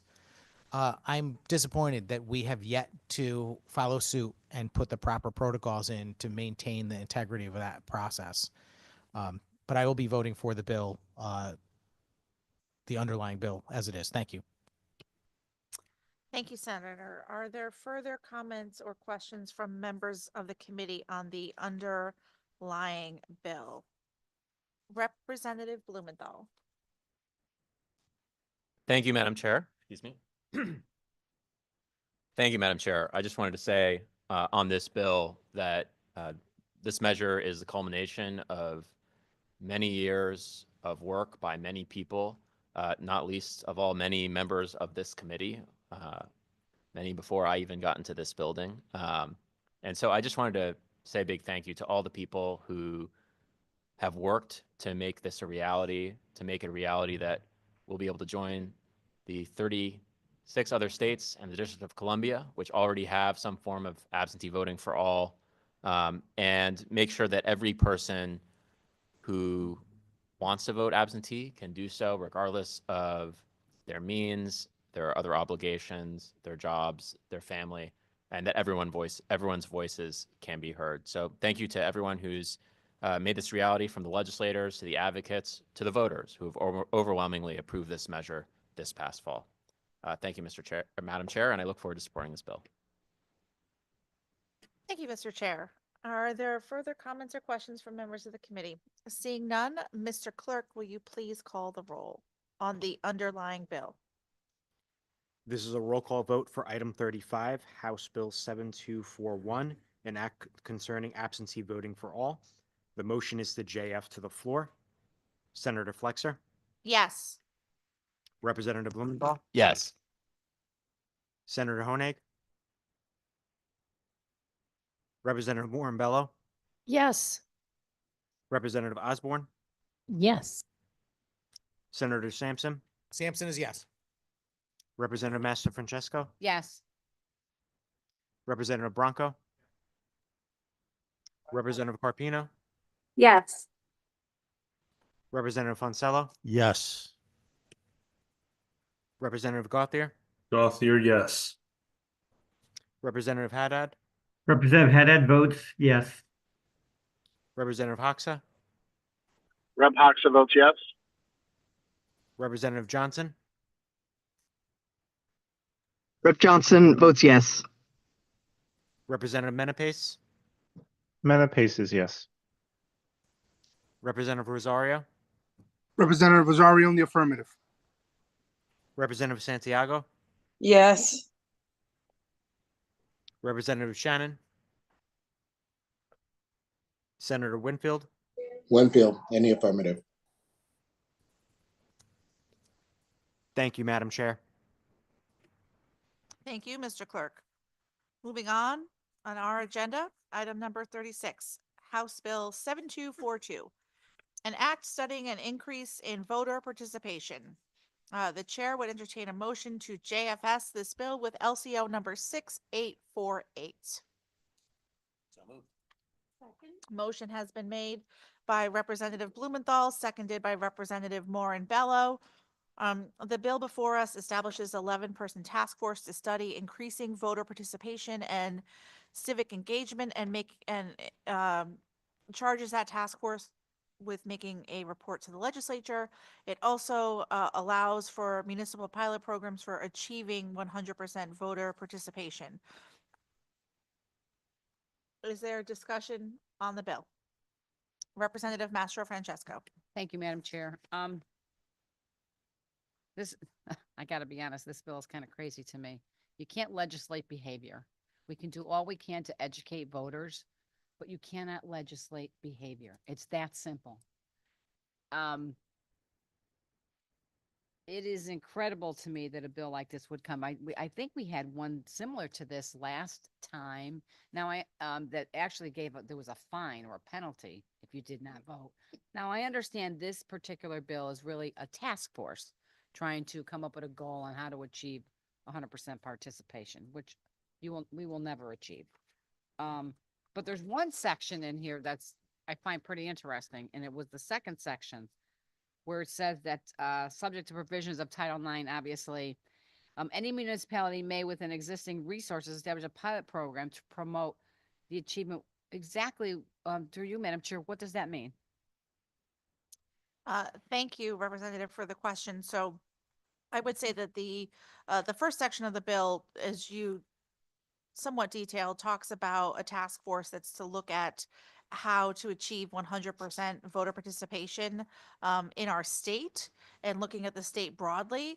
The second section of the bill would allow a municipality to establish a program within their own jurisdiction to get 100% voter participation in that particular town. Thank you, Madam Chair. So I'm curious, is there a law in place already that does not allow the towns to engage in their community and try to get 100% voter participation? And why are we writing a law? Can you show me somewhere in this, what statute is telling us that they cannot do that? Through you, through myself, I keep saying that, it's getting so late. To the good representative, I believe this section is about encouraging a municipality or more than one municipality, from incentivizing them and encouraging them to look at this issue and try to figure out a way that they can encourage more of the residents or the voters in their community to participate in elections, and looking at efforts that can happen at a townwide basis to encourage more civic engagement. It could include a variety of things in a community, for example, that has frequent referenda, town meetings. There may be unique things that they can look at in order to increase participation of voters. And so I don't know that there's anything explicitly that would prohibit a town from doing this, but the purpose of this measure is in concert with the first section of the bill to more broadly be having discussions both on a statewide basis and a town by town basis to figure out ways that we can get more communities closer to that high level of voter participation. Thank you for that answer, Madam Chair. So in here, it looks to me is that we are delegating. This section is not encouraging municipalities, just encouraging municipalities to promote 100% voter participation, because it says any municipality may, within existing resources, they can establish a pilot program. And it's actually suggesting in here, telling them the means of which they can do it. So to me, this is not an encouragement piece. An encouragement piece would be, maybe just making a statement, resolution, or just something, hey, we encourage towns to do what you can to get voters to go out. But through you, Madam Chair, what does it mean by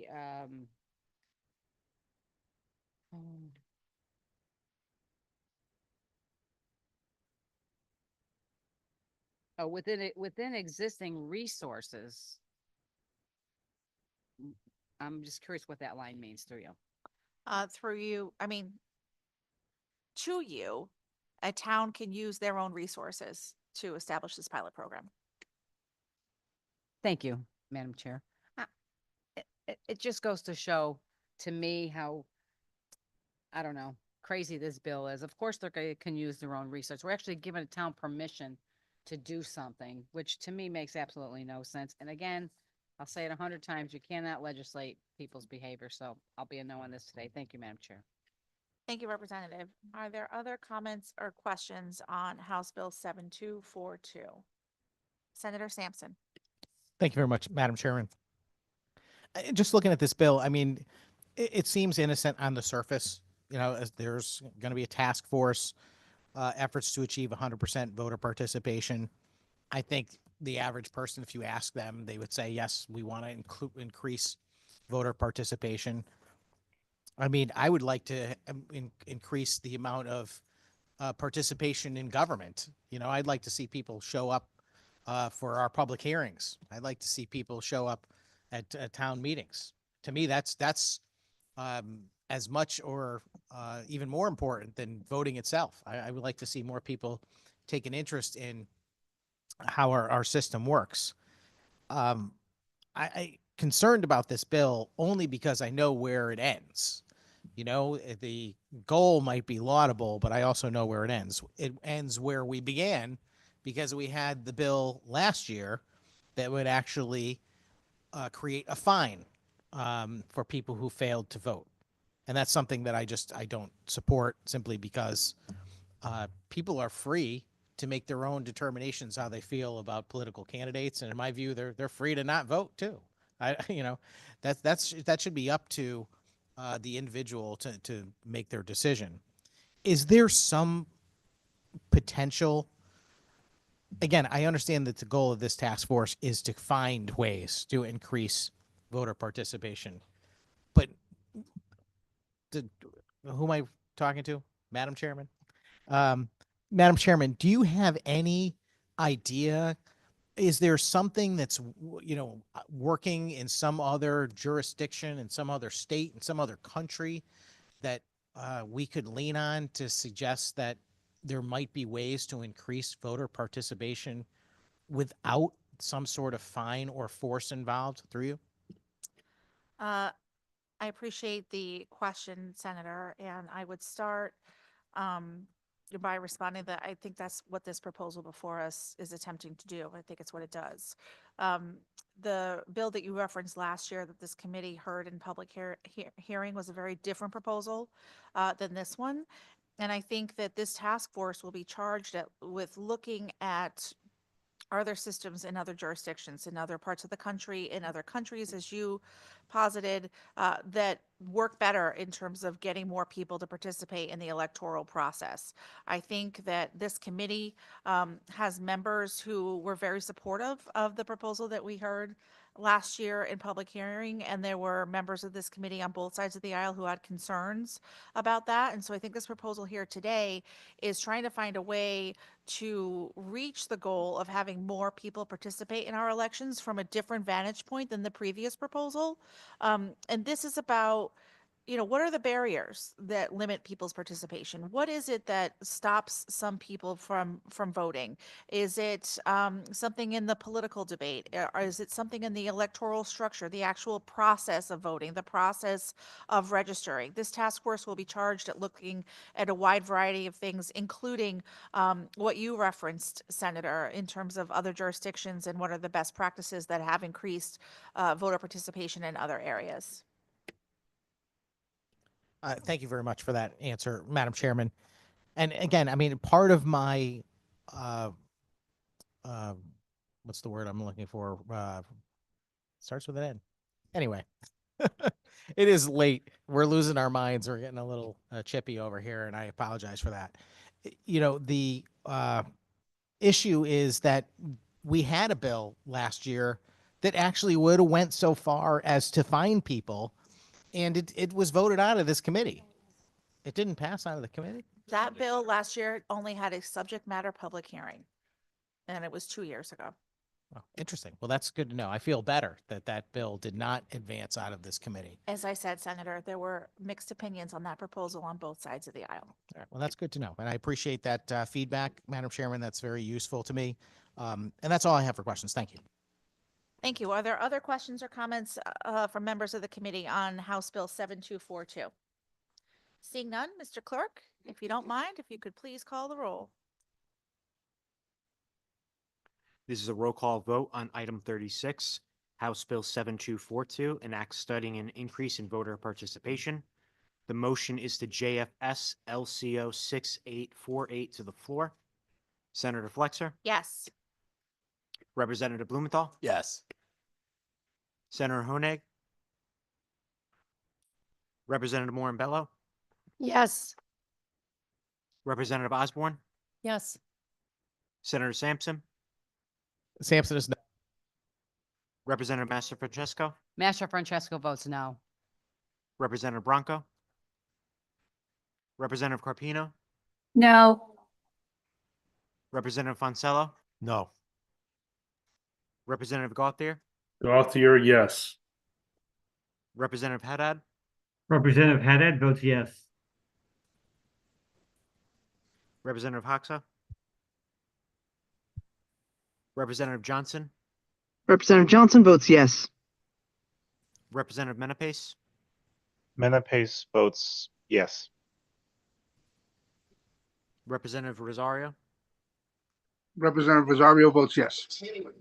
Representative Santiago? Yes. Representative Shannon? Senator Winfield? Winfield, in the affirmative. Thank you, Mr. Chair. Thank you, Mr. Clerk. Next up on our agenda is item number 37, House Bill 7243, an act concerning the regulation of state ethics. This is a JSF to the floor of LCO 6893. The chair will entertain a motion. Moved by Representative Morin-Bello, seconded by Representative Osborne. This bill contains the membership requirement and recusal provisions that were previously in Senate Bill 1531. Further question or comment? Representative Master Francesco. Thank you, Mr. Chairman. So yes, this language, is it the exact language that was in 1531 and just pulled out and put into this one here through you? Pretty much. The only change I believe that was made is that the recusal provisions apply to somebody who was previously employed in a regulated profession for 1 year or more. Thank you. And I'm just curious, again, this is new for us. What brought about this language, this change for this bill? Why are we doing this? Has something occurred, or is there a complaint or something that brought about this legislation to be moved forward through you? Just for clarity, to the representative, is the representative asking about what motivated these original provisions to be brought forward in the first place? Thank you. Well said. I probably should have said it that way. What motivated this committee to propose this bill through you? To you, Representative, this General Assembly is having a holistic conversation. It's pretty broad-based about what PURA should look like, what sort of people should be on it, how should it be structured, and this portion of the provisions of the original SB 1531 contains the opening of a conversation on that subject, sourced from a number of individuals in the legislature. To you. Thank you, Mr. Chairman. Appreciate the confirmation on that, the clarification. I don't have any further questions. Thank you. Thank you, Representative. Further questions or comment on the bill? Senator Sampson. Thank you very much, Madam Chairman, Mr. Chairman, sorry. I don't know if I should just be thankful that this is a dummy bill that's no longer a dummy bill, that something was actually inserted in it. But did this language did in fact get a public hearing? Is that correct? To you, Senator, yes, that is correct. Were there any comments regarding this portion of the bill when it was in 1531? To you, I believe that there was testimony against it on behalf of the utilities and testimony for it on behalf of the Office of the Consumer Counsel. Understood. Thank you. I don't really have any questions. You know, this bill involves something that I think is going on internally in the legislature, and I don't know that it really affects the public in a significant way. I'm going to just listen to the rest of the debate. Thank you. Thank you, Senator. Further questions or comment on the bill before us? Representative Mass Francesco for the second time. Thank you. Thank you, Mr. Chairman. So I just want to maybe just comment on what Senator Sampson said. There's other things going on with this bill. It seems to me that this is more of a, I don't know, and I could be wrong here. We're kind of playing politics. I'm going to be straightforward with you. I guess that's a concern of mine. Maybe this is a fight for somebody on the other side of the aisle, maybe not within my party, but maybe within yours. So that part of it, I obviously have concerns with, but I just wanted to make that comment. Thank you, Mr. Chairman. Thank you, Representative. Further question or comment? I'll just address the comment made by the representative. I would disagree with that characterization. These provisions deal with the expertise required to be on PURA. They require expertise in economics, accounting, forensic auditing, or financial regulation, utility, customer advocacy. They require recusal for certain individuals who've been working for a regulated utility. These are provisions in an attempt to make sure that PURA has the expertise and independence necessary to ensure that all the ratepayers and all of us can be confident that all of its decisions are well vetted and well done, and protecting their interests. And that's the sole motivation behind this language and this bill. And, you know, certainly it's the beginning of a conversation on that subject. But we think it's important to have that conversation. Further question or comment on the bill? Seeing none, Mr. Clerk, will you please call the roll? This is a roll call vote on item 37, House Bill 7243, an act concerning the regulation of state ethics. The motion is to JFS LCO 6893 to the floor.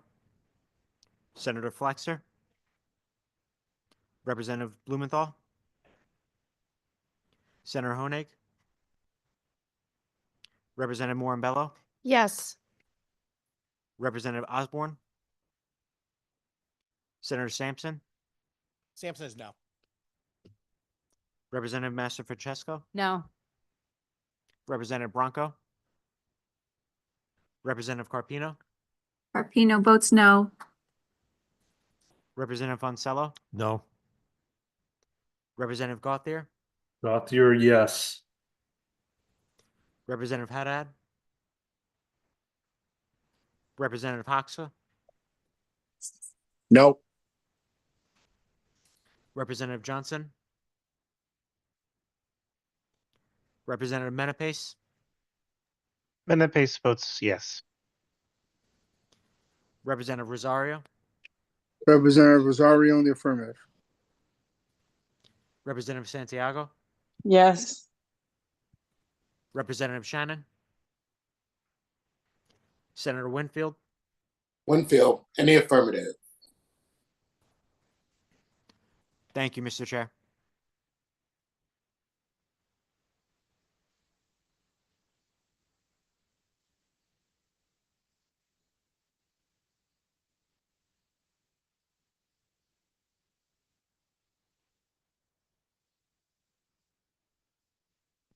Thank you, Mr. Clerk.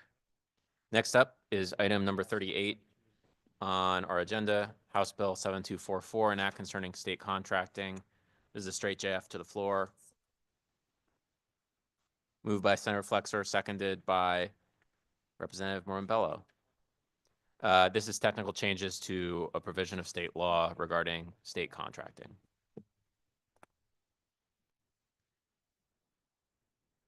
Further question or comment on the bill? Representative Master-Francesco. Thank you, Mr. Chairman. Mr. Chairman, is this a dummy bill, I would say that we call it, a vehicle to be used later on down the road to put other language in through you?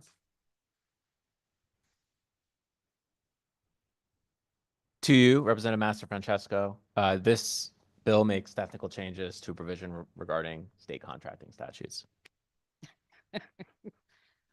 Okay, thank you, Mr. Chairman, but this really, I mean, here's the change. I want everybody to understand the change, and this is why I say it's a dummy bill.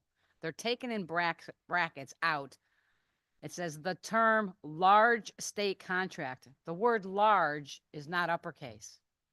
And we're replacing it with the word large, L being uppercase. State contract. So, it seems like a dummy bill to me, or a vehicle to be used down the road. I don't know. Is this truly a minor technical revision that's going on here through you, Mr. Chairman? To you, Representative, that is all the bill does. Mr. Chairman, I'm going to trust that you are correct. And I hope I don't see this bill come down on the floor with any other language in it. Let's just hope that doesn't happen. Thank you, Mr. Chairman. To you, Representative. Thank you very much. Further questions or comments on the bill? Seeing none, Mr. Clerk, will you please call the roll? This is a roll call vote on item 38, House Bill 7244, an act concerning state contracting. The motion is to JF to the floor. Senator Flexer. Representative Blumenthal. Yes. Senator Honig. Representative Morambello. Yes. Representative Osborne. Yes. Senator Sampson. Representative Master Francesco. Master Francesco votes no. Representative Bronco. Representative Carpino. Yes. Representative Fonsello. Yes. Representative Gauthier, Gauthier, yes. Representative Haddad, Representative Hoxa, Yes. Representative Johnson, Representative Menapace, Menapace is yes. Representative Rosario, Representative Rosario is in the affirmative. Representative Santiago, Yes. Representative Shannon, Senator Winfield, Winfield in the affirmative. Thank you, Mr. Chair. Thank you, Mr. Clerk. Next up on our agenda is House Bill 7245, an act concerning a deadline for the implementation of automatic voter registration processes at certain state agencies. This is a straight JF to the floor. Chair will entertain a motion. Moved by Senator Flexer, seconded by Representative Morin-Bello. Long ago, I actually don't know what year, but I think it may have been as far back as 2015. We mandated that a number of state agencies implement automatic voter registration systems. And thus far, as far as I know, only one, the Department of Motor Vehicles, has done so. So what this bill does is it simply requires all the agencies that are already required to implement automatic voter registration systems to do so, and imposes, or it requires them to do it not later than March 31, 2027, and imposes a penalty of $5,000 a day for noncompliance with such requirement, and that payment is to the budget of the Secretary of the State's office. Further question or comment on this bill? Senator Sampson. Thank you, Mr. Chairman. I'll just briefly say I've never been a fan of automatic voter registration. I think this is, another conversation about civic responsibility. And I've noticed that the majority has always tried to institute automatic voter registration through state agencies that deal with folks that, frankly, predominantly are going to vote Democrat. People that receive state entitlements. It's the Department of Social Services and not, when you get your hunting license, for example. I would say is the kind of contrast that I'm trying to paint a picture of. So I'm not upset that this has not been implemented. However, this bill, I find it very surprising. Is it the intention of this committee that we're going to begin to fine at the rate of $5,000 per day to various state agencies by eliminating funds that they're supposed to receive if they fail to implement this program? Am I reading that correct, Mr. Chairman? To you, Senator, you're reading it correctly. We have had this law on the books for almost a decade now, as far as I know, and state agencies have simply not been following the law of our state. And so we decided that we needed to provide an incentive for them to do so in a timely fashion. And I would just add one more thing, which is that I certainly agree with Senator that automatic voter registration availability should be across the spectrum. And I believe that hunting and fishing licenses are currently, or whatever the process for getting hunting and fishing licenses currently is covered. But if the senator wishes to work on expanding access to voter registration to additional agencies, I think we certainly would be amenable to that discussion. To you. Well, I appreciate that, and we can certainly have that conversation. But in the meantime, this particular policy about fining these state agencies, I just don't think it's a workable mechanism to make this happen. I mean, presumably, the governor of the state signed the very law that you're talking about automatic voter registration, and therefore would be in favor of it. He's the boss of these various state agencies. He should be telling these commissioners that they need to comply. I'm just not in favor because I don't think it's going to be effective, number one. And for another reason, I just don't think it's the proper mechanism to address such a situation. I don't know that it even works from a budgeting standpoint that you can start to decrease various appropriations as the means to force someone to comply. Those are all my comments, Mr. Chairman. Thank you. Thank you, Senator. Further questions from the committee, or further questions or comments from the committee? Seeing none, I'll just say that we have limited tools here in the General Assembly to make sure that the executive branch follows our laws. We're interested in seeing other possible forcing mechanisms, but certainly this was a bill that was passed by the General Assembly, signed into law by the governor. It is the law of the state of Connecticut that these agencies are supposed to be implementing these mechanisms, and they just simply haven't done it. And I think it's important to have some sort of consequence if they continue not to comply with our law. Seeing no further questions or comments, Mr. Clerk, will you please call the roll?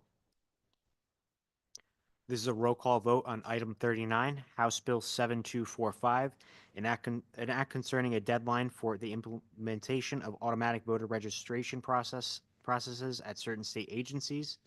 The motion is the JF to the floor. Senator Flexer. Representative Blumenthal. Yes. Senator Honig. Representative Morin-Bello. Yes. Representative Osborne. Yes. Senator Sampson. Sampson is no. Representative Master Francesco. No. Representative Bronco. Representative Carpino. No. Representative Fonsello. No. Representative Gauthier. Gauthier, yes. Representative Haddad. Representative Hoxa. Cox is an out. Representative Johnson. Representative Menapace. Menapace is yes. Representative Rosario. Rosario is also a yes. Representative Santiago. Yes. Representative Shannon.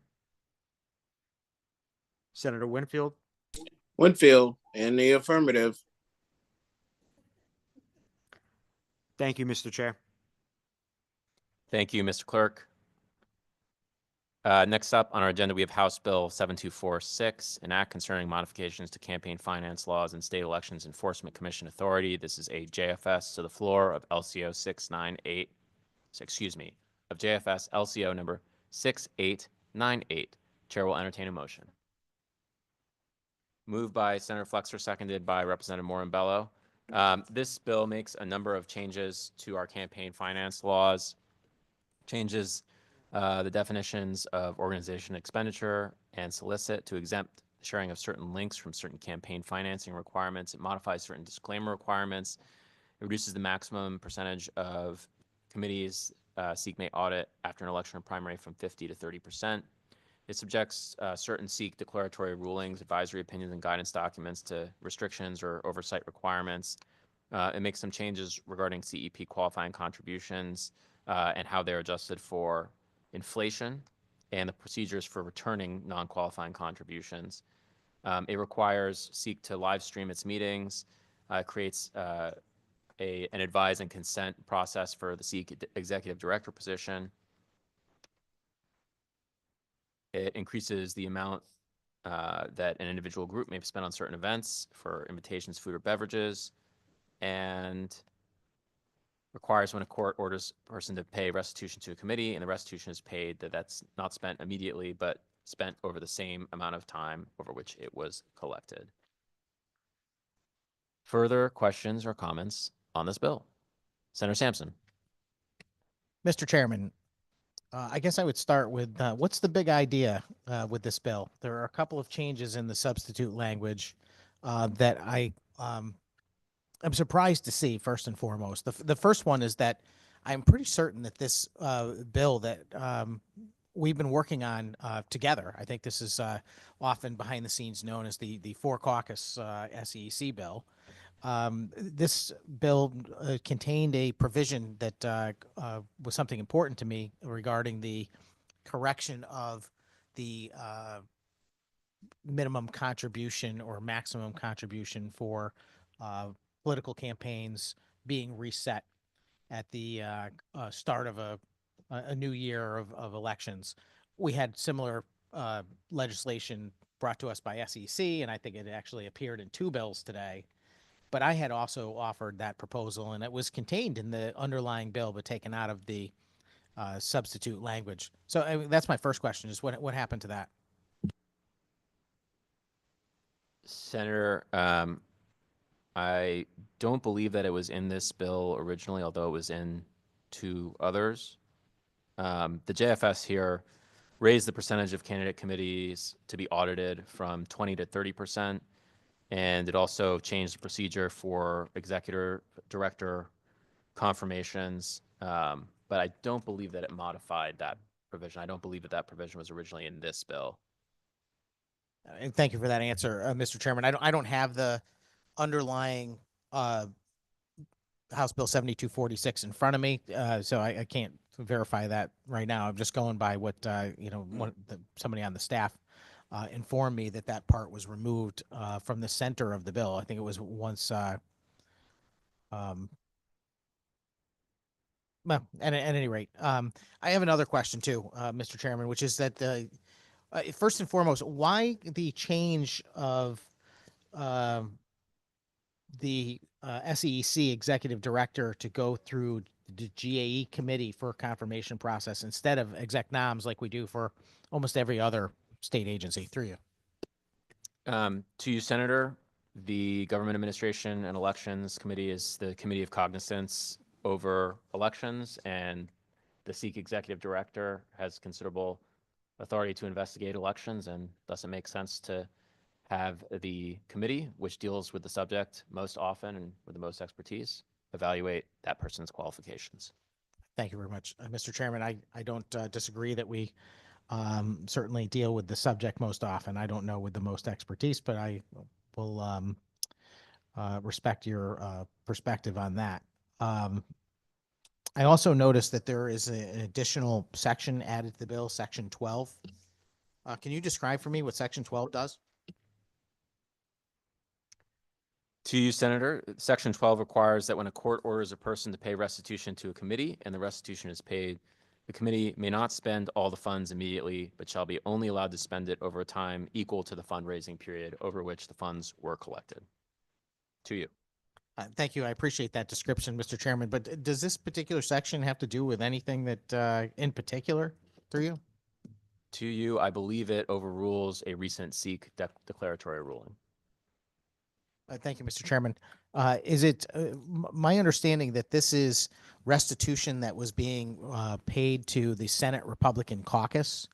And is there some desire on behalf of the majority to prevent that caucus from receiving its restitution in a timely way through you? To you, no. The provision does not dictate at all when the committee may receive the funds, only when it may spend them. To you. Well, thank you very much, Mr. Chairman. But what reason would there be for that, to prevent the receiving committee to be limited in funds that they had control over through you? To you, in a situation where an amount of funds was raised over an extended period of time, it would be an unfair windfall and an unexpected injection of immediate funds that could to allow those funds to be spent in a single election after they'd been collected over a significant period of time. To you. Thank you very much, Mr. Chairman.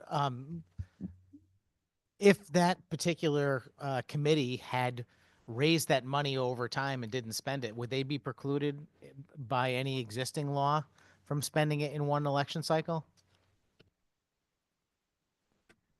To you, no, but they would have to hold it for that period as well. Thank you very much, Mr. Chairman. I just, we're speaking in generalities here when in fact this is a very specific situation, and I think everyone knows that.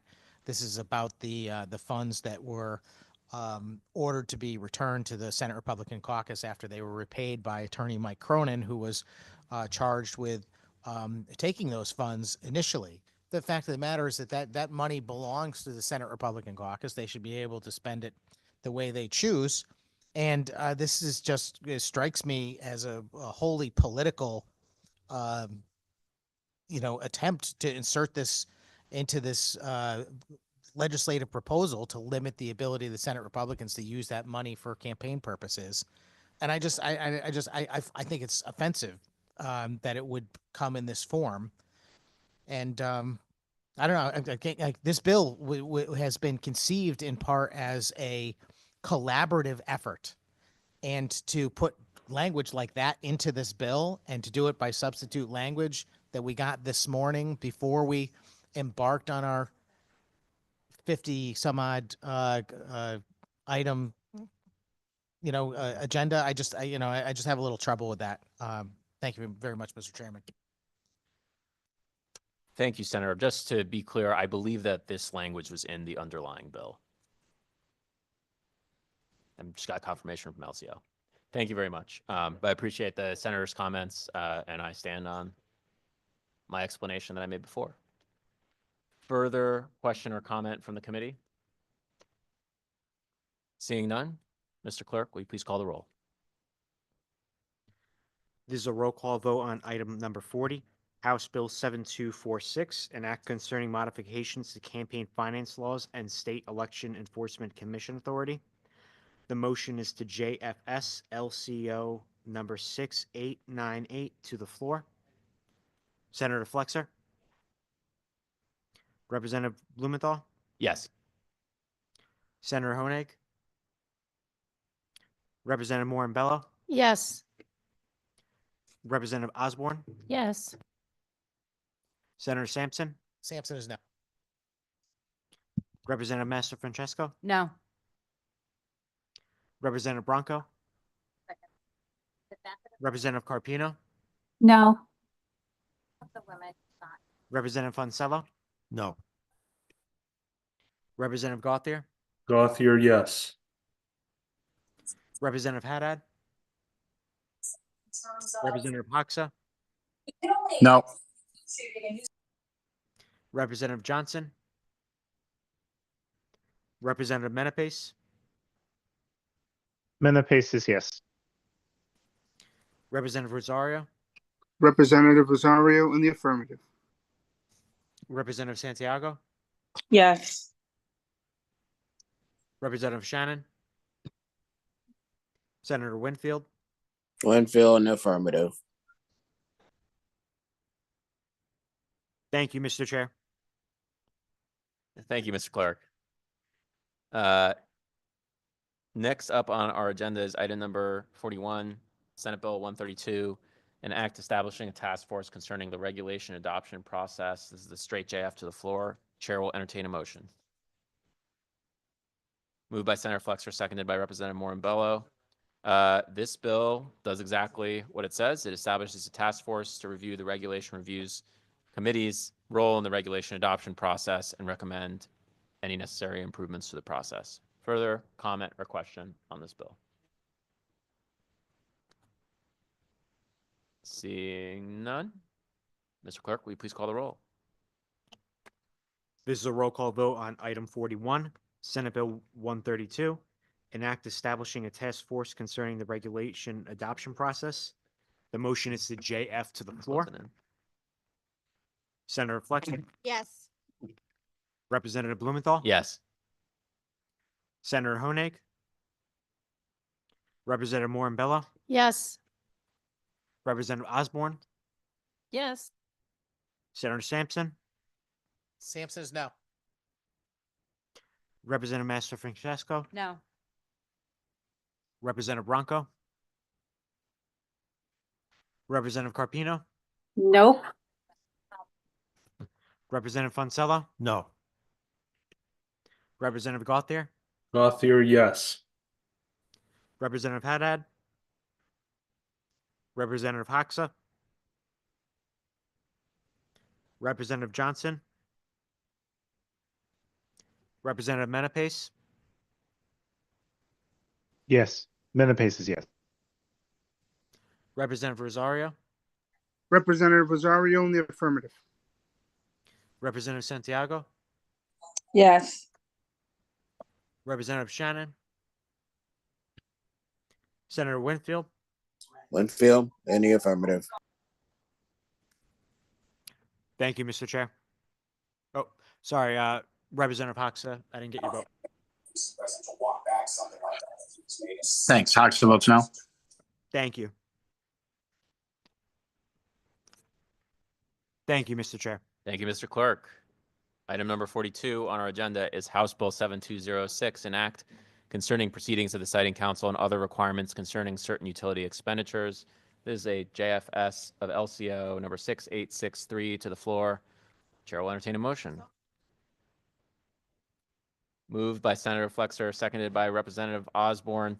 This bill makes a number of changes to current Siting Council procedures. It makes the Office of the Consumer Counsel a party status in any Siting Council certification it wishes, or any proceeding at the Siting Council that it deems may significantly impact electric rates, and it allows the council to participate to the extent deemed necessary by the council.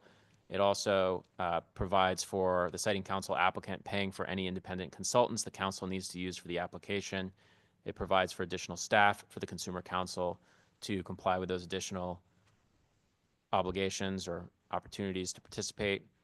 It requires certain disclosures regarding lobbyists' usage and expands the types of information must be included in certain applications to the Siting Council. Additionally, it requires a detailed analysis of transmission alternatives that must be submitted and be prepared by an independent engineer selected by the council. It bans recovery of certain advertising or lobbying or attorney expenses related to Siting Council proceedings and applications, and it requires employment of an individual to increase community engagement with the Siting Council, and it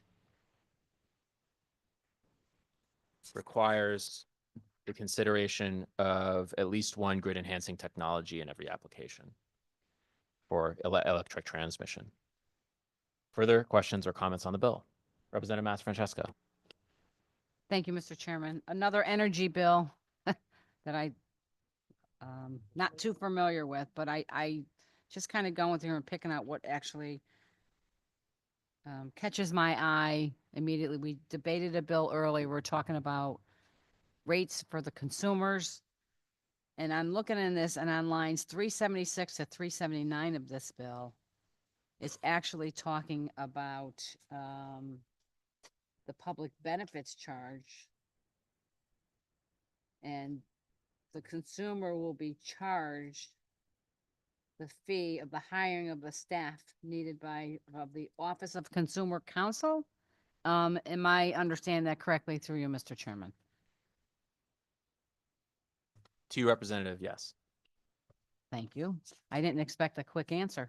I gotta be honest. So this will impact the consumer, their electric rates, and this fee will be on their public benefit, under the public benefit charge on their statement. Is that correct, Mr. Chairman?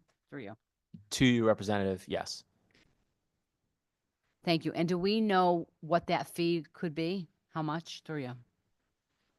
To you, Representative, there are, I believe, 3 additional staff designated, so it would be, my rough estimation, certainly less than $1 million spread over all of the ratepayers in Connecticut.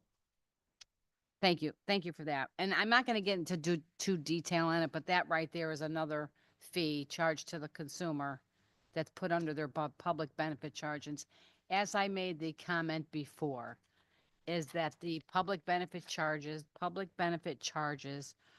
are not the fault of one entity.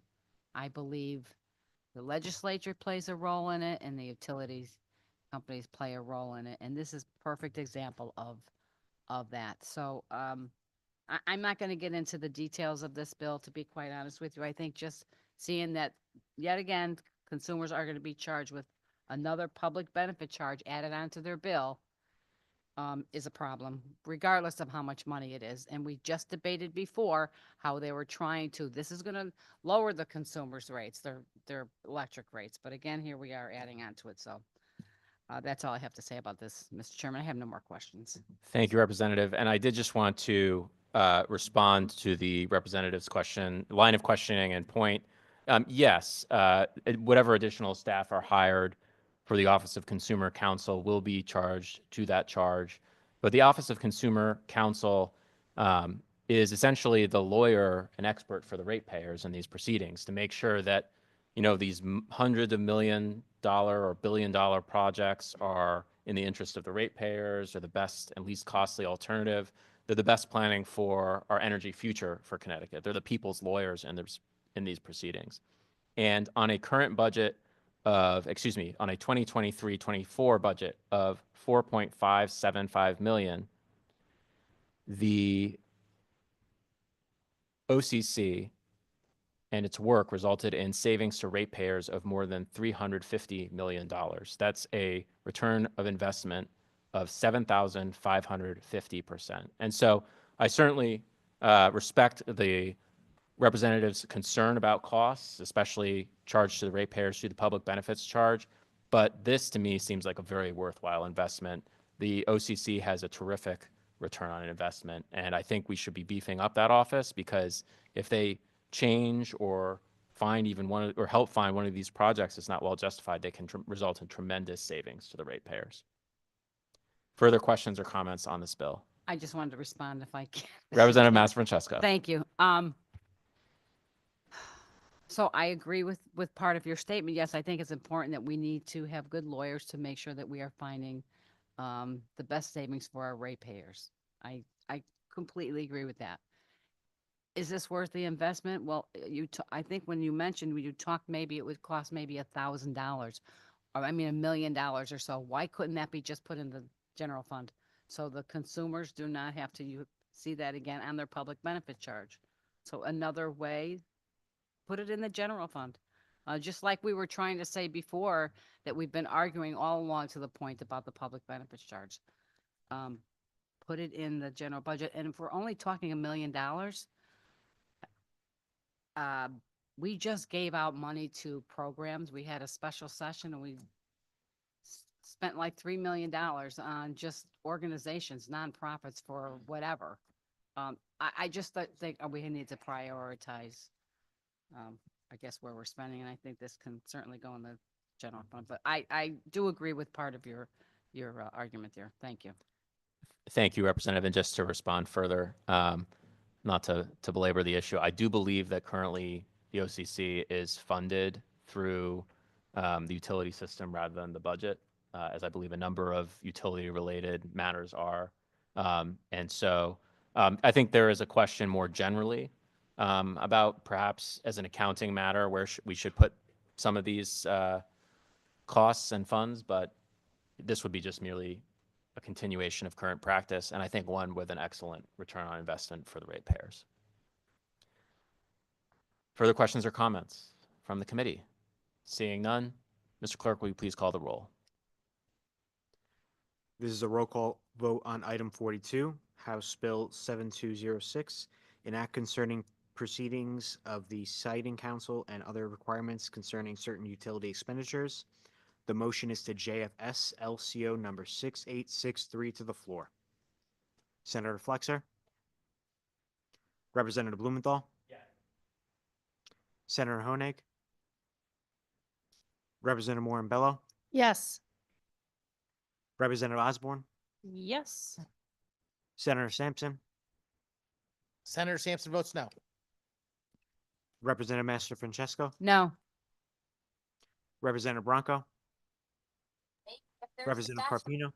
No. Representative Foncella? No. Representative Gauthier? Gauthier, yes. Representative Haddad? Representative Hoxa? Hoxa's a no. Representative Johnson? Representative Menapace? Menapace is yes. Representative Rosario? Rosario's a yes. Representative Santiago, Yes. Representative Shannon, Senator Winfield, Winfield, in the affirmative. Thank you, Mr. Chair. Thank you, Mr. Clerk. Next up on our agenda is item number 43, Senate Bill 1156, an act concerning statewide recognition of minor parties for purposes of nominating petitions. This is a straight draft to the floor. The chair will entertain a motion.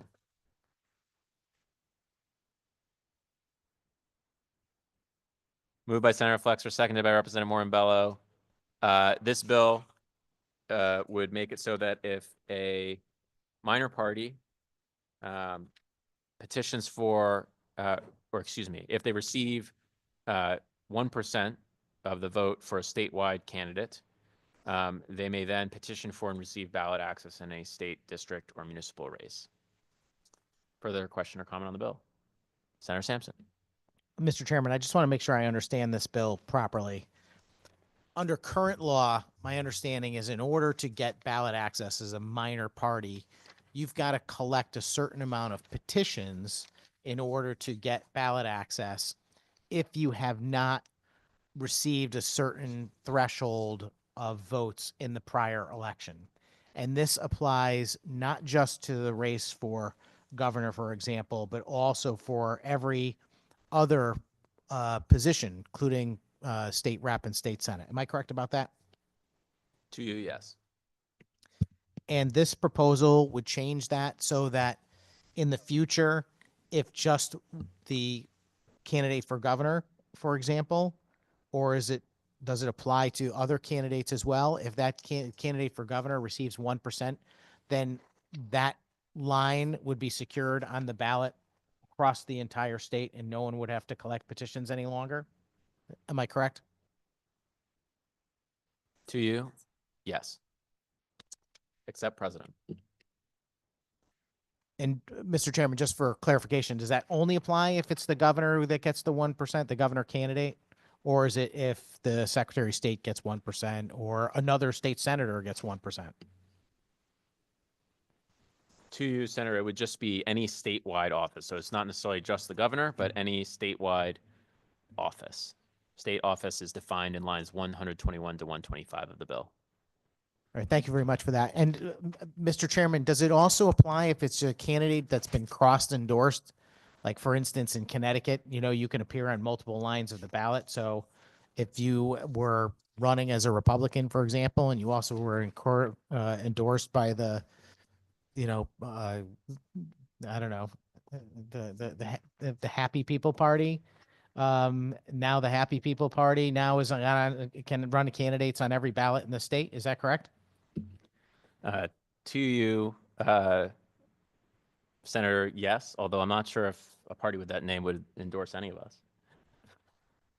I don't know what you're talking about. I think this is our colleagues that went home to Zoom. They're missing out. They should have stuck around because this is where the action's at.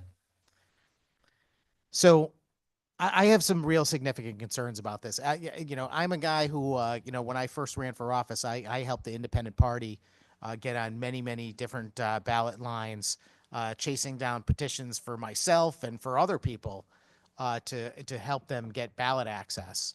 And, in recent years, they've changed who they are. And I don't want to make this about the Independent Party in particular, but let's just say that the Independent Party, back when I was endorsed by them early on, is an entirely different animal than it is today. And I believe as a result, they've lost a lot of support and they were unable to actually even get to 1% in the most recent election. And of course, they've lost ballot access in many, many places across the state. So I don't know that it's a proper mechanism to allow this very easy solution for ballot access for minor parties.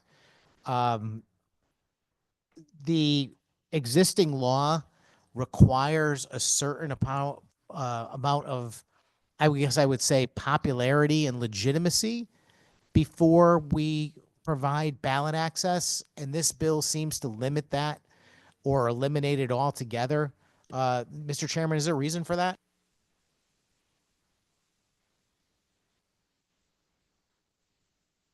Could the senator please repeat the question? Thank you very much, Mr. Chairman. I appreciate it. I was having a tough time even asking it over the other conversations in the room. But I was asking if there is a purpose for us to eliminate or drastically reduce the requirement that a minor party has some popularity and legitimacy, as does in current law. To you, I think some would argue that it's arduous for a party to, in every single district where it may wish to be on the ballot, get the signatures necessary to do so. And when a party has received 1% of the total votes in a statewide election, that indicates a relatively broad-based base of support, again, for a minor party. To you. Mr. Chairman, are you aware the number of petitions that are required to get ballot access for state rep, for example?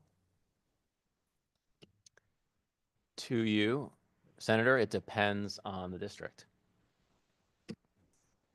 And yeah, I understand that, Mr. Chairman. But what is the requirement? What is the threshold?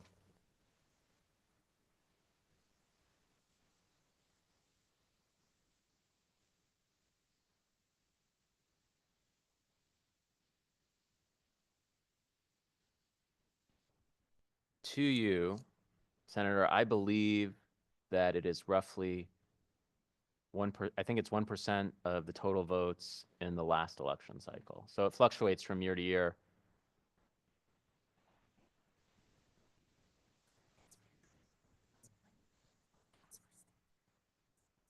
Right, sorry, excuse me. Just to be clear, it's for the office for which the minor party is trying to get on the ballot. To you. Yes, sir. And I'm aware of that. And I'll just using some rough math. And of course, this can vary dramatically. I mean, there are some places that have extremely high voter turnout and other places that have extremely low voter turnout. I mean, there are state rep races in our major cities that are decided by a few thousand votes at most. I mean, that would mean in a race that had 5,000 votes cast in it, and that could be a lot for some of these inner city state rep races. That would mean they would need 50 votes, 50 people to sign a petition. It's nothing arduous about it. It's about as simple as it gets.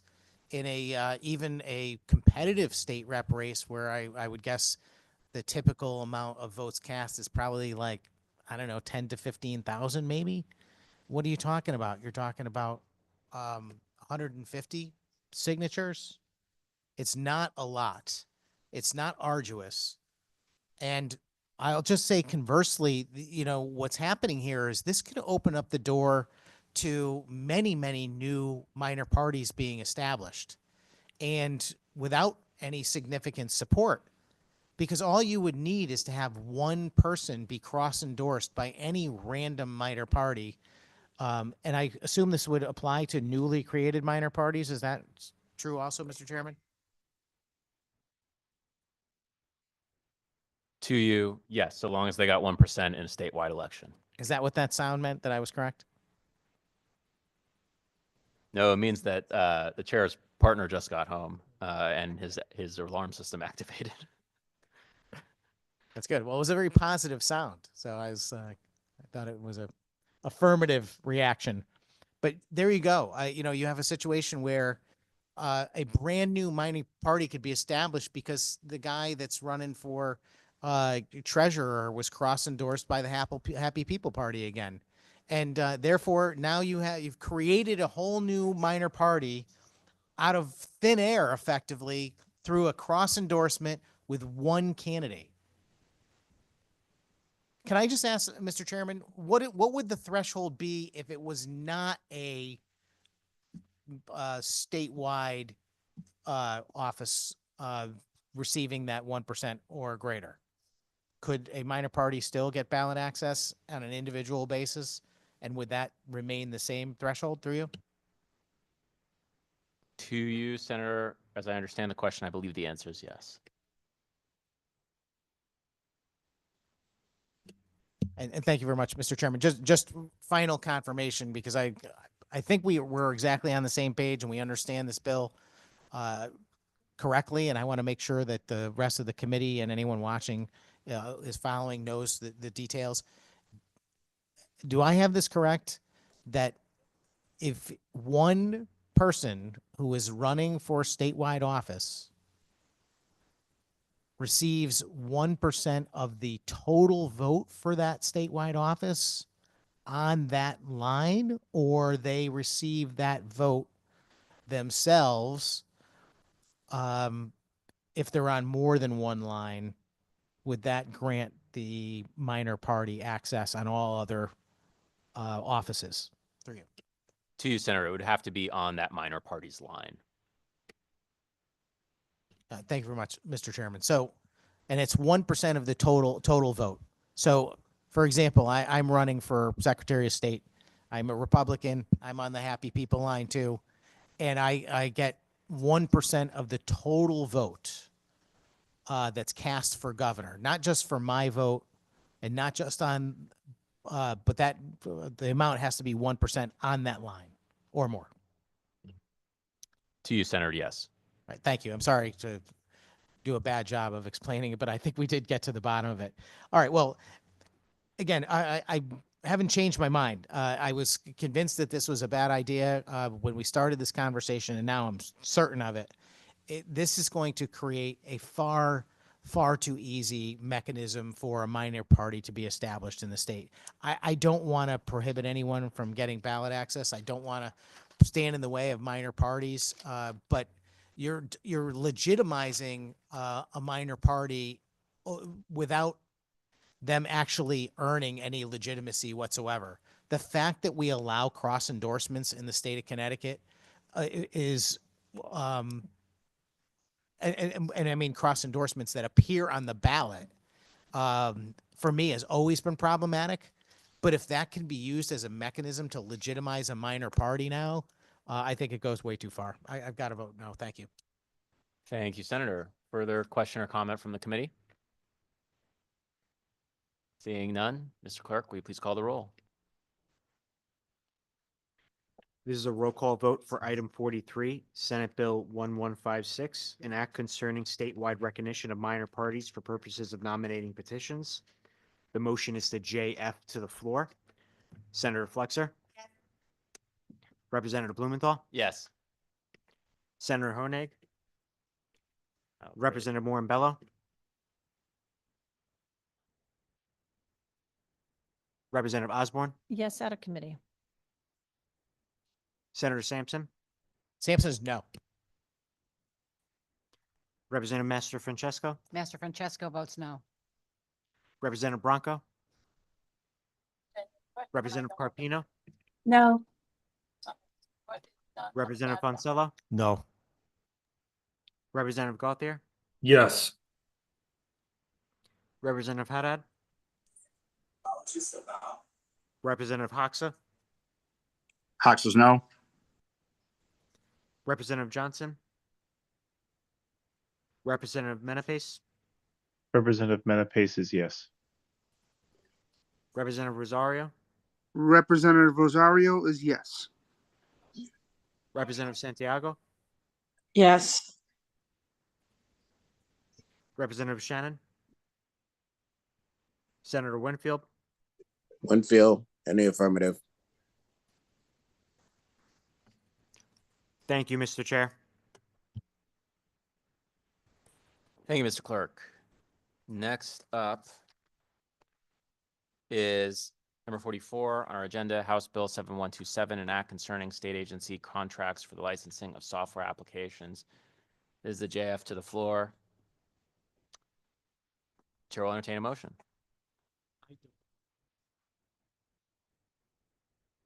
Moved by Representative Morambello, seconded by Representative Osborne.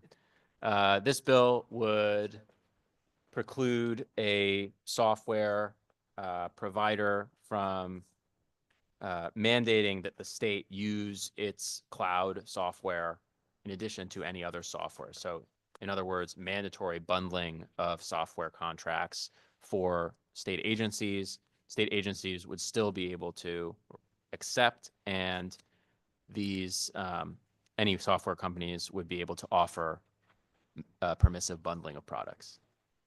Further question or comment on this bill? Senator Sampson. Thank you very much, Mr. Chairman. This is, again, I don't want to prolong this meeting. I just, when these bills come up, I gotta speak my mind on these things. The fact of the matter is that this particular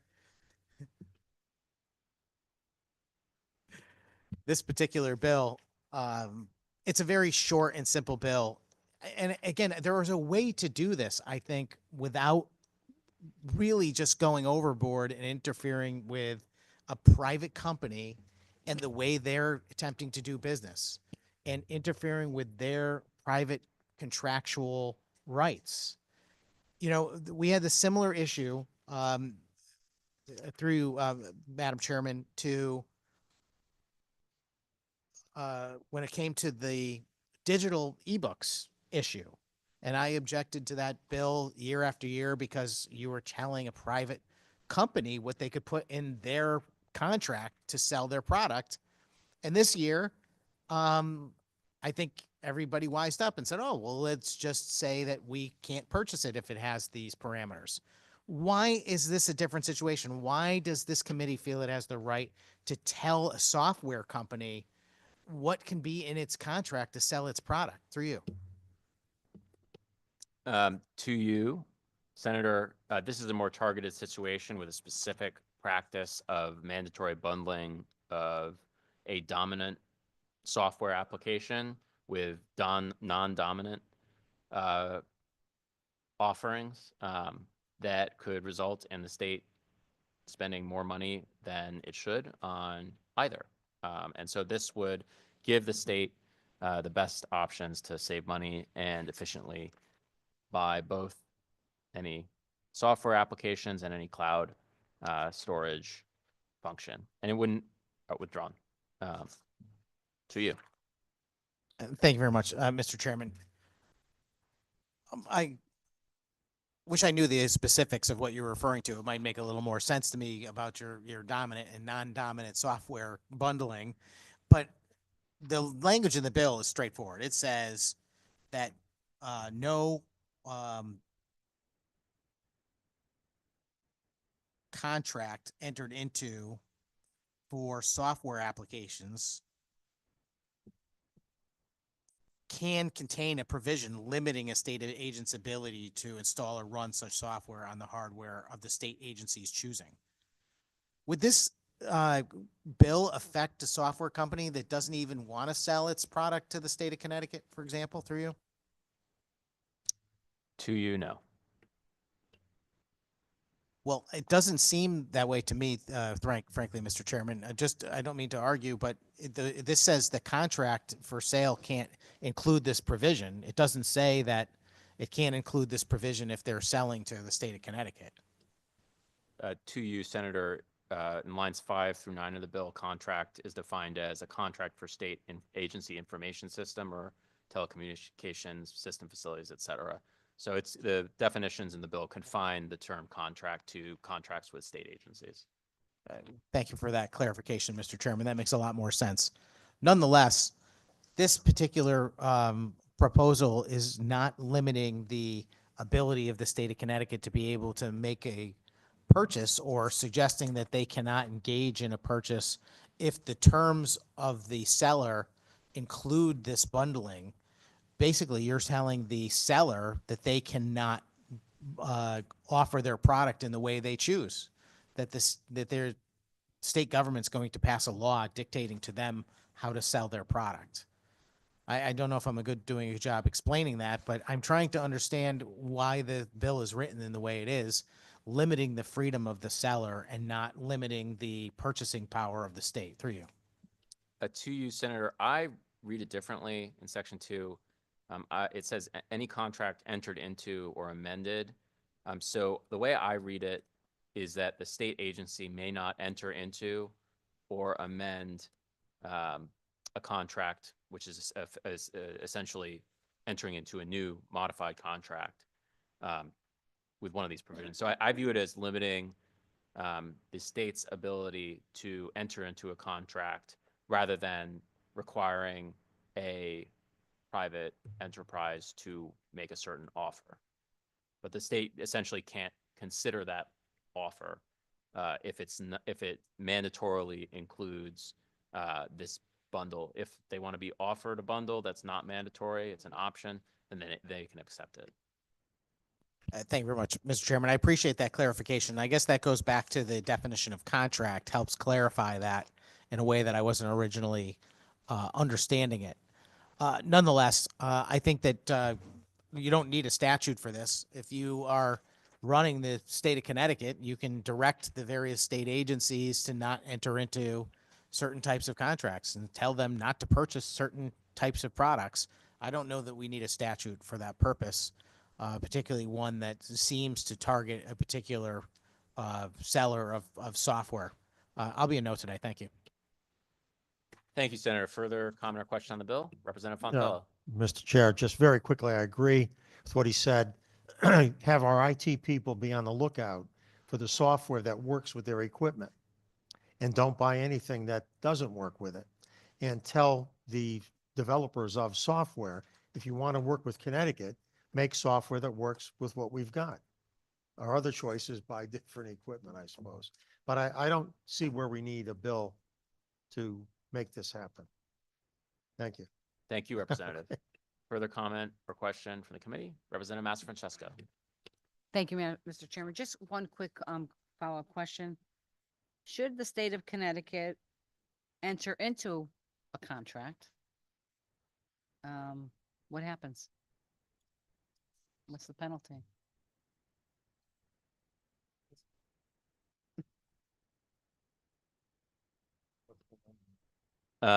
So it does not mandate what happens after a contract is entered into. It simply says that the contract may not be entered into in the first place.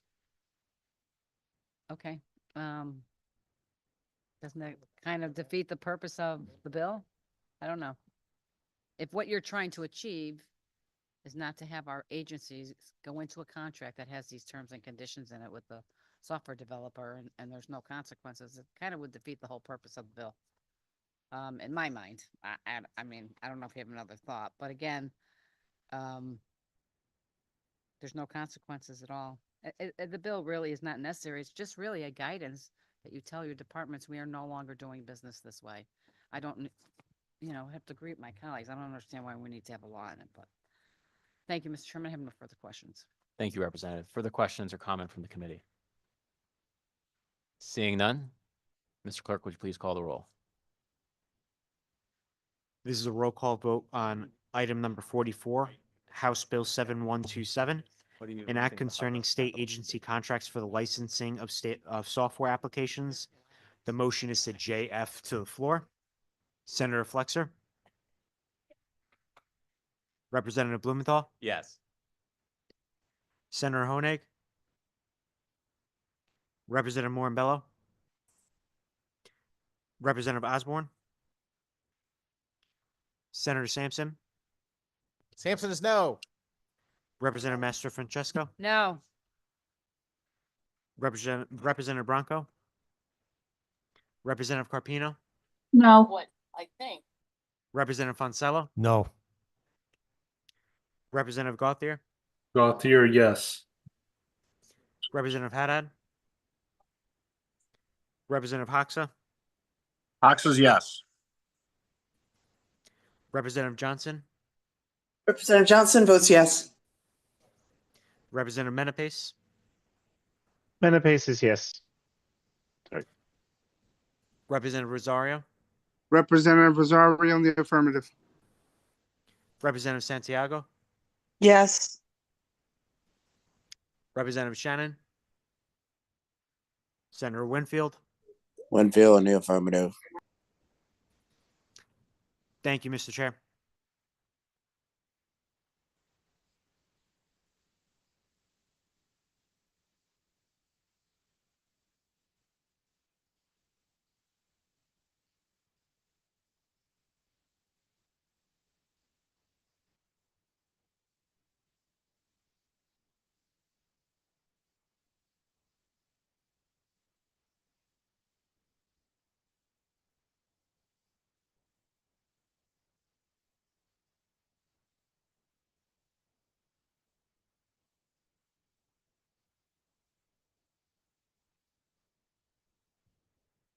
Next up, item number 45.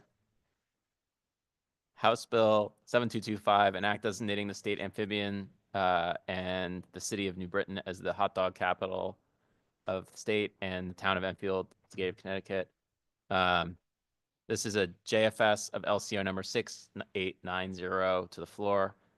And I'll just note that the JFS removes the town of Enfield as the gateway to Connecticut. After that request was made, we found out that a number of other towns were claiming that, and so we removed it from the bill. So this bill only includes the Spring Peeper as the state amphibian and the city of New Britain as the hot dog capital of the state. Do I have a second? Moved by Senator Flexer, seconded by Representative Osborne. Further question or comment from the committee?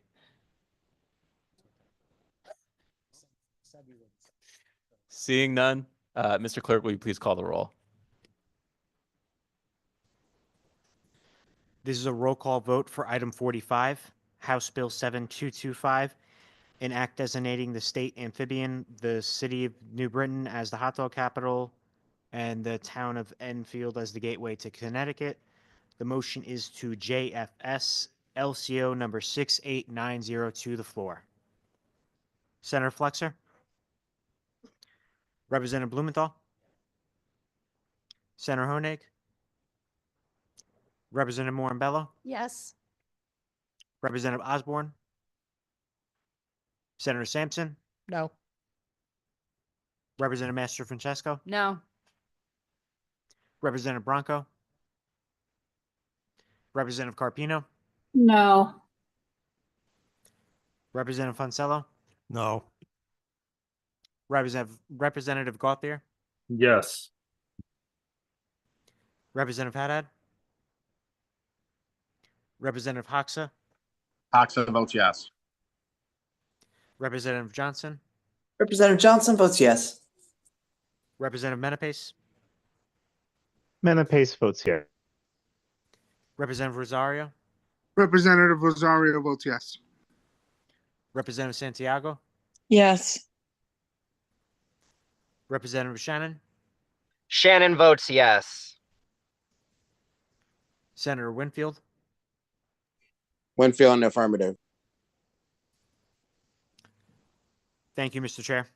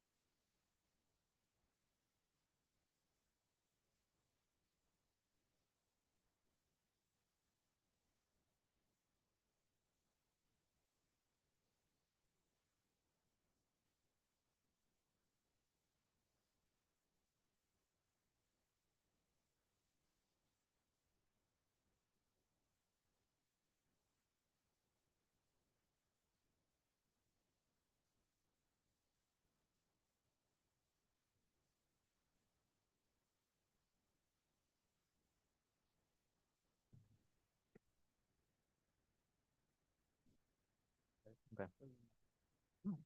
Next up is item number 48.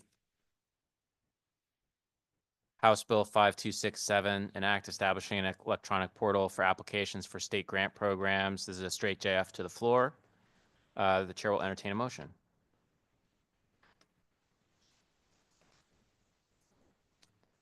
Is there a second? Moved by Representative Osborne, seconded by Representative Massa Francesco. Representative Massa Francesco. Objections, we can start a consent calendar for the next few items. Is there objection? Is there objection?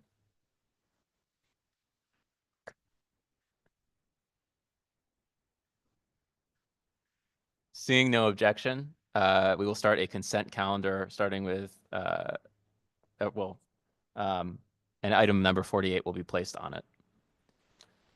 Next up is item number 49, House Bill 6002, an act subjecting state agencies to the same data protection and privacy laws as the private sector. This is a straight JF to the floor. Chair will entertain a motion.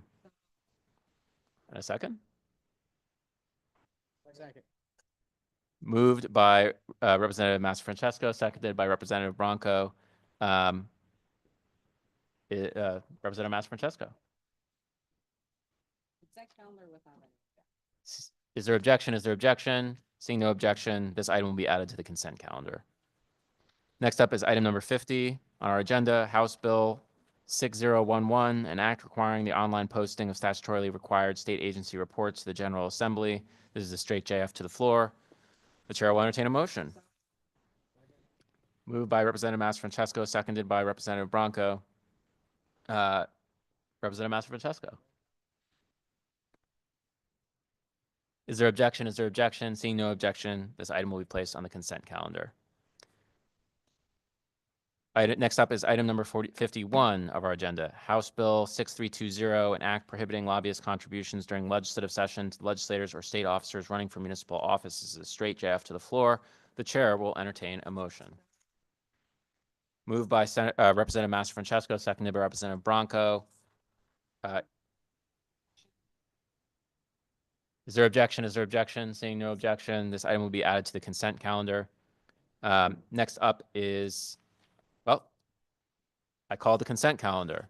Is there a motion to call the consent calendar? And a second. Moved by Representative Osborne, seconded by Representative Mastrofrancesco. Is there, I guess there's no consent calendar. Mr. Chairman, this is Rep. Santiago. Yes, Representative. Does the consent calendar include 51, number 51? Yes. Well, I raised my hand. I wanted to have a roll call on that because I'll be voting no against it. Okay. Thank you, Representative. I'm sorry for missing you. Thank you. That item has been objected to and will be removed from the consent calendar. So I guess I withdraw the motion. Well, Representative Osborne, will you withdraw your motion for the consent calendar and your second? The motion is withdrawn. Item number 51 is removed from the consent calendar. And I guess we will hold the consent calendar for the time being. And I will call item number 51 again. House Bill 6320, an act prohibiting lobbyist contributions during a legislative session to legislators or state officers running for municipal office, a straight JF to the floor. Is there a motion? Moved by Representative Mastrofrancesco, seconded by Representative Bronco. This bill does exactly what it says it would do. Is there further discussion or question? Seeing none, Mr. Clerk, will you please call roll call vote on item number 51? This is a roll call vote on item 51, House Bill 6320, an act prohibiting lobbyist contributions during a legislative session to legislators or state officers running for a municipal office. The motion is to JF to the floor. Senator Flexer? Yes. Representative Blumenthal? Yes. Senator Honig? Representative Morin-Bello? Yes. Representative Osborne? Senator Sampson? Representative Mastrofrancesco? Yes. Representative Bronco? Representative Carpino? Yes. Representative Foncella? Yes. Representative Gauthier? Gauthier, yes. Representative Haddad? Representative Hoxa? Representative Johnson? Representative Johnson votes yes. Representative Menapace? Sorry about that. Menapace is yes. Representative Rosario? Representative Rosario in the negative. Representative Santiago? No. Representative Shannon? Shannon votes yes. Senator Winfield? Winfield in the affirmative. Thank you, Mr. Chair. Thank you, Mr. Clerk. Mr. Clerk, will you please call the consent calendar? This is a roll call vote for the consent calendar with items number 48 on the agenda, House Bill 5267, item 49, House Bill 6002, and item 50, House Bill 6011. The motion is to JF. Senator Flexer? Representative Blumenthal? Yes. Senator Honig? Representative Moore and Bello? Yes. Representative Osborne? Senator Sampson? Sampson, yes. Representative Master Francesco? Yes. Representative Bronco? Representative Carpino? Yes. Representative Fonsello? Yes. Representative Gauthier? Yes. Representative Haddad? Representative Hoxa? Hoxa votes yes. Representative Johnson? Representative Johnson votes yes. Representative Menapace? Menapace votes yes. Representative Rosario? Representative Rosario in the affirmative. Representative Santiago? Yes. Representative Shannon? Shannon votes yes. Senator Winfield? Winfield in the affirmative. Thank you, Mr. Chair. Thank you, Mr. Clerk. Well, we have now completed our agenda. All right, so we will hold the votes open until 11 o'clock or however long they are needed to continuously go until closed. And with that, we will recess. Oh, excuse me. Remarks from my co-chair. Yes, thank you, Mr. Chair. This concludes our traditional work before our JF deadline in this committee, and I just wanted to take a moment to thank all the members of the committee and to thank the staff that does such tremendous work to help us move our business and meet all the deadlines, and most importantly, engage the public and receive their feedback on the legislation that we consider in this committee. So I want to thank our clerk, Murray Sento, who's done a great job coming in mid-session and has worked diligently helping us. We're very grateful to him for his work, and our assistant clerks, Aston Foley and Pam Bianca. Thank you both very much for your work this year as our assistant clerks. And in this committee, we have been really lucky for a number of years to be served by great nonpartisan staff, particularly from the Legislative Commissioner's Office, Shannon McCarthy and Michael Tellerico. We're very grateful for your incredible work, and we know the last few days in particular have been very long in getting us to this point, and thank you very much. Hope you get some rest now that we're done here for the time being. And our staff from the Office of Legislative Research, Matthew Frame and Lee Hansen, who also put in incredibly long hours in the work of this committee, and particularly did a lot of work to make sure they could be here today for this meeting. I know it's been a long day, but very grateful to both of you for your incredible support and a lot of the work that our nonpartisan staff, including Taylor Morris from the Office of Fiscal Analysis, does is behind the scenes, but it's what allows this committee to get its work done and move forward. So thank you, Mr. Chair, for the moment to thank the folks who help us get our work done in this committee. Thank you, Madam Chair, for those remarks, and I certainly echo them. We have tremendous nonpartisan staff on this committee and partisan staff, and we wouldn't be able to do the work that this committee does without them. And we appreciate the long hours and diligent work that they put in to get us to this point. And with that, we'll recess.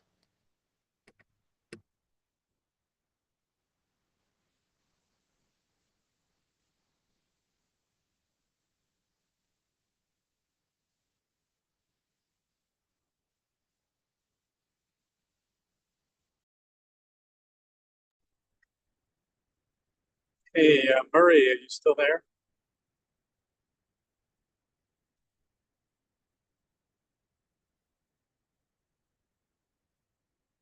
Hello, Murray? Mr. Clerk?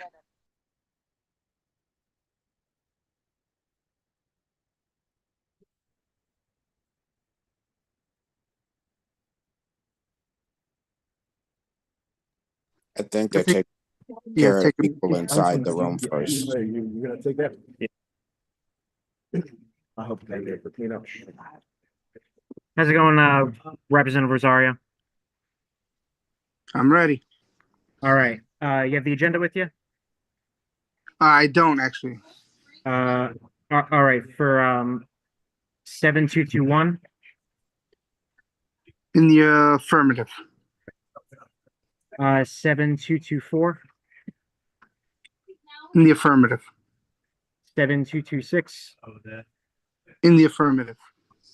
7227, In the affirmative. 7229, In the affirmative. 7230, In the affirmative. HR 10, In the affirmative. 1431, In the affirmative. 1519, In the affirmative. 1518, In the affirmative. 1522, In the affirmative. SJ 57, In the affirmative. HB 6477, In the affirmative. 1432, In the affirmative. 7205, In the affirmative. and then 1515, In the affirmative. and then 7228, In the affirmative. 1530, In the affirmative. 1531, In the affirmative. 1533, In the affirmative. 1534, In the affirmative. 1535. In the affirmative. All right, that's it. Thank you so much. Thank you. Have a good evening. You too. Take care. How are you, Senator Winfield? I am all right. All right. Let's see. All right, SJ 57, In the affirmative. 6477, In the affirmative. 1432, In the affirmative. 7205, In the affirmative. SJ 16, In the affirmative. 7130, In the affirmative. 1514, In the affirmative. 1515, In the affirmative. 1516, In the affirmative. 1517, In the affirmative. 1520, In the affirmative. 1521, In the affirmative. Are they on there? SJ 14, Thank you. In the affirmative. 7222, In the affirmative. 7223, In the affirmative. and then 7228, In the affirmative. and then last one,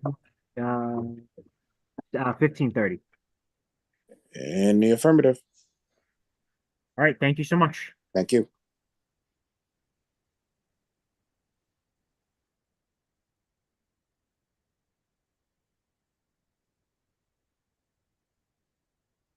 How are you, Representative Haddad? Very good, Mr. Clerk. All right, for you. Okay, I think we started item number 16, right? yep, 16, so SJ 16, In the affirmative. all right. 7130, In the affirmative. or number 18, I'll say, In the affirmative. number 19, In the affirmative. number 20, In the affirmative. number 21, In the affirmative. number 22, In the affirmative. number 23, In the affirmative. number 24, In the affirmative. number 25, In the affirmative. number 26, In the affirmative. number 27, In the affirmative. number 28, In the affirmative. number 29, In the affirmative. number 30, In the affirmative. number 31, In the affirmative. number 32, In the affirmative. number 33, In the affirmative. number 34, In the affirmative. and then it goes down to 37, Yeah, in the affirmative, 38, in the affirmative, 39, in the affirmative, 40, in the affirmative, 41, in the affirmative, 42, in the affirmative, 43, in the affirmative, 44, in the affirmative, 45, in the affirmative, and then consent calendar.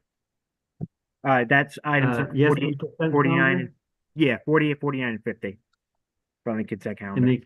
in the affirmative, Okay, and then item 51, yeah, 51.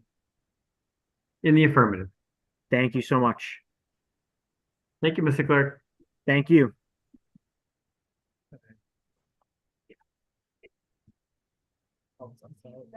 You get different direction with the chairs if you don't like one second.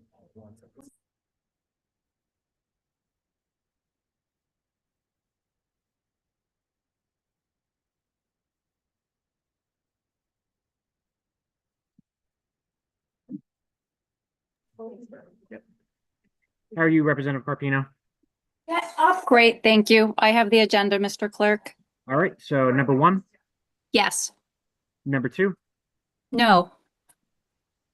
number 3, Yes. number 4, No. number 5, Yes. number 6, No.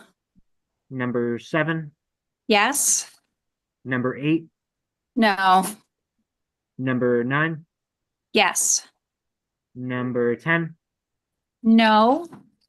number 11, No. number 12, No.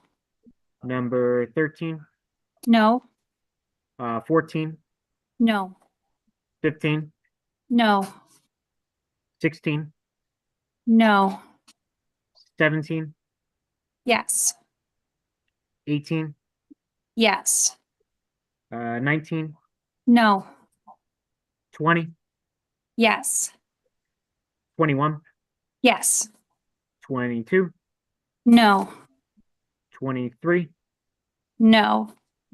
24, No. 25, No. 26, Yes. 27, Yes. 28, Yes. and then Actually, I apologize. Number 27 is no. okay, number 27 is no. Correct. And 28 is yes. Okay, Rep. Carpino, I'm just going to interrupt for 1 second. Thank you. Thank Thank you you. very, very much. no problem. Excuse me, Representative. Thank you. Thank you, Um, ma'am.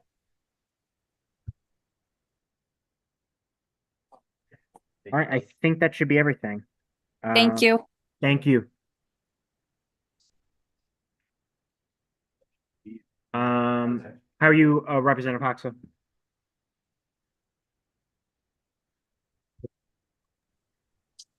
Hi, Murray. Good. How are you? Good. How are you? Do you have the Great. agenda? Yes, I believe. Number 4 is Yes. the first one that I have for you. Number 4? Yep. No. Okay. Number 5.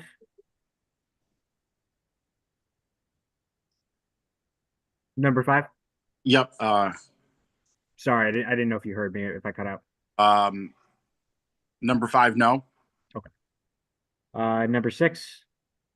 Number 6, no. Number 7. Number 7, no. Number 8. Number 8, no. Number 9. Yes. Uh, I'm sorry. Number 9. Yeah, 15, 19, number 9.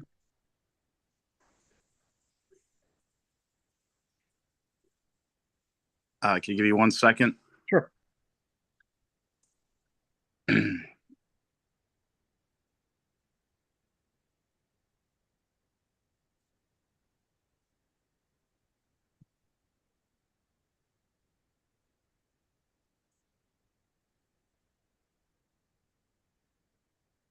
Was this the Pequot, Treaty of Hartford one. This was the days, weeks, and months.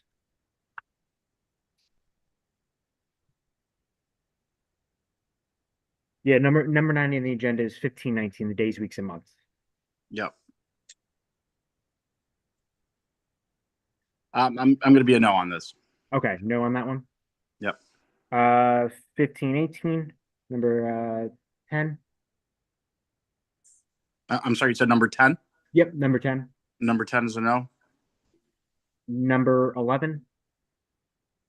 11, no. Number 12.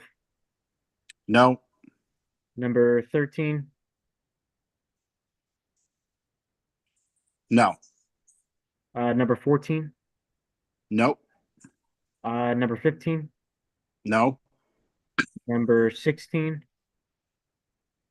No. Number 17. That's a yes. And then we jump down to number 27 on the agenda.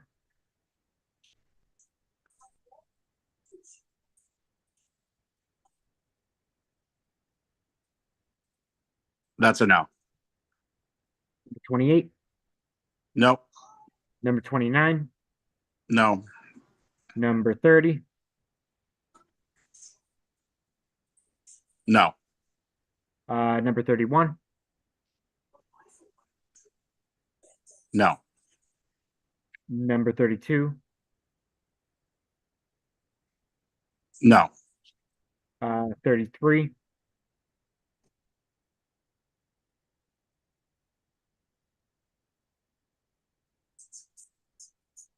No.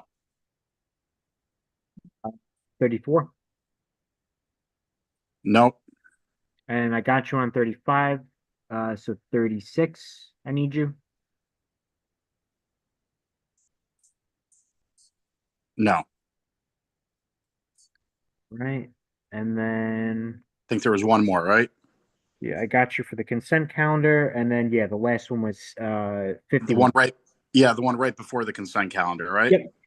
Yep. Yeah, 6320, 51.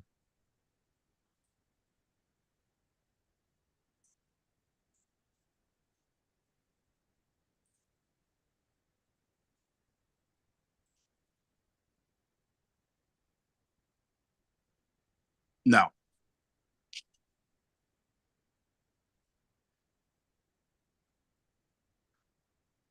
All right. Thank you so much. All right. Have a good night. Thank you. You too. Bye. How are you, Senator Honig? Good. How are you, Murray? Good. All right. Do you have the agenda with you? Yeah. Okay. So I need you for number 11. Yes. Number 12. Yes. Number 13. Yes. 14. Yes. 15. Yes. 16. Yes. 17. Yes. 18. Yes. 19. Yes. 20. Yes. 21. Yes. 22. Yes. 23. Yes. 24. Yes. 25. Yes. 26. Yes. 27. Yes. 28. Yes. And then we jump down to 35. Yes. 36. Yes. 37. Yes. 38. Yes. 39. Yes. 40. Yes. 41. Yes. 42. Yes.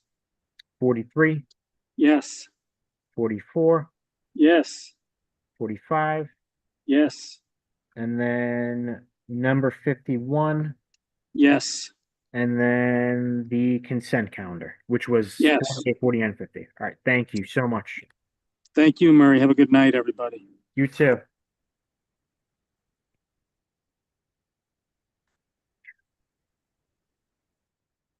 How are you, Representative Shannon?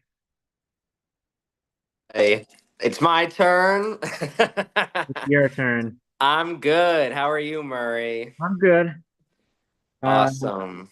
You got the agenda? I do, but could you, just to be helpful, like read the bill numbers for me, just so I Yeah. know where I am? Thank Yeah, you. So, SJ 16, SJ 16. Okay. Yes. 7130, Yes. 1514, Yes. 1515, Yes. 1516, Yes. 1517, Yes. 1520, Yes. 1521, 21. Yes. SJ 14, Yes. 7222, Yes. 7223, Yes. 7228, Yes. 1530, 1530. Yes. 1531, Yes. 1533, One sec. Yes. 1534, Yes. 1535, Yes. 1536, Yes. 6044, Yes. 7241, Yep. 7242, Yes. 7243, Yes. 7244, Yes. 7245, Yes. 7246, Yes. 132, Yes. 7206, Yes. 1156, Yes. 7127, Yes. and that should be everything. Cool. All right, thank you so much. Hope your You have event a good night, Murray. You too. Peace. How are you, Representative Menapace? I'm good, Murray. I was hoping also after this, if you could get me send me a I don't actually know how to access this. If it's something I can easily do, please let me know. But for 1531, I wanted to know what the final vote record was. That's Senate Bill 1531. It's item under 19 on the agenda, or excuse me, 29 on the agenda. Yes, when I upload that, I can send that to you or let you know when when it's all finalized. Yeah, I would appreciate it. Okay, so I know I have my numbers here, so whenever you're ready, just let me know. All right. Is it agenda number easier or is it I have the agenda numbers that I didn't vote on written down here, and I've got the bills in front of me, so it's fine either way. Okay. I have it that 18 is the first one I haven't voted on, and all the way down to 28. Yep, that's exactly what I have. Okay, yeah. All right, 18. Oh, sorry, go ahead. No, 18. 18 is yes. 19 is yes. 20 is yes. 21 is yes. 22 is yes. 23 is yes. 24 is yes. 25 is yes. 26 is yes. 27 is yes. And 28 is yes. Perfect. Thank you so much. Yep. Thank you, Murray. Have a great night. You too. How are you, Representative Johnson? Evening, Murray. How are you? Good. Thanks for being patient. I'm home, so I'm good to go. I appreciate that. And I want to apologize from the jump about interrupting your roll call on the amendment. I knew I got my vote wrong. Unfortunately, somebody was trying to talk to me at the same time in the lobby. So I appreciate that. No issue whatsoever.